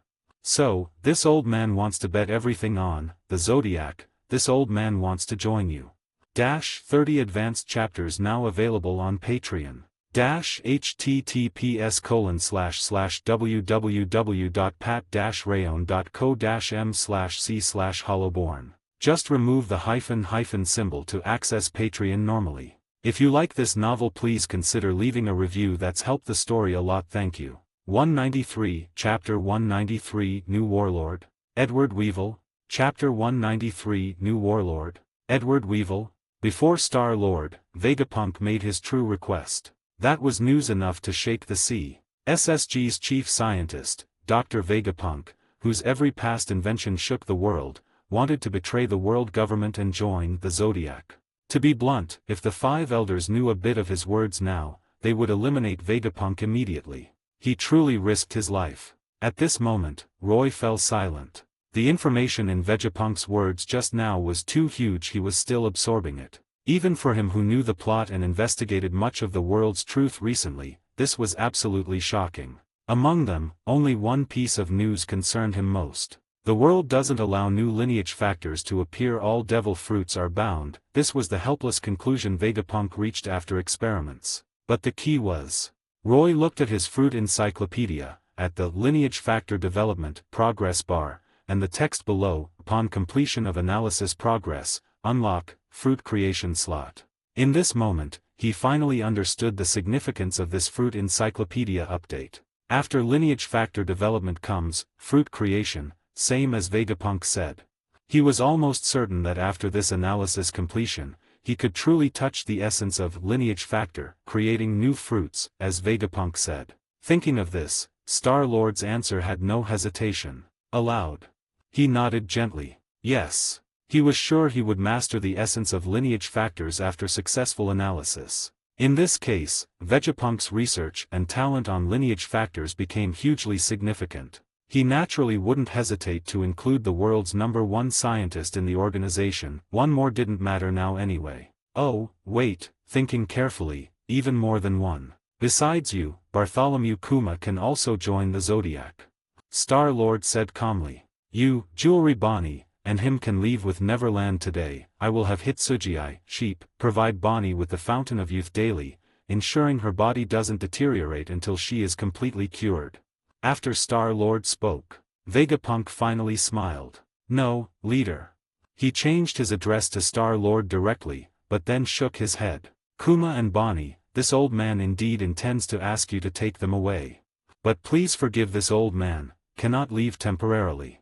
His expression was very solemn. This old man has an unfinished research on this egghead. That research is very important. To complete it, this old man must have some core data provided by Saturn. So, this old man cannot leave. Speaking here, his eyes were full of expectation. If the research succeeds, this old man can fulfill one of his long-cherished wishes, create infinite energy. Hearing this, Star-Lord understood the research Vegapunk insisted on completing. Emeth. He looked at Vegapunk, speaking the name. Hearing this, Vegapunk was naturally puzzled. Emeth, who is that? The robot you are researching. Under Vegapunk's widening eyes again, Star-Lord said softly, it was Joy Boy's partner, its name is Emeth. At this moment, Vegapunk was almost speechless. How do you know everything? He wanted to ask. Yes, as Star-Lord said. The thing Vegapunk insisted on staying to research was a giant robot from the ancient kingdom 800 years ago. It appeared suddenly 200 years ago, attacking the Holy Land Mary Geosa, but stopped due to energy depletion. Saturn, one of the 5 elders, gave it to Vegapunk for research, and Vegapunk indeed discovered something. That was the core driving the robot. According to Vegapunk's research, this core corresponded to some extremely special energy. Something he once discovered while exploring the Pluton dock in Water 7. The energy core of that robot was once eternal flame. Based on its energy core, plus top-secret ancient kingdom research intel provided by Saturn, Vegapunk almost touched the root of that energy. He even thought of a name for that energy, Mother Flame. He was sure that energy would realize one of his biggest dreams as a scientist, providing infinite energy for the world. So, even knowing the relationship between the world government and Imu, he still chose to stay on Egghead for a while. But he didn't expect. Do you know that robot? In this moment, Vegapunk suspected slightly. This Star-Lord before him not only knew Imu, the world government, and the world's truth well, but now even spoke the name of that ancient robot. Considering his research on lineage factors and the world government's obvious wariness of him. Gulp. Vegapunk swallowed. Excuse the question, how old are you now? He suspected this person before him might be like the 5 elders and Imu, an immortal existence? Clearly, Star-Lord wouldn't answer Vegapunk's inquiry directly. I grant your request, you can stay on Egghead. After your research is complete, someone will come to pick you up. However, speaking here, Star-Lord paused slightly. Inside Emeth, there is something left by Joy Boy in the past. I will take it. Half an hour later. What's wrong, Vegapunk? Returning to Neverland, Kuma looked at dazed Vegapunk and Hitsugi beside him, asking puzzledly. In my opinion, probably scared by the leader. Hitsugi crossed his arms, nodding constantly. After all, I get scared by his aura occasionally too, very normal. The result of this discussion is out, Lord Kuma, you and Miss Bonnie need to leave Egghead with me next. Hitsugi briefly informed Kuma of the negotiation result. Hearing he would join the Zodiac and leave with Hitsugi, Kuma didn't hesitate. Just as he said before, as long as Bonnie could be cured, he didn't care about any conditions. But, Vegapunk, you aren't leaving with us. Hearing Vegapunk would stay on Egghead, he raised an objection for the first time. He looked at Vegapunk. If Bonnie and I leave, Saturn will. He knew well, if he and Bonnie left now, Saturn would definitely trouble Vegapunk upon knowing. Let Lord Hitsugi take Bonnie, I stay too. So, Kuma made a decision without hesitation. No. At this moment, Vegapunk seemed to finally recover. He shook his head. The time for your first modification agreed with Saturn is almost up. If you stay, this old man must modify you, or directly disobey Saturn. But if you leave now, this old man can say you unilaterally broke the promise. After all, you are a vicious pirate. Speaking here, he winked at Kuma. Even if Saturn suspects this old man, he can do nothing to me, at most increasing surveillance. Without this old man, he can't complete that research. Vegapunk's words were very confident. As the world's #1 scientist, he was qualified to be confident. In scientific research, he was number one. Even the warrior god of science and defense had to rely on him. Hearing this, Kuma fell silent. Looking at this scientist who met him by chance but helped him constantly, his gloved fists clenched. "It's okay." Vegapunk patted Kuma. He seemed to want to pat the shoulder, but due to height, patted Kuma's waist. "Later when this old man is monitored and hard to leave Egghead, you come to pick this old man up." He chuckled. Hearing this, Kuma looked at him seriously. "When the time comes, I will definitely come. Regardless of the opponent, I will take you away."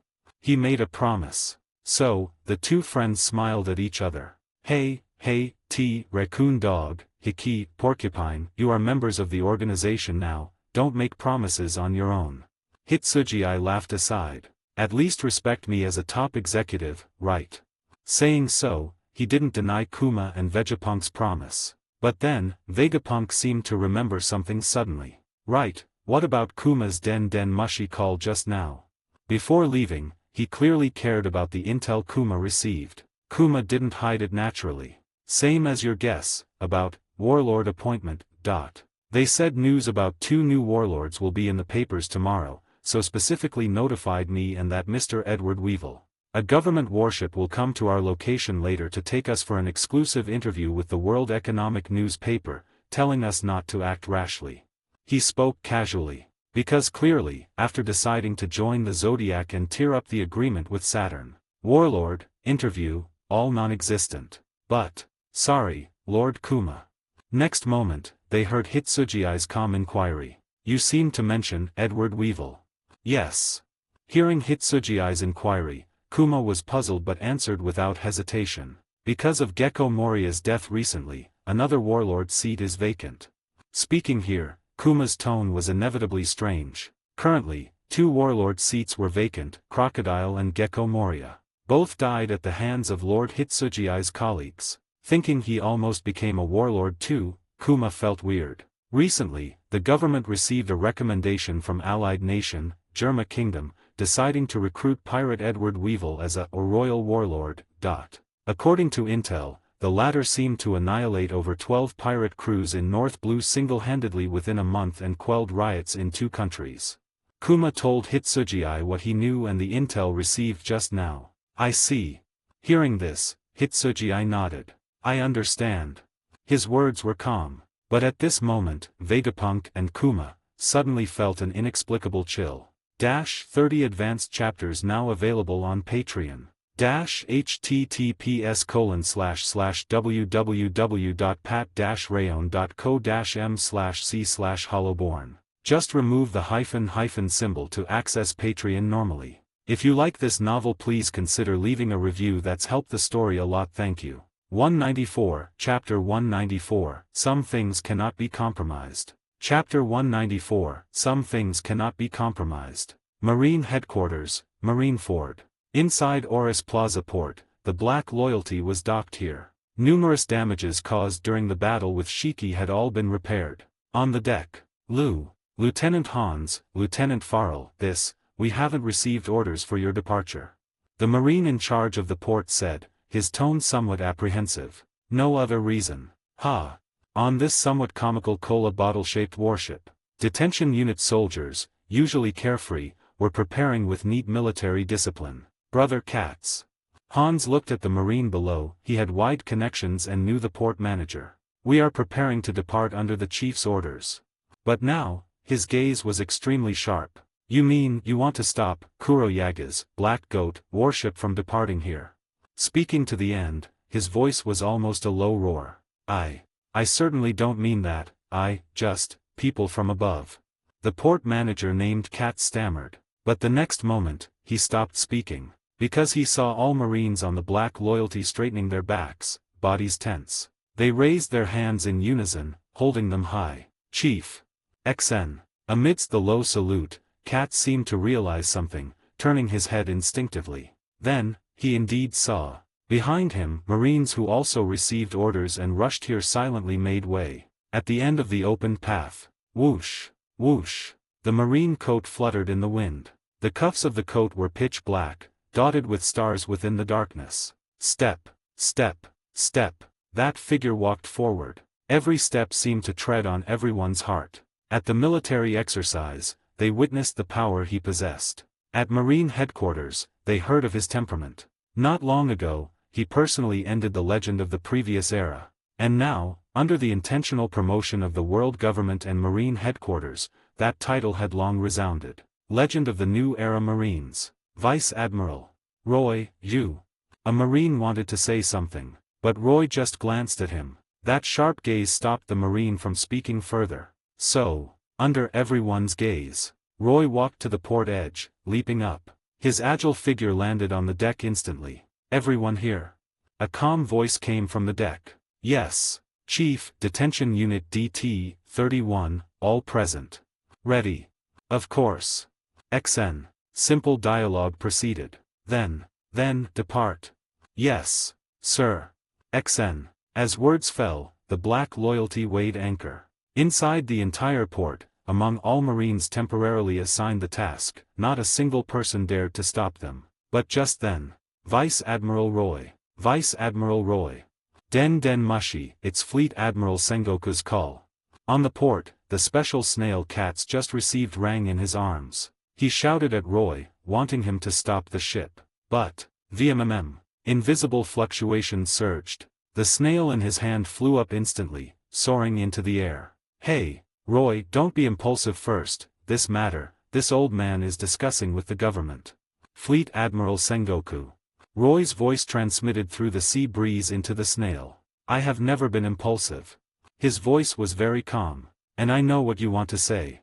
As mentioned before. Compromise, considering the big picture. Fleet Admiral Sengoku always worried about this, always swayed by this. Roy understood Sengoku's thoughts. This fleet admiral knew the world's darkness best, witnessing the sea's chaos for years. He knew pirates, world government, underworld, those were the world's ugly abscesses. While they entrenched in this world, the importance of order was unquestionable. Only with order could the world, this patient, covered in abscesses, continue. So even compromising with darkness, Sengoku wanted to preserve this order. He wanted to rely on the Marines, slowly purging evil through the hands of justice. He wanted to remove the world's abscesses one by one, from small to big. Before that, enduring the pain brought by some huge abscesses was unavoidable. But, Fleet Admiral Sengoku, the snail began to fall on the sea surface. Some things cannot be compromised. It could only transmit the last words into the receiver. Once principles can be compromised, it's not considering the big picture, it only means you have become a slave to order. Words fell. The snail sank into the ocean.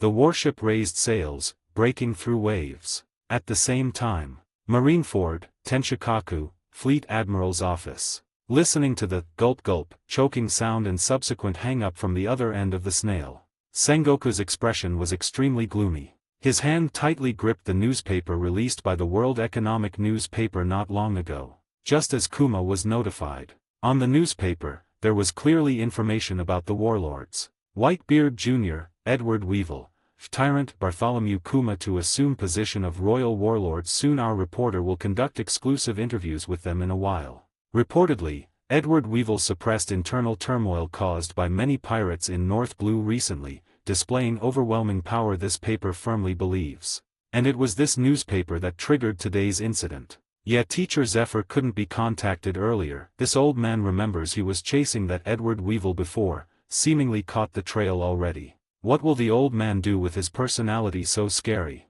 In the office, Kizuru Borsellino said. And news came today saying there seems to be an accident with that Kuma assuming the warlord position. His greasy voice spoke exactly what Sengoku worried about most. Yes, after forming the pirate guerrilla, Zephyr had been hunting pirates on the sea with subordinates and disciples. During the hunt, they gradually followed Ein's previous discovery, finding Edward Weevil's traces, even chasing him for a while. So knowing Edward Weevil was about to become a warlord, Zephyr lost contact directly. Sengoku didn't need to guess what he would do. But misfortunes never come singly. At this critical moment, he heard the government's originally designated warlord Kuma had an accident yesterday, seemingly tearing up the agreement with the government. This made Edward Weevil even more important. After all, The World Economic newspaper already warmed up for the warlords. A warlord refusing appointment now was already a huge scandal. If Edward Weevil had problems too, the prestige of the already shaky 7 warlord system would become a joke. Therefore, Sengoku called Roy just now, trying to persuade him. The situation was already very complicated. But clearly, judging from the words just now, Roy didn't intend to listen. Should this old man stop him? Still in time at this distance can catch up quickly. Kizaru stood up, asking softly. But speaking of which, that kid gets stronger terrifyingly fast, so scary. Speaking, he was ready to depart. But the next moment, he clearly saw Sengoku clenched his fist, punching the desk. No. The fleet admiral gritted his teeth, saying so. Roy's words echoed in his mind. Normally, firm-willed Sengoku wouldn't be shaken easily. But, Zephyr. This time, the situation was different. He and Zephyr were friends, best friends, comrades fighting side by side since joining the Marines. So, regarding Edward Weevil becoming a warlord, his anger wasn't weak, just suppressed by himself. He wasn't sure if the world government knew about the grudge between Edward Weevil and Zephyr. But one thing was certain. The high-level officials of the world government. They definitely don't care about such small matters, right? Knowing the world government well, Sengoku could almost guess the 5 elders' thoughts. This made him angrier. The pain of a former admiral, the most loyal veteran of the Marines, in their eyes, was it not worth mentioning? Holding such thoughts, Sengoku naturally began to doubt himself. Ultimately, he had been enduring and compromising these years, trying hard to bear the darkness, removing the world's abscesses slowly according to his ideas. But he didn't succeed. He killed the Pirate King, but Roger's dying words started the Great Pirate Era. 4 emperors stood on the sea since then. Evil ran rampant. Until recently, 1 emperor finally fell, but not by Marines, defeated by the newly appeared evil of the sea. The era didn't stop, instead, it intensified, becoming more chaotic. He was like a diligent paperhanger, compromising constantly, trying to patch up this era from spiraling completely out of control. But now, Roy's words became the last straw. Sengoku began to think sincerely. Was his compromise with the world government really too much? Should he really be a bit tougher? Could the world's abscesses really be removed slowly one by one as he originally planned? He hadn't found answers to these questions yet. But regardless, one thing was certain. That was, no need to stop him. Let him go. Sengoku gritted his teeth. VMMM. Golden Buddha light flowed. Invisible fluctuations surrounded his hand. Boom. Next moment, the desk shattered directly into dust out of thin air. Sengoku stood up from the shattered desk, roaring in a low voice. That was his posture when he was young, just joined the Marines not long ago. Back then, he was the man called, explosive-tempered Afro, by Garp. Yes. He would compromise for the big picture, willing to make rational choices after weighing pros and cons. But there was one thing he absolutely couldn't accept. That was, that self-righteous brat. Who are you calling a slave? 30 advanced chapters now available on Patreon. https://www.pat-rayon.co-m/c/hollowborn. Just remove the hyphen symbol to access Patreon normally. If you like this novel, please consider leaving a review. That's helped the story a lot. Thank you. 195, Chapter 195, Joy Boys Not. Chapter 195, Joy Boys Not. Puru Puru. Puru Puru. On the deck of the Black Loyalty. The Den Mushi in Roy's hand rang continuously. Then, click. It was hung up by the person on the other end. Roy's expression was somewhat ugly. The origin of the snail in his hand was simple. It was the communication snail left for Roy by Zephyr and Binz before establishing the pirate guerrilla and leaving. Roy contacted Binz occasionally through this snail to understand the situation of the pirate guerrilla. But now, this call couldn't get through. Roy understood the meaning naturally. Teacher Zephyr and Binz, truly worrisome guys.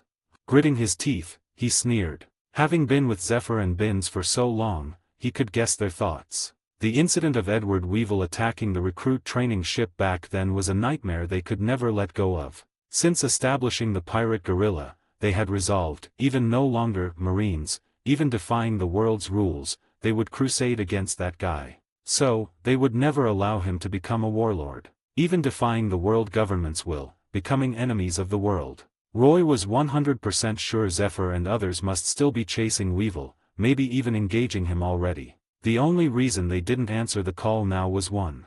They didn't want to drag Roy down. They were resolved about their outcome. But Roy was different. He was Zephyr's chosen successor, his disciple, the flag and legend of the New Era Marines. But clearly, those bastards, who do they think I am? Roy couldn't accept this ridiculous reason. Think I have no way like this. Speaking, he took out a note from his pocket. Farrell, go to North Blue, near these coordinates. Roy threw the note to Farrell at the helm. This was the C coordinate notified by the world government when Kuma answered the snail on Egghead. He was sure Edward Weevil was nearby. These coordinates. HM, Chief, this is the C near Luvneal Kingdom. Farrell took the note, then took out a chart from his belly, comparing and concluding. Luvneal Kingdom. Roy frowned. One of the world government allied nations in North Blue, hometown of Mont Blanc Noland. Speaking of this, Farrell's expression was somewhat strange. And I saw news recently, the ship of the world government's, nation's inspection envoy, sent to North Blue seems to be heading to this country next. Nation's inspection envoy. Hearing this, Roy raised his eyebrows. He knew the so-called inspection envoys were celestial dragons sent by the world government to inspect allied nations and search for the Zodiac's traces. In the Four Blues and Paradise where the world government had great power, one envoy inspected allied nations respectively. In New World allied nations, there were 3 envoys. Edward Weevil's coordinates are in Luvneal Kingdom, and the nation's inspection envoy happens to be in nearby waters. Roy muttered internally. He smelled conspiracy. Of course. With Edward Weevil's brain, he had nothing to do with the word conspiracy. So, is it Buckingham Stussy? Roy muttered internally. Then, he waved his hand without hesitation. Then go to Luvneal Kingdom. I remember when repairing Black Loyalty, I asked SSG to add Den Mushy channel changing and interception functions. Correct. Turn on full power, detect all public channels of the world government and Marines nearby. After Farrell nodded, Roy walked into his room in the cabin. Pay attention to duty tonight, don't let anyone disturb me before reaching North Blue. His tone was full of seriousness. Yes. XN. Although Farrell and Hans didn't know what Roy was going to do, they could judge from Roy's tone and expression that what their chief was doing now was important. Just as said before, at critical moments, they wouldn't hold him back. So, Roy turned into the captain's room.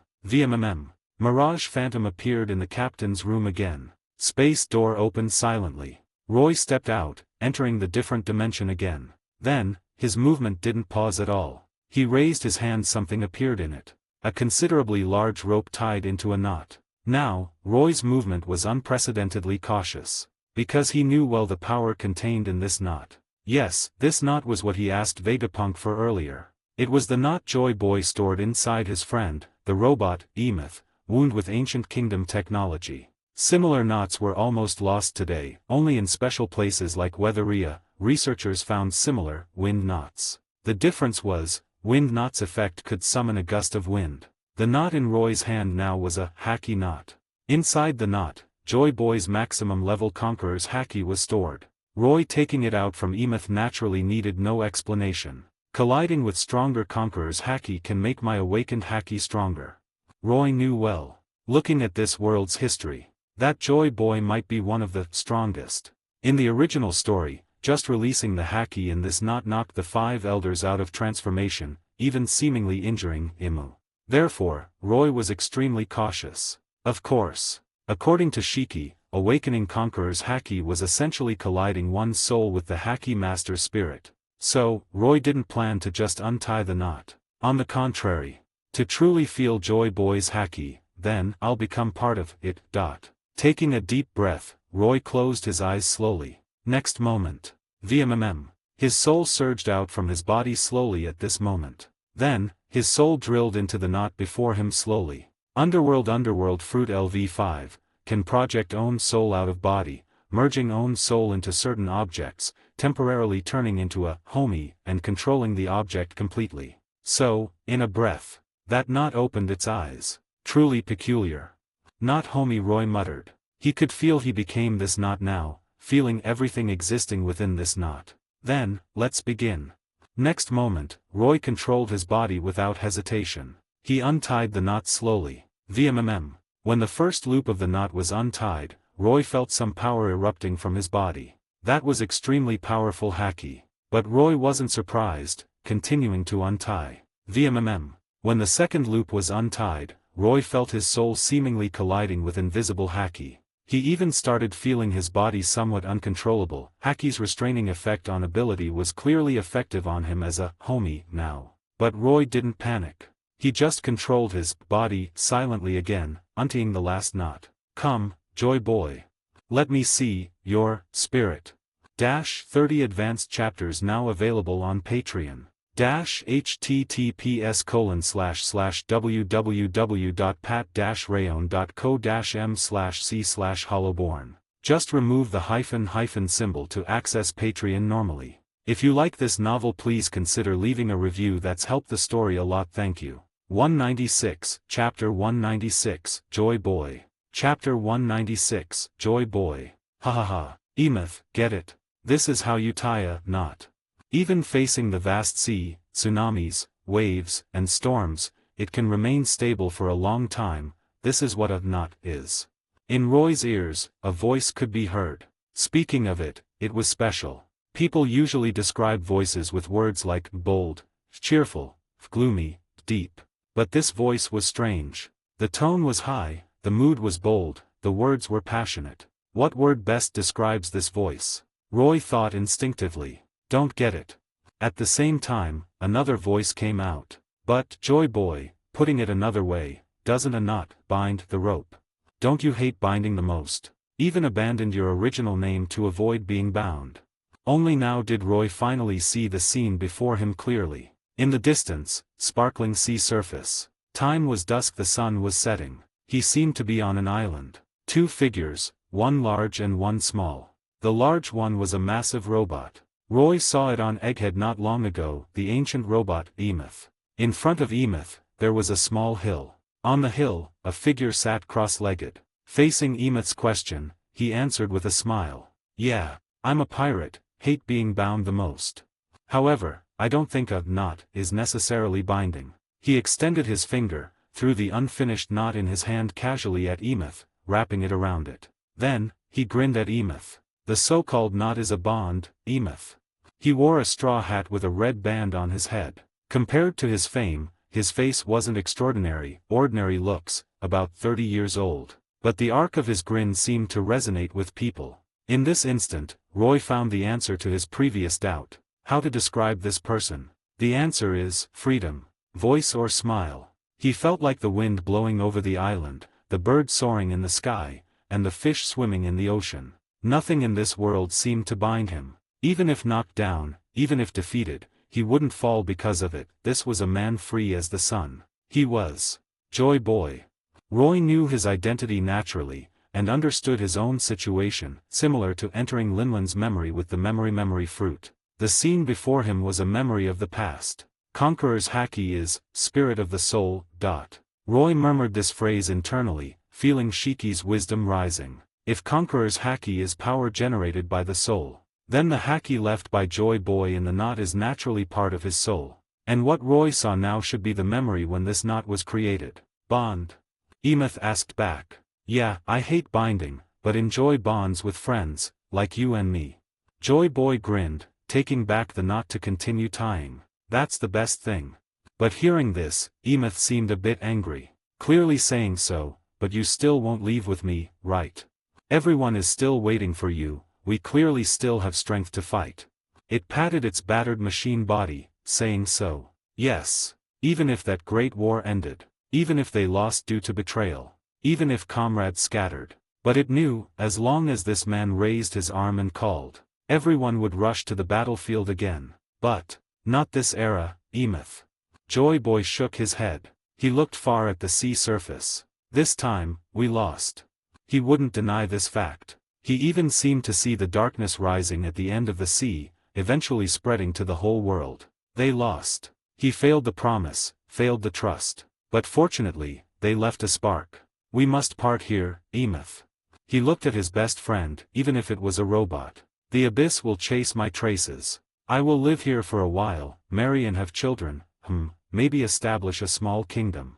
Then I will leave, go to the final island, to store the spark, then personally bid final farewell to the abyss. He said to Emeth. But Emeth clearly didn't want to part with its best friend, because it knew, after this parting, it would be forever. But now, greeting it was only Joy Boy's warm but firm gaze. It's okay, Emeth. He grinned again. I know hiding in darkness is damp. I know parting is painful. I know waiting is tormenting. But I will return. He laughed loudly. In the promised era, there will be a Joy Boy fighting with you, partner. Speaking here, the knot in his hand was tied. He held the knot high, facing the setting sun on the distant sea, as if to hang it up again. Even in the longest night, the sun will always rise. I won't die. He looked at his best friend, tossing the knot gently. Because in this world, there are always people chasing freedom. That was why he abandoned his name. Because everyone chasing freedom can be Joy Boy. Watching Emeth in memory pick up the knot, stand up with its massive body, and cross the ocean away. Roy looked at Joy Boy sitting on the hill. He sighed at this legendary pirate's spirit and breadth of mind. But simultaneously, he didn't know how to proceed. What about the promised conqueror's hacky collision? But just as he was puzzled, "Hey, friend." He heard a voice in his ear. Roy looked up instinctively. Then, he saw incredulously that Joy Boy was smiling at him now. "You've been standing there for a long time." He greeted Roy. Roy's surprise naturally needed no explanation. He watched Linland's memory before, but never expected this. In Linland's memory, Rocks and Whitebeard wouldn't turn around to greet him suddenly. Don't be surprised. But now, Joy Boy seemed to see his thoughts. He adjusted the straw hat on his head, then pointed at himself grinning. "Heard just now, right? I don't like being bound. I am free, so memory can't trap me either."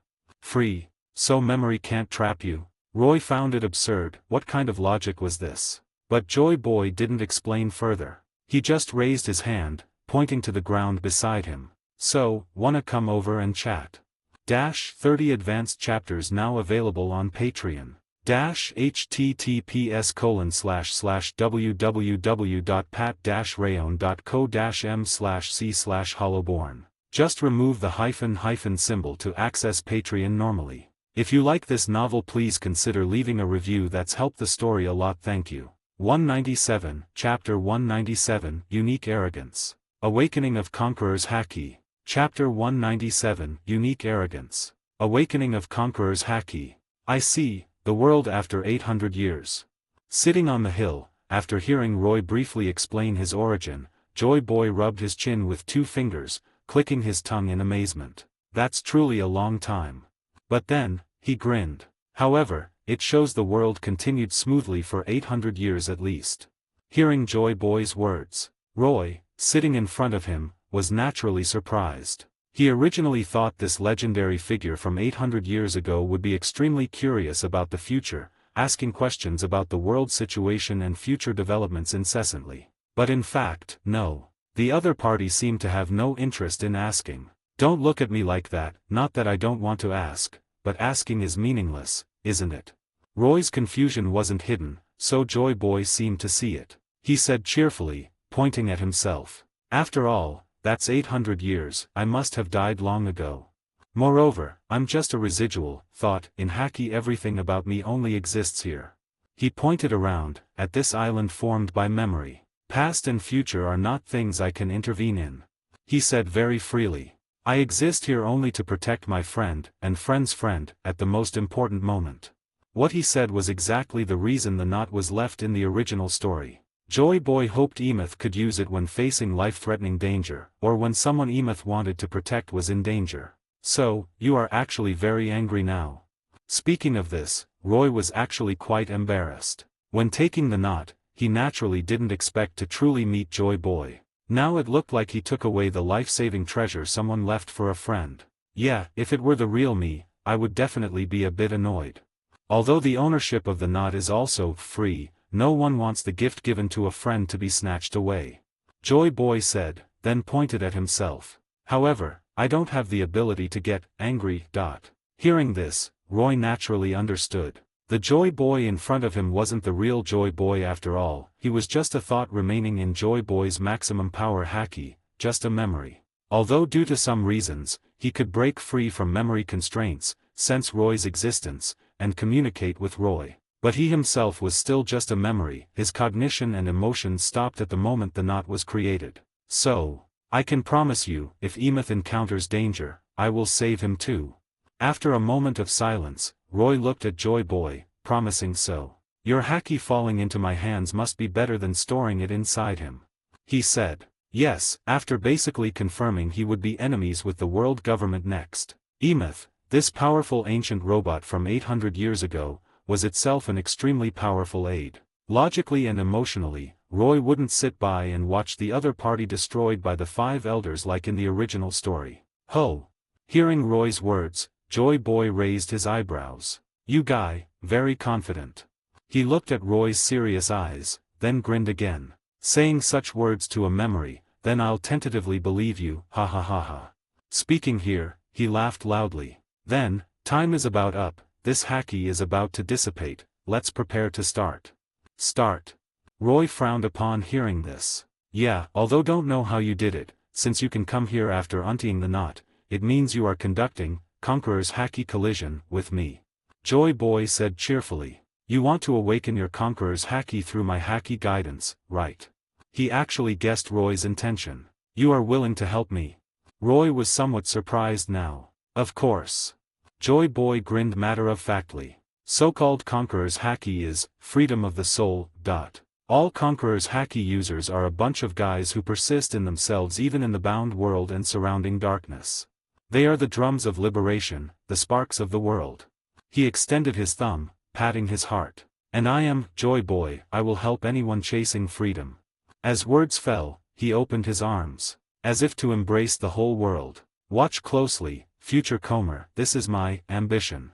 As words fell, before Roy, the hill, sunset, and that island disappeared out of thin air. Roy felt his perspective rising abruptly at this moment. He saw a sea, a vast, boundless, azure expansive ocean. No red line, no calm belt, no war, no ugliness. On that sea, there were countless islands, they had no barriers between each other, seeming connected. Roy saw celebrations being held on the islands. Bonfires burned fiercely, food and wine were everywhere. He saw the massive figures of giants dancing, the earth moving with them. He saw dwarves shuttling nimbly between giants' toes. He saw merfolk no longer hiding in the deep sea, but singing on the shallow beaches at the island edge. Humans and minks frolicked, huge sea kings floated in the near sea, carrying laughing children. Long arm, long leg, snake neck, all races in the world gathered on this sea now. They played and frolicked, sang and danced. No discrimination, no barriers, no oppression. Only laughter passed between them, and, to freedom. Voices of 10,000 races converged into a sound wave, echoing across the sea. After the banquet ended, some rushed to the sea laughing. Some stayed on the island happily. Sunlight fell, flowers bloomed, sea breeze blew. Only now did Roy seem to feel that pure and passionate intent. As mentioned before, Conqueror's haki is, manifestation of the soul. Every Conqueror's haki user has an ambition unconstrained by the real world, and the corresponding world they want to shape. Appearing before Roy was Joy Boy's ambition. He wanted no barriers in the four blues, no divergence among 10,000 races, wanted people of all groups to laugh, wanted everyone to live equally on the sea. He wanted to hold a grand banquet participated by the whole world. Or to be precise, he wanted to make the whole world free. Whether rushing to the sea or accompanying family, everyone could do what they wanted. I see. In this instant, Roy clearly sensed that majestic spirit to the extreme. He also realized the role he, or Joy Boy, played in this free world now. He was the sun, shedding light of freedom. Where Joy Boy existed, there would be no binding. Where the sun's light shone, shadows and coldness would be dispelled. This is, what spirit. Even Roy, having estimated this earlier, had to sigh internally now. Joy Boy's ambition shone here across 800 years. Even he had an impulse to throw himself into it, laughing freely. But, in this instant, watching the free world below, Roy felt something seem to surge from deep in his soul. He sensed instinctively something was wrong. Until a certain moment, a flash of inspiration finally appeared in Roy's mind. He figured out where the problem was. As expected, he spoke. You guys' ambition is completely a pirate's dream. His words fell. The grand free world before him seemed to pause accordingly. Pirate's dream. The world seemed to question his doubt. Yes. Now, Roy felt the thing surging in his soul becoming more intense. What is a pirate? Unrestrained sea fanatic. Their journey has no boundary, their world has no order. Freedom is their everything. Grab what you want, hold the banquet you want, do what you want without obstruction. Luffy so, Roger so, Joy Boy also so. So they could act against hated people without hesitation anytime, toast friends anytime. Come, enemy, come kill. Come, friend, come drink. This gave them their own charm, making countless people choose to follow their footsteps. But a world where everyone is unbound, absolutely free. Speaking here, Roy no longer looked at the sea below. That is an absurd idea only pirates would have. He raised his head, as if staring at this world. Then, he took a step forward. Boom! As this step landed, the whole world seemed to pause with a boom. That grand free spirit seemed to turn into a violent storm at this moment. The whole world seemed to be confronting Roy's step. Boom! Boom! Boom! But even in this situation, Roy's steps had no hesitation. Every step taken seemed to make the thought in his heart firmer. The world began to shatter gradually under his feet. Overthrowing the world government and Imu, eliminating darkness, that is certainly correct. He admitted Joy Boy had transcendent spirit. Letting people laugh and be free, that is also a praiseworthy wish. He admitted Joy Boy had the charm to be followed. But, ultimately, if everyone in the whole world obtains absolute freedom, have you thought about what this world will become? Roy asked. He already had the answer in his heart. Absolute freedom brings chaos and disorder. Perhaps the world would become beautiful briefly, but differences between races, acquisition of resources would inevitably lead to the collapse of the world situation again. That is the reason for your failure, Joy Boy. Roy advanced step by step. The world shattered beside him. Until finally, that free world completely shattered, gone without a trace. Replacing it, Roy returned to that small hill. Standing before him was still that Joy Boy. Your ambition is a fairy tale that can never be realized. Even if you liberated the world, it's just brief freedom. At some time, the world will inevitably enter new disorder. Roy looked at Joy Boy, saying so. Hearing this, Joy Boy still wasn't angry. He just smiled. My dream is naturally a pirate's dream, after all. I am a pirate. I want to defeat the abyss, liberate this world, just because I can't stand it. I don't like my friends being oppressed, I don't like being bound, so I want to overthrow it, that's all. He didn't deny these facts, laughing loudly instead. Yes, Joy Boy was never truly a perfect man. He wasn't a god, nor a saint destined to lead the world to a perfect utopia from birth. He was just a pirate. He wanted to dispel the darkness of this world, liberate this world, but that was all. How to govern the world, whether the world would become disordered, what happens next. That kind of thing, what does it have to do with pirates? People in the future will always find a way. Joy Boy said, then looked at Roy. So, what about you, successor? He seemed to expect Roy's answer very much. Because everything just now proved it. Roy wasn't subdued by his spirit. That meant the soul of this successor before him had potential not inferior to his. He was special. What kind of world do you want to see? How to create order, how to manage the world, how to ensure peace, you. His words were interrupted by Roy here. How would I know that kind of thing? Roy answered without hesitation. Joy Boy's expression showed clear astonishment. You don't know, then why do you? Because I have seen a better world. Roy interrupted him again. It's not perfect, but better than the current one, better than the disordered one too. He said. And after seeing you today, I finally confirmed. This world, indeed cannot be handed over to you pirates. Ha! Joy Boy was naturally more puzzled. But then, he seemed somewhat unconvinced too. You guy, clearly can't even determine what world you want to build, would handing the world to you make it better? Of course. But this time, Roy just looked at Joy Boy, calm words carrying some power. Yes.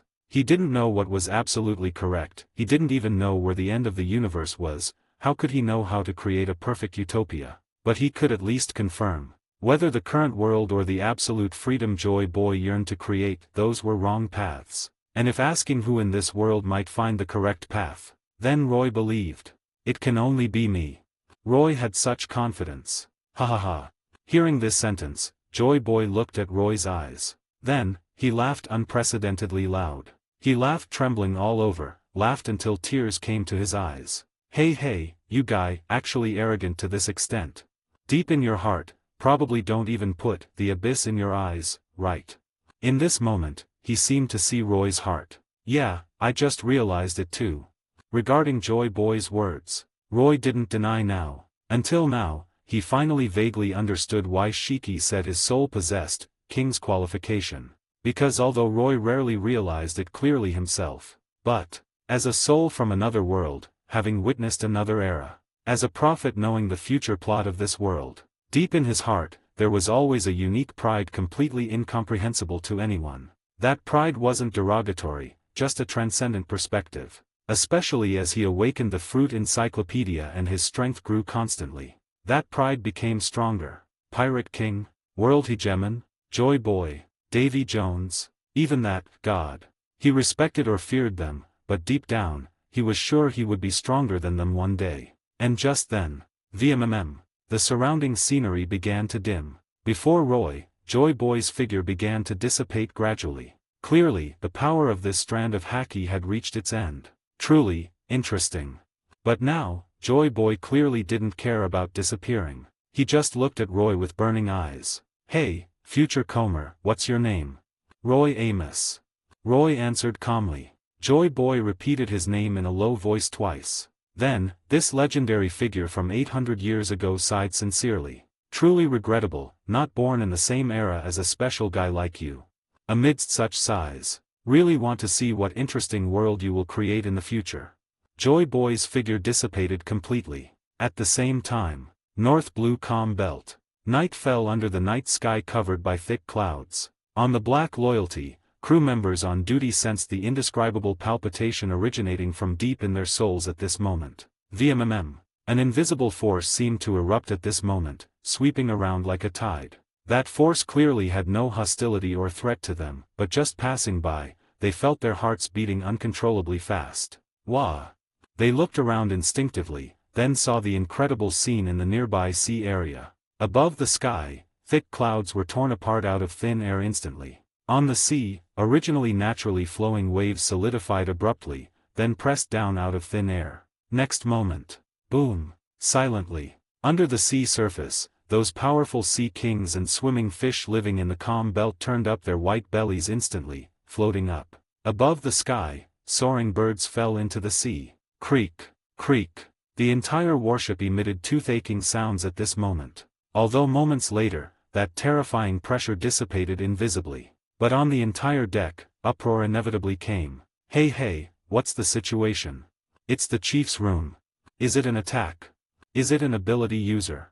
Hans and Farrell looked at each other, quickly judging the source of that power fluctuation just now. So, they hurried toward Roy's room. But in the next moment, click, they saw Roy's figure walking out of the room. Chief. X2. Hans and Farrell's steps paused instantly, wanting to say something looking at Roy, but stopped immediately. Because they could vaguely feel, Roy now, compared to before, seemed to have undergone some indescribable change. His temperament seemed to become sharper. What's wrong? Until Roy's voice sounded, they seemed to finally recover. Chief, that was just now.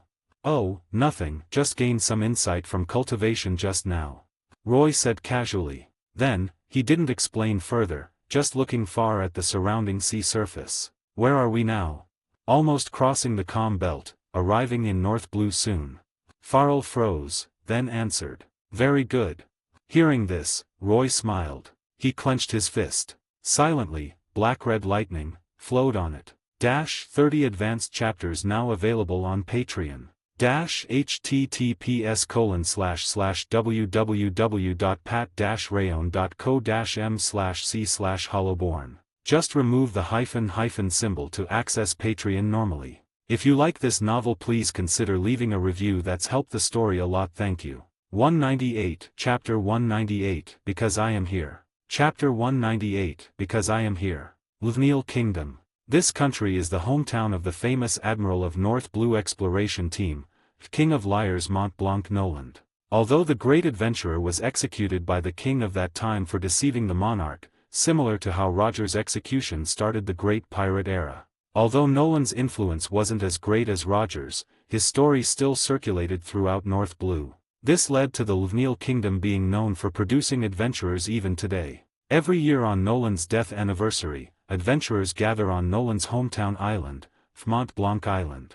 They drink fine wine in the island town and start their journeys. This once became the liveliest event in today's Luvneal Kingdom, called the Adventure Festival. But today, the situation was special. Boom, boom, boom. The entire Mont Blanc Island was trembling. Port buildings collapsed under massive impacts. Dust soared, strong winds blew away fluttering festival flags, intense shockwaves came continuously from the town center. Truly, monster-like, those two guys. Hey, Admiral Noland's monument was shattered. More than the monument, the whole town will disappear if this continues. I is the former Marine Admiral fighting an already confirmed warlord. What happened? I heard after the joint military exercise, former Admiral Zephyr retired. What organization is the Pirate Guerrilla? Never heard of it. Now, adventurers originally here for the Adventure Festival and massive numbers of reporters had gathered. They looked at the source of vibration in panic. There, a battle beyond most people's cognition was ongoing. Woo, hurts. Mama, this purple-haired old man's fist hurts. Weevil is obedient. I hit him. A huge, ugly man with a crescent mustache and stitches all over his body was wielding a surprisingly large naginata. He wailed meaninglessly, words incomprehensible to others. Boom. Every slash was accompanied by extremely intense armament haki, creating piercing shrieks tearing the air, cleaving deep gullies in the ground. One strike even cut a merchant ship in the distant port in half directly. That bulky body wielding the naginata moved with unexpectedly flexible and extended motions, like a true taijutsu master. Undoubtedly, that was monster-like power. With Whitebeard not fallen yet, his title wasn't Whitebeard Jr. But the power he possessed was shocking enough. He was the new warlord, huge pirate, Edward Weevil. But, clang. Next moment, his naginata was blocked by a pitch-black fist. The power enough to destroy a merchant ship only made a piercing metal collision sound against the fist. The fist grabbed the naginata, immobilizing Weevil. Then, boom. Silently, the huge pitch-black mechanical arm, Battle Smasher, spewed hot steam, punching Weevil in the face. Ah!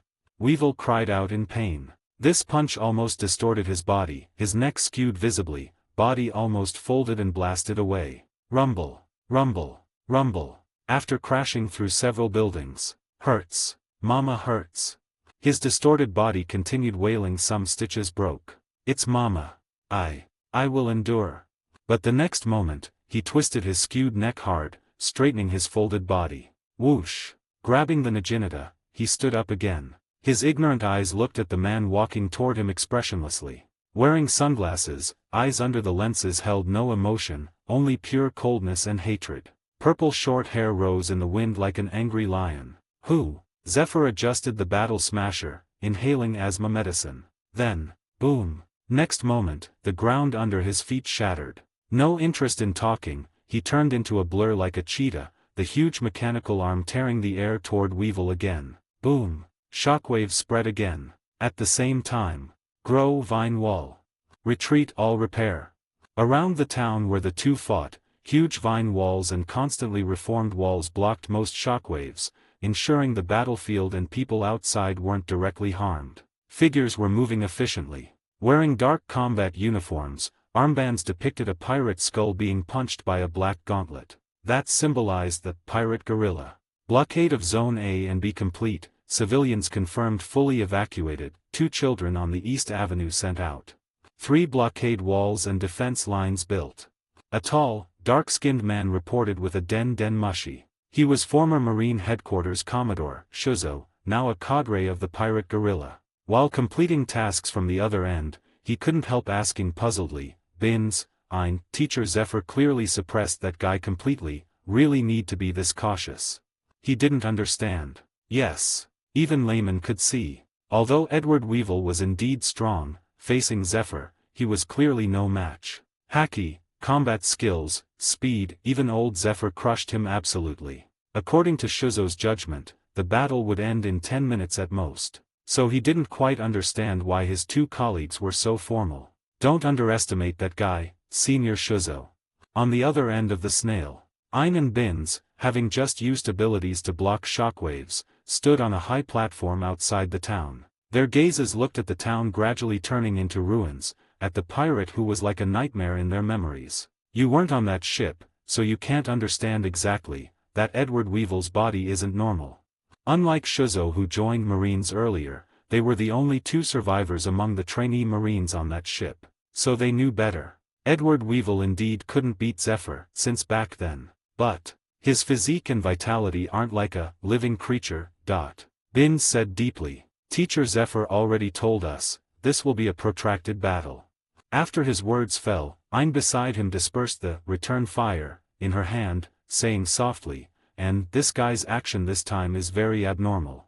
That old hag beside him disappeared, and he was clearly avoiding us before, but this time appeared on this island actively waiting for us. Ein gritted her teeth. Correct, just as Roy knew. Since establishing the pirate guerrilla, while hunting pirates, they constantly searched for Weevil's traces. In fact, shortly after the joint military exercise, they locked Weevil's whereabouts and started tracking. They also discovered Weevil often moved with an old hag he called Mama. Of course, they had no clue about her identity yet. This chase continued for some time. Until recently, hearing news of Weevil becoming a warlord, they found Weevil's traces on this island, precisely, like he was waiting for them actively. And the old hag beside him was gone. So without Roy's reminder, they smelled conspiracy. But they had no choice. No matter what, they wouldn't let Edward Weevil go. This was something they absolutely couldn't compromise on. So even knowing it was likely a trap, they chose to dive in. Unexpectedly, no ambush. Edward Weevil was truly on this island, so the situation developed like this. Situation has spread. Others in world government and Marines will definitely stop us from attacking a warlord. Building defense lines is to prevent this. Ein said deeply. If someone really comes to stop, we are responsible for delaying time for Teacher Zephyr. Absolutely cannot let them disturb Teacher Zephyr's battle. She knew well. From the moment they chose to ignore world government orders and attack Weevil, even Marine colleagues were no longer trustworthy. The only exception was, where is Roy? On the other end, Shuzo asked deeply. He will definitely help us. X2. Hearing this, Binz and Ein looked at each other. Then, they said deeply, Teacher Zephyr told us before the battle, no matter what, don't notify Roy, nor answer his calls. Is that so? Hearing this, Shuzo realized the reason immediately. Yeah, Roy is Kuroyage, Black Goat, the hope of future Marines. Dragging him down because of our matter, that won't do. He said. They didn't feel Zephyr's action was biased. On the contrary, Zephyr asked them to leave before action, but they chose not to. But Roy was different. All three knew Roy was Zephyr's true chosen successor. Judging by the current situation, Roy would almost certainly be promoted to admiral, even high chance of becoming fleet admiral. He had to bear the justice of the future sea, the Kuroyagi against the Zodiac. So Zephyr didn't want to drag this disciple down because of his own matter. But just then, click, click, click. Binz, Ein, and Shuzo clearly heard intense static noise in their den mushies. Then, hey! Not just their snails, all snails on the island emitted the same voice at this moment. This is World Government Special Patrol Ship, North Blue Cross Star. It was a cold voice. I am the new Vice Commander of the World Government Holy Land Guard Legion, Claymiller, responsible for guarding the Great Celestial Dragon. World Government Inspection Special Envoy, St. Thatcher's M. Pierre, inspecting North Blue nations. We already know the situation on Mont Blanc Island. Former Marine Admiral, Zephyr, stop attacking the Royal Warlord immediately. Repeat, stop attacking Royal Warlord Edward Weevil immediately. Otherwise, this ship will arrest and execute you for rebellion, in the name of the world government. Accompanying that voice. Also appearing was the massive warship at the end of the distant sea. Ein and others could see the huge cross-star flag and the emblem symbolizing Celestial Dragon family, Thatcher's family, on that warship. It's Celestial Dragon. World Government Envoy inspecting nations. indeed heard they were nearby. Former Admiral Zephyr, initiating rebellion. Hey hey, still looking, run. People will die. With the panicked voices of the crowd gathered on the island, Bin's and Ein's faces turned pale instantly. World Inspection Envoy. Although guessing the world government would send someone to stop their action, even preparing for battle. According to their thoughts, the nearest marine branch would take at least half a day to send people. But they didn't expect the world government patrol ship happened to be nearby. No, not coincidence, was this arranged too?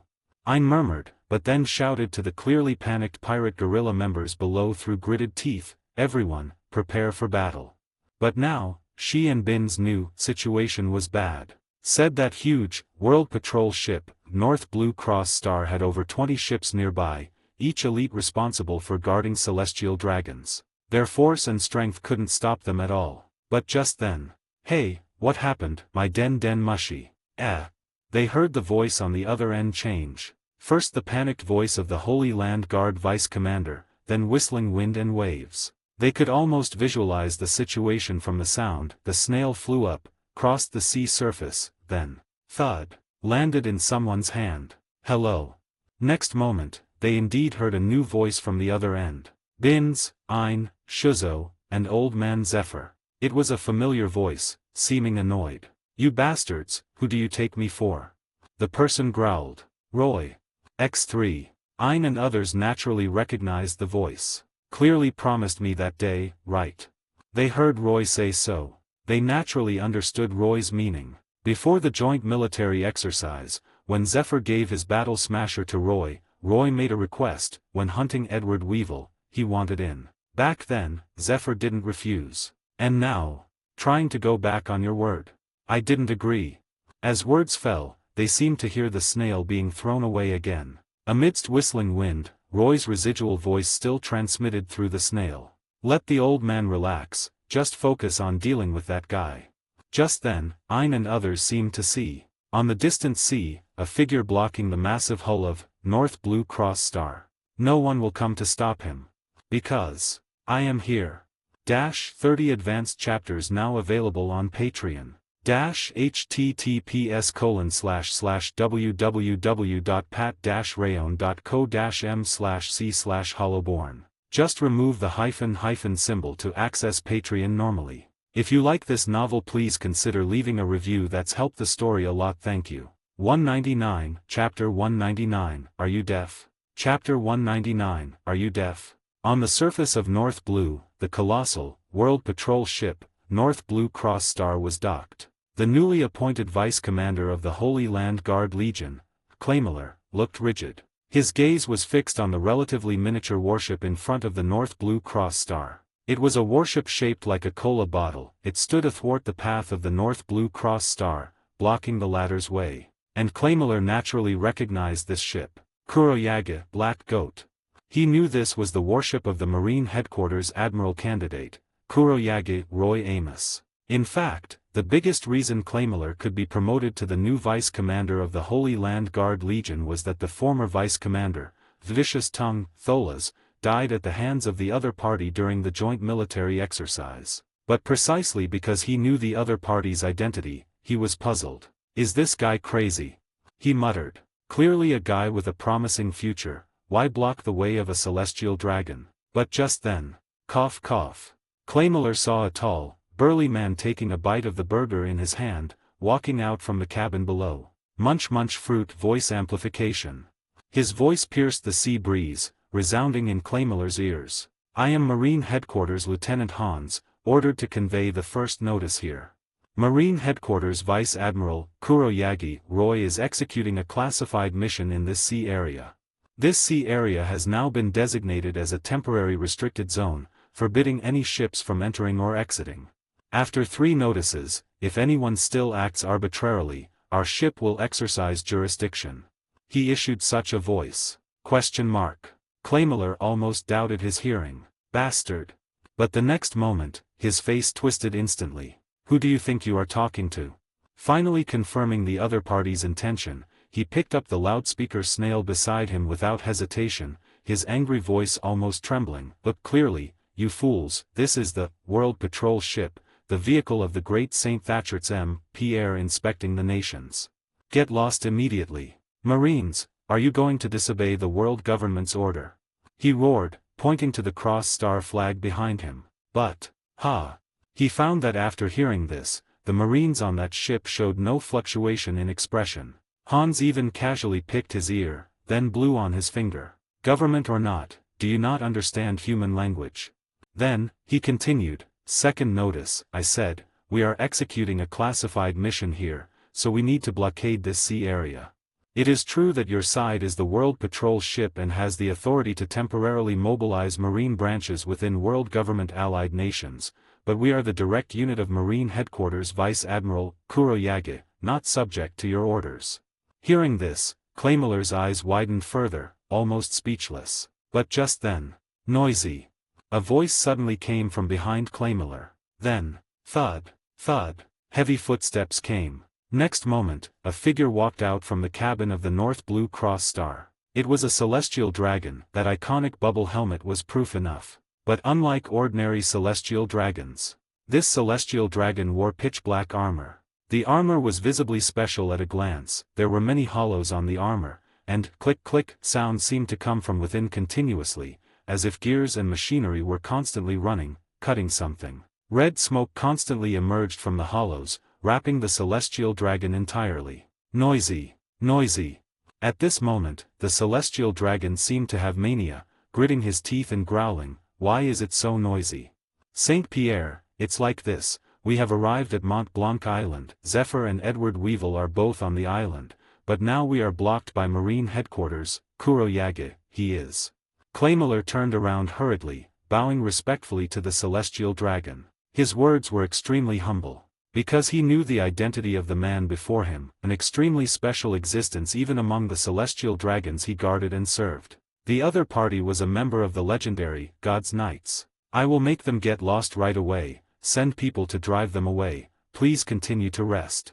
Claymiller said. But, bang, his words were cut short. Not because he didn't want to speak, but because he couldn't speak anymore. Boom. Even the people closest to Claymiller didn't see what happened clearly. They only saw the deck where Claymiller was, along with the hull below the deck and the sea below. Everything was pierced by something in an instant. A pitch-black hole even appeared on the pierced sea surface, as if something penetrated it directly to the seabed.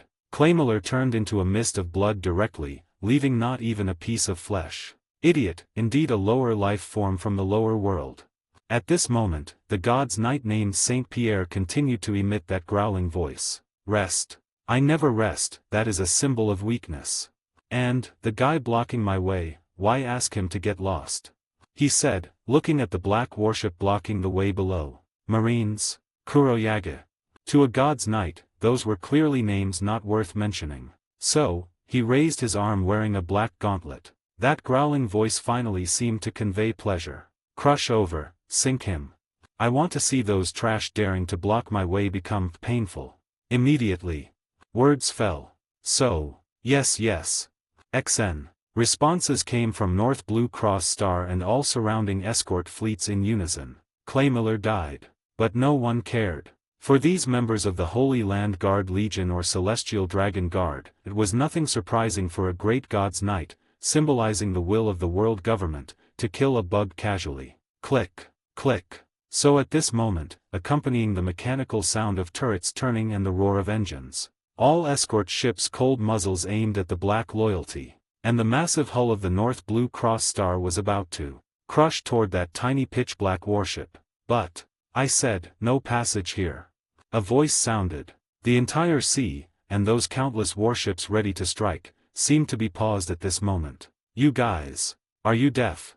Words fell. Boom. Black-red conquerors haki erupted and dissipated abruptly. Centered on the Black Loyalty, the entire sea began to solidify and cave in instantly. The shock swept across all escort ships instantly. Thud, thud, thud. Whether escort ships or North Blue Cross Star, whether gunners preparing to fire or commanders directing the attack, regardless of what they were doing a second ago, now their eyes rolled back, saliva flowed uncontrollably, and they collapsed paralyzed. In just a moment, the originally murderous sea surface was left with only silence. On the entire North Blue Cross Star, only Saint Pierre stood alone. He gritted his teeth, widening eyes staring at the ship below. Click. On that warship, the cabin door slid open silently. A figure walked out. On the deep black marine coat, the stars dotting the cuffs fluttered in the wind. Black-red haki still lingered between his hair strands. Later you guys drive the ship to the island, help Ein and others evacuate the civilians, and pay attention to controlling public opinion by the way. He tossed the marine coat casually to Farrell beside him while saying so. Yes, Chief. After Farrell nodded and left, he strolled out, stepping onto the deck. Ah, sorry. He looked at the celestial dragon above, tone flat. Looks like your crew members fell asleep, so Lord Celestial Dragon, I will personally conduct the third notice. This ship is executing a classified mission here, this sea area will be temporarily blocked. His gaze looked at the God's Knight, and the cross-star flag behind him. So, please cooperate with my work. 30 advanced chapters now available on Patreon. https://www.pat-rayon.co-m/c/hollowborn. Just remove the hyphen symbol to access Patreon normally. If you like this novel, please consider leaving a review. That's helped the story a lot. Thank you. 200, Chapter 200, You seem a bit panicked, little brother. Chapter 200, You seem a bit panicked, little brother. On Mont Blanc Island, battle and wailing continued. Mama, hurts so much. Mama said someone would come to help Weevil. Where are you, Mama? Weevil hurts. On Edward Weevil's ugly face, snot flowed from his nose, tears uncontrollable, and his wailing became increasingly fierce. Now, his body looked extremely terrifying. Blood oozed from everywhere. Crushed organ pieces were spat out with blood during wailing. His bulky body had piercing marks everywhere. Still the same as the past, this exaggerated vitality. At this moment, Zephyr, causing these injuries, panted deeply. He took out his asthma medicine again, inhaling, looking at Weevil coldly. Yes, Zephyr knew well. Even among monsters, Weevil was special. His body was strong. Innate muscle strength and unknown martial arts made him stronger than most pirates. This physique, martial arts, and posture often reminded Zephyr of young Whitebeard. Whitebeard before eating the quake fruit, not at his peak yet. Back then, Whitebeard was known for his innate monster-like physique, powerful martial arts, and haki. But this wasn't important. Even with such physique and strength, Zephyr's power was still above Weevil's. Whether 4 years ago or today. 4 years ago, Zephyr's training ship suffered that fate only because of the vitality Weevil displayed now. Calling it vitality wasn't even accurate, because Weevil's recovery wasn't outstanding, he was just tough. Or rather, this guy didn't look like a living creature. Even with shattered organs and pierced body, he just wailed, hurts, and continued fighting. Back then, relying on this terrifying vitality, he survived Zephyr's onslaught until Zephyr's asthma attacked, cutting off Zephyr's arm. Now this guy's vitality seemed improved. Zephyr even doubted if he could be killed. But, speaking of which, surroundings are quieter than imagined. Finishing the asthma medicine and tossing it aside, Zephyr thought. According to his estimate, surrounding Marines and Kingdom troops should have come to stop him. Ein and Bin should be engaging them. But fact was, no. The entire island was calm. In this moment, Zephyr instinctively had a feeling. He suddenly thought of his disciple. Roy. He murmured. You are the hope of this era's sea. Don't go to the abyss with this old man, silly boy. At the same time, on another sea, you ask me to cooperate with your work. Saint Thatcher's Pierre gritted his teeth. His anger seemed never-ending. He looked at Roy. Speaking of which, that fool said you are, Kuroyage, Black Goat. Thinking carefully, I seem to have heard of you. My servant told me mortals recently regard a marine as the hope of the new era. His words were full of disdain. As a God's Knight, he wouldn't even care about marines. As for hope, just a boring joke. However, you guy, indeed different from Intel.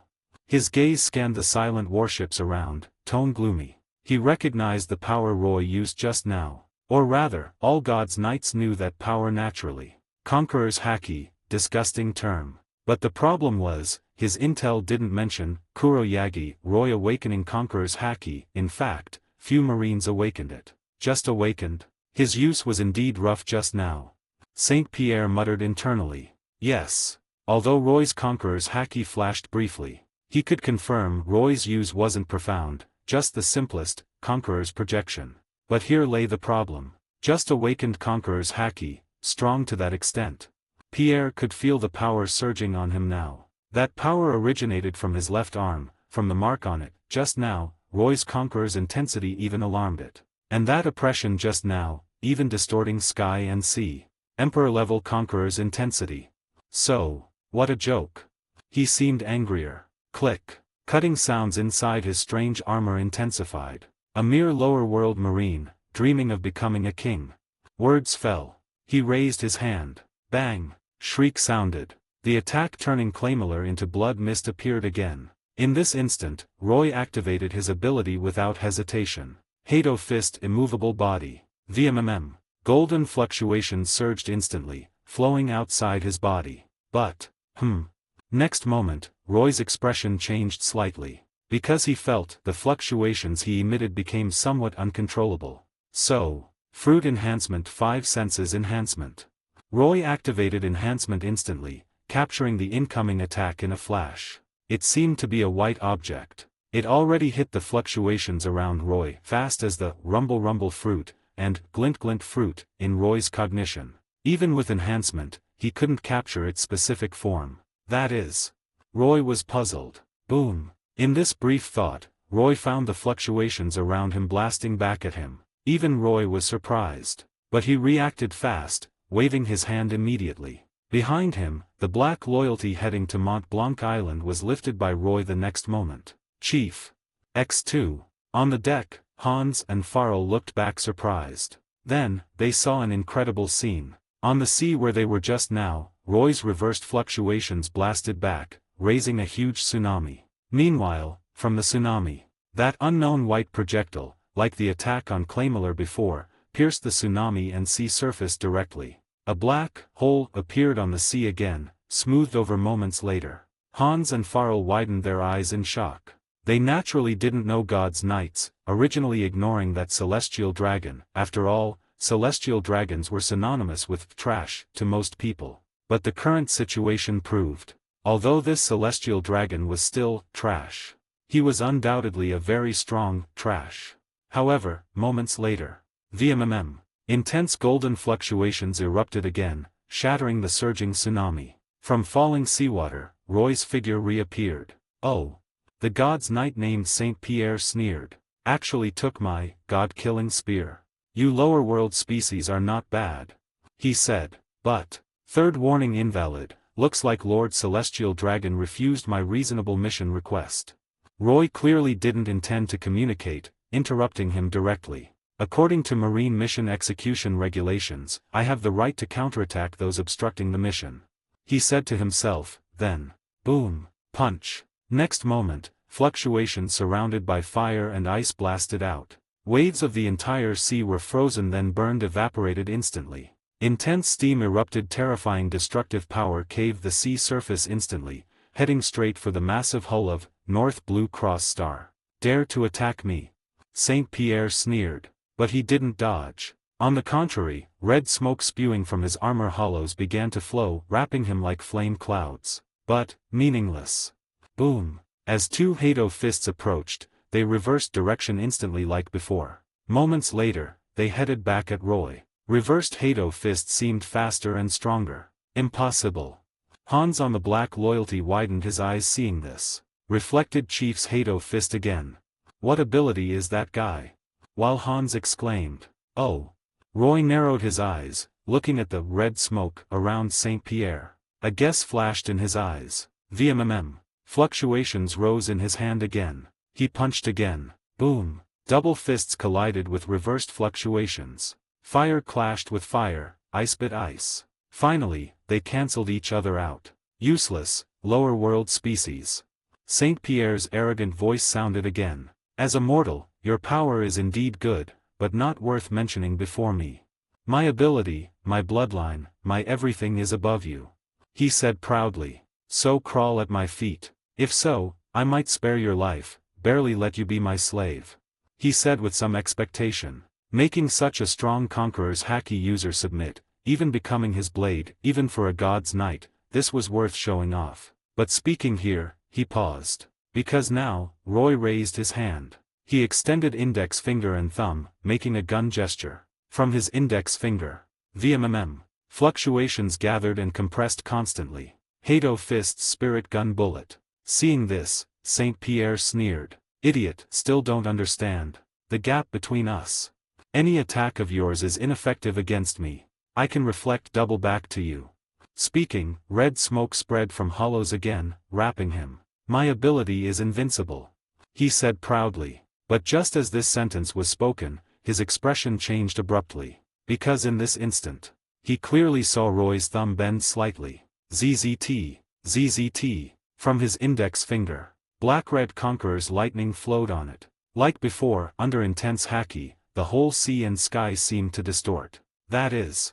St. Pierre's pupils shrank instantly. His movement changed for the first time. Almost instinctively raising his arm, red smoke around him became more intense. But, moments later, he found with astonishment. The bullet in Roy's hand shattered and disintegrated in an instant. Conqueror's lightning dissipated silently. Failed, indeed, infusion isn't that simple. Roy glanced at his finger, muttering. Then, he looked at stunned St. Pierre. However, Lord Celestial Dragon chatting endlessly there. Roy's mouth pulled a slightly mocking smile. If I'm not mistaken, just now, you seemed a bit panicked. You insect. Hearing this, St. Pierre gritted his teeth, eyes turning red. His armor emitted click-click sounds again, unprecedentedly intense. How dare you humiliate me like this? This novel is uploaded by Fanfic Novels. Please support me via Patreon. Due to copyright restrictions on YouTube, I have decided to create a collection of fanfiction novels in audiobook format. If you would like to access the collection, you can purchase it through one of the following platforms.